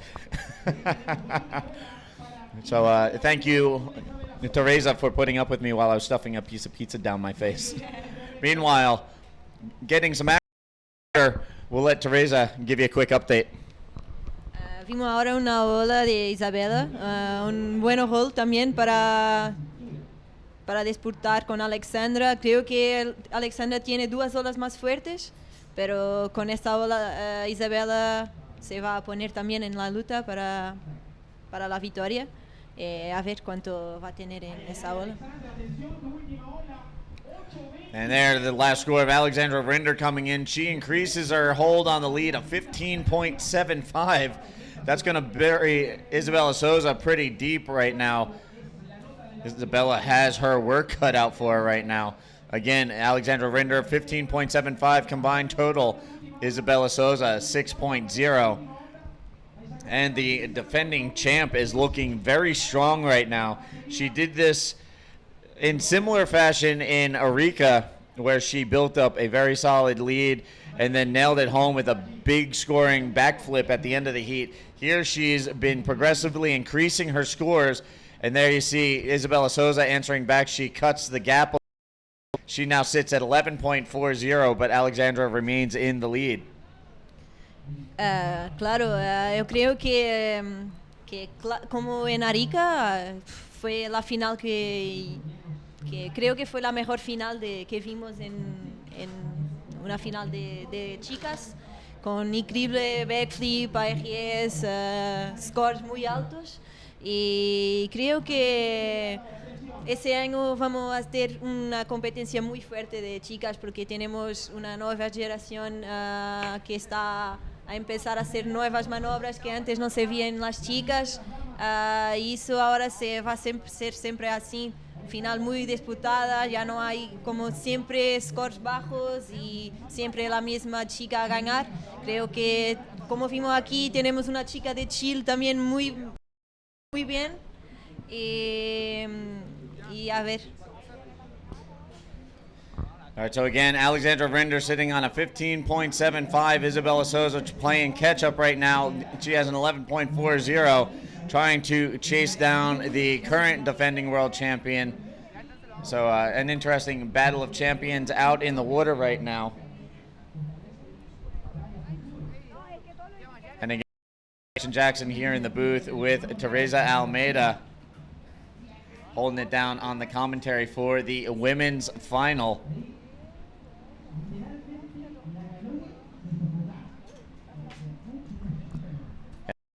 And the ladies out in the water just waiting for the next waves to roll through and give them something to work with. ¿Cuánto tiempo tiene para terminar? Time remaining, not quite sure. Maybe we can see if we can get a time check. But time definitely whittling.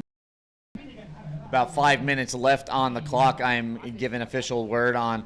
So into the final 5 minutes, Alexandra Rinder leading the way over Rosa.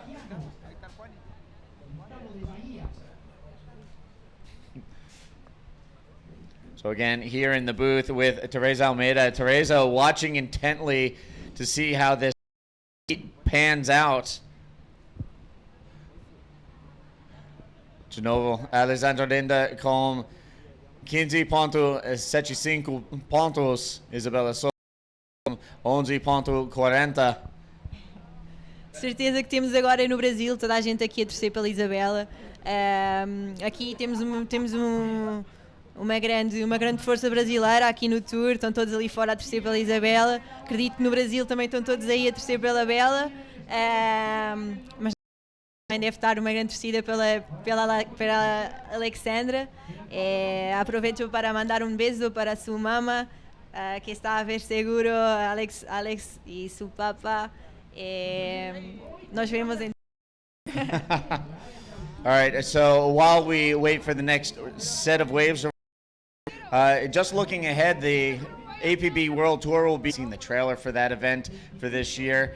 Definitely be sure to go to APB Tour on Facebook and check out that trailer for the Shark Island Challenge, the invitational event. We will be entering the window for that shortly after here in Chile. But then the World Tour will be starting up again in September in Portugal with two events. The 20th anniversary running of the Sintra Portugal Pro, and then right after that we will be going into the Nazaré Pro, the first annual running. You have some experience with Nazaré and Praia do Norte. Give us a rundown. Feel free to tell us in Portuguese or Spanish, whatever you prefer, what we can expect from those venues. Portugal tiene olas increíbles. Campeonato en Sintra, pero para mí creo que toda gente en Portugal sabe que Nazaré en una mejor ola. Para mí es la mejor ola que tenemos ahí en Portugal, y seguro si tenemos suerte va a ser una de las mejores competencias del año del circuito, porque es un increíble beach break que podemos disfrutar seguro de olas perfectas para las chicas y para los chicos. Y estoy muy contenta por tener ahí en mi ola una etapa de mundial y poder competir con todos los mejores del mundo, mirar ahí a surfar. Seguro que va a ser un buen final, una buena perna de Europa. Creo que se va todo el mundo para Sintra, seguido para Nazaré, y estoy muy ansiosa para hacerlo. All right, so there you have a rundown of it. Sintra, again, it's been on the tour. This will be the 20th anniversary running of Sintra. And then, as Teresa was saying, some incredible waves in Praia do Norte, a great beach break wave. It's known for being really big, but even at like 4 to 6 foot, it's a really fun bodyboarding wave.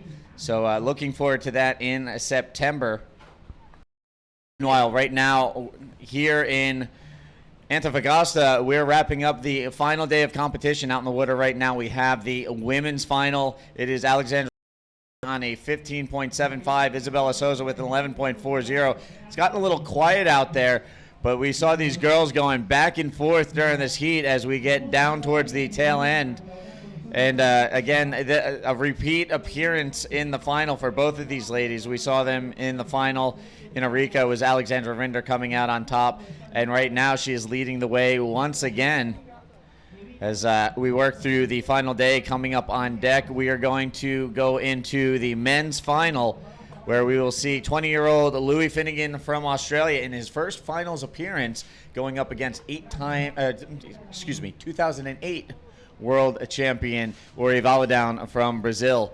So, still more action to come as we wind down and wrap up Antofagasta Bodyboard Festival 2015, event number 3 on the 2015 APB World Tour. And again, thank you to Teresa Almeida for joining me here. Always stoked to have guest commentators cruise in here and give me a hand calling the action out in the and nice to get some of the ladies competitors in here during the women's final as well. So, muito obrigado, Teresa. De nada. Acho que a Alexandra está quase a terminar o hit, a Alexandra está na liderança. Quero dar também os parabéns a elas por decidirem ter entrado na água. Acho que foi uma boa decisão da parte delas e da parte da organização.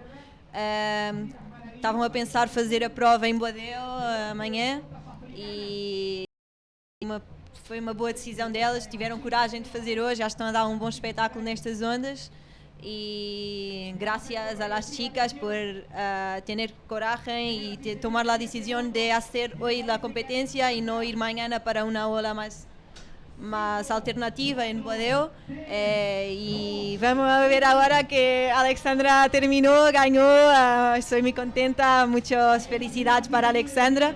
Sigue ahora primera en ranking y muy bueno, muchas felicidades. And there it is, super excited. Alexandra Rinder taking their second straight win in 2 events to open up the 2015 World Tour season. Teresa Almeida is going to duck out of the booth. Thank you again to her. Muito obrigado, Teresa Genovo.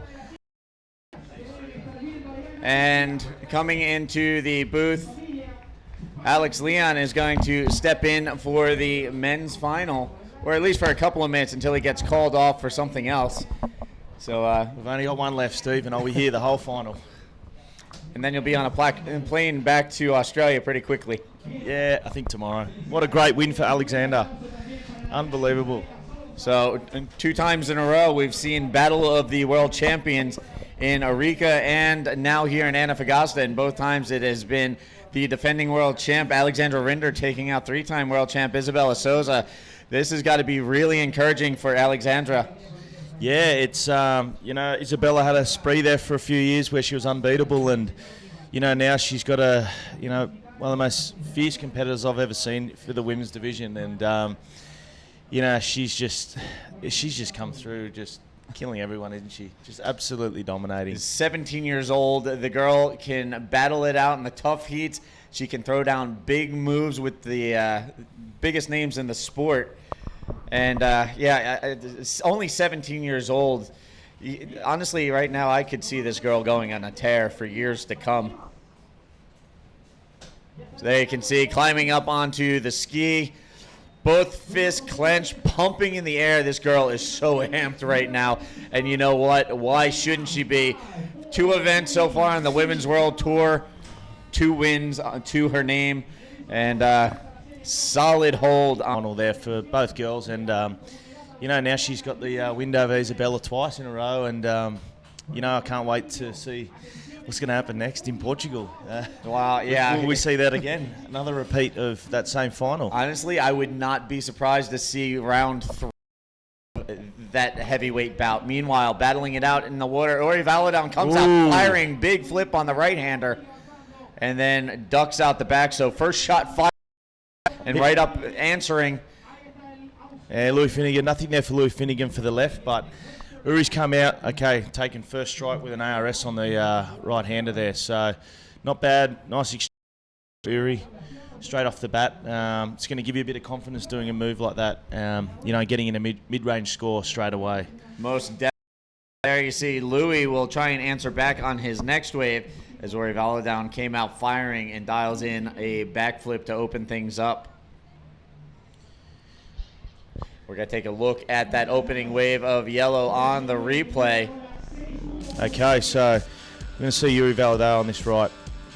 Just stalls a little bit at the top there, waiting for the ramp, and you can see that side wash as he landed, bounced over the side.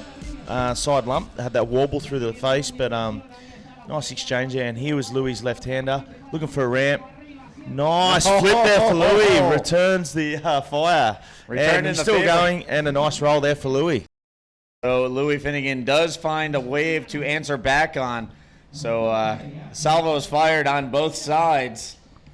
Yeah, that was I think Louis might have got the better exchange there. That was a better flip. He had more projection.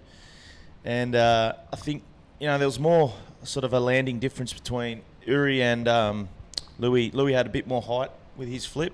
And Louis' wave was a bit cleaner than Uri's. So we'll see how the scores filter in. Again, seeing the results, Alexandra Rinder winning the women's, and there you can see out in the men's final right now, Louis Finnegan in red, Ori Valadão in yellow. And we are underway, the final heat of the day, the final heat of the event, the men's final out in the water. We will be crowning a men's champion at the end of this heat, obviously, and drawing to a conclusion here at the Antofagasta Bodyboard Festival.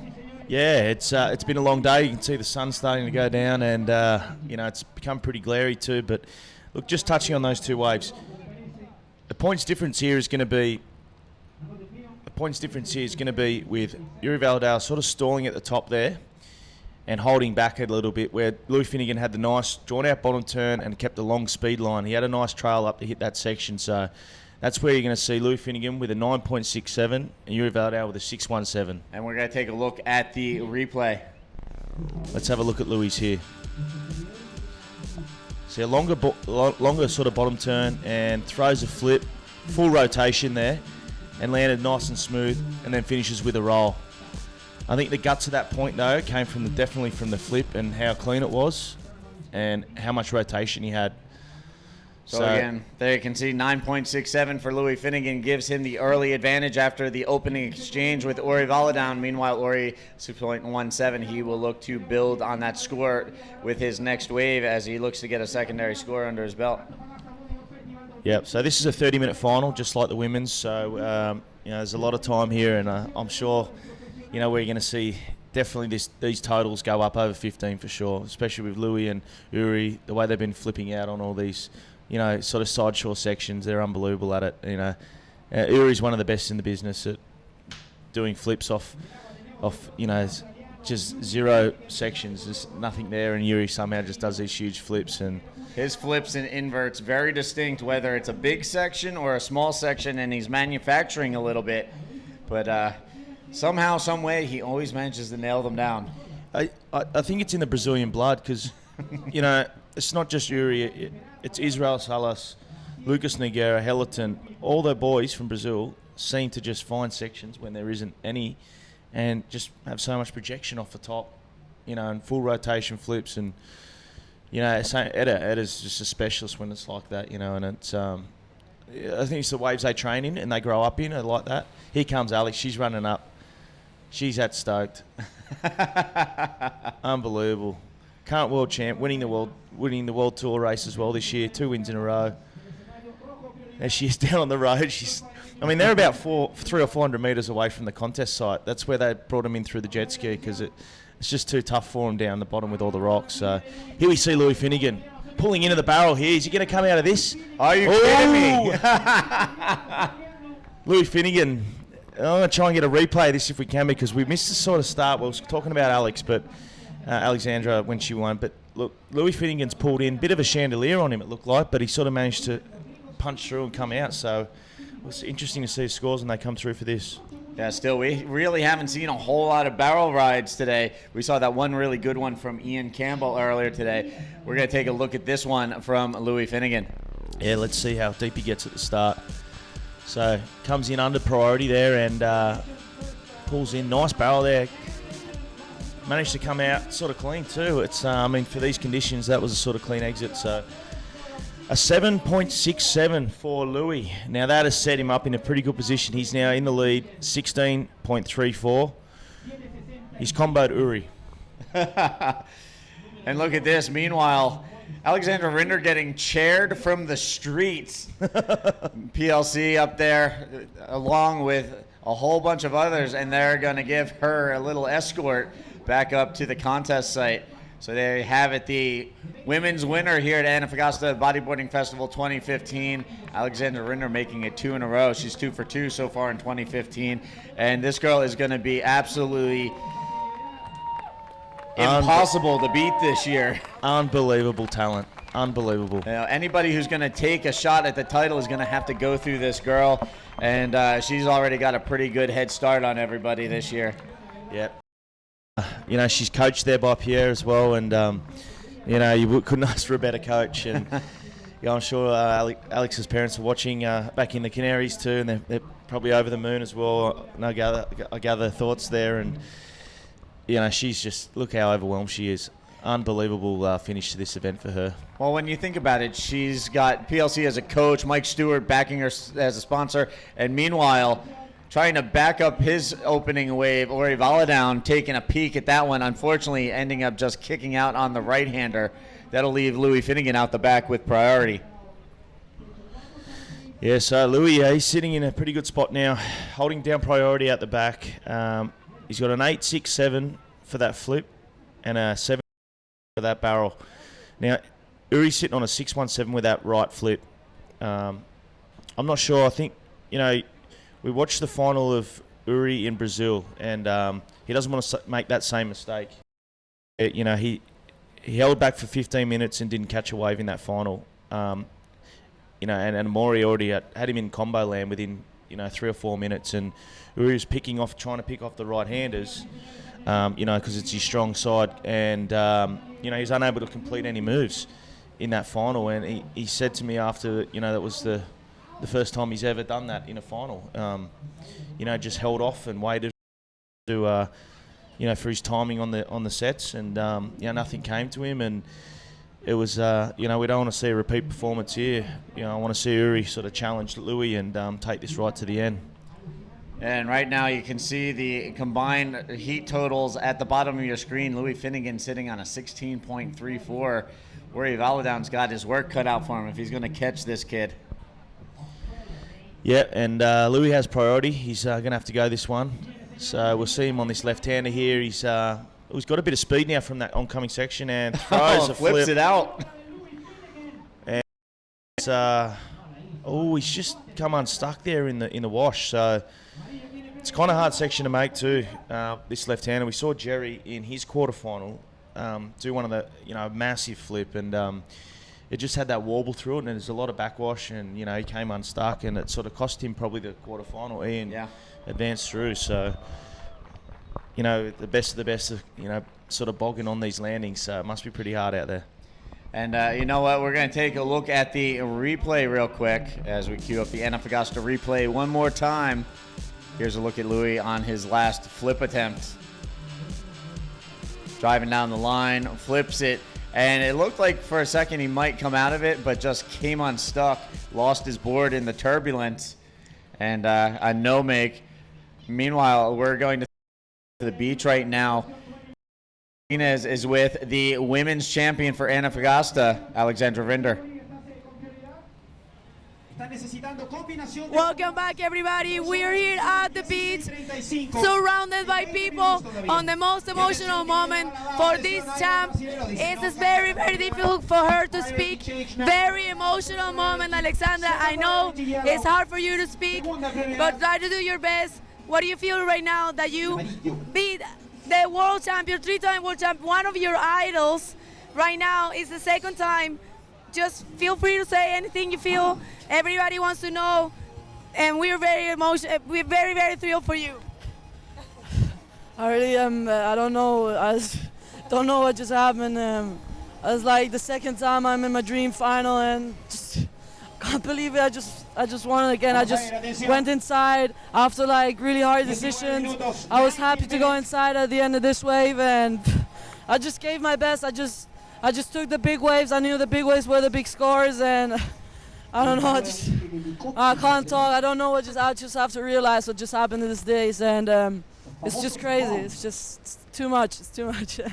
Well, Ale, you've been surfing amazing. You deserve it, and I'm sure everybody knows that. So right now is the moment for you to say everything you feel and to send all your fans, all your family, all your sponsors a big shout out, because it's a great moment in your life. I think it's the best moment I've ever had in my life. Like winning two events in a row and winning twice against Isabella in a row. That's just I never will forget this. Yeah, of course. And my mom and my dad were back home, and my brother.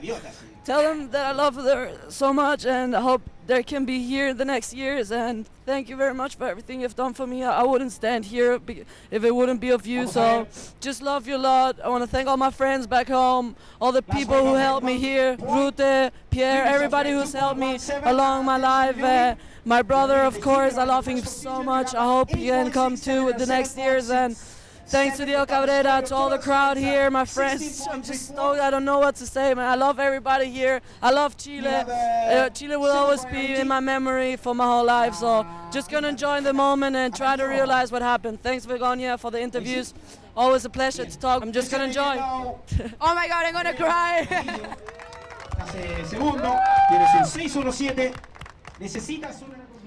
All right, and there you have it. The winner of the Antofagasta Pro Bodyboarding Festival Women's Division, Alexandra Rinder, the defending Women's World Champion. Meanwhile, out in the water there, you can see the current situation on the bottom of your screen. Louis Finnegan sitting on a combined total of 16.34, leading the final over Ori Valadown. Ori with a 7.17, trying to catch up with the young Australian. Yeah, and we've got 16 minutes left, so we're just about halfway through this heat, and so far it's been Louis dominating this first half of the final. Yeah, meanwhile, now with the second half still in front of them, Ori Valadown really needs to work on settling down and put into the swing of things here in the final if he's going to have a shot at taking out the Australian young gun. Yeah, I mean, I'm sure there's a lot of Aussies too behind Louis at the moment, and especially a lot of the athletes too. Wishing they were here to take it on, and it's a call out here. Might be a wake up call for the Aussies to join the tour again and see, if Louis can do it, why can't the others? I would imagine there's a lot of Australians watching this, cheering on Louis, but like you're saying, at the same time, wishing they were here. I would imagine, there's a lot of mixed emotions right now, cheering on Louis, and at the same time, like, damn, I'm missing out. Yeah, so we got Yuri on the left here, lining up a section. Let's see what he's got here. And just throws a roll there for Uri. He's clean finish out. So he's a backup score. He's got his backup score now. Get ready to queue up the replay on that last wave as Ori Valadown rolling off of that heavy closeout section and able to ride out clean. That will give him a secondary of his situation and make things a little closer between himself and Louis. Yeah, that's right. We'll wait for scores to drop here for Uri. It's going to be a mid-range score. I'm likely to see what they give this because he had a 6.17 for the flip. The roll was a bigger wave though, but we'll like to see what happens here. Let's see what Louis can do. He's on the left here. He's eyeing up something. He's got the onshore behind him and just pulls out the top. So, okay, we've got scores dropping now. 6.67 for Uri Valadown for that roll, so that's pushed him up 12.84. He's now needing a 9.68 to win the Antofagasta bodyboarding final.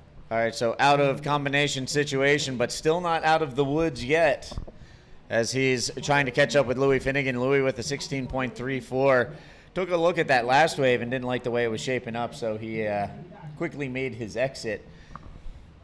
Yeah, it's a bit hard with this sort of the wind's now, coming from the south. It's cross shore and mainly onshore on these lefts. The rights, you see a little bit of cross shore in them, but definitely the left hand are just, it's so onshore. So the timing's got to be impeccable just to get that projection off the lip. So again, counting down through this heat, we are a little bit over the halfway mark time-wise. And again, Louis Finnegan leading the way over Ori Valadown. So we've seen a crazy amount of heats the last couple of days. 23 heats yesterday, 20 heats today by the time it's all said and done, or actually 19 heats. So no shortage of action here at the Antofagasta Bodyboard Festival. A little chaotic at times with the swells, the mobile, but it has all come together, and the culmination today, crowning a women's champion in Alexandra Rinder, and we're not too far off from crowning a men's champion as well, and just, wrapping things up, putting a pretty little bow on it, and calling it a day. Yep, and here's Louis having a look here on this left-hander. Well, he's got another section coming down here. He's going to have to hit this thing, and throws a flip out. He hasn't finished yet. He's going for something else, and just a little flop roll at the end there. But I don't think that's going to better his score. The first flip was a lot bigger, and the barrel's going to be higher than that, so that won't affect your score. All right, Uri needs to do something big here. Uri needs to launch pretty big here to get back in this. Because at the moment, Louis got two better scores than Uri's both. So let's see what Uri can do. He's eyeing off one now. Here you can see Uri out the back with priority, taking a look at this right-hander, scratching into it, or at least it looked like he was going to scratch into it as he backs off. That wave shutting down. So Uri the wiser for having backed off of it. Yeah, you can see how low tide is too. See all the gurgles off the reef. Lots of boils out there. Lots of boils, and then with this wind too, it's making these conditions extremely hard. A few hours ago it was pumping. Like when we sort of in that the quarterfinals, it was pumping. And you know what? Right now we're going to take a look at the replay. Louis Finnegan's last wave. Yes, you see he's got that. See, that's shaped up nicely under him there, and he just hit that off the end of that bowl, and it was a nice flip there. It just didn't really give him that projection that he needed to sort of better his score. It's kind of tough out there with this wind, as I mentioned, and I have been mentioning all day. But it's Louis on fire. He's been making all these flips all day. Like I haven't seen him come unstuck many times, and especially that that quarterfinal to take down Amori was amazing. Yeah. Here we see Uri. Uri up and riding on the left, drops in, sets his line, driving down the line, looking for a section, punches the roll through the oncoming closeout section, and it looks like he's going to get lost in the whitewater. We've lost him too. I don't see him. He's gone. Well, we've heard that from other competitors that the hold down had a little bit out there. Yeah, I think he might have been trying to just hold on and punch through the front.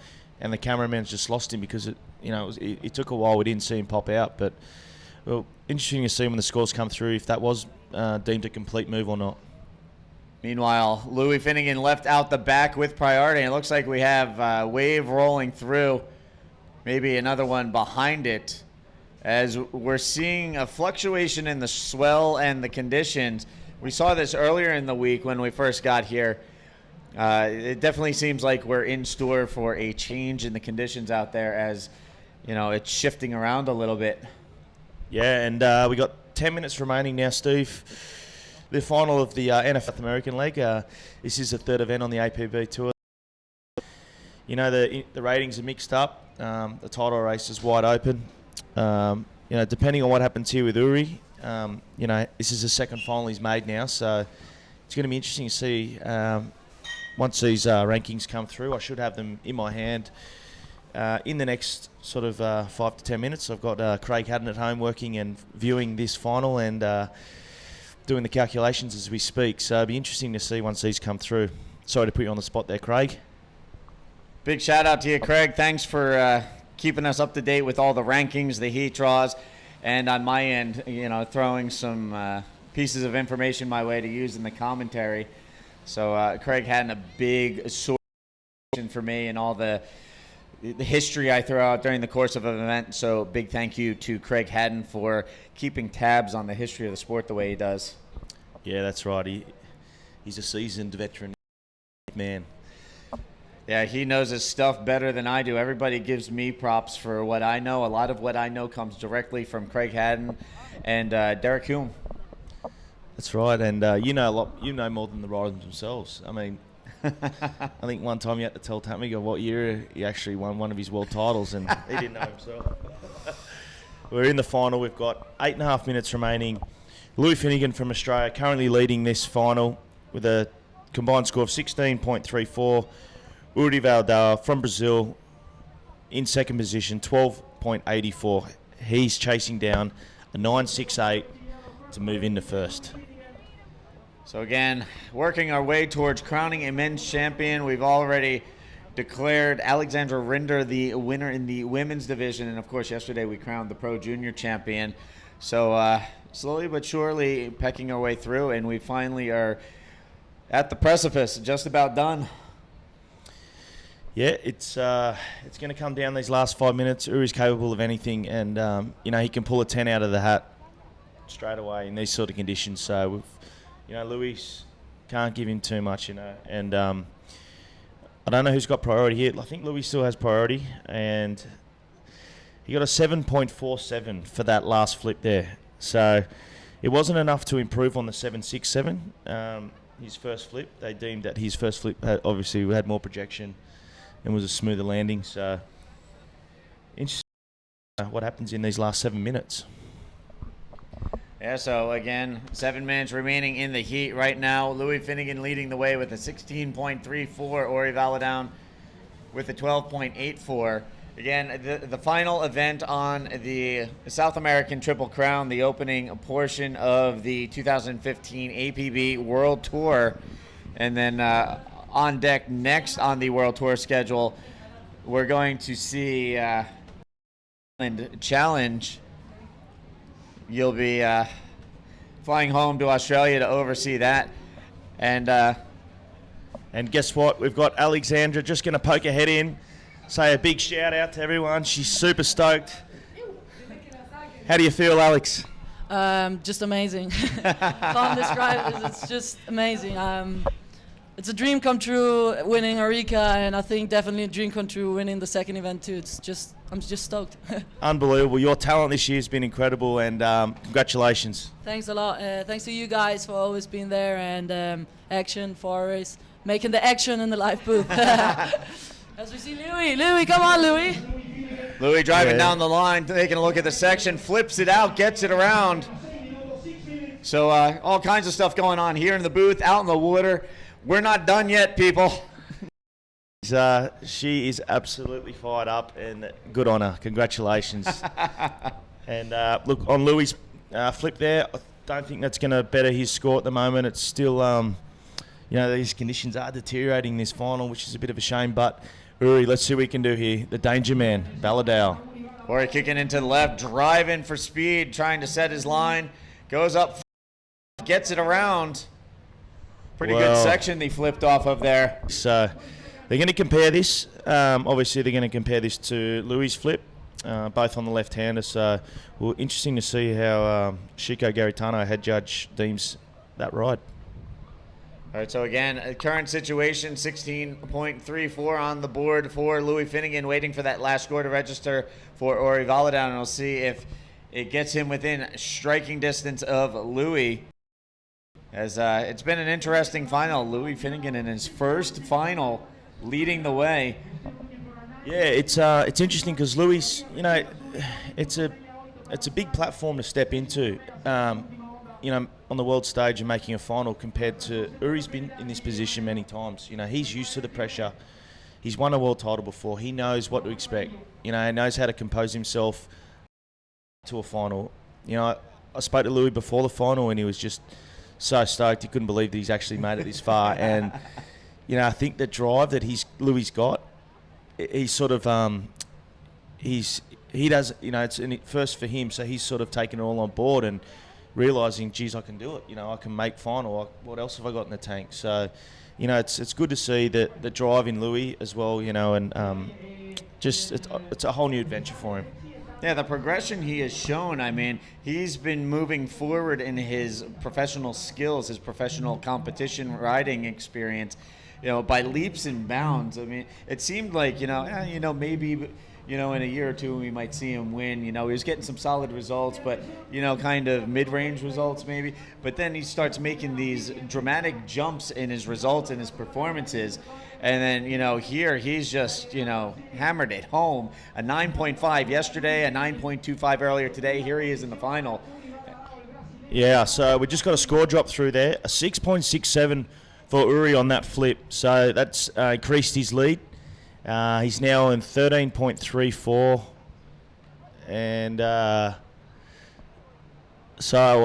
it kept the sorry. It kept the same score there. The other wave was a 6.67 as well. So situation's still the same. It didn't improve. It was same score there. So he's still chasing a 9.68 with 3 minutes remaining. So again, Uri Valadown playing catch up to the young Aussie. Louis Finnegan leading the way, holding control, trying to drive home his first World Tour win. In his first World Tour appearance, that would be a pretty impressive feat. First final, first World Tour win. Yeah, unbelievable. And, this is by far going to be, if Louis comes away with this win, it's going to be by far the best day of his life, I think. And, he's a happy kid, and he's got a big future, bright future in the sport.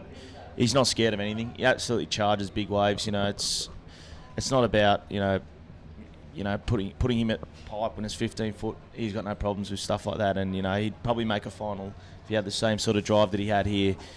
It's Louis, he's just such a great talent coming out of Australia, and there's many just like him, and it'd be good to see more of them on the tour next year. And also, I'm just so surprised with the talent in the younger guys this year. The generation just stepped up. We saw Ian Campbell, unbelievable. Sasha Demjanic from Chile. I'd never heard of this kid last year, and this year he's coming through with a 4th position. So yeah, he came in here ranked in the top 20. He's going to leave here probably moving up in the ranking. Okay, we're in the last minute now. Louis Finnegan currently holding this one down. He's staring at the podium. He's only 50 seconds away from winning this event. Uri Valadown needs something big, and we saw him go for that big flip, so it's pretty dangerous here because he needs a 9.68. It's a big score, but the waves, they're not really producing anything in that sort of score range at the moment.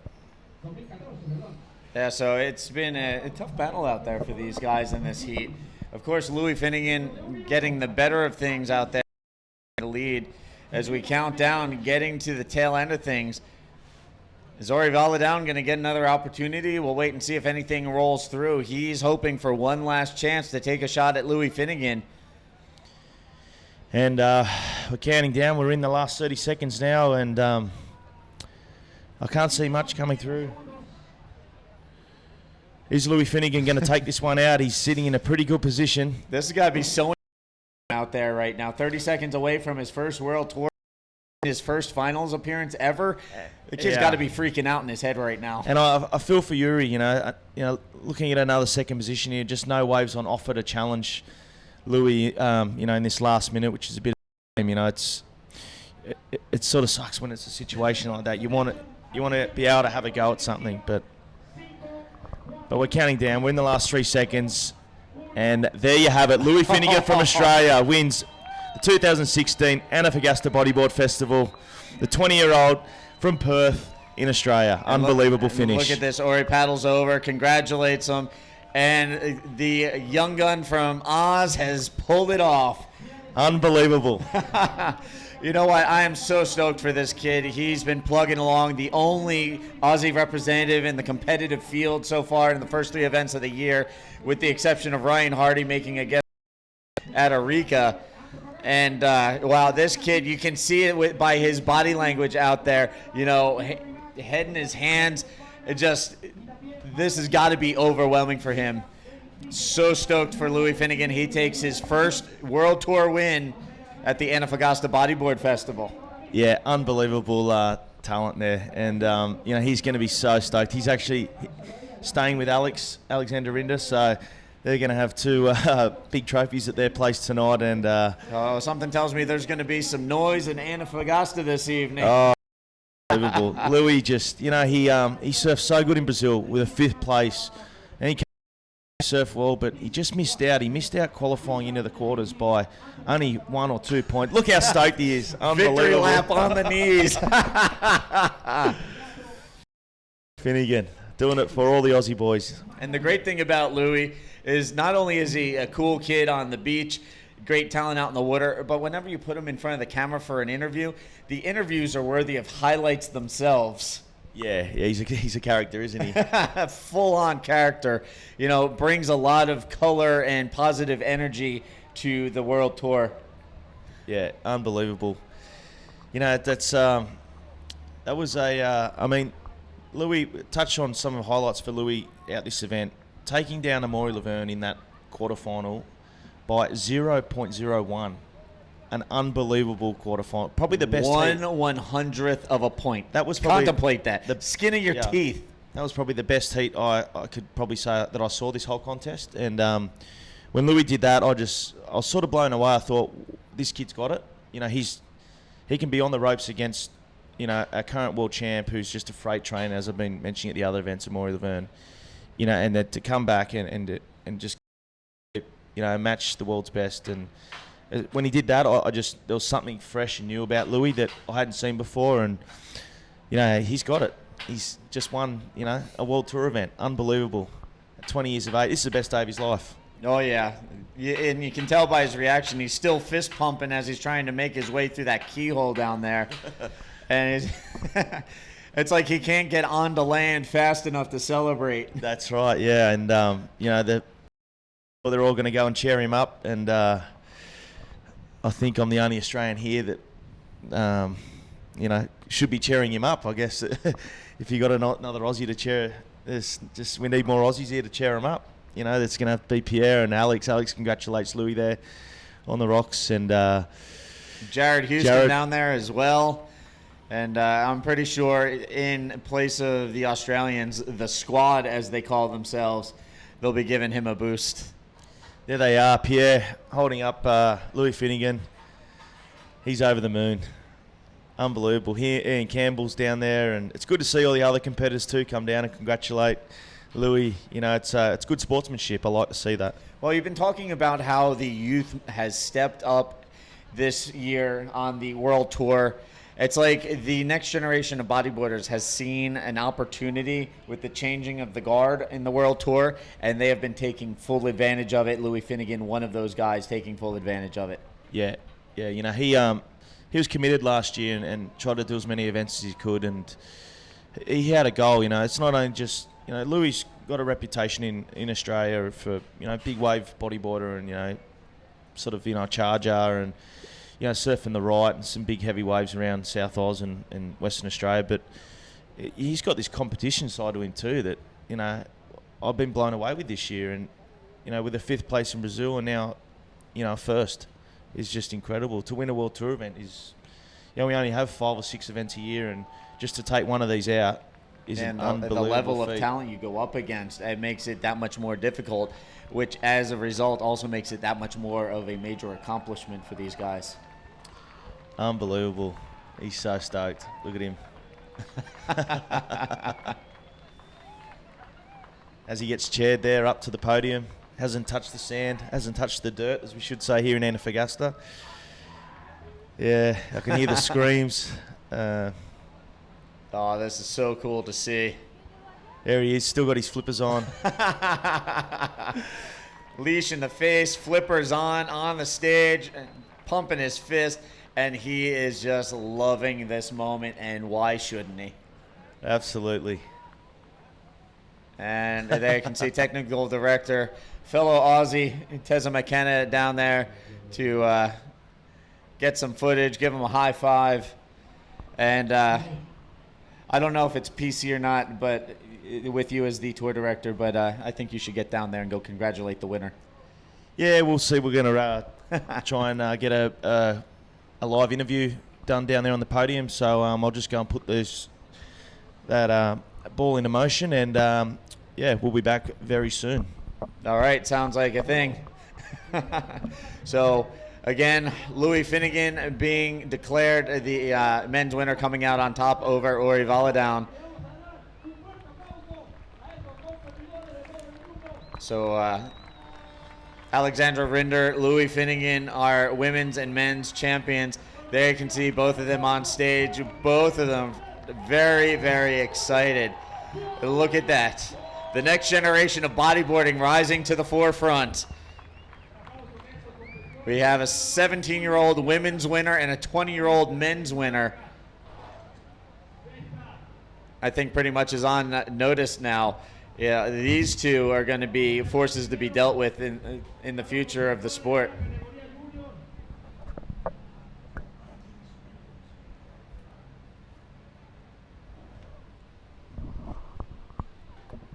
So there you can see donning Antofagasta Bodyboard Festival hats up on the podium as we await the beach interview. And this is going to be one heck of a celebration for everybody involved.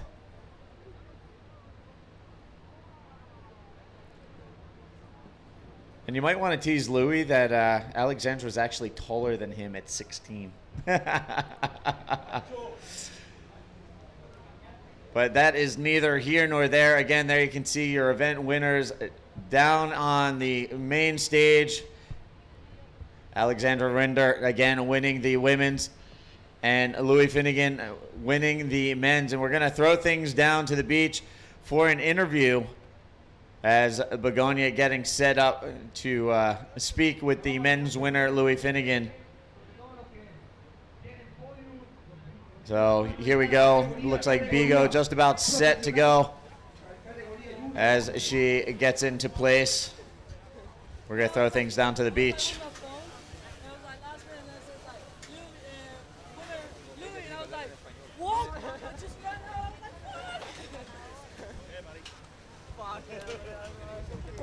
Meanwhile, there you can see Tour Director Alex Leon congratulating Louis Finnegan on his first World Tour win. Also congratulating Alexandra Rinder. She's 2 for 2 so far on the Women's World Tour. 2 finals, 2 victories in 2 events. We're all here together at the beach.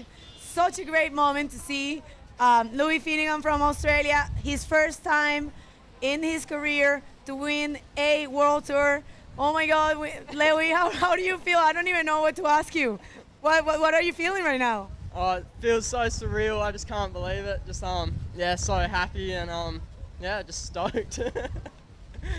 He's such a happy person, and we've been having such a fun time here, and we are so happy to watch you. What happened in the heat? Why do you think you win? I guess I just had a real good start to the heat. Got 2 good waves, and then yeah, none of us really found any more after that, and yeah, I just managed to win. Well, excellent. This is the moment that you thank all your friends and family and sponsors. So just go ahead and congratulations, man. You did an amazing job, and we're so happy for you. Yeah, thanks. Yeah, firstly, I just want to say hey to Mum and Dad because I'm sure they're watching. So yeah, hey Mum and Dad, wherever you are, and yeah, thanks to the family we're staying with here, all over there, and thanks for SushiCon Turi, and yeah, big thanks to all my sponsors, Pride, BSC, Zion, Grand Flavor, and just, yeah, thanks to all of you guys for being here, and yeah, happiest day of my life, can't believe it. Awesome. Well, so back to you guys, and we continue with the prizing ceremony.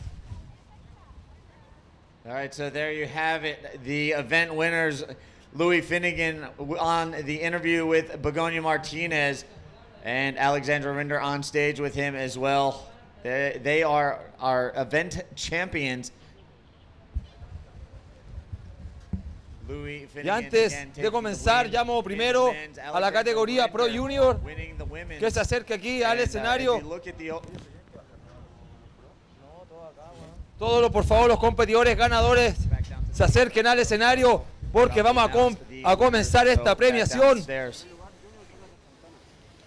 Y recordamos que en la categoría Junior tenemos a 2 competidores compartiendo el tercer lugar. Y este es el Antofagasta Bodyboard Festival.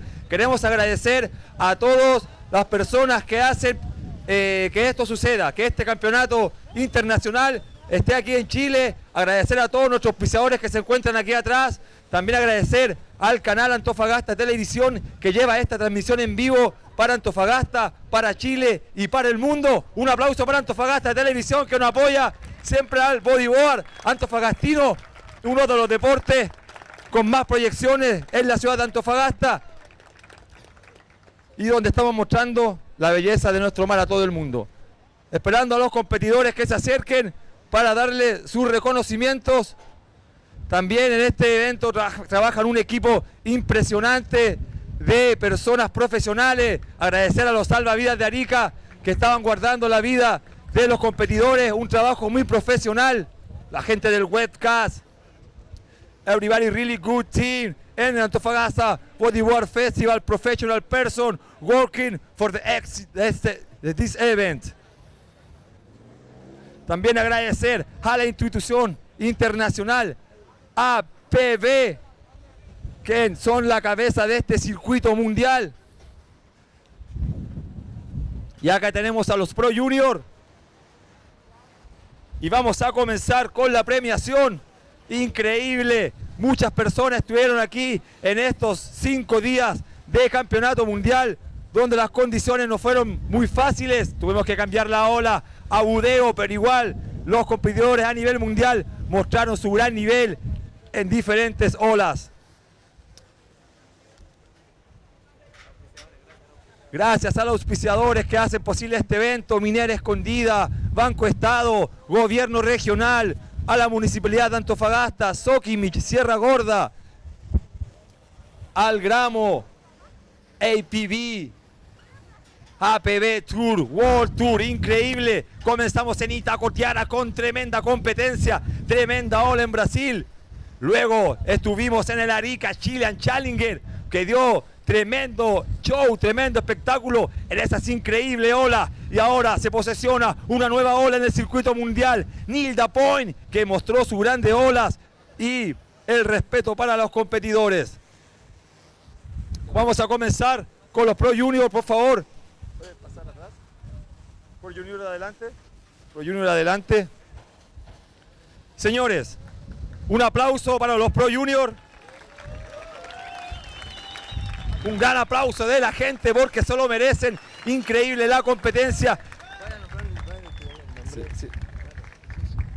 Antes de continuar, quiero tomarme la licencia por algo que pasó. Lamentablemente, uno de nuestro equipo de trabajo, Cristóbal Charafia, que es el editor de los videos, antes de venir, su mamá falleció.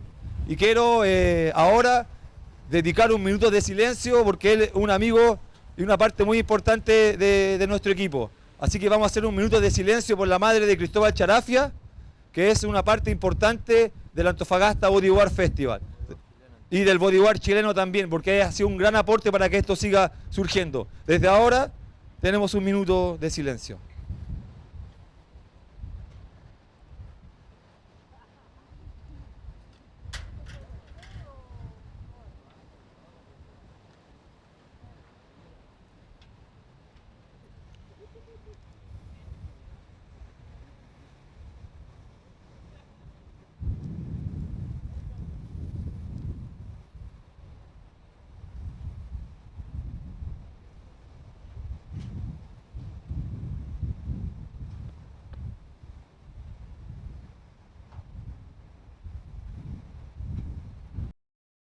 Muchas gracias por el respeto y un aplauso para la mamá de Cristóbal y toda la fuerza para Cristóbal Charafia, que de seguro nos está viendo a través de la transmisión en vivo. Y después de esto, vamos a la premiación, vamos a la fiesta del bodyboard y tenemos compartiendo en el tercer lugar en la categoría junior a Matthews Bastos de Brasil. El fuerte aplauso para Matthew. Y también fuerte el abrazo para el chileno Nelson Flores, el chileno que tiene el tercer lugar. Y el aplauso de nuestro público. Ahora tenemos el segundo lugar para el hawaiano Tanner McDaniel de Hawái. El hawaiano Tanner McDaniel se lleva el segundo lugar, el discípulo de Mike Stewart. Y primer lugar para este chico que viene de ahí donde queman las papas, que viene con tanto esfuerzo, que pase para adelante, un paso hacia adelante para Sócrates Santana de Brasil, que se lleva el primer lugar. Sócrates Santana de Brasil se lleva el primer lugar de la categoría junior. Sócrates Santana. Por favor, Sócrates Santana. This is incredible. From Brazil, Sócrates Santana se lleva el primer lugar. Bueno, es parte del show. Estamos en vivo para todo el mundo. Y así es. Un fuerte aplauso para todos estos competidores. Vaya. Muchas gracias. Vamos a ir un poco más al lado para darles las mujeres. Por favor, llamamos a la palestra a las mujeres más bellas y más exitosas del circuito mundial.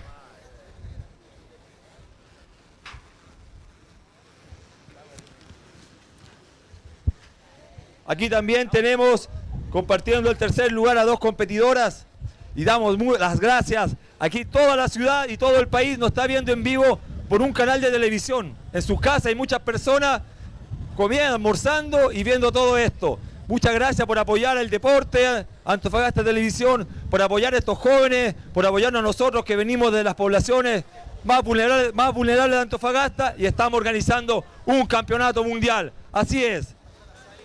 Un aplauso para Club Budeo, organizador de este evento.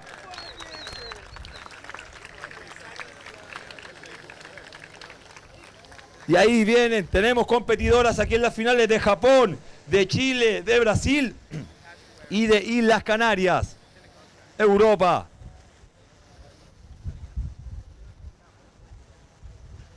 Bueno, vamos a continuar con la premiación. ¿Está?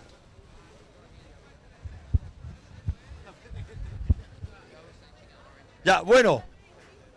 El show tiene que continuar.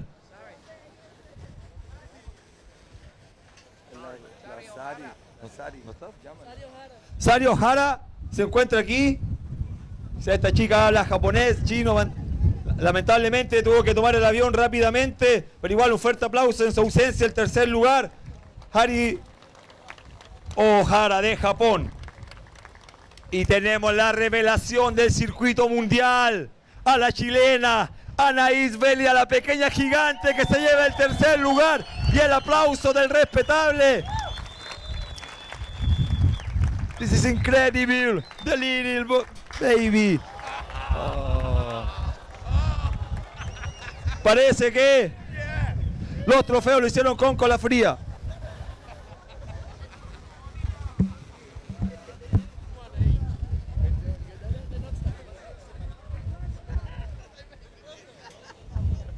Vamos a seguir con la premiación y tenemos en segundo lugar a la ex campeona mundial y con mucha experiencia a la brasileña Isabela de Souza. Isabela de Souza, the second place of this contest, Antofagasta Bodyboard Festival, preceded por Budeo Bodyboard Club. Ahí tenemos a Alex León, director del Tour Mundial, que le entrega este gran premio. Y vamos al primer lugar. Ella tiene una historia con Antofagasta. Aquí comenzó su carrera. Aquí comenzó su escalada al podium. La conocimos desde pequeña cuando llegó y ahora se está convertido en tremenda mujer. Bellísima y tremenda deportista. Tenemos el primer lugar para la Isla Canarias. Alexandra Rinder. Se lleva el primer lugar. Alexandra Rinder. In your head.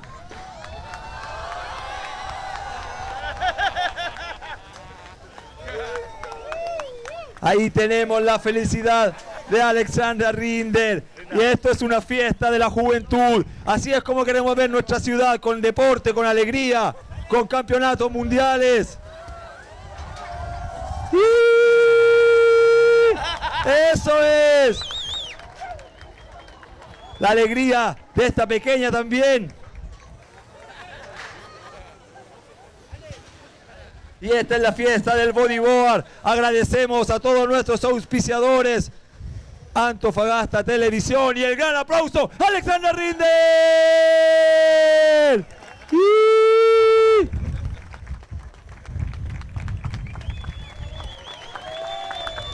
Incredible, Alexander Rinder, the first place in Antofagasta Bodyboard Festival, presented for Budeo Bodyboard Club and APB.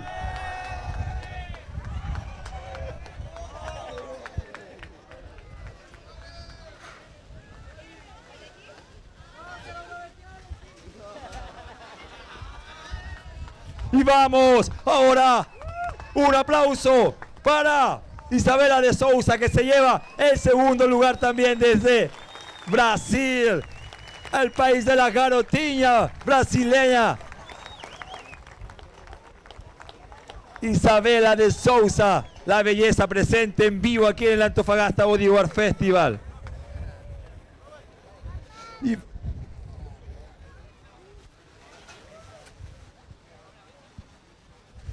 Y vamos a la categoría Men Professional Bodyboarding, the best of the Antofagasta Bodyboard Festival. La bandera chilena, Sacha. Sacha. Sacha.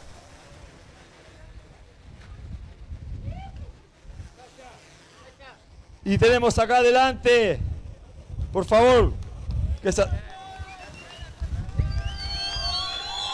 un aplauso para el chileno, la gente lo quiere aplaudir y lo ovacionan al chileno Sacha Diaminic. Tremenda ovación del pueblo aquí presente. Increíble el aplauso que se lleva. El cariño de su tierra.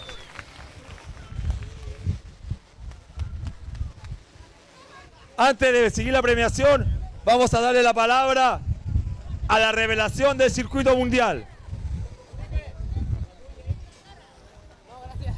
A Sacha Diaminic, dígame, ¿qué significa tener este cuarto lugar aquí en tu casa, en tu tierra? Muy feliz de toda la gente que apoya, muy feliz de mi familia, de mi polola, de mis amigos y de todos los auspiciadores, Don Pollo Lomo y Tienda Erizo. Muy feliz, la verdad nunca me lo imaginé y ojalá poder volver a estas situaciones y ojalá que seamos mucho más chilenos. ¡Vamos Chile, mierda! ¡Hola! ¡CHI! ¡L!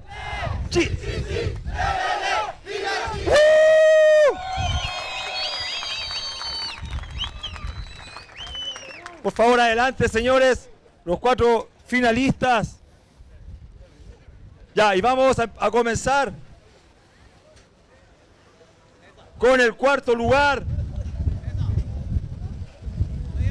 Ya, cuarto lugar para el antofagastino. Adelante.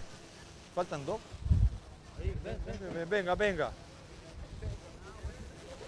Cuarto lugar, y no menor, para el antofagastino, Sacha Diaminic, el chileno que se lleva el cuarto lugar y se posiciona como dentro de los mejores bodyboard del mundo.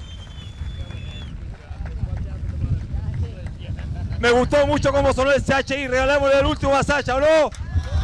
Ahora sí. Vamos con el último CHI para Sacha. CHI. ¡L! ¡Chi! ¡Le! ¡Viva Chile! El aplauso para Sacha Diaminic. Y vamos con el tercer lugar. Él viene desde muy lejos aquí a competir a Antofagasta. Es para Ian Campbell de Sudáfrica. Se lleva el tercer lugar y el aplauso del público presente.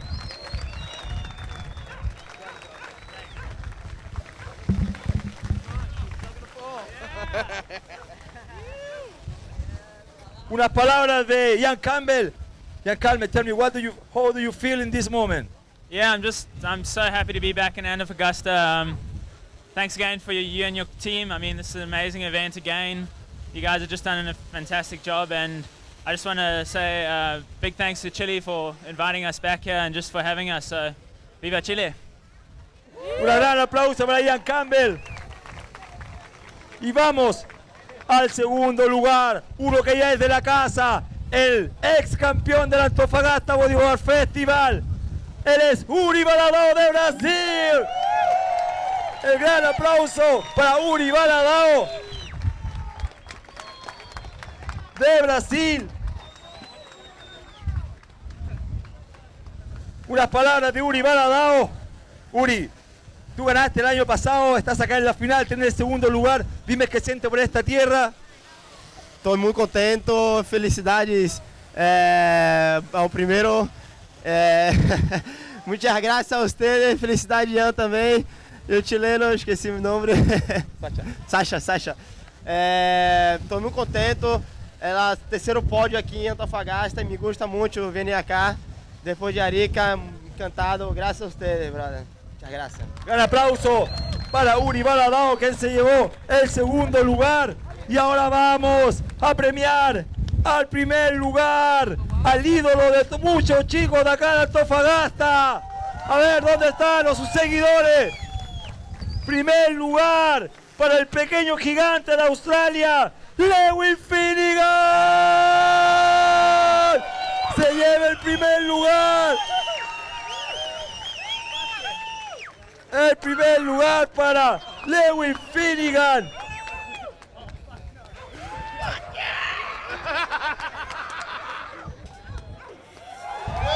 El primer lugar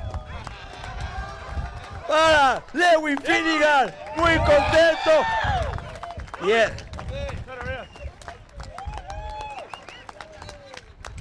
Y esta es la fiesta del bodyboard de todos los países del mundo.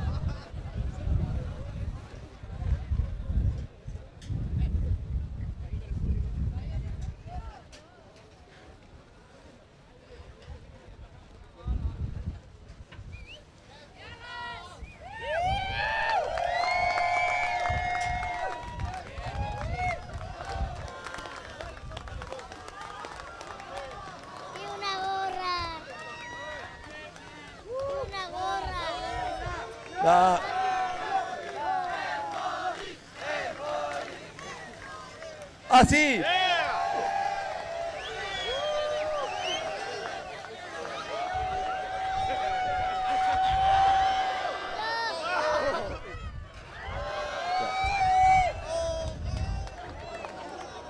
Y por favor, con un gran aplauso a todos estos competidores.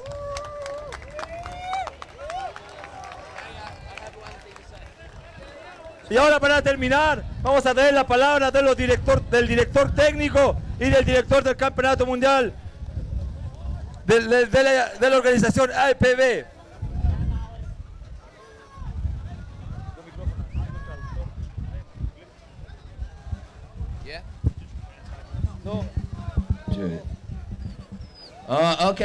Thank you very much. Lo siento, no hablo español australiano. Muchas gracias, locales. Thank you very much for coming along and supporting us here today. Bueno, le quería agradecer a todos los locales de acá. Está muy agradecido de esta competición. Terry McKenna, que es el director de operaciones del APB. We love coming to Antofagasta. This is a beautiful place, and we look forward to coming back next year. Bueno, encuentran que Antofagasta es un lugar muy bonito y le encantaría volver el próximo año también a esta linda ciudad. We also have a chant in Australia, like to the Chile one. I want to do it. Bueno, le gustaría hacer algo similar de lo que hicimos durante esta semana con Terry en Australia también, que mostró la ciudad de una manera diferente. It's only 3 of us here, 3 Australians. Hay solamente 3 australianos acá, así que... We're gonna do it. You ready? Hey, Louis, you ready? Aussie, Aussie, Aussie. Aussie, Aussie, Aussie. Aussie. Aussie. Aussie, Aussie, Aussie. Woo! Gracias, muchas gracias. Antofagasta, we love you guys. Me and Mori. Yo, gracias. Alex. ¿Sí? ¿Está bien? Ok, eso ha sido todo. Muchas gracias y nos vemos el próximo año en el Antofagasta Bodyboard Festival 2016. Muchas gracias por estar acá y ya se viene la celebración. ¡Woohoo! All right, Steve Action Jackson back here in the booth with my partner in commentary crime, Bigo Martinez. Woohoo! And that's a wrap, folks. Before we sign out, just to give you all a quick update, the new men's rankings coming in from Craig Haddon in Australia. And just a quick look before we sign out. Maintaining the number 1 spot, Amory Laverne. Taking singular possession of second, Ori Valadown, Jared Houston jumping down to third. Meanwhile, moving up to number 4 with a bullet, Louis Finnegan with the win moves into 4th position.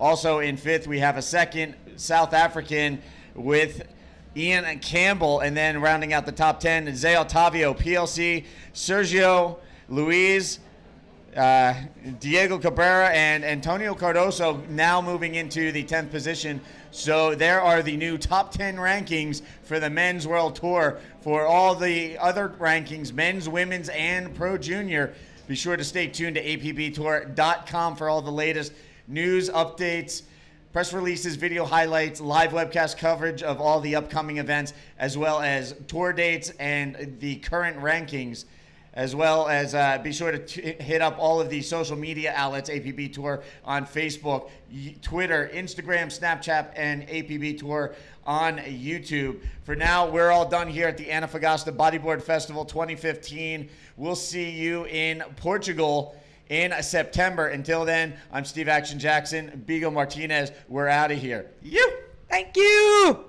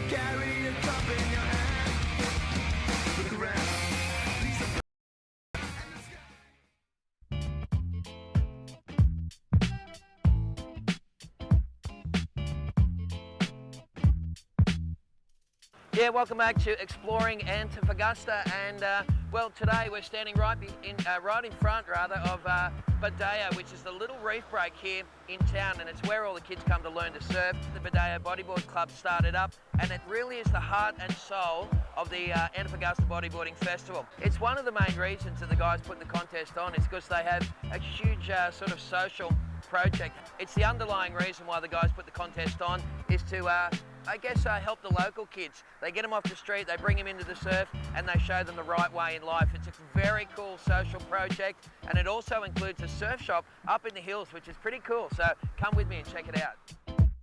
Well, as promised, we're up here in the hills of Poblacion, Chile, and well, it's a spectacular view straight over my shoulder there. But the reality, folks, is that this area around here is at the lower end of the socio-economic spectrum. This is where the surf shop is. We connected with the Badea Surf Club. They've got a surf shop interest here, and come with me and we'll check it out.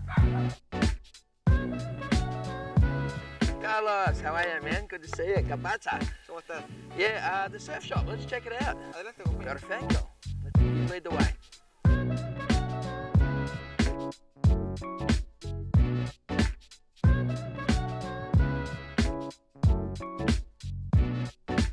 Carlos, what a cool little store, mate. Tell us about the background of the C&K Bodyboard store. Terry, mira, nuestra tienda nació básicamente por un sentido social. Sí. Nosotros apoyamos a 9 competidores a nivel nacional. Estamos auspiciando el Mundial de Antofagasta Bodyboard Festival. Yeah. Y también auspiciamos campeonatos locales. También apoyamos una escuela directamente. Y también tenemos muchos beneficios para nuestros clientes. That is a very cool concept, and that's something, what a noble project like that should be rolled out right around the world, folks. So whilst you're here in Antofagasta, make sure you come on down and see Carlos again at the C&K Bodyboard store, and do yourself a favour and check it out.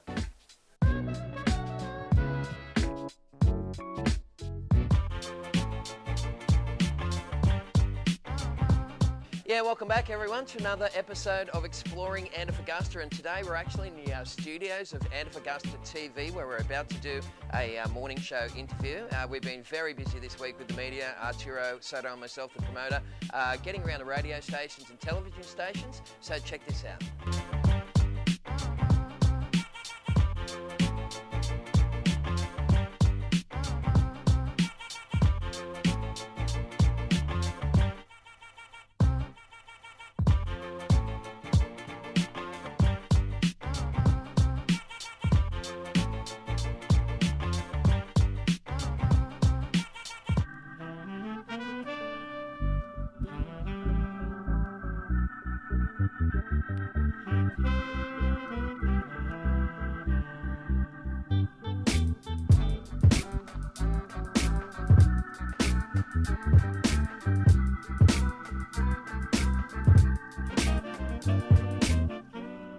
So Arturo, thanks for having me in the city. I've had so much fun cruising around, checking out all the exploring Antofagasta basically. I've met nice people, I've seen some cool things. But before we talk about the contest, tell me about the social work you do. It's very important to you.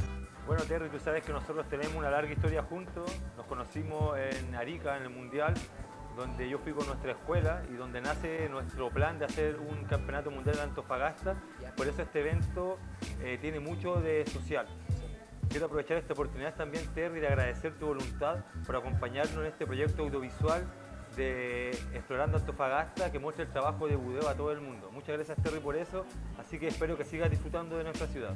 Yeah, gracias, Arturo, and that's exactly what the APB wants to do, is support promoters with a great dream like that one. Anyway, stay tuned, folks. We're going to be checking out more of Exploring Antofagasta, and you'll find more out about this wonderful city here in Chile coming up soon. Cheers, mate. Gracias.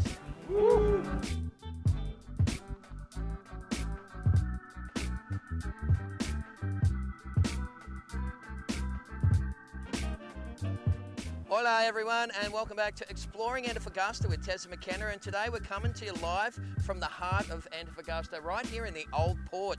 In the 1960s, this was the central part of town. This is where all the trade came in, right through the heads there behind me, onto this old wharf, which has been remodelled by the council recently, and they have done a fantastic job. We're surrounded by fish markets. We've got some cool little restaurants and cafes around here, and it's just one of the many things that you want to check out while you're here in town. We're going to be exploring Antofagasta more soon, so stick with us.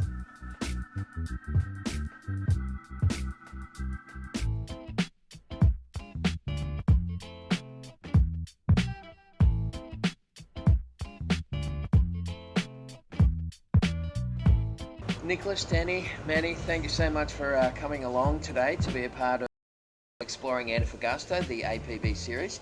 I've heard some really good things about you guys, so Danny, can you explain a bit more about what you do? Nosotros somos la Escuela de Bodyboard Coloso, somos un centro de deporte, educación y culturización para niños y jóvenes que deseen aprender las maravillas más simples que nos regala la naturaleza. Sí. Nosotros queremos que a través del bodyboard los niños puedan aprender y puedan mejorar su calidad de vida. Bien.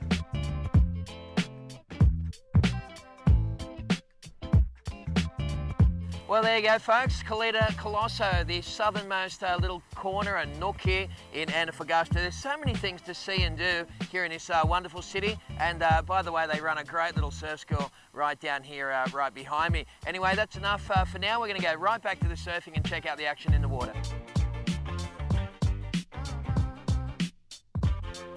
Yeah, welcome back everyone. This is Exploring Antofagasta with Tessa McKenna, and today and right now we're in the heart of the old city. The more I look around, the more I fall in love with it. Right in front of the Mercado, the markets in town where it's just a cool place to hang out, get some traditional food, you can get your meat, your vegetables, you can pretty much get anything right there behind me, and it's just a bustling part of the city here in Antofagasta, so come and check it out yourself.